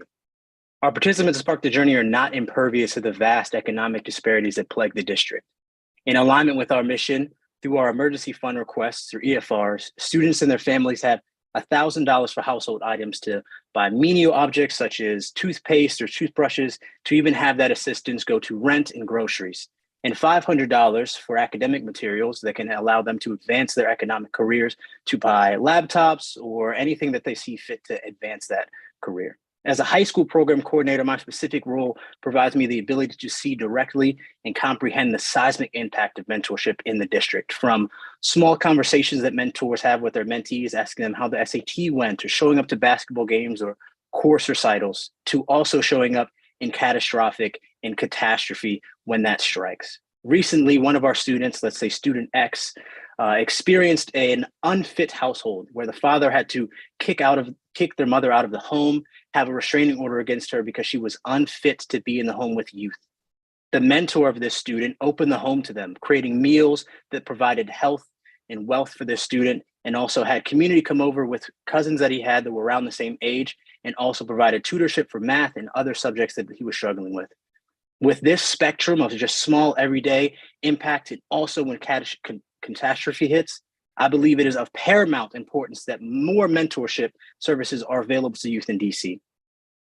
With immense gratitude and appreciation from you, Mr. Chairman, and the Mayor, Spark is proud to be of the College Rising grantee to support to and through college mentoring for students in DC public and DC public charter schools. We applaud the tremendous work of Dr. Antoinette Mitchell and her team at OSSE's Division of Post-Secondary and Career Education. Although we have done so much work, more needs to be done. We look forward to serving as a continued resource and partner in the shared effort to empower students to build better futures for themselves, families, and their communities. Thank you again for your leadership in the service of our students and schools. And please, we implore you to continue to prioritize mentorship supportive services for youth in the district. It is paramount to their success and their well-being, both professionally and personally. Thank you so much. Thank you, Mr. Jackson. Haishlin Valenzuela. Hi, good evening, Chairman Mendelson, members of the committee and staff. My name is Ashlyn Valenzuela, and I am a Spark High School student. I have been involved in Spark for a year, and I have grown up in DC. I attend Columbia Heights Educational Campus, and when I go to college, I will pursue a major in political science. After college, I intend in studying family law. Participating in Spark has made a difference in my life because it provided me with a group of people who are constantly there to support me. I often have my mentor or coordinator reach out to me with different Spark events I can participate in, or with resources that can be useful for me. I feel like I've been able to learn more about myself and what I want. I have learned through college tours that I have taken with my mentor that I need more of a campus environment instead of different college buildings around the city. Overall, I've just been able to learn more about myself, and this has helped me plan for my future. I think DC-based students would benefit a lot from having a mentor. My mentor's name is Jennifer. Jennifer and I are a great match. We have similar thoughts, and we think of things the other might not think of sometimes. We are able to talk freely, and none of our conversations feel forced. Talking with her feels like talking with a friend. I really enjoy trying new things or doing activities that are a little out of my comfort zone with Jennifer. We have this thing where every other month we do a college tour, and the months in between we do fun activities. We have one ice skating, which was something out of my comfort zone, and something new, which was an escape room. I think it is important for DC Council to expand their support for student mentorships because it is an opportunity for students to build relationships with people that they might not have the opportunity to meet otherwise. It is also important because Spark provides several events to help support and inform students about different resources or to help expand their knowledge and reach their full potential. For example, a Spark event that I have attended was about sharing your experience with dual enrollment and learning about the program. This allowed me to provide feedback and learn more about the program so that I can use it to its full potential. I sincerely thank the Committee of Education for the opportunity to testify today and to share my story on what my mentorship means to me. I urge you to fund mentoring for students apply during their high school years and stay enrolled in college. Thank you for listening. Thank you, Ms. Valenzuela. I believe Josiah Charles is not here, so the next witness would be Amelia Kalma, followed by Jamal Berry. Amelia Kalma, please begin. Good afternoon, Chairman Mendelson and members of the committee. My name is Amelia Kalma, and I'm the Director of Research and Policy at the DC Policy Center, an independent, nonpartisan think tank advancing policies for a strong, competitive, and vibrant economy in the District of Columbia. I'm speaking today about out-of-school time programs in DC. The number of OST seats has increased since 2017, but investments are unevenly distributed across the city, and many families still face barriers to participation. The DC Policy Center has worked with DME and the OST office, and this month we will be releasing a comprehensive report on out-of-school time programs in the District of Columbia. The report describes the current landscape of OST programs, the number of available spots for public school students, and whether the spots meet the needs of students and families in the district. Since 2017, the district has expanded OST capacity. OST program capacity is particularly strong for elementary and middle school after-school programs, and programs were most frequently located in the wards in which public school students live and go to school, which are wards 8, 7, 4, and 5. By our estimation, there were approximately 150 providers offering 474 subsidized after-school and summer OST programs this last school year. This included a total of about 30,000 after-school seats on the elementary and middle school level and another 6,000 seats at the high school level. In addition, there were about 30,000 after-school seats split between elementary and middle school students and high school students. Coverage of OST programs, however, varies by ward and can change a lot when measured against where students live and where they attend school. The existing subsidized seat capacity in after-school programs can serve 43% of students enrolled in elementary and middle school, and the existing summer capacity can serve 23% of these students. For high school students, the citywide coverage rate is 33% for after-school programs and 35% for summer programs. When comparing the number of programs to the number of seats more granularly, not citywide, capacity is highest in wards 1 and 2. While wards 7 and 8 did have the largest number of seats overall, there were less seats available per student on average than in other parts of the city. This is because the highest percentage of students live in those wards, creating greater competition for the available seats. As such, barriers to entry remain for OST programs, especially for students with special needs. Parents and guardians express frustration with finding information on OST programs, getting spots in programs, especially high quality ones, transportation options, affordability, and the ability to meet students' needs. These problems are particularly potent for students with specific needs, such as English learners and students with disabilities.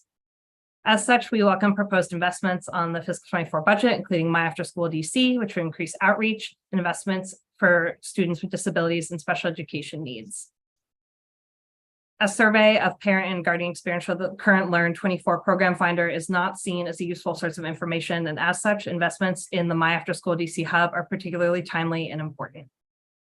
Detailed information about where these students go to school, program locations, assessments of need, and the experience of OST providers and families can be found in our forthcoming report. And thank you for your time. I look forward to any questions you might have. Thank you, Ms. Kalma. The next witness is Jamal Berry, followed by, I believe, Natasha Riddle Romero. Jamal Berry. Yes. Good evening, Chairman Mendelson and members of the Committee of the Whole. My name is Jamal Berry, and I am Educare DC's President and CEO. Educare DC is a full-day, full-year, high-quality early childhood program operating in wards 7 and 8 and serving over 400 children and their families from prenatal through pre-K. I am also a member of Under 3 DC, a coalition committed to securing a strong start for every infant and toddler in DC. My testimony today will focus on the expansion of eligibility for the Child Care Subsidy Program and continuing full funding for the Early Childhood Educator Pay Equity Fund in the FY24 budget. The District of Columbia has been on a roll for the last decade to make every early childhood education more affordable, accessible, and equitable. From universal pre-K to the Birth to 3 law, DC is a national leader in early childhood policy. And the momentum has been building most recently with the launch of the Early Childhood Educator Pay Equity Fund, which is finally paying early childhood educators the higher wages they deserve for the critically important work that they do. Let's keep this momentum going by approving Mayor Bowser's proposal to meet the goal of the Birth to 3 law to extend eligibility for the Child Care Subsidy Program to households with incomes up to 300% of the federal poverty level or $90,000 for a family of 4 by October 1, 2024. This is estimated to benefit approximately 2,200 more families with children under 5 in DC to access affordable childcare. Unfortunately, the mayor's proposed FY24 budget also includes cuts to essential early childhood funding as well that threaten to halt our momentum. I was particularly disappointed to see that the mayor is proposing a cut of $5.4 million from the Pay Equity Fund, $5.4 million. It's simply too soon to even consider cutting its funding because OSSI has not yet presented the permanent compensation structure for the long-term program. When fully implemented in October, the Pay Equity Fund will raise early childhood teacher salaries to be on par with K-12 public school teacher salaries through program level funding to child development facilities like Educare DC and help us to attract and retain highly qualified teaching staff. I am concerned that cutting funding from the Pay Equity Fund would unnecessarily limit OSSI in successfully implementing the long-term program. As an executive of an organization myself, I understand that there are costs and benefits to all budgetary choices that must be made. This cut is too large of a cost with no foreseeable benefit to the infrastructure. Cutting funds from the Pay Equity Fund would be a step backwards when we should be moving forward with fully funding the Birth to 3 law. So I urge you to keep the momentum going to making the district's early childhood system more affordable, accessible, and equitable by supporting the expansion of income eligibility for the Child Care Subsidy Program and opposing funding cuts for the Pay Equity Fund. Thank you for your time, and I'm happy to answer any questions. Thank you, Mr. Berry. Let me see, I've lost my place. Natasha Romero, followed by Will Stetzer. Good evening, Committee Chair Mendelson and members of the Committee on Education. Thank you for allowing me to speak today about how investing in early education and care in the district is the best tool for ensuring the long-term well-being of the district's youngest residents. My name is Natasha Riddle Romero, and I am the bilingual community organizer at Under 3 DC, coalition committed to securing a strong start for every infant and toddler in DC. Today's testimony will focus on the need to restore the $5.4 million cut to the Pay Equity Fund, the $3.3 million cut to the sports wagering provision for early childhood education, and our support for the Mayor's expansion of eligibility for Child Care Subsidy Program of 300% of poverty. First, in order to ensure babies and toddlers are cared for in healthy environments, early educators need the Pay Equity Fund. The mayor's proposed cuts threaten to undermine the program right as it is entering its second phase before it begins making payments directly to early education employers. It has been stated that the cuts applied to the Pay Equity Fund are to right-size the FY24 budget. However, this could exclude educators who have not been able to qualify for funds because they are considered directors or have not yet met credential requirements. Per OSSI's own data, 37% of teachers, 35% of assistant teachers, and 82% of directors have met credential requirements that affect their ability to receive funds through the PEF. Cutting funds at this stage would make it difficult for eligibility to be expanded to other staff, many of whom still need financial support in their pursuit of required credentials. Furthermore, the funds could be used to provide relief through the Health Care for Child Care program. Cutting $5.4 million from the PEF right as the program has begun to make payments to early education employers only increases feelings that early education work is underappreciated. Though the permanent PEF is still in its conceptual stages, many educators have begun to voice their distrust of its actualization. If this much is being cut this year, what will the following years bring? Will this function like the subsidy reimbursement process that underpays providers for subsidized care and must continually rely on additional funding to meet the true cost of care? Educators need these funds to be restored so that they may be provided with tangible reinsurance at this crucial time. While we applaud the mayor's effort to expand eligibility for the subsidy program and make it possible for district families to access care, doing so while simultaneously cutting TANF, the Back to Work Child Care Grants, the Pay Equity Fund, and early child care access to funding from the sports wagering provision doesn't ensure those families and their educators are welcome into a sound early education system. The district must restore cuts to these programs while expanding eligibility. This is a crucial point in the growth of the system, and everything must be done to ensure it is done equitably. Thanks for your time and consideration. Thank you, Ms. Romero. Next witness is Will Stetzer, followed by, I believe, Abe Clayman. Good evening, Chairman Mendelson and members of the DC Council. My name is Will Stetzer. I'm a Ward 5 resident and the CEO of Ingenuity Prep, a public charter school in Ward 8. While I have concerns about a number of areas within the education funding portion of the proposed FY24 budget, including the funding of impact bonuses outside of the funding formula, I'd like to speak today on a topic that is often raised as an argument against equivalent funding for charter schools, charter school cash balances. Some have suggested that a positive balance in the bank is evidence that charter schools have an abundance of money and therefore do not need funding equivalent to what DCPS gets through the formula for their operations. For me, this argument misses three important facts. First, charter schools are required to pay for all expenses associated with their facilities. This includes all renovations made to their school building. That is, charter schools must save money to afford the upfront equity similar to a down payment on a house. And just like the DC government must set aside some money for debt service, charters too must carry reserves throughout the length of the loan to cover debt service for financing. This is not just a one-time thing. Lenders require ongoing cash reserves. Take Ingenuity Prep as an example. We, along with our friends at Statesman, occupy most of a district-owned facility, PR Harris. In the last master facilities plan released in 2019, PR Harris was rated at the bottom of all district-owned facilities. This is a district-owned building, but like other charter schools and district-owned facilities, Ingenuity Prep and Statesman are required to pay for all modernization costs. And we're committed to doing so. That is, our cash reserves, which we've been slowly saving, are committed to improving a facility that is in desperate need of modernization so it can better serve our students, the second largest pre-K-8 population in the city, and one in the top 10 schools citywide for at-risk rates. Second, charter schools, unlike DCPS, are not backstopped financially by the district government. Because of this, charter schools are required to carry a cash balance of at least 30 days cash on hand per the DC Public Charter School Board. Best practice, as you know from the DC government, is 60 days cash on hand. And that's on top of the savings we should have to meet our facility needs. This cash serves as emergency reserves to deal with situations like those that arose during the COVID-19 pandemic. Enrollment shortfalls, which upend our budgets, or to plan for the eventual loss of ESSER funds so we do not experience significant or abrupt reductions of staff. Third, comparing the fiscal environment in which charters operate to that of DCPS is misleading. DCPS isn't allowed to carry cash balances from one fiscal year to the next, but the district government does it for them.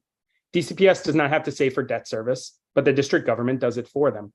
DCPS does not have to have emergency reserves, but the district government has such reserves. In this case, the more apt comparison is between charters and the DC government. The DC government, just like charters, carries cash balances, and as you know from your own budget work, the financially responsible decision is that that money not be spent toward program. Thank you for the opportunity to testify, and I'm happy to answer any questions you may have. Thank you, Mr. Stetzer. I don't have a copy of your statement, which would be helpful. And I appreciate you going through that detail. I believe Glenn Ogilvie is not here. Abe Clayman, and he will be followed by Mary Lacerdo.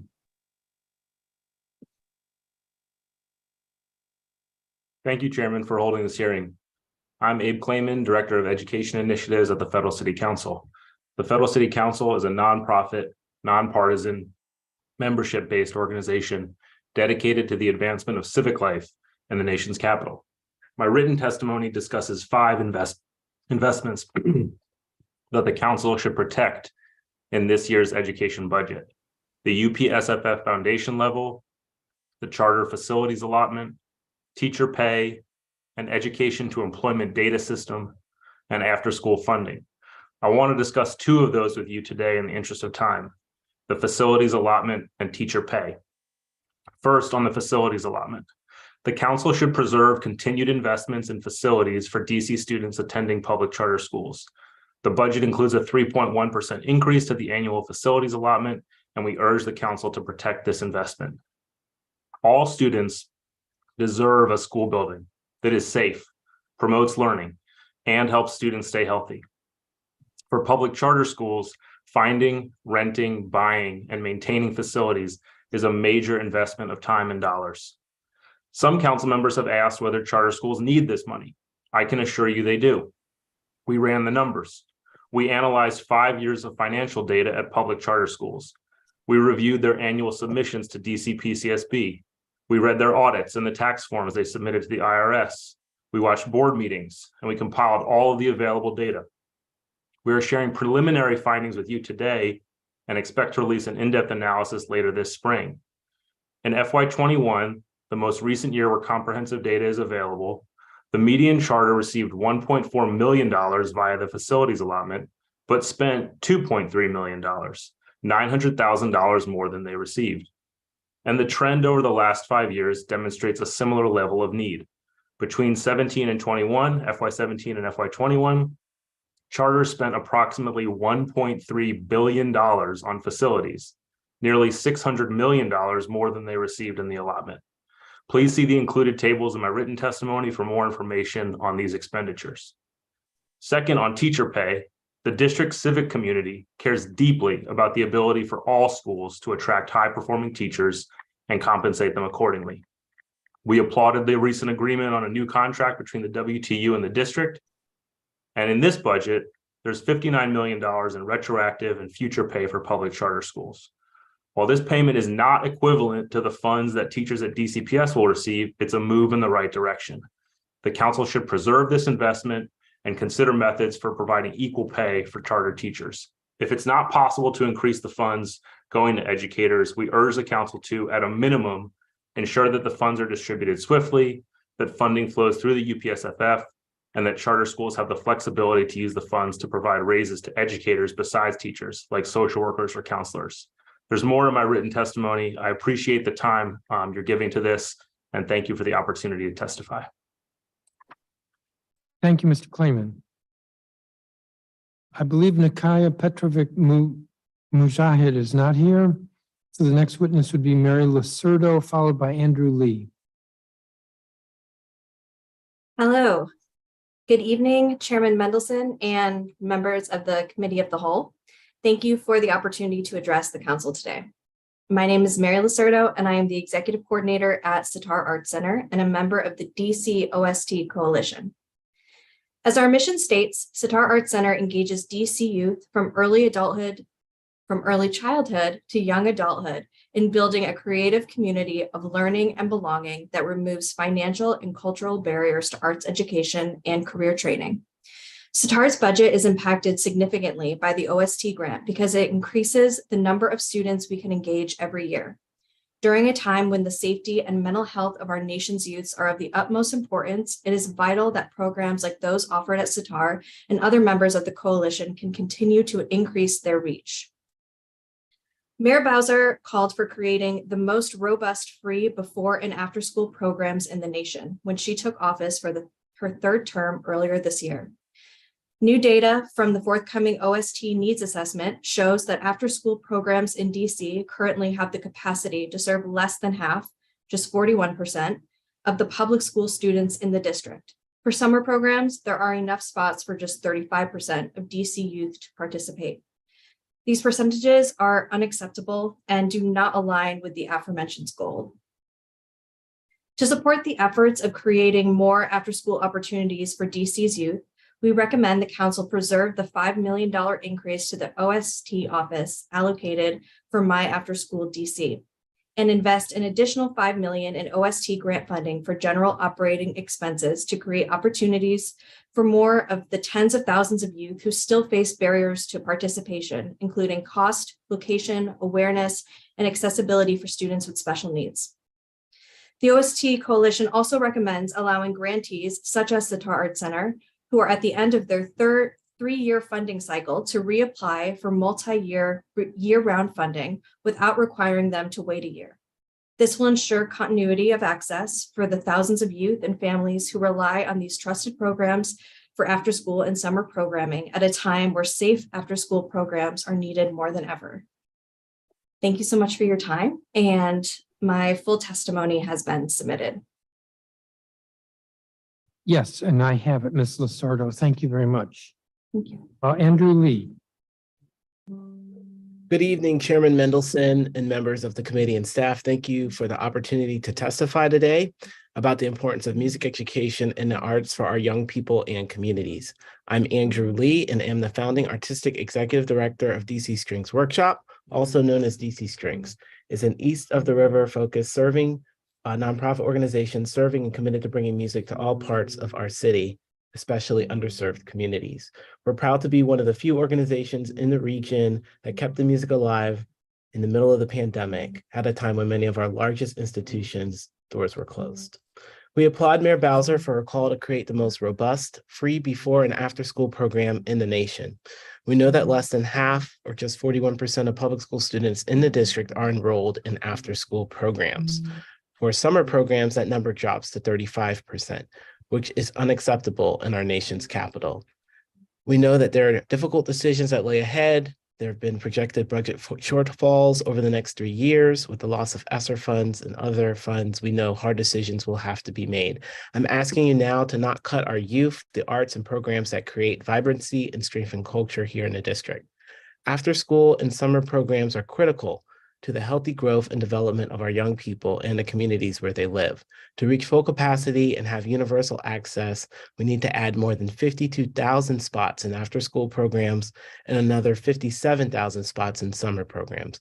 Despite the mayor's investment in DPR OST, our summer programs with support from Learn24 will inevitably have a significant waiting list. Currently, DC Strings is serving more than 300 students weekly across DC public and charter schools, teaching piano, strings, and percussion to a number of students who may not have access to music education otherwise. A majority of our students reside in wards 2, 6, 7, and 8, where music and access to high quality music performances and arts instruction is not universal. I call on the council to continue to fund critical out-of-school time funding and to further prioritize music education in DC public schools and charter schools. There should be a band, chorus, or general music arts teacher in every school. The benefits of music education are widely known. I'm sure you don't need me to go into it now. It's in my written testimony, but everything from teamwork and community building to social and emotional skills to preparing kids for the jobs and careers of the future, whether it's music technology, production, and all of the acts and bands and orchestras that come into town, being able to work either in the orchestra or behind the scenes. As a member of the OST Coalition, I'll say that we call on you, the DC Council, to continue to increase funding, also should, for the 21st Century Community Learning Centers program, to increase the number of grantees in the cohort, also increase the maximum award for small nonprofits from $25,000 to $75,000, and continue recreation for all. Thank you for the opportunity to testify on behalf of all of our students and your leadership. Happy to answer any questions. Thank you very much, Mr. Lee. I don't have a copy of your statement. If you could provide that. Happy to. We'll Thank resend you. that. I do not have any questions for any of you. I want to thank you, though, for your time and for your testimony. So you all are excused, and I'm going to call the next group of witnesses. Thank you. Yes, thank you.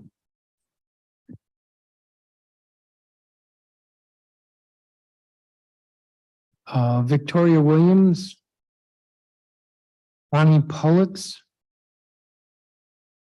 Jackie Carter, McAllister Claybaugh, Danielle Dupree,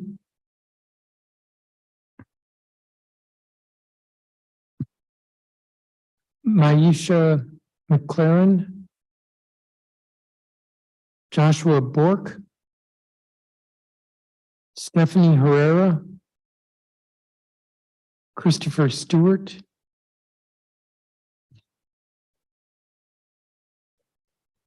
Eleni Lawrence, Linda McKay, Justin Lessick, Eleni McCabe,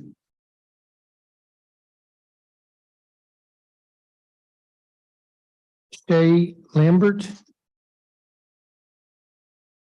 I believe Koshonda Moore is not here. Antonio Williams.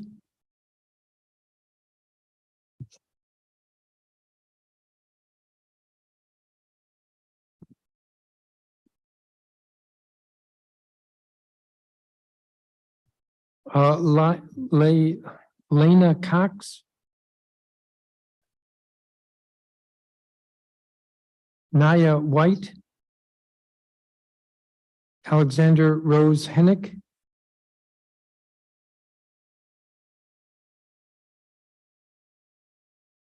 Garrett Dome. Travis Bali. Marina Mozak.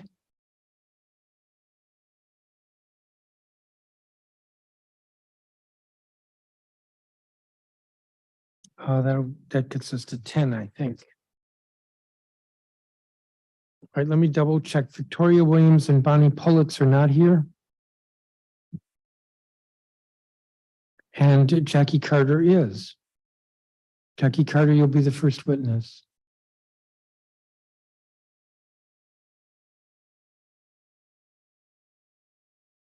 Jackie Carter, there you are. Right here.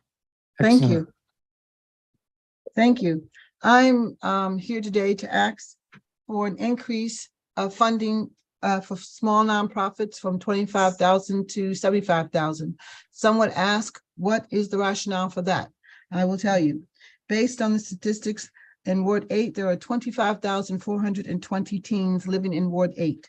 40% live in poverty, 40% live in poverty, and 24% are homeless. Ward 8 houses the highest number of youth between the ages of 12 to 17.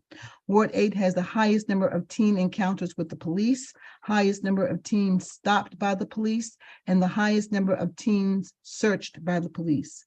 Ward 8 has the highest number of minors arrested by the police and the highest number of police using force against minors. What are other rationales for increasing the funding for grassroots nonprofits in Ward 8 and Ward 7 and anywhere in the ward where grassroots organizations are serving?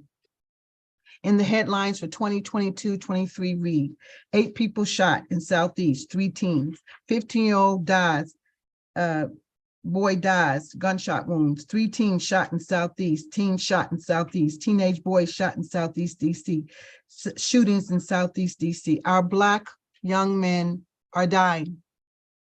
And small nonprofits at the grassroots level are in a position to make a difference if we can get the funding increased to create more seats. Just today, I was outside waiting for our young people to arrive, and there were a group of young girls and some boys, 13-year-old, engaging in a fight.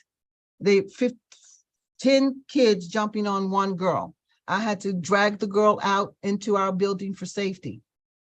Grassroots nonprofits on the front lines, and it would be to not increase the funding to grassroots nonprofits and small nonprofits working in these high crime areas is criminal.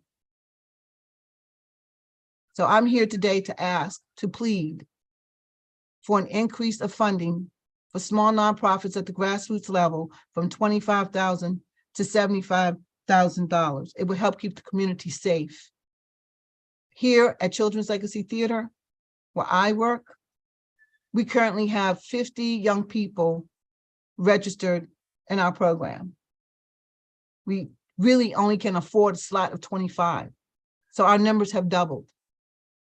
And more young kids are coming because they want safe spaces.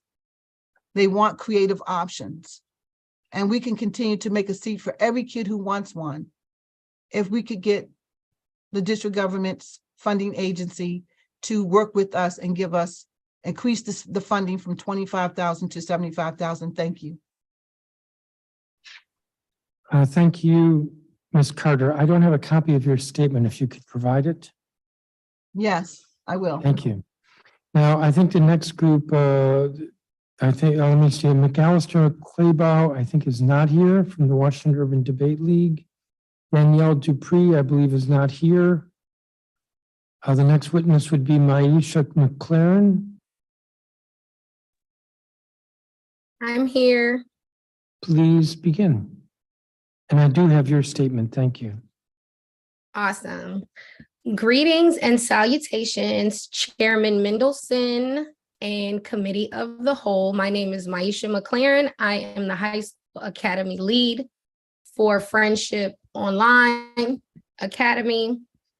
And I'm also a 21-year veteran teacher, spending the last 7 years with Friendship Online Academy. With Friendship Public Charter Schools. I particularly serve high school grades 9 through 12, and Online Academy serves students all over, but primarily students in Ward 7 and Ward 8. I'm also speaking as a parent of 2 school-age children who attend school in the district as well. I'm here today to acknowledge and discuss closing the disparity in the budget for funding DC schools. I choose to refer to them inclusively as DC schools instead of segregating them into public or charter because they both serve in the same capacity for educating youth. They're both funded by public dollars. I use the term segregate intentionally because it carries in its context the framework of separate but equal. But as we all know from American history, things often separated are not equal. This begs the question, why would a charter school or school system such as Friendship Public Charter School, which are incepted by individuals with a genuine passion for education and a mission to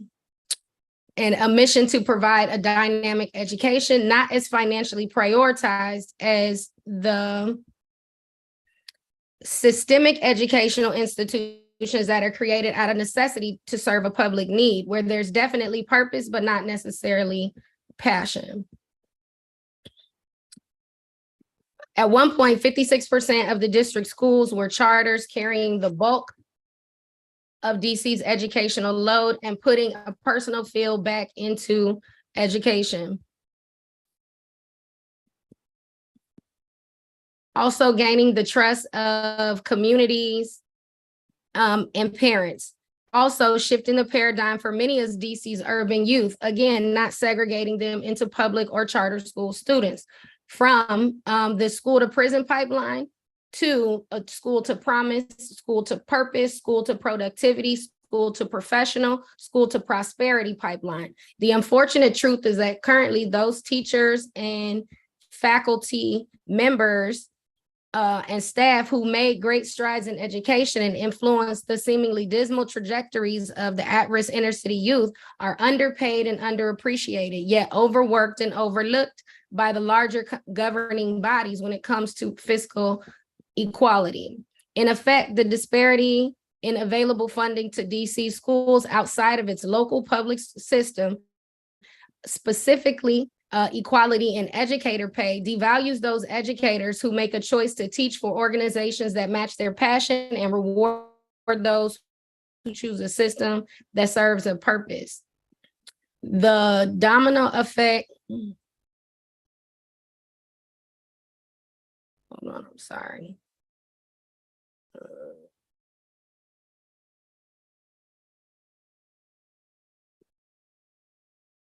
Bad. I I'm gonna lost my have to place. cut, All right, I'm gonna have to cut you off because you're a minute all over. right, I your got one time. sentence, one question left. Their domino effect, teacher retention, stress-related health conditions, and a disrupted work-life balance, as well as high burnout and low morale. This occurs when students suffer the most, and so do the institutions. It makes them unstable and widens the achievement gap. My question is, as a DC taxpayer, am I to understand that I pay taxes to pay myself less than my peers who do the same jobs? I ask this with genuine curiosity and disbelief, and I'd like an answer. Is this really what you are asking me after I give so much to my scholars and families? Thank you, Ms. McLaren. Joshua Bork, I believe, is not here. Stephanie Herrera, Christopher Stewart, I think they're not here.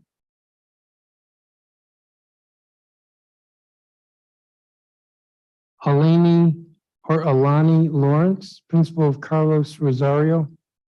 Yes, I'm here, Eleni Lawrence. Greetings, Chairman Mendelson and members of the Committee of the Whole. My name is Eleni Lawrence. I'm a proud native Washingtonian and DCPS graduate. I live in Ward 4 and I'm the parent of 2 sons in DC Public Charter School. I have the pleasure of serving as the principal of the Sonia Gutierrez campus of the Carlos Rosario School, which is located in Ward 5. We serve adult learners from all 8 wards. I am testifying today to support funding equity for DC's adult learners and the restoration of the adult learner transit subsidy. I have worked at the Carlos Rosario School since 2015, and over the years have been amazed by our students and their determination to meet their goals. Yesterday, a student, Mayra, stopped by my office. She's from El Salvador, and she's at school learning English. She asked if I could help her by reading a letter that she had received, just to check it over to make sure she understood it. I looked at the letter and then congratulated her, as it was her swearing in ceremony to become a US citizen. This was an amazing milestone that she has completed. She told me all about her busy schedule, how she had lost a previous job and worked with one of our employment specialists to gain the skills to learn how to apply for jobs online, and now is an assistant manager at a restaurant in Columbia Heights. She told me how she runs home after work to give her children dinner and then comes to school at 6 p.m. to continue studying English, and in addition takes the citizenship preparation class on Saturdays. In 2022, we had 120 new citizens graduate from Carlos Rosario. She asked me where I am from, and I told her I'm from DC. And she said, just like my children, they are from DC. Just this morning, a student, Deborah, told me that she will not be able to continue coming to school without the adult learner subsidy. She told me she is single on a very tight budget, and those funds support her to be able to come to school. And similar sentiments were expressed at our student government meeting later this afternoon.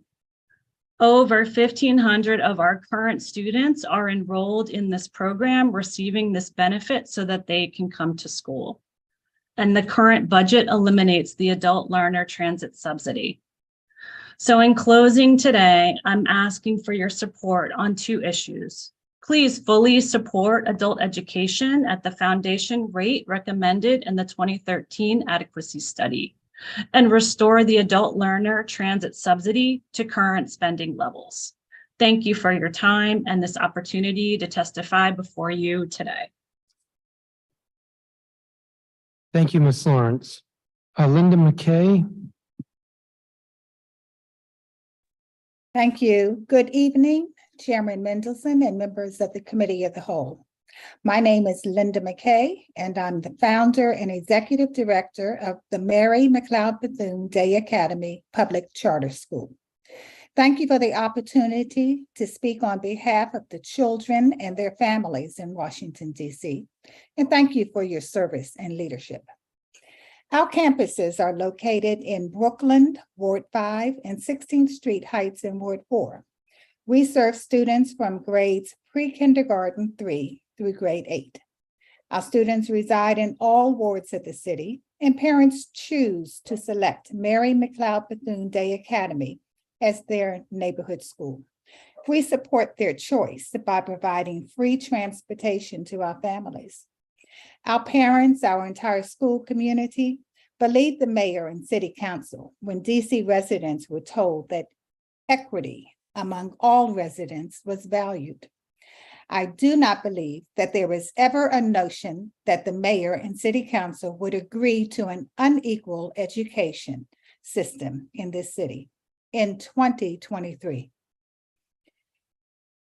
Charter school teachers matter. If this budget passes in total, DC public charter schools will receive $187 million less than DC public schools. And DCPS will receive more than 3 times the amount of funding to raise educator salaries than public charter schools will. Just as DCPS, Mary McLeod Bethune-Day Academy Public Charter School seeks to recruit, retain, train, empower, and reward teachers for jobs well done. For 3 years now, Mary McLeod Bethune-Day Academy has provided our teachers with raises in attempts to meet DCPS salaries. We have provided incentive and retention bonuses to show that we value our teachers. And now the mayor and city council are undervaluing and declaring that charter school teachers are second-class educational professionals. Does this unequal budget also declare to 50% of DC parents that they are also undervalued for the decisions they make to entrust their children's education to the other DC public schools? I urge the council to reject an education budget that massively underfunds the schools that serve nearly half of the city's public school students. We ask that you increase the amount of funding for charters to fund pay raises, and not only for teachers, but also for other categories of critical staff, such as reading specialists, instructional coaches, and school counselors. Charter school students matter. Charter school teachers matter. Thank you for attention to this matter. Thank you. Thank you very much, Ms. McKay. I believe Justin Lessick is not here. I believe Elaine McCabe is not. Oh, Justin Hey, Lessick this is Justin, yeah. Okay, go for it. You're next. Thank you, Chairman Mendelson. Good afternoon, members of the DC City Council. Thank you for the opportunity to speak today. My name is Justin Lessick. I'm a Ward 4 resident and the parent of 3 public school students in DC. I'm speaking today in my capacity as the founding executive director of Sojourner Truth Public Charter School, a public middle and high school in Ward 5.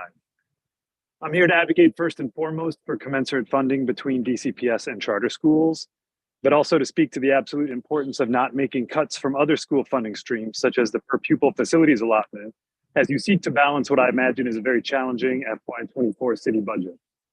Just under half of the public school students in DC attend public charter schools. It feels like common sense that these students should be considered just as worthy of funding as their public school peers in DCPS. Nevertheless, estimates of the current proposed school funding plan show that it underfunds charter schools by close to $190 million as compared to DCPS. This discrepancy is based on estimates of the forward and retro pay for staff members, stabilization funding, early stages program, and bonuses that are being funded by the district for DCPS schools, but not for public charter schools. It should also be noted that 92% of students in DC public charter schools identify as Black or Hispanic, and more than 80% of charter students live in wards 4, 5, 7, or 8. It is particularly disheartening that these are the students that will suffer most from the imbalance in funding between public school students in charters versus DCPS. The uniform per student funding formula is an established way to promote equity. Subgroups of students that have unique needs are assigned multipliers to make sure that their schools get specific and predetermined funding boosts in order to support them with special programming. One clear way to be able to fairly fund all students across the district this year would have been to figure out how much additional funding DCPS was getting at a per student level, and then to add this into the uniform per student funding formula so that an equal investment was made in our public school students in charters. Estimates show that the difference in funding between DCPS and charters this year could be around $3,700 per student. I urge the council to resist passing a budget that does not provide equal funding at a per student level. The children we serve in charter schools are the same as those in DCPS, and the teachers and staff we employ are the same as well. It feels very wrong to discount their worth by funding them at a lower rate, and especially without an attempt at justification. The mayor's proposed budget provides a much needed salary increase to DCPS social workers, psychologists, and other school staff such as instructional coaches. The budget does not, however, provide increases for the same positions in public charter schools. This will make it very difficult for schools like mine to staff these positions, which focus largely on supporting students' mental health and wellness. Again, our most vulnerable students are the ones that will suffer most from that imbalance. I fear that as the council seeks to balance the budget, council members may also look towards other aspects of school funding to identify places from which to cut. Please know that our funding streams, including the per student facilities allotment, are fundamental to us being able to maintain safe and welcoming environments for our kids and staff. Most charter schools, like mine, need to spend well above the facilities allotment just to pay rent, pay for utilities like electricity, and for custodial maintenance for our classrooms. The proposed fiscal year 24 budget creates two separate and unequal systems of education. If this cannot be changed by investing an equal amount of dollars to each public school student, regardless of DCPS or charter, the council would be endorsing this inequity. Thank you for your time and consideration. Thank you, Mr. Lessig. And I do have your statement, so I appreciate that. Eleni McCabe, is she here? Then the next witness would be Shay Lambert, followed by, I believe, Lena Cox. Mr. Lambert? Yes, good afternoon. My name is Shay Lambert, a Ward 1 resident with the Chesapeake Bay Outward Bound School right here in DC. The Chesapeake Bay Outward Bound School's mission is to change lives through challenge and discovery, serving DMV students since 1983. Our curriculum focuses on outdoor and experiential education by facilitating social emotional learning to middle and high school age students, as well as professional development and SEL education for educators and school administrators. Our programs range from one-day to multi-day overnight leadership programs for students right here in DC. In 2022 alone, we partnered with 18 schools and youth serving organizations in the district, serving more than 1,500 students and educators in our great city. The word partner holds a special meaning for our school. We work hand in hand with public and charter schools to create school partnerships that have a strong and lasting impact on our students, parents, teachers, and communities. One of our many partnerships in DC is with the Sojourner Truth School, the first 6th through 12th grade Montessori school in DC. Working closely with Justin Lessig, the executive director, and Denise Edwards, the founding principal of the Truth School, we developed a comprehensive progression plan centered around outdoor and social emotional learning for both their educators and their students. In his own words, here's what Justin Lessig said about the importance of funding outdoor education for public and charter schools in DC. We have been incredibly grateful for our ongoing collaboration on outdoor and social emotional learning through experiential programs provided to students here at Truth. Since beginning our partnership in 2019, we worked with Outward Bound to deliver engaging virtual social emotional learning programming during the pandemic. After the pandemic, we transitioned to bring our entire community of students and educators out for a day of challenge and leadership initiatives every school year. And as of last year, we had our first multi-day 8th grade student trip backpacking along the Appalachian Trail. We support the Chesapeake Bay Outward Bound School and other outdoor curriculum-based organizations in their efforts to encourage and advocate for out-of-school and outdoor programming funding in DC. Future programs will equip students with critical life skills such as self-confidence, leadership, and self-esteem, which are imperative to enhancing students' overall success in life. Justin and so many other partners who work alongside DC public and charter schools believe that utilizing the outdoors to foster belonging and empowering students to overcome challenges holds particular importance now. They provide academic, social, emotional, mental health, and countless other benefits for our students and community. I'm asking that you graciously consider allocating $2 million to be included in the 2024 budget for outdoor learning. so that schools across all 8 wards would be able to access and allocate these funds towards an outdoor learning partner of their choosing. I'm asking for $2 million because that is the amount of the $9 million that was allocated to outdoor education in the 2021 budget, in which $2 million in total was misused.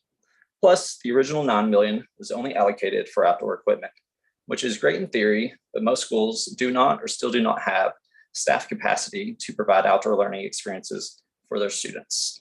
So the new equipment has often been underutilized for its intended purpose of expanding outdoor education right here in DC. Thank you so much for your opportunity to offer testimony on the importance of outdoor learning. It is critical that DC Council allocate $2 million to fund outdoor learning in DC. Thank you so much. Thank you, Mr. Lambert. I believe Antonio Williams with Washington Leadership Academy is not here. So the next witness would be Lena Cox. Good evening, Chairman Mendelson and members of the committee. My name is Lena Cox, and I am the next head of school of Capital City Public Charter School starting in July. Located in Ward 4, we serve more than 1,000 students from pre-K through 12th grade who come from every ward in the city.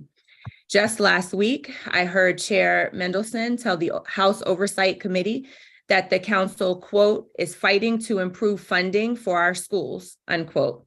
Well, I hope the council will fight for all schools to receive equal funding, as the mayor's proposed budget set up an unequal system for our city's children. As the budget is proposed now, DCPS will receive more than 3 times the amount of funding to raise educator salaries than public charter schools like ours. As a former middle school principal, I know the dedication and hard work that our teachers put into their craft every day. I have been there for the magical moments that happen inside the classroom, before school, during after-school activities, and even on weekends from our hardworking, talented teachers. They deserve the same investment from the district as DCPS's amazing teachers. If the district is going to be a model for education, then that requires investing in all its public schools at the same level. Our teachers are serving DC students from every ward in the city, and having a high quality, well-paid teacher in the classroom ultimately impacts their success. At Capital City, we are known for our focus on the whole child, social emotional learning, and project-based curriculum. We cherish every single student that comes through our doors and serve a diverse population. 20% of our students qualify for special education services, and 39% are English learners. And we have results to show for the work our teachers and staff have done.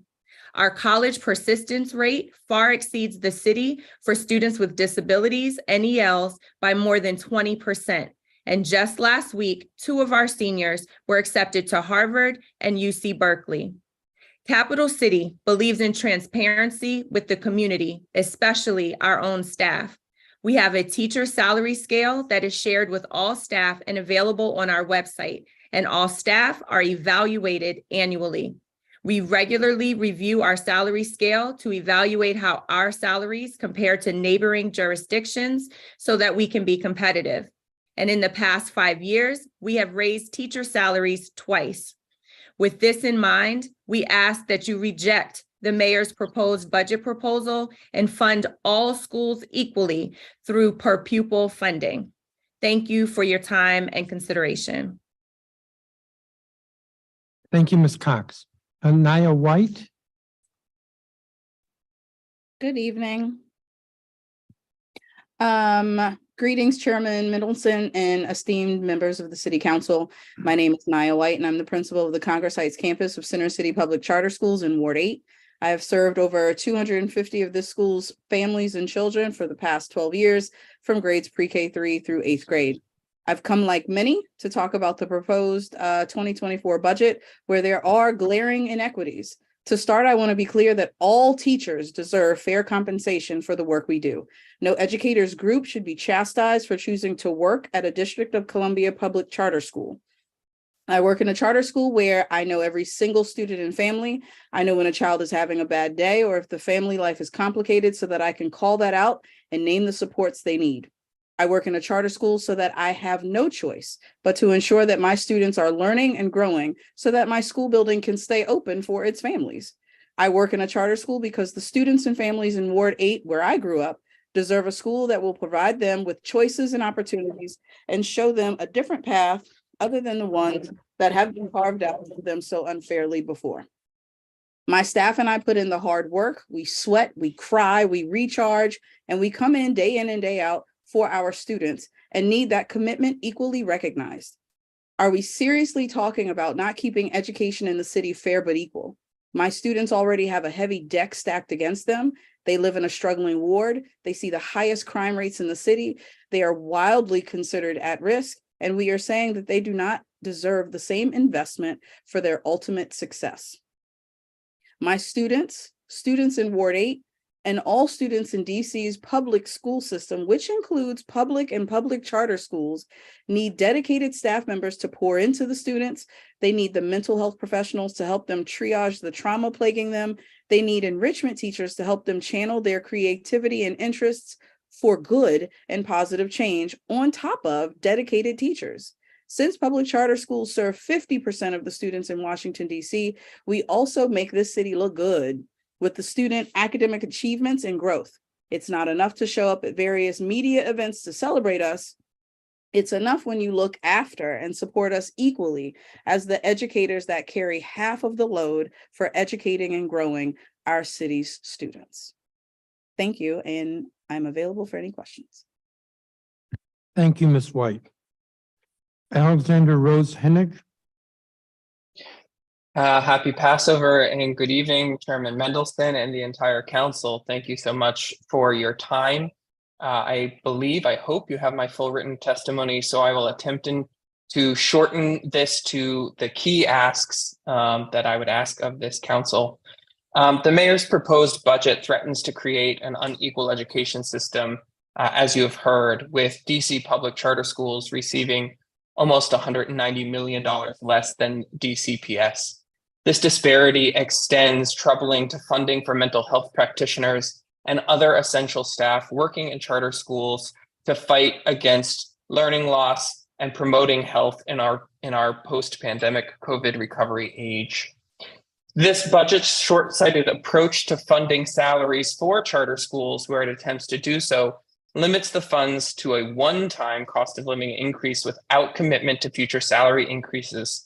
This jeopardizes our schools' long-term stability and ability to plan and budget.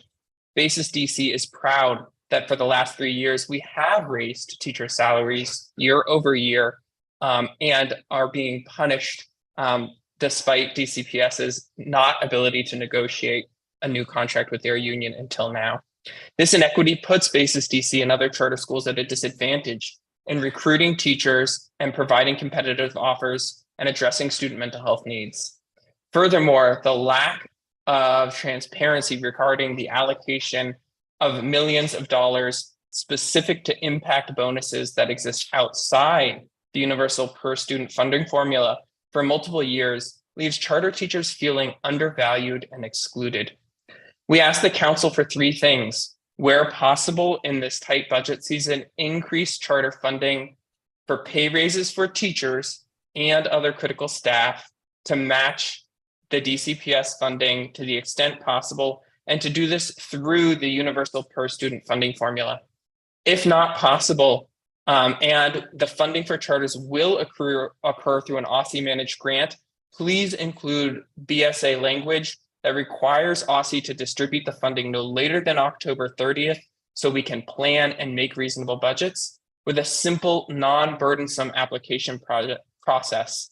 And please include BSA language that bases that equivalent funding for charters on student enrollment counts at each school. I conclude by asking the council to ask yourselves the question that this budget is causing charter teachers across the city and charter parents across the city to ask themselves. Do we believe half the students in the city deserve less than the other half? Why are charter teachers less deserving than their peers? How does the city council think the mayor's budget will impact teacher retention, or more critically, student mental health in half of our schools? And I hope the Passover reference to the 4 questions is met, and I am open for any other questions. Thank you. Thank you, Mr. Rose Hennig. I believe Garrett Dome is not here. Travis Bali. I'm here. Oh, wait a minute. I see Garrett Dome. Yep. Thank you, Chairman. My name is Garrett Dome. I am a teacher at Basis DC and a resident in Ward 2. Equivalent funding for educator compensation is vital for the district to thrive. The lack of proposed funding for charter schools, quite frankly, is unfair and unethical. Almost 50% of students living in the District of Columbia attend charter schools. The students at Basis DC deserve a quality education, and equivalent funding is necessary to achieve that goal.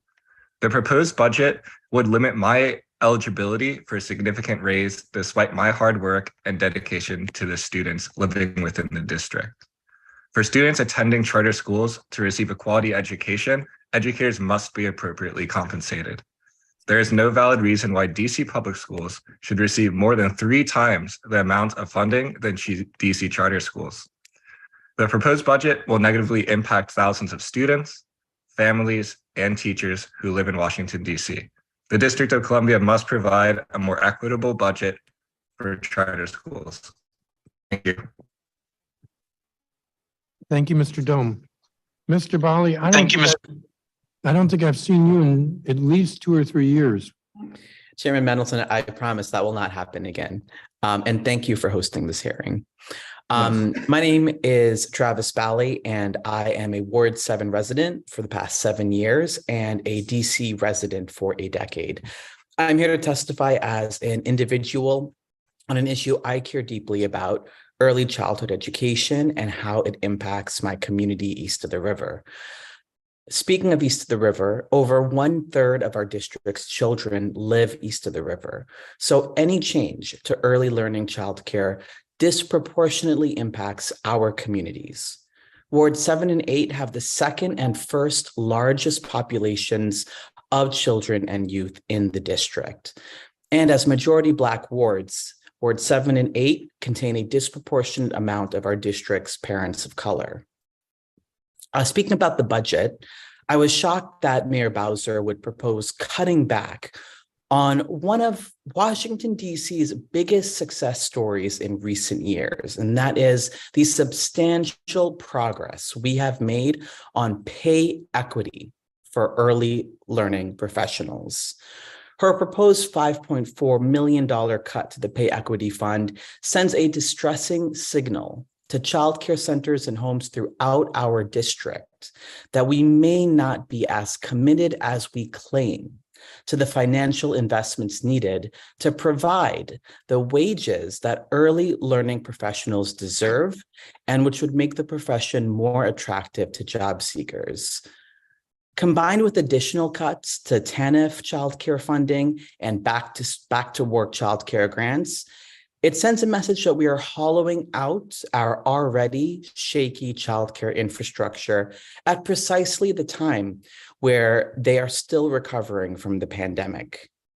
I fear that this could cause early learning professionals to lose hope in our pledge to pay them what they're worth, and will leave the profession and will cause early learning professionals to leave the profession, disrupting our shaky early learning infrastructure and impacting parents.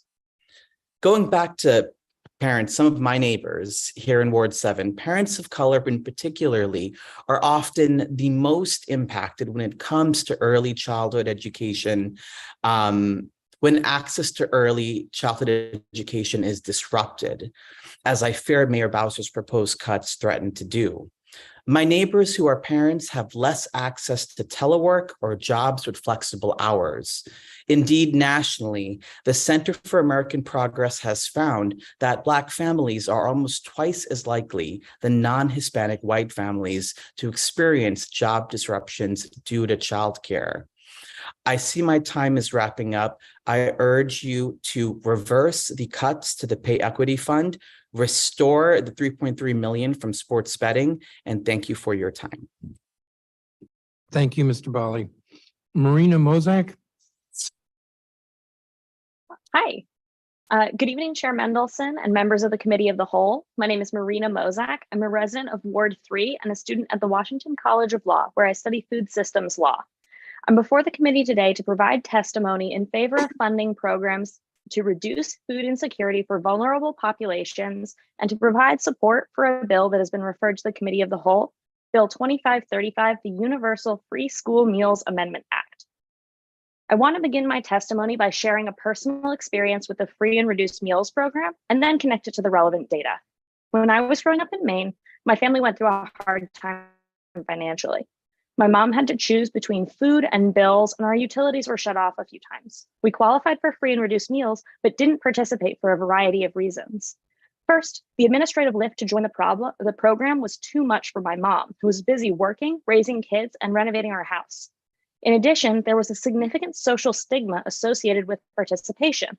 There was a real perception in my town that the kids on free and reduced lunch were not smart and would not go to college. I worked hard in school. My need for nutritional support had nothing to do with my academic worth, but it didn't feel that way as a kid. Through research I've conducted on the effects of universal free school meals, I've learned that my story is incredibly common. Studies show that social stigma and administrative hurdles prevent kids who need it from accessing school meals at an alarming rate. This is especially prevalent for students like me who want to go to college and cannot afford the social stigmas associated with poverty. Today in Maine, early studies on the effects of universal school meals show that students' access to the meals they need has greatly increased.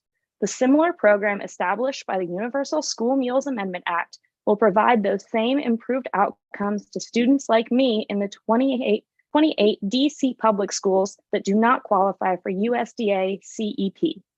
Supporting those students will allow them to achieve their greatest potential.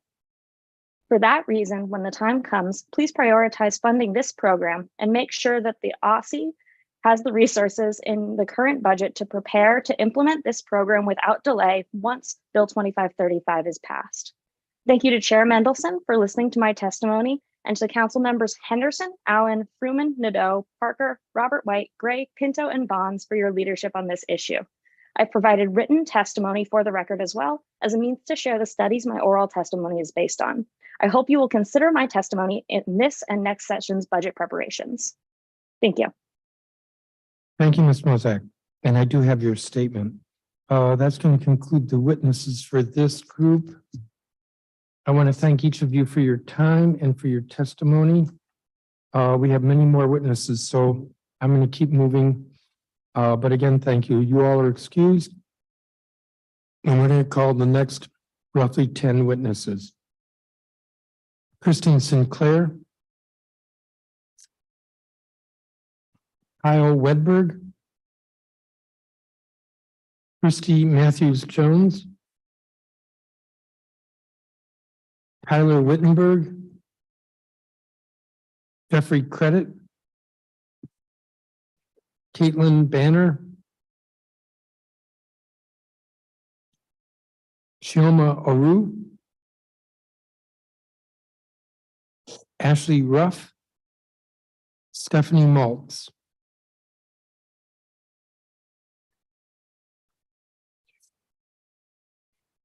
Adrian Smith,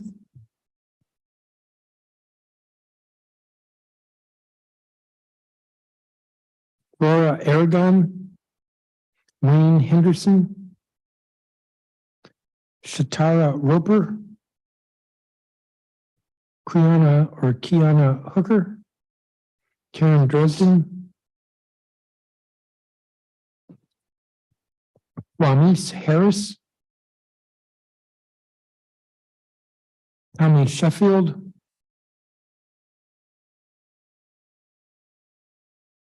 Audrey Walker, Hannah Francis, Suzanne Schneider,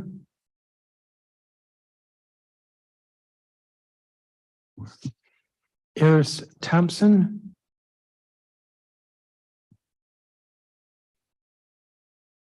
Liliana Gonzalez,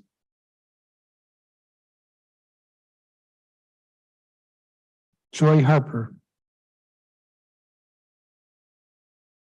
All right. We will start with Kristen Sinclair. Hi, everyone. Good evening and greetings from Little League baseball practice.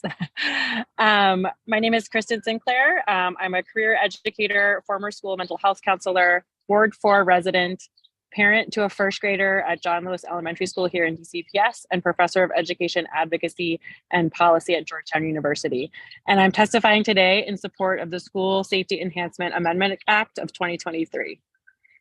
Calls for removing policing, and all forms of surveillance from schools are crucial to creating real safety for our young people, particularly our Black and Brown young people, but even more crucial is what we build in their absence. Every day, I work toward and dream of a time when our schools are places where all young people, especially racially minoritized and marginalized young people, can thrive, be free, be safe, and have the opportunity, resources, and skills to live the life that they dream of, and most important, to feel loved, nurtured, and supported. I mean, isn't that essentially what we all want for our young people? The bedrock of this vision for schools is a safe environment free of policing and surveillance that addresses the root causes of violence while also responding to harm in a way that creates accountability and healing, not more harm. Building such an environment requires students, parents, caregivers, educators, and school leaders to work together to create communities of care that support students through interventions like restorative justice programs, mediation, de-escalation, and violence interruption. We need to invest in school-based strategies that promote public safety and an equitable learning environment, including mental, behavioral, and physical health services and enrichment and community building programs. Today, I'm calling on the DC Council to pass the School Safety Enhancement Amendment Act of 2023 to support community-led school safety programs that are effective, avoid the harms of policing and criminalization, and invest additional money in the safety of our students. This bill will allow for community-driven, collaborative approaches to safety by establishing a school safety committee, a brain trust of students, families, educators, and education and health agency leaders to develop guidance to proactively achieve school safety while avoiding the harms of policing and criminalization. It also provides the resources to hire and train school safety directors and school safety teams who will work with students and community members to implement evidence-based and trauma-informed approaches that improve student learning, safety, and well-being. Young people across the city have been asking for resources and staffing that create real safety in schools, not more policing and the additional harm that it brings. They're asking for it today.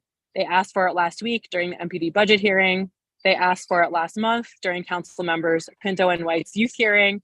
They asked for it last year, 2 years ago, 3 years ago, and even before that.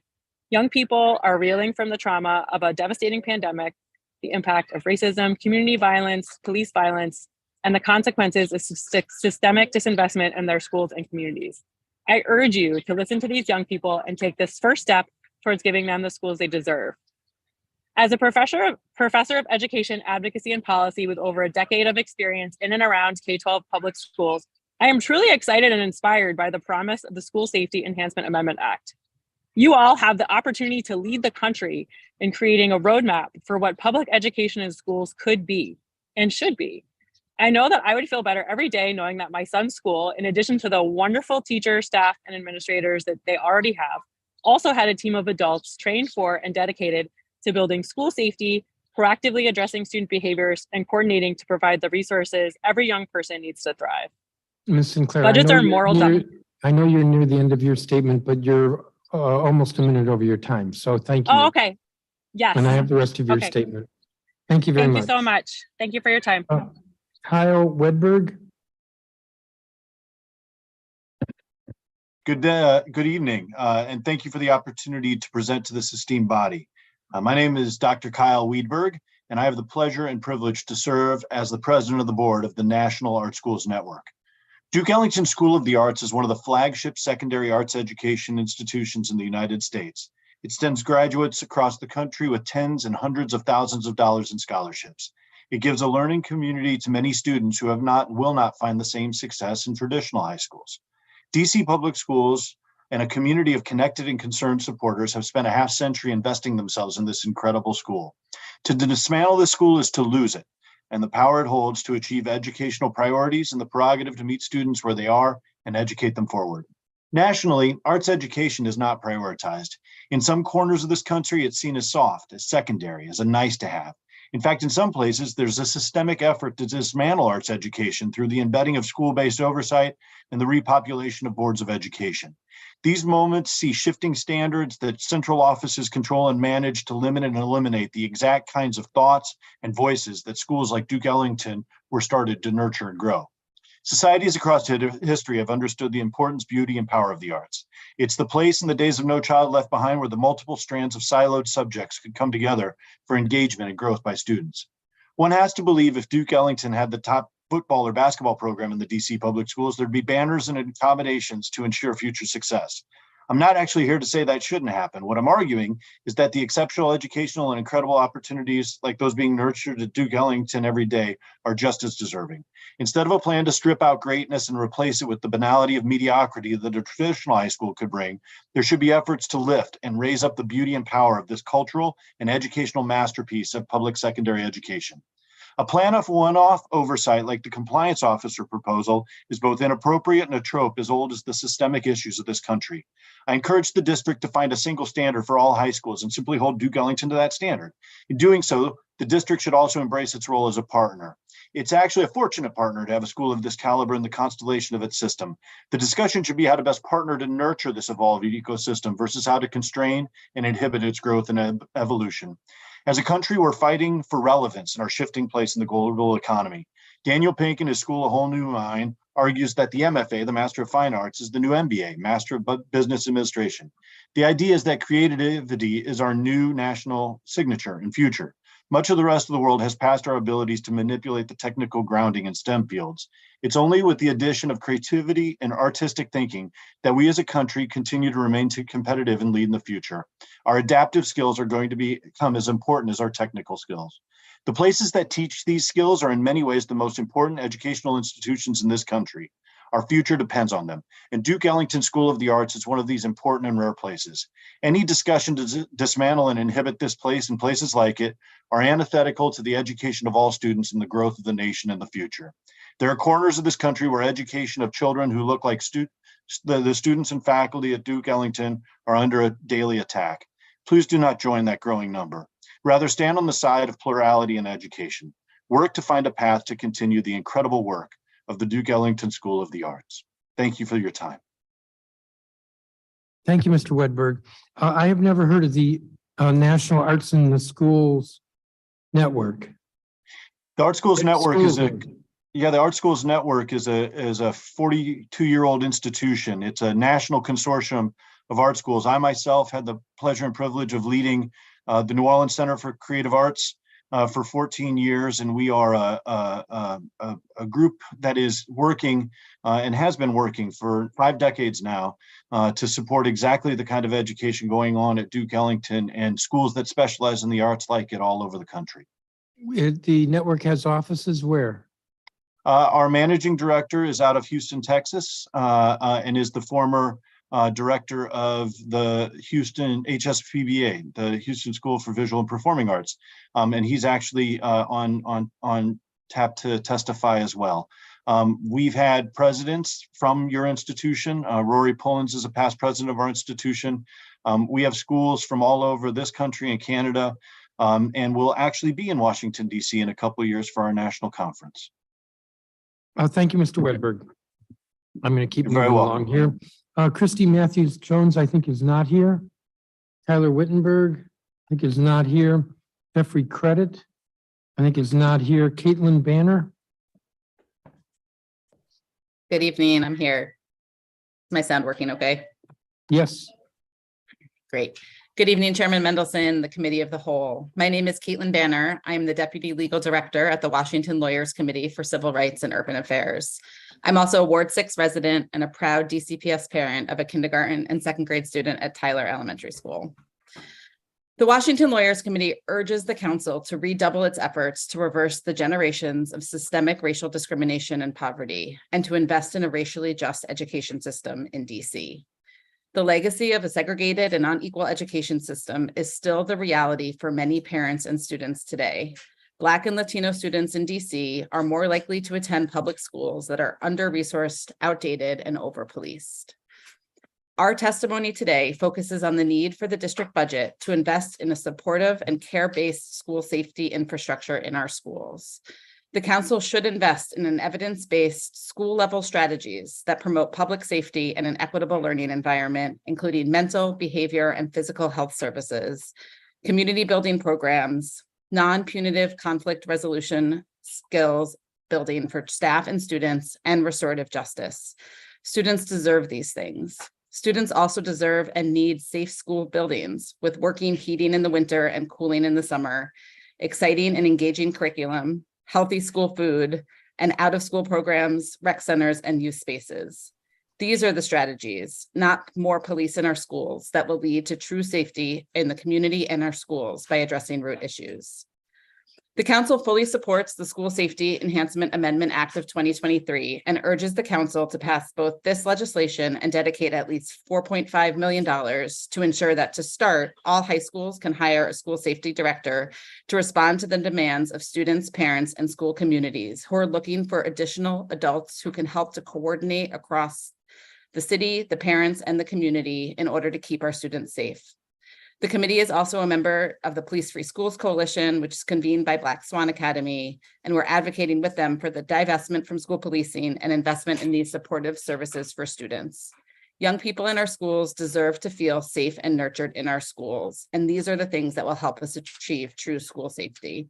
I see my time is coming to a close, and I know there's a lot of people testifying after me today. So you have my written testimony, which goes into our recommendations and support for the School Safety Enhancement Act in more detail. I'm happy to answer any questions now or at any time. Thank you. Thank you, Ms. Banner. I actually don't have your testimony. If you could resend it. I will, absolutely.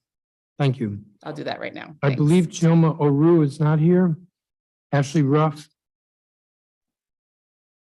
Stephanie Maltz. I'm here. I see you. Good evening. Good evening. Thank you, Chairman Mendelson and council members, for the opportunity to testify today. My name is Stephanie Maltz, and I've been a DC resident since 2005. I'm a parent to just one of the over 3,800 disabled students that relies upon OSSI transportation to attend school each day. Over half of these 3,800 students who receive OSSI transportation reside in Ward 7 or 8. We reside in Ward 3. OSSI has historically struggled to deliver appropriate and required transportation services for students with special needs. OSSI Special Education Transportation Services were court supervised from 1995 to 2012 under a court consent order in Petites versus District of Columbia. The court order performance standard for the OSSI was that students arrive on time for school 94% of the time. According to the DC Council oversight responses, OSSI has not met the court order performance standard in Petites of 94% on-time arrivals once in 2023, with students arriving late as much as 20% of the time. Of the late routes, 1 in 10 was late more than 40 minutes. Chronically late arrivals contribute to absenteeism and reduce educational time and the opportunity for students with special needs. Late arriving buses are the #1 parent complaint to OSSI. Students with disabilities, such as those served by these buses, have some of the lowest in-seat attendance rates in DC public schools, and that rate has declined from 87% in school year 2018-19 to 81% in school year 21-22. School absentees have repeatedly shown to negatively impact students' learning at all age groups.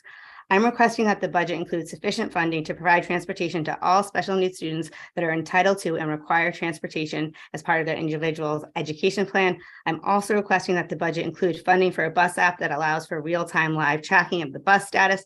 The Parent Resource Center does not have access to real-time information. In fact, when I called the Parent Resource Center at 6 o'clock on Friday morning, I was told that my child's bus was still at the bus depot. And at the same time, I was received a text message from another family that bus was on time, was on the way to my house and had already picked up their child. So even when parents are calling the Parent Resource Center, they're not actually getting the correct information. Finally, I'm requesting that when parents are required to self-transport because of OSSI's failures, parents are not expected to jump through hoops for their reimbursement costs. OSSI is fully aware of the routes that are impacted daily, and the agency should be providing transportation costs directly to families of these students. some of us who have younger kids, and some of us have students who are not able to use public transportation in order to get to our schools. And some of us also have kids that are too young to put in an Uber or Lyft. I could not put my 7-year-old, I could not transport my 7-year-old to school that way. Parents of students with disabilities should not be expected to shoulder the additional burden of having to transport their children and then complete the paperwork, especially when OSSE already has this information. I'm happy to answer any questions or share more about our experience with the current bus situation. Thank you. Thank you, Ms. Maltz. It's good to see you. And I don't have a copy of your statement. If you I will send send it, that over to you all. please do that. Thank you. Adrian Smith, I think she's not here. Laura Aragon. Wayne Henderson, I think he's not here. Shatara Roper. Kiana Hooker. That gets us to Karen Dresden. And I'm you'll be followed by Clamise Harris. Ms. Dresden, please proceed. Okay. Well, good evening. My name is Karen Dresden, and I'm the head of school and one of the founders of Capital City Public Charter School. Our pre-K through 12 school serves 1,000 students in Ward 4. I am also a DC resident and the parent of a Capital City student. I appreciate that in a tight budget year, raises for our city's teachers are being prioritized. It is important, however, that the funding be distributed equitably. 48% of DC students attend public charter schools, and yet in the mayor's budget, just 20% of the funds proposed for teacher compensation would go to charters. This inequity sends a message that the nearly 48,000 residents who attend charters and their dedicated and hardworking teachers are valued less in our city. This is unacceptable. I urge you to fund teacher compensation equitably. I am also concerned about the way funds would be distributed to charter schools in the mayor's budget, which proposes that the funding be distributed through grants. Not knowing the terms or the timelines for the grants makes it very difficult for us to plan and to communicate to current and prospective teachers what to expect in terms of compensation. I worry this will impact our ability to retain and to recruit staff. The grant structure also causes me to worry about sustainability. We must know how we will be able to afford these raises in the future. To give raises one year only to need to cut positions and programs the following year to be able to afford them is not progress and would be detrimental to our students. On this, I urge you to fund raises through the unified per student funding formula rather than through one-time grants. One reason that has been given for offering the funding through grants rather than the UPSFF has been the need to ensure charter schools actually spend the money on teacher salaries and raises. I believe strongly in transparency for how schools spend public dollars. We publish our pay scales and review and update them annually. We would commit to reporting on how additional funding provided through UPSFF is spent. Transparency and accountability could be obtained without the proposed grant structure. In closing, I ask that you make decisions that equally value our students and our teachers and that support the long-term sustainability of our organizations. Thank you. Thank you, Ms. Dresden. Clamise Harris.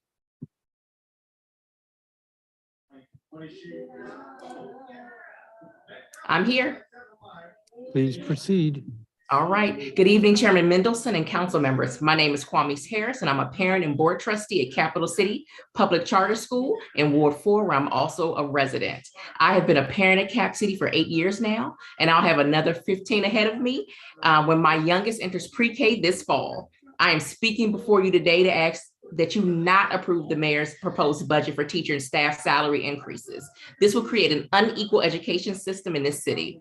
If this budget passes, in total, DC public charter schools will receive $187 million less than DC public schools. My children deserve to have well-paid teachers in their classroom, just as DCPS parents do. As a parent trustee, I have been a part of the process in evaluating our teacher and staff salary scale and ensuring we are competitive to neighboring districts and transparent with staff about salaries and raises.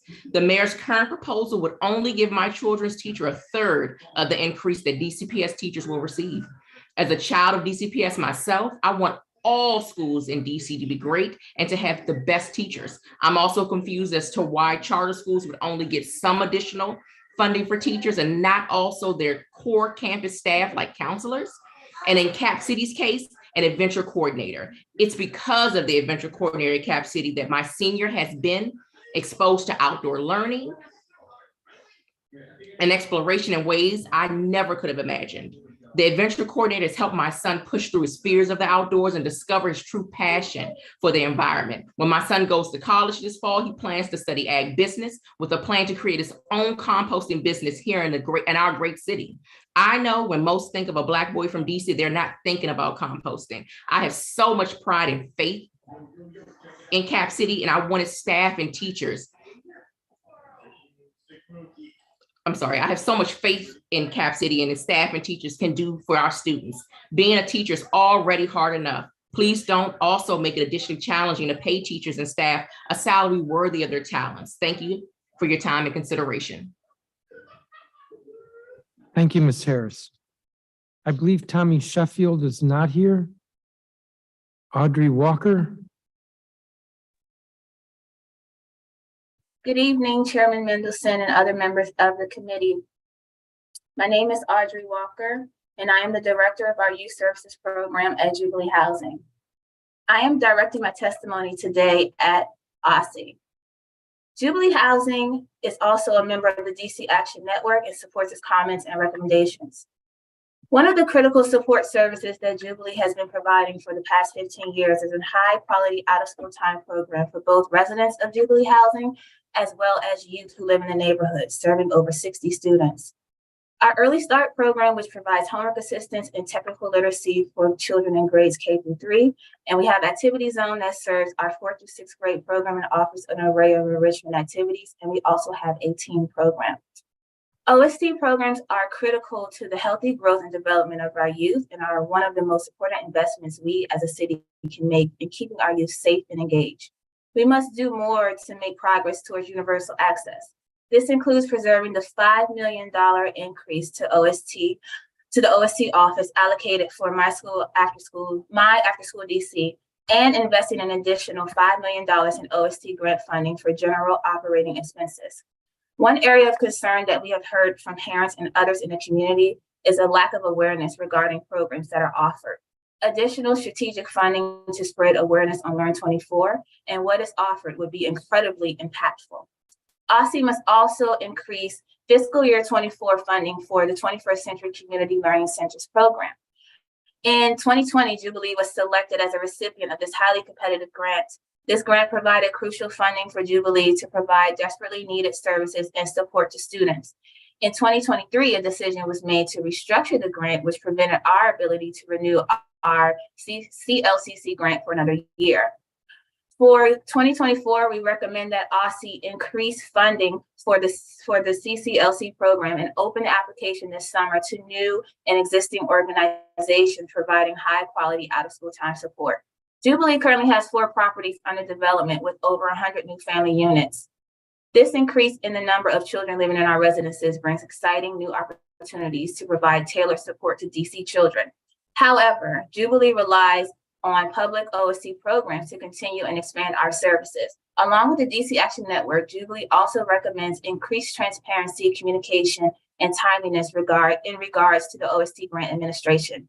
DC OST organizations are a vocal and active coalition, and through better engagement and increased channels of communication with the OST office, providers, staff, parents, and mostly the youth stand to benefit.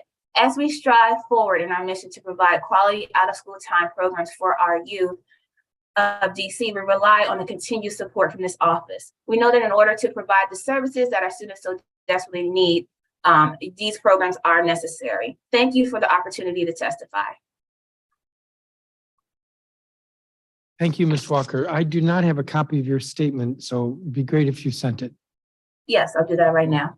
Thank you. And I believe Hannah Francis is not here. And I believe that Tyler Wittenberg, whom I called earlier, is here. So why don't we go to you, Tyler Wittenberg? Yes, hi. I'm testifying on behalf of Tyler Wittenberg. He asked that I testify on behalf of him. My name is Anisha Perry. I'm a sophomore at Anacostia High School. I'm 16. I'm a youth organizer with Black Swan Academy, and I'm also a part of the DC Girls Coalition Youth Advisory Board. I'm here today testifying for police-free schools. My concerns with police in schools are that with all the police brutality and police hurting, killing innocent Black people, it causes trauma. With kids having to go to school and being in the same space with police can be very triggering. I'm a victim of the trauma that comes from the daily presence of police in my schools. And I do not want to attend because I am a Black female who knows I am unsafe walking into the school building. Instead of police, let's worry about mental health and increasing the number of counselors in our schools. Let's add more recreation centers in the community and bring the community together to stick with each other instead of having police. According to the Centers of Disease Control and Prevention, the suicide rates among children ages 10 to 17 increased by 70% between 2006 and 2016. Approximately 72% of children in the United States will have experienced at least one major stressful event, such as witnessing violence, experiencing abuse, or experiencing the loss of a loved one before the age of 18. By contrast, there is no evidence that increased police presence in schools improves school safety. Indeed, in many cases, it causes harm. When in schools, police officers do what they are trained to do, which is detain, handcuff, and arrest. This leads to greater student alienation and a more threatening school climate. The glaring defect of mental health staff in schools is inexcusable, especially given the growing use of law enforcement in schools. This dangerous combination is a central reason the most vulnerable students are being funneled into the school to prison pipeline. The DC Council should not undo the SRO phase out. Instead, the council needs to pass and fully fund the School Safety Enhancement Act because that is what real school safety is. Thank you. Thank you. Tell me again your name. Anisha Perry. And was that your statement or was that Ms. Wittenberg's you read? Mine. Thank you. Let me see. Hannah Francis, I believe, is not here. Suzanne Schneider. Hi, yes, good evening. Please proceed. Oh, sorry. Thank you so much for your time. And I know you must be exhausted. I have been here with you all day. It has been fascinating. I have learned so much, and please help support St. Coletta. But I'm here today to advocate for my son's school and to request that Duke Ellington receive the full funding required to successfully maintain its arts and academics dual curriculum program. First, a little background. I am a proud DC native and a graduate of the DCPS system. I attended both Deal and Wilson. When my family and I moved back to DC this summer, I found a vibrant and revitalized city that was in many ways almost unrecognizable. But sadly, I also found that many of the city's problems have remained the same and have become even more deeply entrenched. The differences between the haves and the have-nots in this segregated chocolate city have become only increasingly pronounced. And it appears that the establishment is more determined than ever to ensure that only a privileged few in a limited number of wealthy wards will be eligible to attend the handful of non-failing schools that the district boasts. My son loves Ellington, and we live a few blocks away. And each and every week, I go in to volunteer at a little snack cart that we run for fundraising. And each and every week, I am awed by what I see. It is just like the movie Fame, and it could move you to tears. The energy, the drive, the composure of these kids is amazing. The vast majority of whom come from the district's throwaway wards and who travel for hours on multiple buses and trains to make it in for a school day that runs at least 2 hours longer than most, and which gets many of these kids home by around 8 p.m. to neighborhoods and sometimes households that don't provide the safe space that Ellington does. And I frequently have kids come to my cart who can't afford the simple $1 for a snack. Because of this, I have a secret stash of bills I carry so I can tell them, I've got you. You work hard and you deserve it. And because it's Duke, and because we have a catchphrase that we recycle on repeat, I often add, and we love you madly. I'm here today to advocate for these kids who deserve it and who are being well served by Ellington. Our astounding graduation rates and college admittances prove that. And Duke Ellington is giving these kids, 86% of whom are minorities, a fighting chance and a way out. So I'm trying very hard to understand what's going on. And as the child of parents who themselves were the golden children of their families, the ones who made it out, I am impassioned and I am angry. Why does it seem like there are so many who are invested in somehow shutting down one of the few schools on this side of town that actually serves a population coming from the other? A school that offers a chance to kids who, unlike my own, don't have the luxury of just moving to Ward 3. And I'm trying very hard to reconcile how the mayor, the people who run DCPS, the members of the council, and the privileged people in the neighborhood that surrounds Duke Ellington can sleep at night knowing that effectively you're working to strip these children who are doing their very best, who are working hard, and who are truly gifted of their golden tickets, especially when your own kids are okay. So just stop. Now is as good a time as any to be on the side of right and for you to show these mostly Black and brown, often poor and multifacetedly disenfranchised kids what it might look like if the larger community, if the city, and maybe just maybe the world also loved them madly. Thank you. That's all. Thank you, Mr. Schneider. Eris Thompson.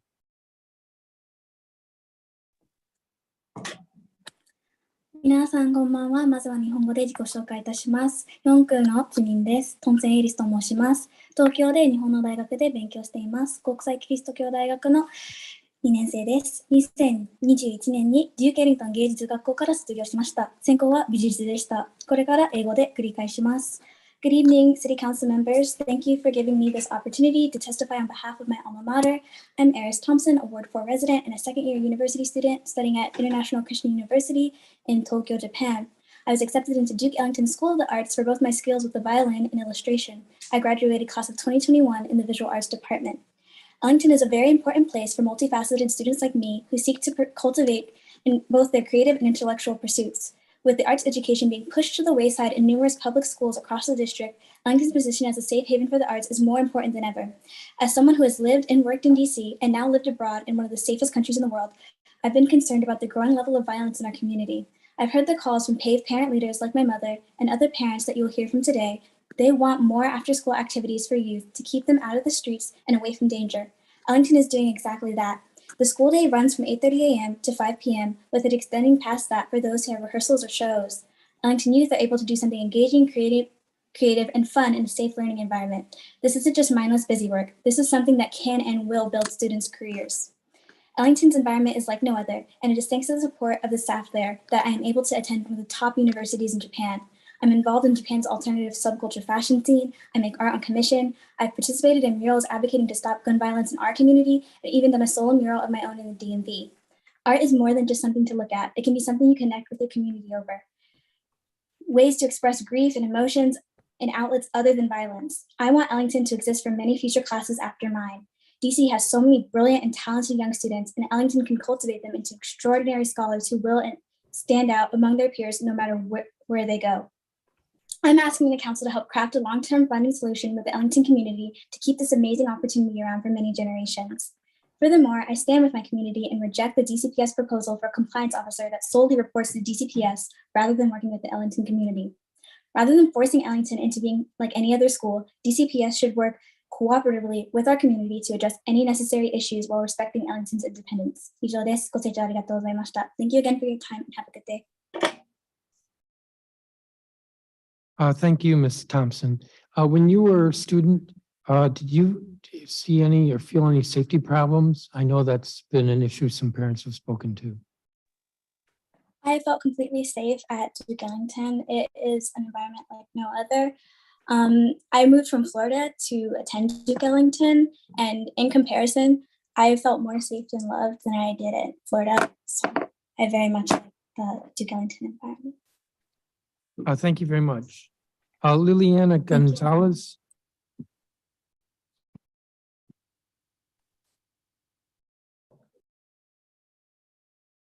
Please proceed. Good evening.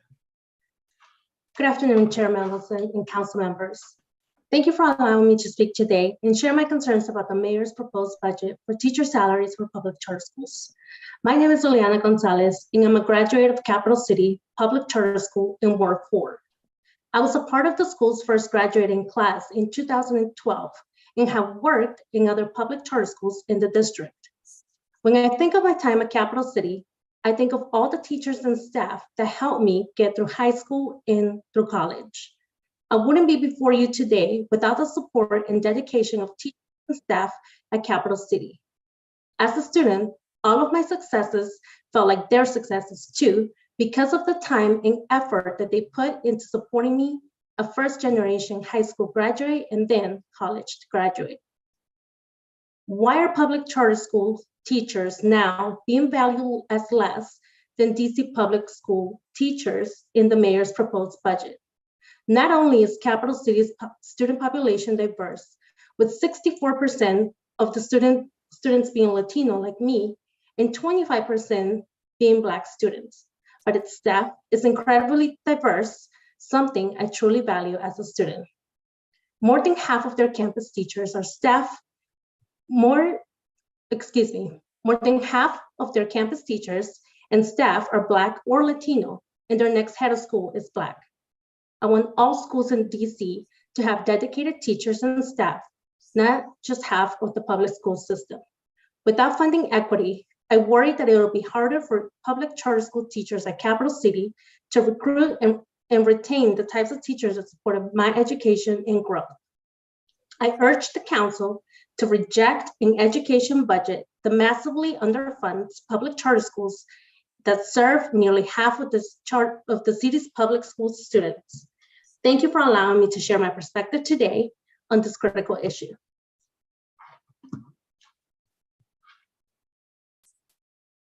Thank you, Ms. Gonzalez. I don't have a copy of your statement, if you could provide that.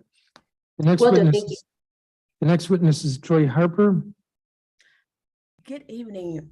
My name is Ms. Harper. I am the DC Public School STEM Educator, Academic STEM Chair, PTO member at John Barrows Elementary Title I School. I'm also a proud member of the National Action Network under the Reverend Al Sharpton, where I advocate racial equity and justice, and this includes promoting 21st century STEM education at my Title I school. And my intention is to use this model for a more national approach and to use the model that has been successful at John Barrows at other STEM schools in the DCPS district. My STEM program has received OSCE recognition and government-wide recognition. It was an article was done at the Department of Energy's STEM bulletin. I have a holistic approach with my STEM program. I collaborate with community stakeholders like Casey Trees, Capital City Robotics, Howard University Biomedical Research, and government agencies such as NASA and the Department of Energy.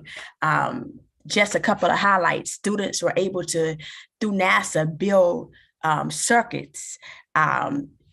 Students are able to engage with coding. Students are able to, with Howard University, they were able to make models of a brain and see a live brain and hold the brain and hold a real heart. So you can see that this program provides like enrichment to scholars, giving children so much exposure and enriching exposure at a Title I school allows them advantages that most high schools don't have currently.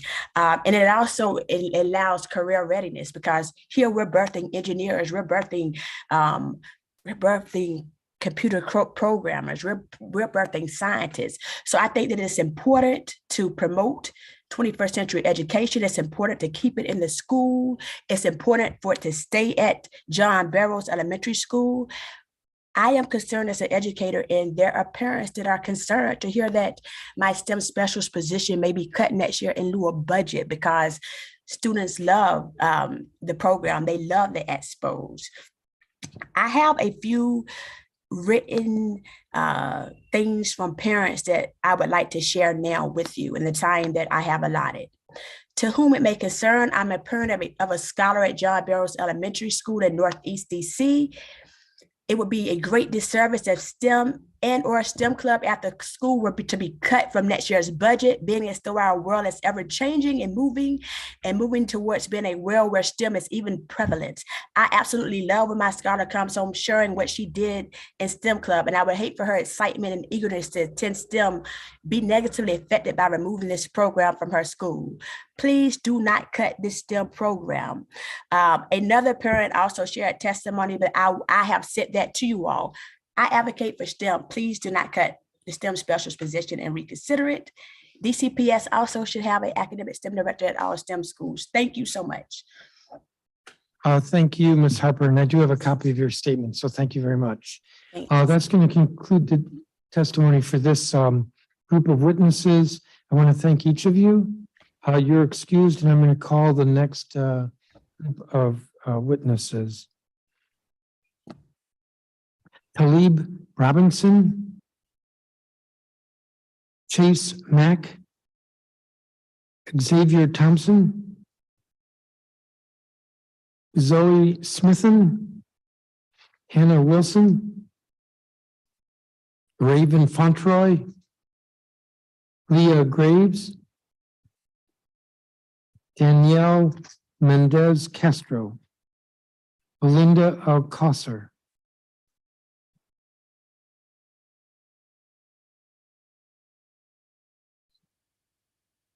I believe it's Sine Merritt, a student at KIPP, Zoe Bryant, Michael Johnson, Sarita Eastman, Anaya Coffey, Jacob Hodges, Sana Stringfield, Mercy Adagbado, Kaluani Adebisi, Elijah Lopez, Michaela Holland, Edith Mendoza Solano. Next group is all students at Global Kids. Rainaka Proctor, Chelsea Balthrop, Haley Edmonds Hall, Soren Branch, Cadence Aponte, Madison Ellis, Kamel Cook, Mackenzie Johnson, Janaya Drayton, Ebony Kirkland, Robin Lead, Hannah Kozik, Chandler Denard,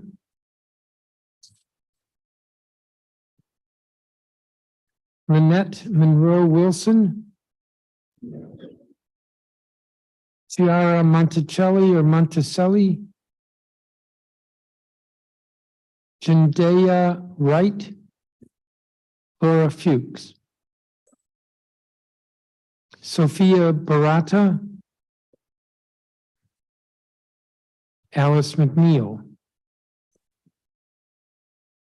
Patricia Stamper,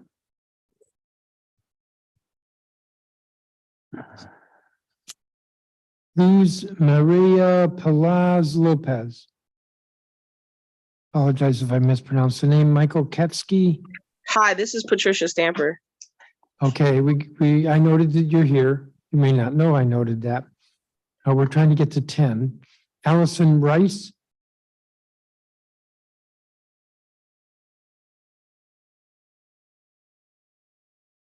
Praveen Robinson. Monica Koppelmeyer. Brittany Richardson. We'll stop there. I'll call all those names again. Please, when you testify, you should be in gallery view. The clock would be in the top row and everyone has 3 minutes. We will start with Talib Robinson or Talib Robinson. Can I go? Yes, please. When I first enrolled in LAYC Career Academy Public Charter School, I was 18 years old. I had already experienced homelessness, neglect, and I smoked weed every day. When I was enrolled in the traditional high school, I only focused on the incentives like eating a good breakfast, talking to girls, and lunch. I didn't have any goals or aspirations. But when I got to the Career Academy, I was surrounded by teachers that had jobs and experiences that inspired me. There was a Black man that played college baseball, a Black woman who was a lawyer, a Hispanic woman who was a scientist for NASA, and much more. Before coming to Career Academy, it was very hard for me to imagine a future past the age of 21 because I was always told that young men like me would either end up dead or in jail. At Career Academy, I was able to transform my life completely. I have 6 felonies and several misdemeanors from when I was 15 years old. So it was very hard for me to get a job. If I was lucky enough to get a call back, I was always turned down after I got my background checked. This all changed when I came to LAYC Career Academy. The Career Academy's student support specialists helped me voice my frustrations. I knew that they really cared about me and helped me break down the barriers that were preventing me from getting a job. The career counselors helped me with my resume, interviewing skills, vocabulary, presentation skills, and my dress code. After I completed all of these steps and proved that I had the knowledge I needed to survive in the workplace, Career Academy helped me solve the biggest problem that every 18-year-old in the United States has: experience. Career Academy sent me on an externship at an actual physician's office and gave me the experience I needed for my resume. From there, it was up to me to keep going. After graduation, I worked as a lifeguard thanks to the CPR training from my medical assistant course at the Career Academy. I also got a job as a chess coach teaching inside of elementary schools all over the DMV. These steps helped me realize that I had to sacrifice who I am for the person that I would become. Now that I'm a student at the University of the District of Columbia and working in my dream job as a youth engagement specialist at Sasha Bruce, the LAYC Career Academy has changed my life. However, the school needs more resources to work effectively. The current adult UPSFF rate is not enough to cover the salaries of the student support specialist and a career counselor that made such a big difference in my success. These positions need to be covered by grants and donations, which are very hard to find. Charter school case managers are also not eligible for the back pay and pay raises offered to their counterparts at DCPS. Please fund the adult rate to 100% and allow equitable pay for these hardworking people in order to help young people just like me succeed. I'm happy to answer any questions that you may have. Thank you for your time. Thank you, Mr. Robinson. I believe Chase Mack is not here. Xavier Thompson. Is Mr. Thompson here? Yes, hello. Please proceed. Hello and good evening, Chairman Mendelson and council members. Thank you for this opportunity to testify today. My name is Xavier Thompson. I'm a Ward 4 resident and a second-year student at Duke Ellington School of the Arts. I'm in the instrumental department. I play French horn, piano, djembe and dunes, a West African drum orchestra, and I'm learning trumpet and saxophone. I chose to go to Duke because I've been teaching myself piano since I was 10 years old, and I've been making my own music since I was 13. I wanted to be in an environment where I could get help to improve my art form and not just go somewhere where I did an extracurricular. I've learned so much from the dual curriculum program at Duke. I learned to play the French horn, an instrument that I had never even played before. And from there, I'm now learning tuning instruments, trumpet and saxophone. I'm getting help with my music creation and taking it to heights I could never have reached at this point in time from other schools. I'm learning how to bring the basic compositions that I made before Duke come to life. I'm in an environment where I'm surrounded by people my age who have the same passion for the arts as I do. I'm in an environment where I can bring ideas to reality, not only with the help of my teachers, but with my peers. Based on the people who have come to offer us master classes and to recruit, I'm already considering majors in colleges that will support my goal to make a career in the arts. I get instructors that help me so much. Mr. Irvin and Ms. Flott, my band directors, have inspired me to be a music educator in the future. And all the instrumental teachers inspire me to be a better musician in any way I can daily. I have teachers who care about the personal music I make outside of Duke, like Ms. Flott, Mr. Burke, Dr. McGillivray, and Ms. Almy, who help me by giving me feedback. I've learned things that I can apply to my music, whether it's a composition with live instruments or music I make electronically on my digital audio workstation. To ensure that this fantastic opportunity is available for many more generations, I'm asking the council to work with the Ellington community to find a long-term financial solution. In addition, I agree with my community in rejecting the DCPS idea for a compliance officer who would only work for DCPS rather than the entire community. The funds going towards the compliance officer could better be used to pay our teachers equitably. DCPS should work cooperatively with our community to address any required issues while preserving Ellington's independence rather than trying to make Ellington into a traditional comprehensive high school. Once again, thank you all so much for this opportunity to testify today. Thank you, Mr. Thompson. Zoe Smithen, Hannah Wilson, Raven Fauntleroy, I believe none of them are here. Lee Graves.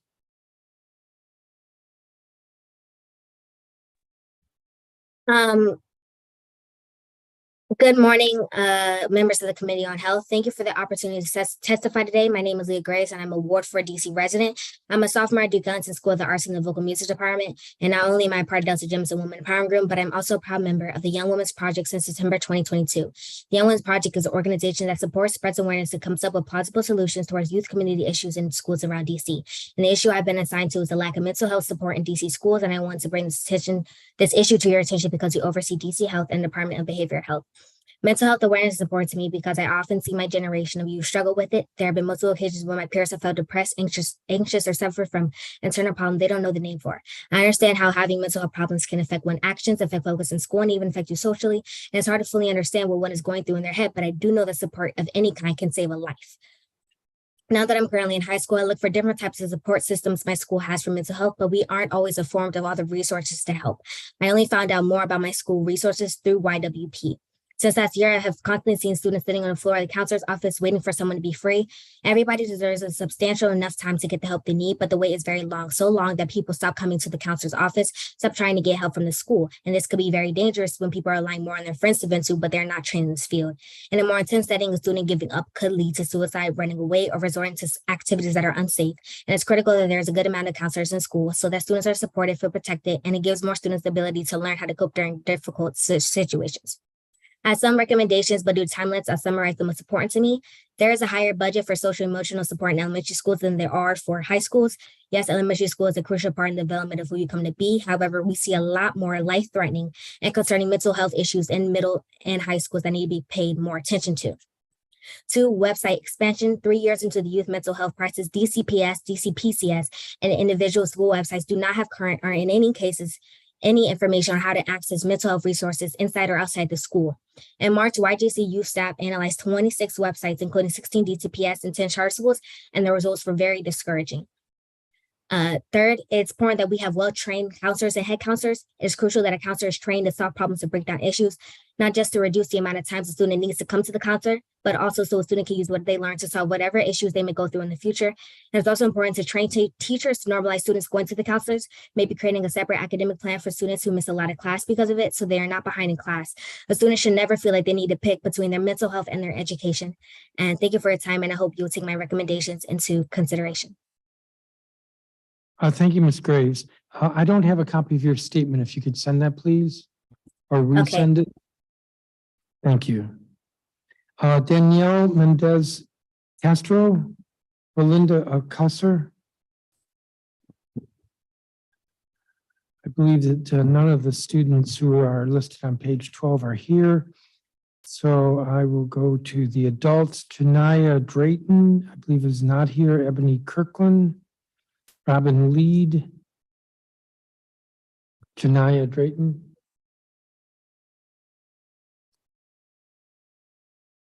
All right, you're up. Okay. Hello, Chair Mendelson and other council members. I am so appreciative of the opportunity I have been given today to speak to you. My name is Janaya Drayton, and I am an 11th grade student at Benjamin Banneker Academic High School. I live in Ward 8, making me part of the Anacostia community. I plan on attending college right after I graduate high school to pursue a career in marketing or business management. I am testifying today to share my experience and views on the increasing mental health needs of students attending Benjamin Banneker Academic High School, and to make 3 policy recommendations for DCPS and public charter schools. We are asking the Committee of the Whole to take action to address the ongoing youth mental health crisis. At YWP, I work with a team of peers as part of YWP's mental health campaign, launched in 2019 to strengthen school-based mental health programming, connect youth to services, reduce stigma, and expand access to mental health education.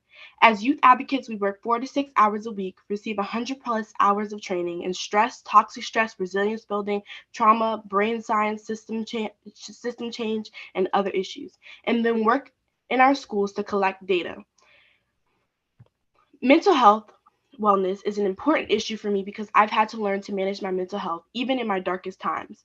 My dad passed away at the end of 2020, and it was very detrimental to my mental health. Luckily, I was open to receiving help from adults. There are a lot of students my age who need someone my age to help them, whether that is by advocating for them or giving advice. I am there for them.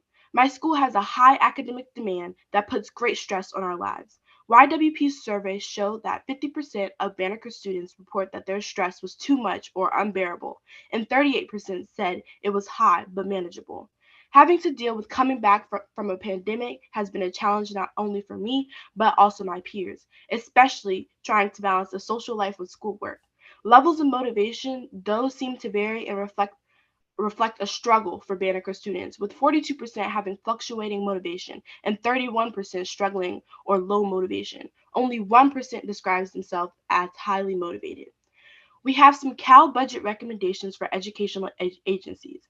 The committee directs DCPS and DCPCS to create a publicly share via website information on the DCPS central website and individual school websites that enables youth and family to access mental health services and support at their schools. The committee amends DC Code 38202A in order to direct DC public schools and all publicly funded local education agencies to add absence caused by the mental or behavioral health of students to student attendance and truancy policies. And the committee directs DC public schools and local education agencies to include a minimum of 12 hours of behavioral health and social emotional learning as part of health instruction for all students in all grade bands. Banneker's website is in need of some help. Although the website highlights the beauty of our new building that we are so grateful for, it isn't a place where students can easily access information. As a member of YWP and a student at Banneker, I believe the committee should direct DCPS to create a publicly shared via website information on the DCPS central website and individual school websites that enables youth and families to access mental health services and support at their school. 3 years into the youth mental health crisis, there is no central or school-based site where we can find information about school mental health goals, plans, and assessments or resources. The increasing mental health needs of students are not handled well by my school. Supporting students starts with listening and making them feel welcome. Thank you again for the opportunity and for hearing my testimony. I hope you can help.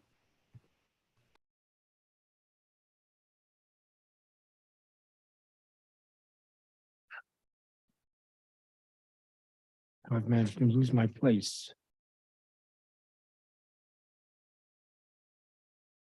Thank you, Ms. Drayton. I don't have a copy of your statement if you want to provide it. Ebony Kirkland, Robin Lead, Hannah Kozik. Ms. Kozik. Hi. So thank you so much for being here. And this is a very long day for all of you too, so I really appreciate it. So thank you, Chairman Mendelson and all present council members. So my name is Hannah Kozik, and I'm a first grade teacher at Key Elementary in Ward 3 at DCPS.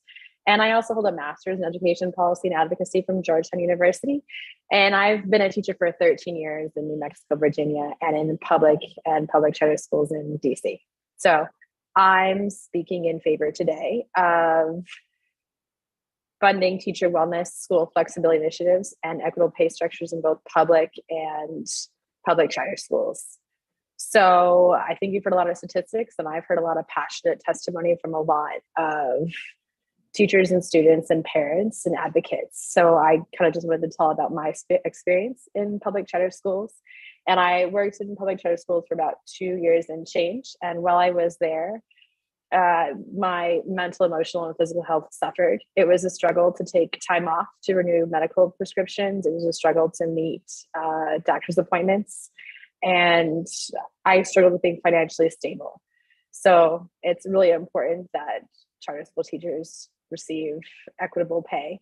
And in particular, the $750,000 of the OSSE's Educator Wellness Technical Assistant Grant be fully funded to help accommodate teacher wellness while I was there. We had teachers leave in both charter school locations. In one particular charter school, we had 3 principals in 1 year. And even with especially with the pandemic, everything has just been heightened. Both charter schools lack support staff and school counselors or any type of wellness for students and teachers, and the community suffered. So my ask is that we fund flexible scheduling initiatives, teacher wellness and equitable school and teacher pay across the district. And I believe that with this, the DC Council has an opportunity to support both students and teachers. Supporting teachers support students, hard stop. And high teacher attrition rates impact not just students and school staff, but entire communities, especially children who be at the center at those communities. And the education system that we have now is the future that we have later. So I appreciate your time and thank you for listening to my testimony. Thank you, Ms. The timer never started, to be fair. Yeah, I noticed that. So you could keep going, but actually, that's okay. You've completed You have your a statement. long night. Yeah. Thank you. Thank you for listening. You have a long night. Chandler Denard. I believe that he's not here. Lynette Monroe Wilson. Chiara Monticelli. Jendai Wright. Hello. As I was struggling with your name, I apologize. No, you got the first name right, so that's good. Jendai, right? You're right. Thank you. Please proceed. All right. Good evening, Councilman Mendelson and council members. My name is Jendai Wright. I'm a teacher at Friendship Public Charter School, Blow Pierce campus in Ward 7. I have been teaching here at Blow Pierce for my entire teaching career, which is 10 plus years. I am speaking in favor of equal funding for charter schools. I graduated from Friendship Collegiate Academy, and after graduating college, I decided to come back to teach at the very LEA responsible for my success as a student. I absolutely love teaching, and it allows me to empower, prepare, and have a positive impact on all populations of learners and future generations. Teaching is a joy. However, it can be mentally exhausting, and I would be lying if I said that I haven't thought about leaving due to mental and emotional exhaustion. Not only am I a former student of Friendship Public Charter Schools, but I am also a parent of 3 Friendship Scholars who continuously make academic gains because of the skilled and relentless educators at Friendship. Teachers of Friendship work diligently to ensure the success of each student through professional development twice a week and by planning effective and rigorous lessons. My mother trusted Friendship with my education as a student. I trust Friendship with my most prized possessions, my 3 children, and I know that they are relentless in their pursuit of ensuring student success. The city needs to trust Friendship with the increase in funds. The increase will allow teachers to keep up with the rising cost of living. Many educators use their own funds to pour back into their classroom. And so with the extra money, it will only be a plus for everyone. The city government's motto has always been no child left behind. But what about the educators? Thank you. Thank you. And I do not have a copy of your statement, if you could provide that. Will do. I believe Laura Fuchs is not here. Sophia Barada. Yes, hi. Okay. Please, when you're ready. Yep, my name is Sophia Barada. I'm a teacher at Henley Elementary, a Ward 8 DCPS school, an Empower Ed Opportunity Fellow, member of the DC Coalition for Outdoor Learning, DC Core, and a Ward 5 resident. I'm here to speak on the importance of outdoor learning, the impact of its lack of support and funding needed for the next school year. I've been teaching at Henley for 5 years now. At Henley, we are grateful for having our own outdoor space. We have a beautiful garden and soon to be renovated outdoor learning space behind our school. Our students have enjoyed planting and helping maintain the garden during our STEM block. We've also enjoyed reading books and participated in outdoor activities and events through the school year. The level of engagement I consistently experience with my students while outdoors is unparalleled. Students who often struggle to stay on task in the classroom are my most focused students in outdoor lessons. Unfortunately, we have experienced several issues regarding safety and maintenance in our outdoor spaces. Most recently, these issues included a shed door that has come undone, a spigot waiting to be fixed by DGS, and trash and inappropriate items found in the garden space left by people around the area. In addition to our school grounds concerns, we also find engaging field trip experiences for our students, but struggle to find the funding to get buses to take our students there. These issues have negatively impacted our students' experiences with outdoor learning and are all manageable with proper budgeting and support.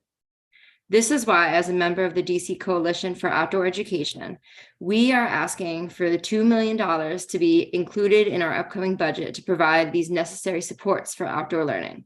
This funding will include the Equitable Outdoor Education Pilot Grant, which will provide 45 schools with up to $40,000 each to engage an outdoor learning partner of their choosing. It will also provide funding for a full-time outdoor education coordinator position for the schools. This will provide ongoing support for the schools. This piece is very important in creating a successful outdoor space for students, as many staff members are required to maintain their outdoor space on school grounds. These grants will prioritize Title I schools, such as mine, who struggle to maintain our outdoor learning space without partnership support. This is especially important considering some neighborhoods have less neighborhood green space than others. According to Neighborhood Info DC, Ward 8 residents are nearly twice as far from a park than Ward 6 residents, creating further challenges for students in Ward 8. Furthermore, Henley, like other schools in the district, has lost money in our budget and has to make changes to account for this loss. This makes it even more difficult to reapply for our partnership with Food Corps. There are many benefits of outdoor learning: social, emotional, attendance, and academic. Studies have shown improvement in students' ability to socialize with others, a decrease in anxiety, and increase in test scores. Outdoor learning not only helps minimize equity issues in schools, but also tackles the experience gap, which we have seen develop due to the pandemic. I have seen the difference a partnership and funding for outdoor learning makes. I hope to see outdoor learning get the funding it needs to properly support the students who need it most in DC. Thank you. Thank you, Ms. Barada. You said you've taught at Henley for 5 years. Yes. How many principals have you been through there? Currently 2. So you're on the second principal right now. Yes, that's correct. I started with Dr. Riggins, and now we have Principal Lucas. And according to our figures, Henley's supposed to be cut their budget next year is $319,000, almost $320,000 below what the school's first budget would require. That's the legislation we adopted last fall. Do you know how many positions might be lost? I cannot speak on that, as I'm not part of the committee that deals with hiring, but I can tell you that we've talked about restructuring grades to make sure that we have less teachers, classroom teachers in certain grade levels. So we are cutting down on classroom teachers as well. Yeah. All right, thank you. Thank you for your testimony. Of course, yeah, thank you so much. Alice McNeil. I'm here. I'm Alice McNeil, Ward 4 resident and DCPS teacher. Over 400 public witnesses have signed up, so in the interest of time and clarity, I will list my requests as both a DC resident and public school teacher. First, all schools should receive at least the same budget allocation they received in the previous fiscal year, in accordance with the School First and Budgeting Act. Funding shouldn't rely on backdoor wheeling and dealing, political and social connections, but instead comply with the law. No school should be losing money. The WTU ratified an overdue contract, which is well-deserved. However, all educators need and deserve higher pay, including charter school educators and especially paraprofessionals. It is important that all schools have transparent pay scales and no school intimidates employees from organizing. 3, building on. Pay is important, but it's not enough on its own to stop our teacher turnover crisis. With over 30% leaving our schools from last year to this year, we must support educator wellness and make schedules more flexible. We need guaranteed mental health days and a reimagining of the outdated traditional school calendar. 4, the council must fund flexible scheduling or we will continue to lose educators at an alarming rate. Piloting these programs would cost money, but it would be money well spent. Each year, we are losing more and more teachers. This is an emergency and must be addressed. Flexible scheduling would allow educators to have more manageable workload, as well as a better work-life balance. This is what keeps us in the profession. Students also deserve flexible scheduling to enrich their experience through experiential learning, vocational education, internships, and so much more. 5, students deserve rich experiences, including outdoor learning, which is proven to improve student mental health and academic performance. We ask that the council provide $2 million for outdoor learning partnership grants for schools. And 6, we need holistic, care-based approaches to true safety, including restorative justice and funding a director of school safety for all schools, like in Councilmember Parker's School Safety Enhancement Act legislation. We should be minimizing students' interactions with the police. This has been successfully implemented in other places throughout Minnesota, Oakland, California, and the Chicago Public Schools. To wrap up, with over 400 public witnesses signed up, it is pertinent to point out that this would have been beneficial to have over multiple days of testimony. More council members could be present to hear their constituents' concerns and be able to ask follow-up questions. To quantify this issue in a different way, if everyone who signed up shared for just 3 minutes of their testimony, this amount of time totals to over 20 hours. Nobody can pay attention this long. It's scientifically impossible. Thank you for listening. Thank you. Ms. McNeil, what school do you teach at? I'm still at Garfield. At Garfield.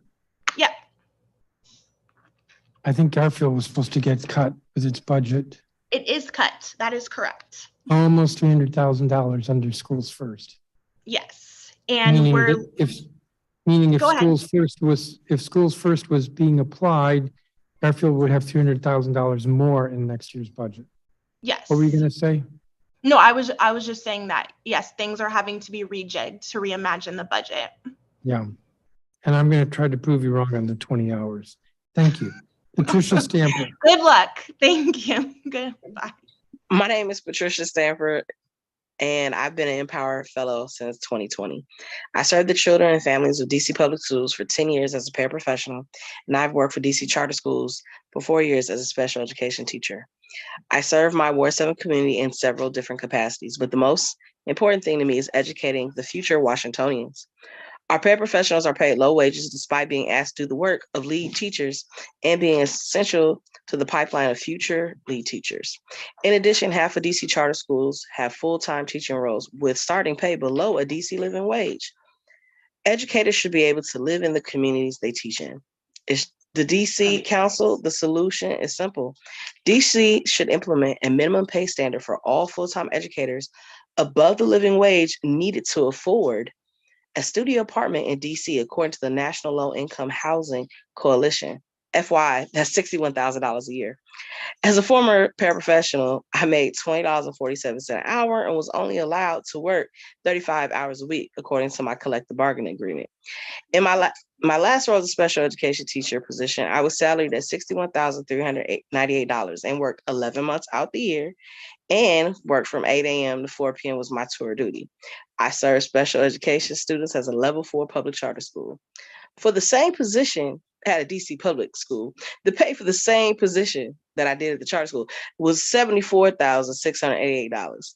Please, DC Council, the future Washingtonians are relying on you to create an equitable teaching pay scale for all teachers, for all DC educators. Councilmember Robert White, one of your colleagues, introduced the Educator Retention for Student Success Act, would address paraprofessional pay, flexible scheduling, and more focus on educator retention. Chairman Mendelson, I would like to request that you have a hearing regarding the Educator Retention for Student Success Act legislation. Also, I want to personally, again, invite you to Deanwood Day. It's May 20th, 2023 at 1350 49th Street Northeast here in the Deanwood community. I would love to see you and your staff connect with the Deanwood residents and the greater Ward 7 community. Thank you. Thank you, Ms. Stamper. I think I was there last year. I think I saw you there last year. Yes, you did. Schedule. It's on my schedule. You did. And I appreciate you. Thank you. And I look forward to seeing you again. Yeah, but May's a long time away. Have to get through the budget. Thank you.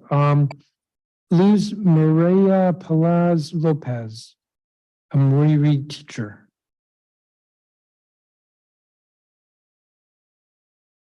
Yes, good evening. Good evening. My Luz Mireya Peláez Lopez. I'm a Maryland resident, a wife, a mother of two, an immigrant Latina teacher, working for DC school since 7 years ago. Currently, I'm a pre-K teacher at Mary Reed Elementary. For 5 years now, I have a master in bilingual education and have been in the classroom for more than 20 years in different levels of education. I'm an Empower Ed Fellow and an advocate for a large population of Latinx students in DC and for our Latinx teachers. Latinx students see us as a model for what they can be when they finish their studies. Also, that teacher that can understand more about their challenges and their culture. One of the biggest challenges for me this year has been my mental health.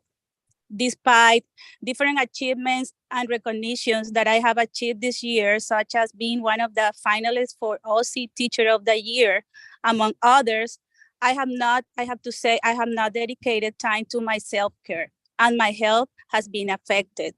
I feel mentally exhausted. I have a long commute every day of 1 hour or more to come back home because I can't afford living in DC with the high cost. I make sure that every day my 3 and 4 year old students feel loved and safe at school, but every day it becomes a challenge to make it through the tight schedules with 4 and 5 blocks in the classroom with my students. And then if there's not a substitute for the special teacher that will be all day with them without taking time to care for myself and to plan my job. Please consider teacher turnover is higher every year from last year to this year. 30% of the teachers left their schools. In a survey between WTU and Empower Ed in 2021, DC educators said, and I agree, flexible scheduling was the number one thing that would retain us and effective educators in DC. Also, I want to advocate and echo my Empower Ed colleague for outdoor learning funding, because not only us, but students will benefit from flexible scheduling and enrichment activities that can provide outdoor learning program. Teacher turnover needs immediate action, and because teachers need better conditions to continue in their jobs and for students to be successful, we need a coherent and necessary budget that responds to the needs of our schools. We are asking for $750,000 to continue OSIS educator, wellness technical assistant grants, which support 25 schools in DC annually. We need $2 million for equitable outdoor education and $10 million for funding a flexible scheduling pilot at approximately 25 schools. Without addressing flexibility, we won't be able to retain our most effective educators. I want to emphasize that it is essential to get the full budget, but we also need other investments to keep our teachers. So thank you for listening today, and I'm open for any question. Thank you, and I don't have a copy of your statement, if you could provide that. Yes, I will. Let me see, Michael Katsky, Allison Rice. I'm here. Sorry, I'm here. Give me 1 second. Okay. Hi, Excellent. thank you so much for allowing us the space to be able to testify. My name is Allison Rice, and I'm a proud 8th grade history teacher at Ida B. Wells Middle School. Although I've only served DC scholars for the last 6 years, I've dedicated the last 20 years to educating young people, most of those years serving scholars in Title I schools. The work is constant and exhausting, yet incredibly rewarding. Over the years, there have been times where I felt that I needed to leave teaching to pursue another career, but I haven't. What saved me from leaving the profession has been working in a supportive environment, an environment where we as staff feel valued and genuinely cared for, an environment where staff's emotional and mental wellness is as important as test scores. I have found that place in DCPS at Wells, and I want others to as well. The sad fact is that DC has incredibly high teacher turnover. From last year to this year, 30% of DCPS educators left their schools, well above the national urban average. This instability is deeply harmful, having the greatest impact on our scholars, but it doesn't have to be this way.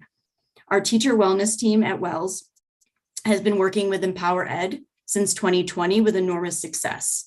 We were also one of the schools chosen for OSSE's Educator Wellness Technical Assistance Grant. Our data proves that working with programs such as Empower Ed benefits teachers, promotes a culture of wellness, and results in longer-term teacher retention. From data collected, 91% of our staff feel that their wellness has been prioritized this year, and our number of teaching staff planning to return for the 2023-2024 school year has increased from last year to this year. We need more time, however, to fully be able to implement plans through these partnerships. The more I talk about what we are doing in our school for teacher wellness and retention, the more people want these same partnerships for their school. Just like every child deserves a loving and caring school environment, every teacher deserves to work in an environment where they feel valued. So how do we make this happen? We need funding. For the last 2 years, these partnerships have been funded with federal COVID relief funds at $500,000 annually. Now that the federal money may expire soon, or it will, this needs to be funded locally to continue. We are asking for $750,000 to continue OSSE's Educator Wellness Technical Assistance Grant, which support educator wellness school partnerships for 25 DC schools annually. So let's continue to grow a culture where teachers feel their emotional and mental wellness is a priority. Teacher retention will improve and our scholars will benefit. Thank you so much for listening to me today. And if you have any questions. Thank you, Ms. Rice. I don't have a copy of your statement. It would be helpful if you sent that. Yes, I sent a PDF over just a bit ago. Okay, and according to our figures, if the DCPS had followed the law, your school would have another $236,000. Okay, yep. If I remember correctly. $136,495 by our calculation. Yeah. Yes, the law says that no school can be cut and that unless they've lost so much enrollment that they don't need a teacher or a class. Mhm. So that's a cut that should not have occurred. Thank you for your testimony. Thank you so much. Praveen Robinson, who will be followed by Monica Koppelmeyer, who will be followed by Brittany Richardson. Praveen Robinson? Yes, Previn Robinson, Previn. Chairman Middleton. Good evening, Chairman Middleton again, and members of the committee. My name is Previn Robinson. I live in Ward 8 and I teach English as a second language at the Carlos Osorio International Public Charter School in DC. Our campuses are located in wards 1 and 5, and we serve over 2,000 adult learners who reside in all 8 wards. The school's model of education, career certification, training, and supportive services are all highly effective. The school has received Tier 1 ratings every year that the DC Public Charter School Board has awarded them. As a district resident and ESL instructor for over 20 years, one thing that has impressed me the most about the Carlos Osorio School is how it invests in its learners in the community. As a result, I have personally witnessed our students' ability to access higher education, higher paying jobs, and advocate for their children.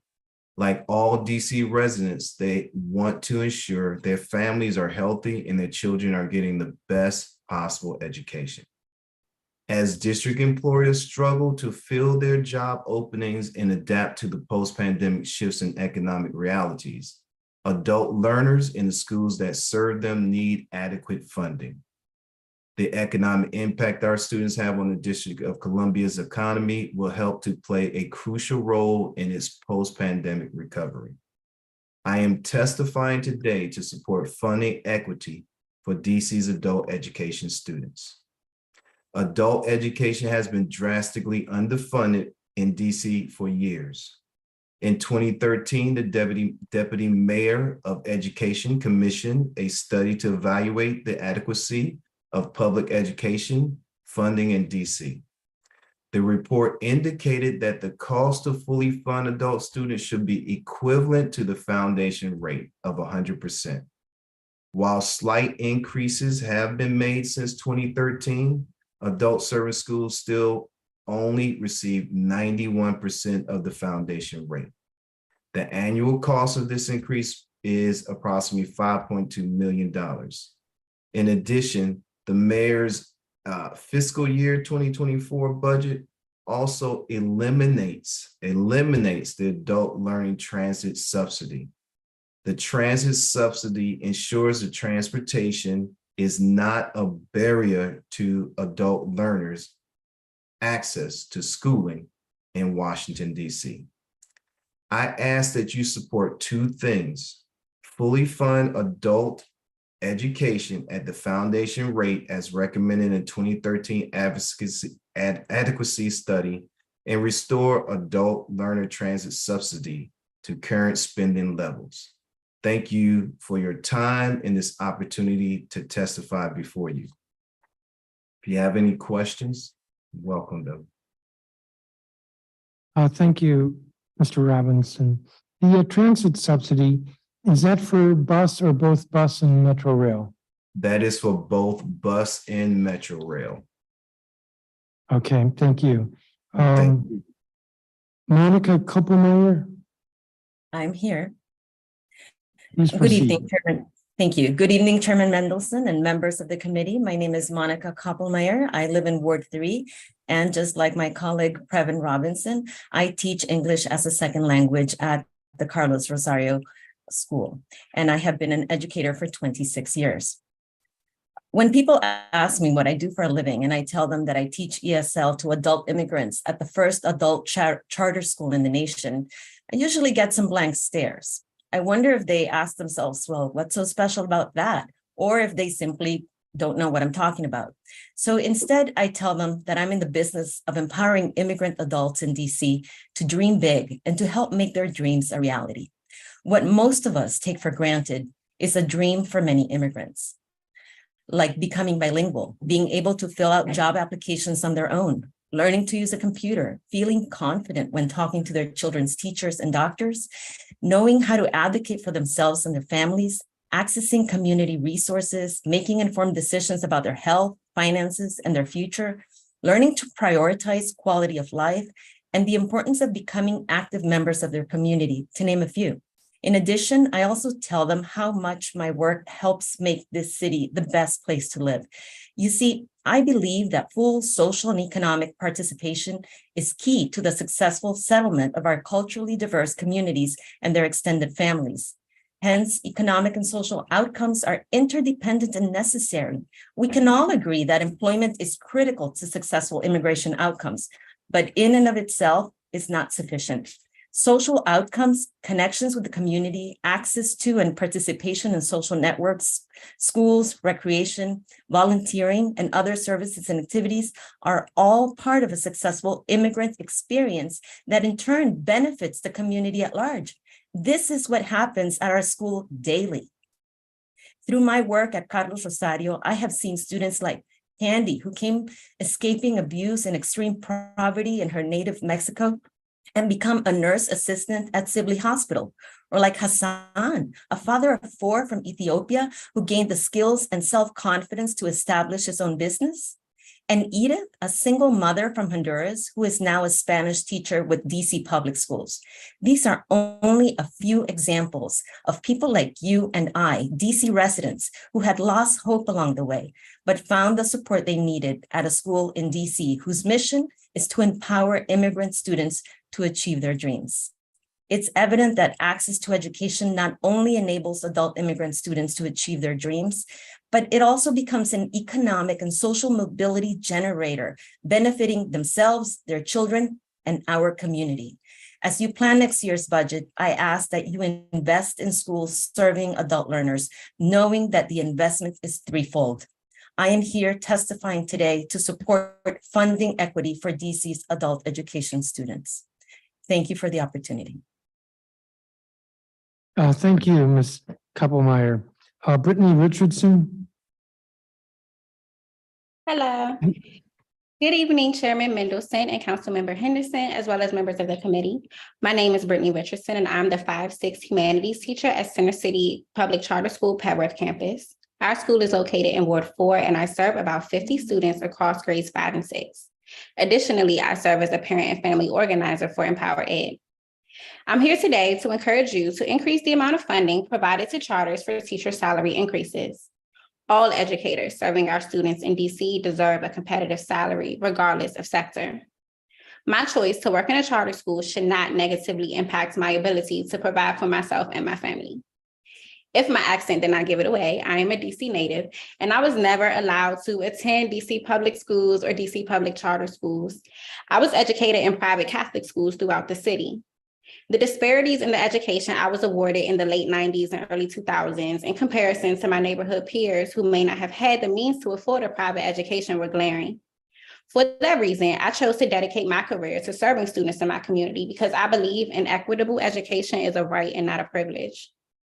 Along with being a DC native and a DC charter educator, I'm a DC charter school parent. The reason I choose to work in charter schools boils down to one word, and that word is choice.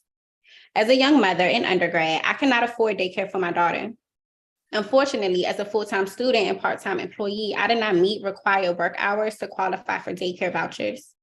I was elated when my daughter received a lottery placement at Apple Tree in Columbia Heights, which focuses solely on early childhood education.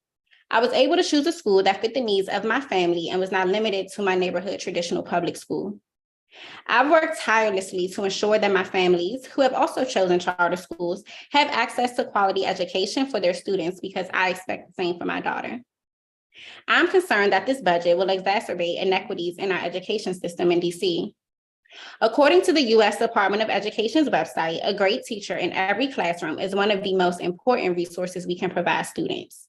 DCPS does require their educators to be certified, and as a certified educator myself, there's nothing stopping me from transitioning from the charter to the public school sector. With this budget, you are asking countless certified charter school educators to make the choice between serving the families and school communities we love or earning a living wage that is sustainable with DC's rising cost of living. If a great teacher in every classroom is truly one of the most important resources we can provide students, why present so many great charter educators with a reason to leave their schools? I urge you to fix these inequities to ensure that I and my colleagues are fairly compensated and can continue to serve our students well. Thank you for your time. Thank you, Ms. Richardson, and I have a copy of your statement and also Ms. Koppelmeyer's statement. So thank you, each of you. I do not have questions for any of you. Councilmember Henderson has joined us. Do you have any questions for any of the witnesses? I just have one, if I could, Mr. Chairman. Ms. Richardson, if you're, please don't go away. Sorry, I'm just joining. I was chairing a health committee hearing today from 9 to 5. So I'm just now sort of tuning in, if you will.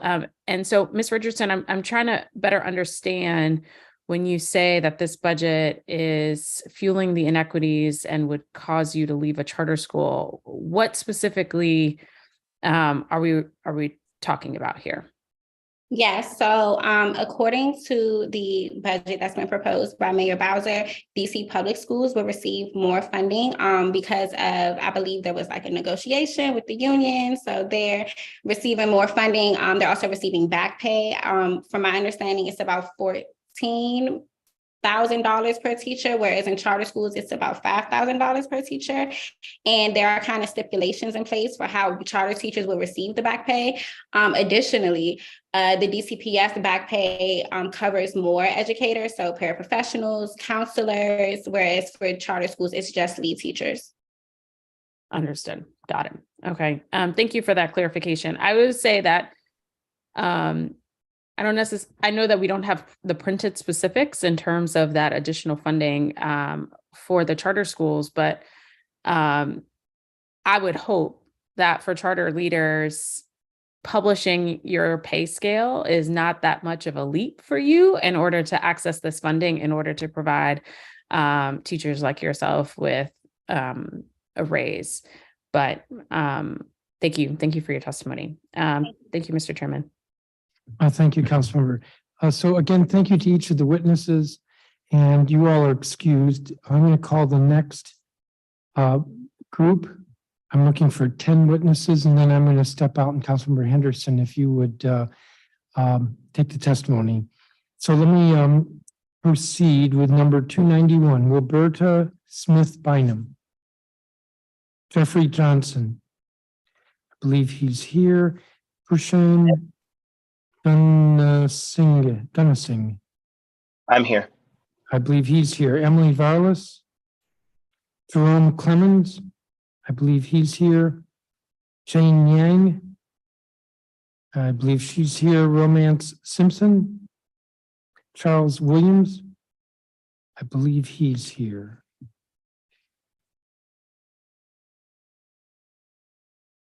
Katia Johnson. Iman Shamet. Jefferson Bugbay. I believe he's here. Andrea Ibble.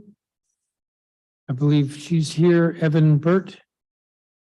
I believe he's here. Nathaniel Green. Aspen Mason. I believe he's here. Dominique Foster.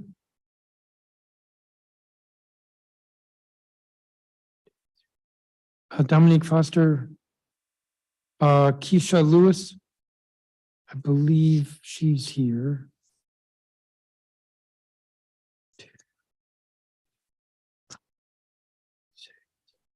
I'm here. Yes, I believe that's 10 folks. Councilmember Henderson, what I've discovered is that sometimes there might be somebody else who comes in, and if there is, my staff will let you know. I'm going to step aside. Councilmember Henderson is going to preside for the next roughly half hour. Thank you. Thank you. All right. Good evening, everyone. I don't see Ms. Smith Bynum, so I think the next person is Mr. Johnson. Good evening, Council Member Henderson and all members of the council. I am a teacher over at Duke Ellington School of the Arts, social studies teacher in 9th and 10th grade. And let me get into my narrative here. A bit about my background. I have 8 years experience in a partial hospitalization setting for adolescents with severe behavioral handicaps, 10 years experience operating a martial arts studio and leading youth group and private classes, in the last 6 years with Duke Ellington School of the Arts teaching 9th and 10th grade social studies. There are other experiences working with youth that are too numerous to mention here. Earlier today, members of the Ellington community already thoroughly articulated concerns about the proposed DCPS compliance officer and the need for funding. I share these concerns. However, I'm going to touch on a topic that is completely different, but absolutely important and certainly reliant on funding. I am working on getting practical, reality-based active shooter response strategies and planning to our school, as the slideshow provided by DCPS to deal with such an event is woefully insufficient to meet our safety concerns. I'm partnering with veteran EMTs and firefighters, one of whom is a military veteran, and these men know we want our students prepared without turning the school into a fortress. We refuse to restrict the artistic freedom we are working to preserve. I believe we can make Ellington the best prepared school in the country and thus the hardest target, and even become a model for other schools in the DC area and the rest of the US. These tragic events will continue, and it is my mission to ensure the safety of our community. Ellington being properly funded will help us achieve our safety goals.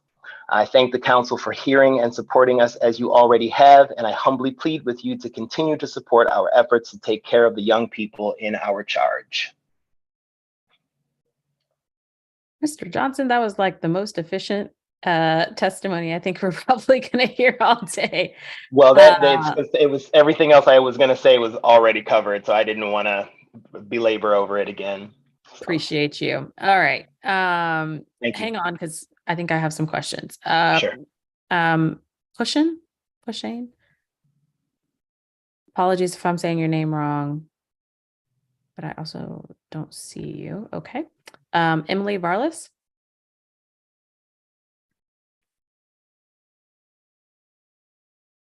No, Emily. Jerome Clemens? I see you, Mr. Clemens. If you're here and you're speaking, you're on mute. All right. There you Good are. evening. There we go. All right. Once again, thank you to all in attendance. I begin with a quote, equal pay for equal work. It's common sense. It's overdue. Let's close the gap and let's do it now. This is a quote from current Washington, D.C. Ward 2 resident, U.S. President Joseph Biden. I hope President Biden, Mayor Bowser, D.C. Council, the U.S. House of Representatives, and the Senate, and whoever else can help fund D.C. public and charter schools hear all of our requests to make education equal across the board.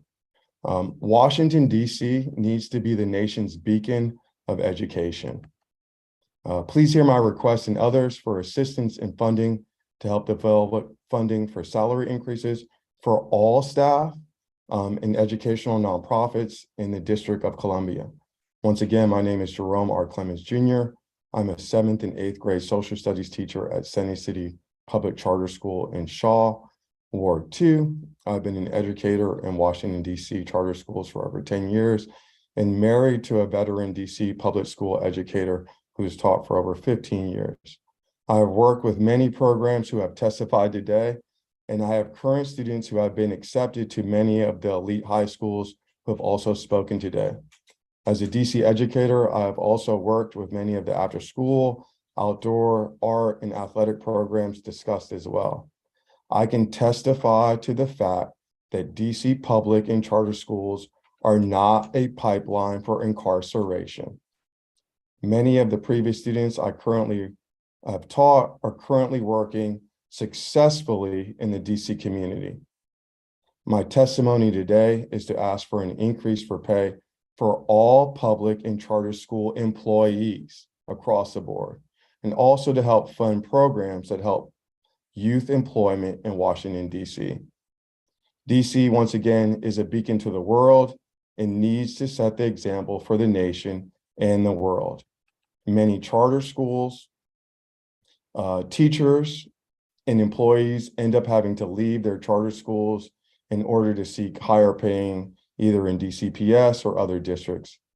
I'm an educator who loves the community and students I serve in the Shaw community in Ward 2, but it's important to create equal pay for all district educators so that we can help to continue to develop the communities that we love to work in. The District of Columbia should be an educational beacon to the nation.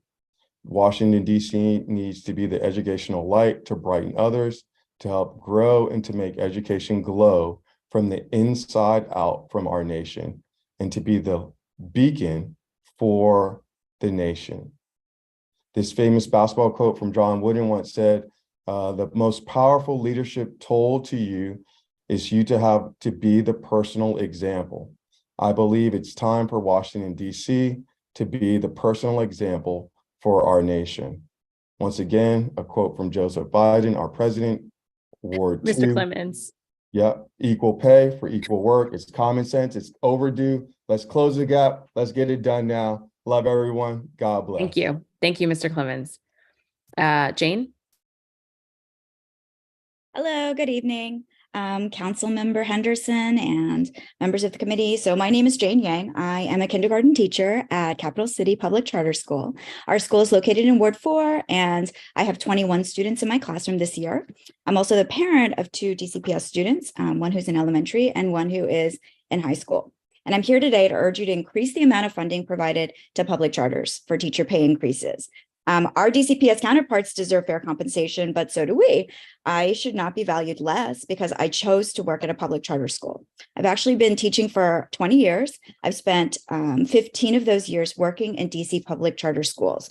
And I was drawn because of the project-based curriculum, social emotional learning approach that my current and my former charter school use. I also love the autonomy that I've had in my classroom and the collaboration that I have with my colleagues. Those are some of the things that have kept me at Capital City. I love that I can be innovative, I can try new things, and I know that I have the support of the co-teacher in my classroom, my principal, and my head of school. So I've been enabled to make decisions that are in the best interest of my students that I serve. That has sustained me, that has kept me in teaching, but we all know that teaching needs dedicated teachers and experienced teachers, especially now in the post-pandemic world. And I am really invested because of my students, because of my families, but teaching is not just 9 to 5. We work outside of school hours. We're really committed to providing the best education for our students. We want it to be culturally competent and relevant to their experiences. And for that reason, public charter school teachers should also get the same investment to keep doing this critical work as DCPS teachers. We really shouldn't feel like we have to compete with the teachers in DCPS. We are in it together, and we should recognize the worth of all of our teachers. Another thing that I like about Capital City, it is very transparent about the salaries, about the stipends for additional work. It's transparent about opportunities for teacher leadership. So I know that our school leadership works really hard to provide competitive salaries for us. And it's actually been really transparent every year that I've worked there about its push to increase our salaries, to recognize our worth, to recognize the value of our experience and our talent. So I really urge the council to recognize the hard work of public charter school teachers and to provide the same funding, the same additional funding that DCPS is allocated in its budget this year to support our work as well.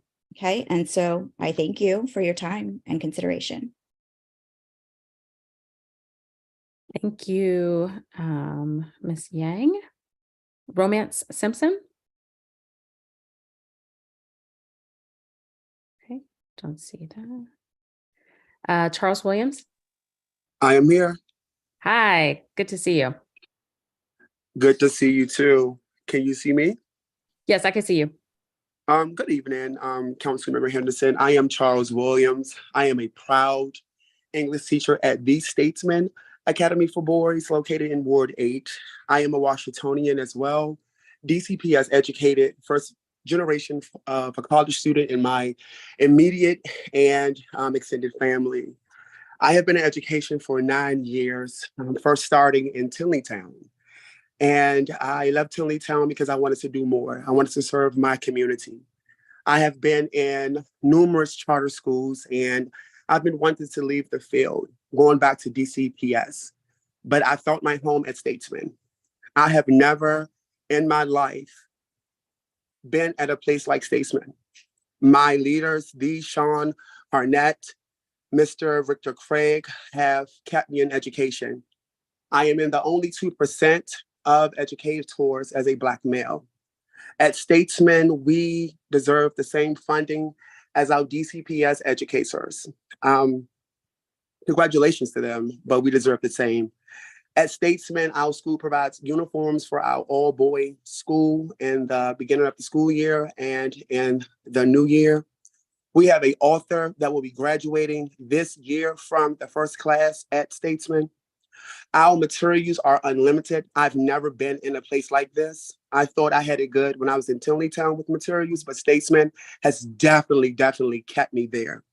We have a new gym that is coming along for our boys that need it in wards 7 and 8 that we are partnering with our other school. Our boys are taking a trip to Europe.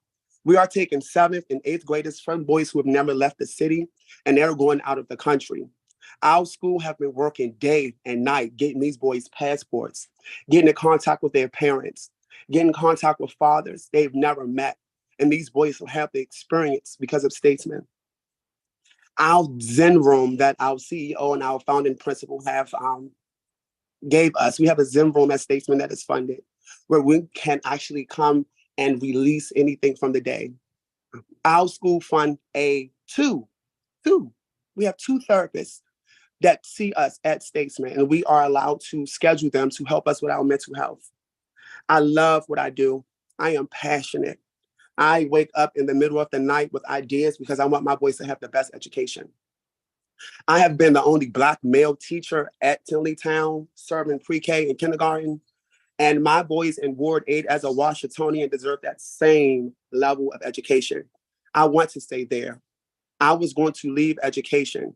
I was going to leave, but I have stayed because of a charter school and because of the leadership and the love and the passion at Statesman. I've never, ever been at a place like this, and I've been around the world. But I am happy and I am proud to call Statesman home. We deserve the same. We deserve the same. We deserve the same. Unmitigated success is what we stand for as Statesmen. I really, really, really hope that you guys hear me, hear the passion in my tone. We deserve the same. Thank you. Thank you, Mr. Williams. Shatia Johnson. Okay. Don't see her. Iman Shamit.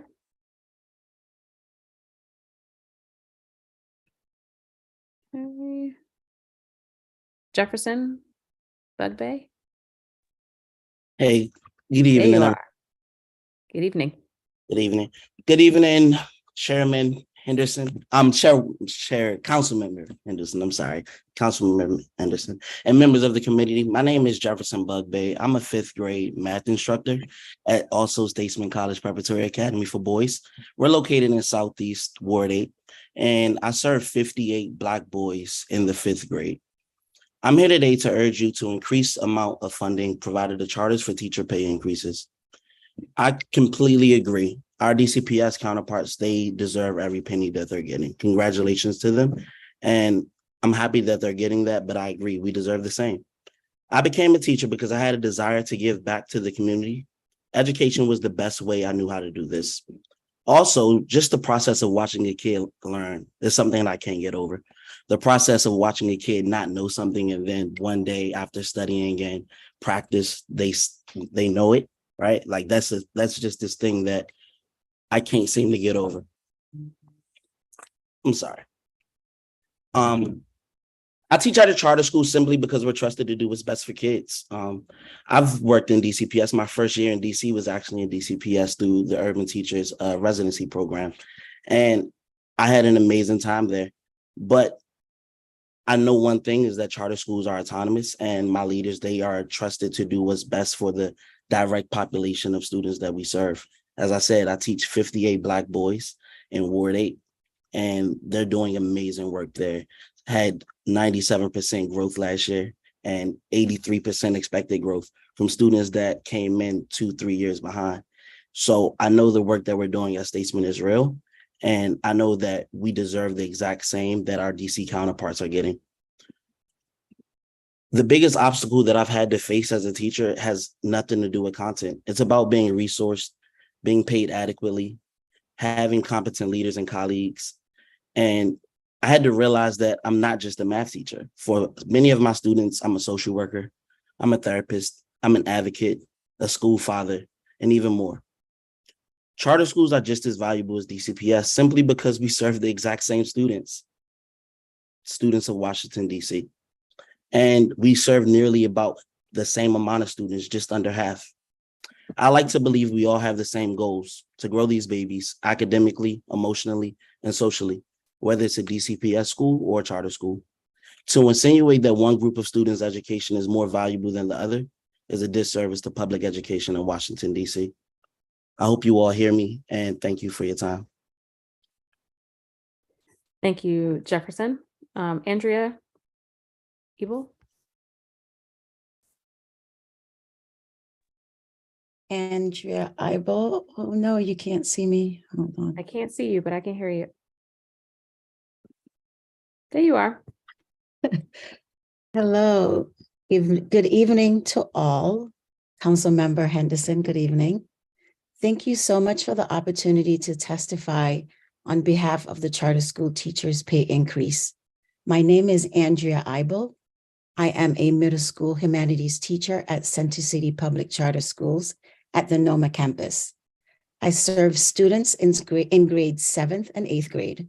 Our school is located in Northeast Ward 5. I am here to urge you today, just like everyone else, to increase teachers' pay by utilizing the formula that provides equal pay for all schools. The teacher pay scale for DCPS is incomparable to DC public charter schools. The teacher pay increase and retro pay for charter schools should be equitable. Like our DCPS counterparts, we deserve the same compensation. I shouldn't be penalized for choosing to work at a charter school. I am an educator because I desire to profoundly impact students' growth and development as future global ambassadors and leaders. Center City Public Charter School students are unique because they can persevere through traumas plaguing their lives, pivoting through environmental changes such as COVID. They respect and support each other's differences and hold each other accountable for their learning.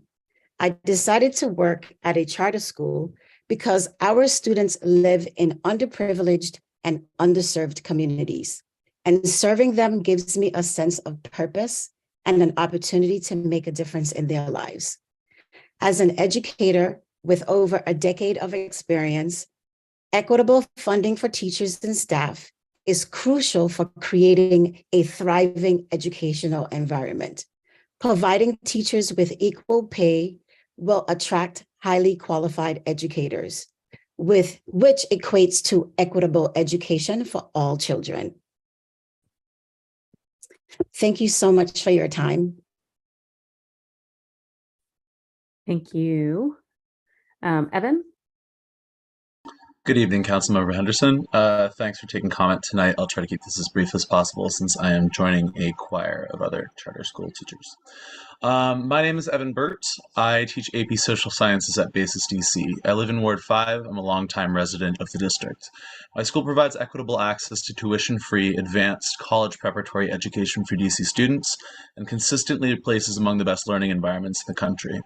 I'm proud of the work I'm doing in instilling civic values, critical thinking skills, and the tools of social empowerment among our kids, and for the ability to custom tailor my instruction that charter education provides me. For nearly 30 years, DC has encouraged the growth of charter schools to supplement DCPS education and increase access to individually tailored and academically rigorous learning environments like mine, to the point where today public charters serve nearly half of the district's K-12 students. This budget provides less than a quarter of the funding to nearly half of the city's student body. There's no scenario in which such an extreme balance of public provisioning is justifiable to my mind. There are larger policy questions about the implementation of charter schools, I grant that, which perhaps some in the council wish to resolve to the charter movement's disfavor. But regardless of individual members' opinions on the desirability of charter education in the abstract, the imbalance of funding proposed by this budget is unfair to nearly half of DC's students and teachers, and would represent a chaotic and destructive way to wind down DC's commitments to education for its charter schools. DC students deserve teachers that are well compensated and capable of committing our entire attention to deliver quality education. I applaud DCPS for achieving raises and back pay. I would wish the same for DC charter schools as well. I urge the council to reconsider its current proposals and to do right by district students and teachers. Thank you. Okay. Thanks, Evan. If you have time, I know it's 8:52, but I have some questions. So if y'all can stick around until we finish on this panel, that would be fantastic. I know folks are dropping off. Thanks, Evan. Nathaniel? I don't see Nathaniel. Aspen? Hi. Good evening, Councilmember Henderson and members of the committee. My name is Aspen Mason, and I am a teacher at Ingenuity Prep. Our school is located in Southeast DC, Ward 8, and I serve 24 students in 3rd grade. I'm a teacher because I've always had a passion for children, and I know that being a teacher is one of the hardest jobs in the world. I recognize that specifically in the community I teach, children are needing teachers that are dedicated to them and committed to developing an actual relationship with them outside of just the role of teacher. I and my colleagues work just as hard to serve the needs of our students as DCPS educators. But this budget will create an unequal education system by providing vastly fewer resources to my school. One of the reasons I love working at a charter school is that our funds are flexible and can be used as the school sees fit. 70% of our school's budget is spent on staffing, which means it's highly likely that with this inequitable funding for charter schools, I will be a teacher directly impacted by this. I can be a teacher that gets a lower or limited compensation.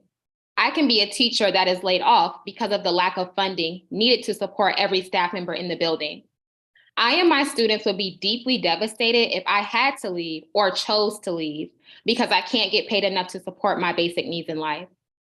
Lastly, my school is in desperate need of several positions to support our students.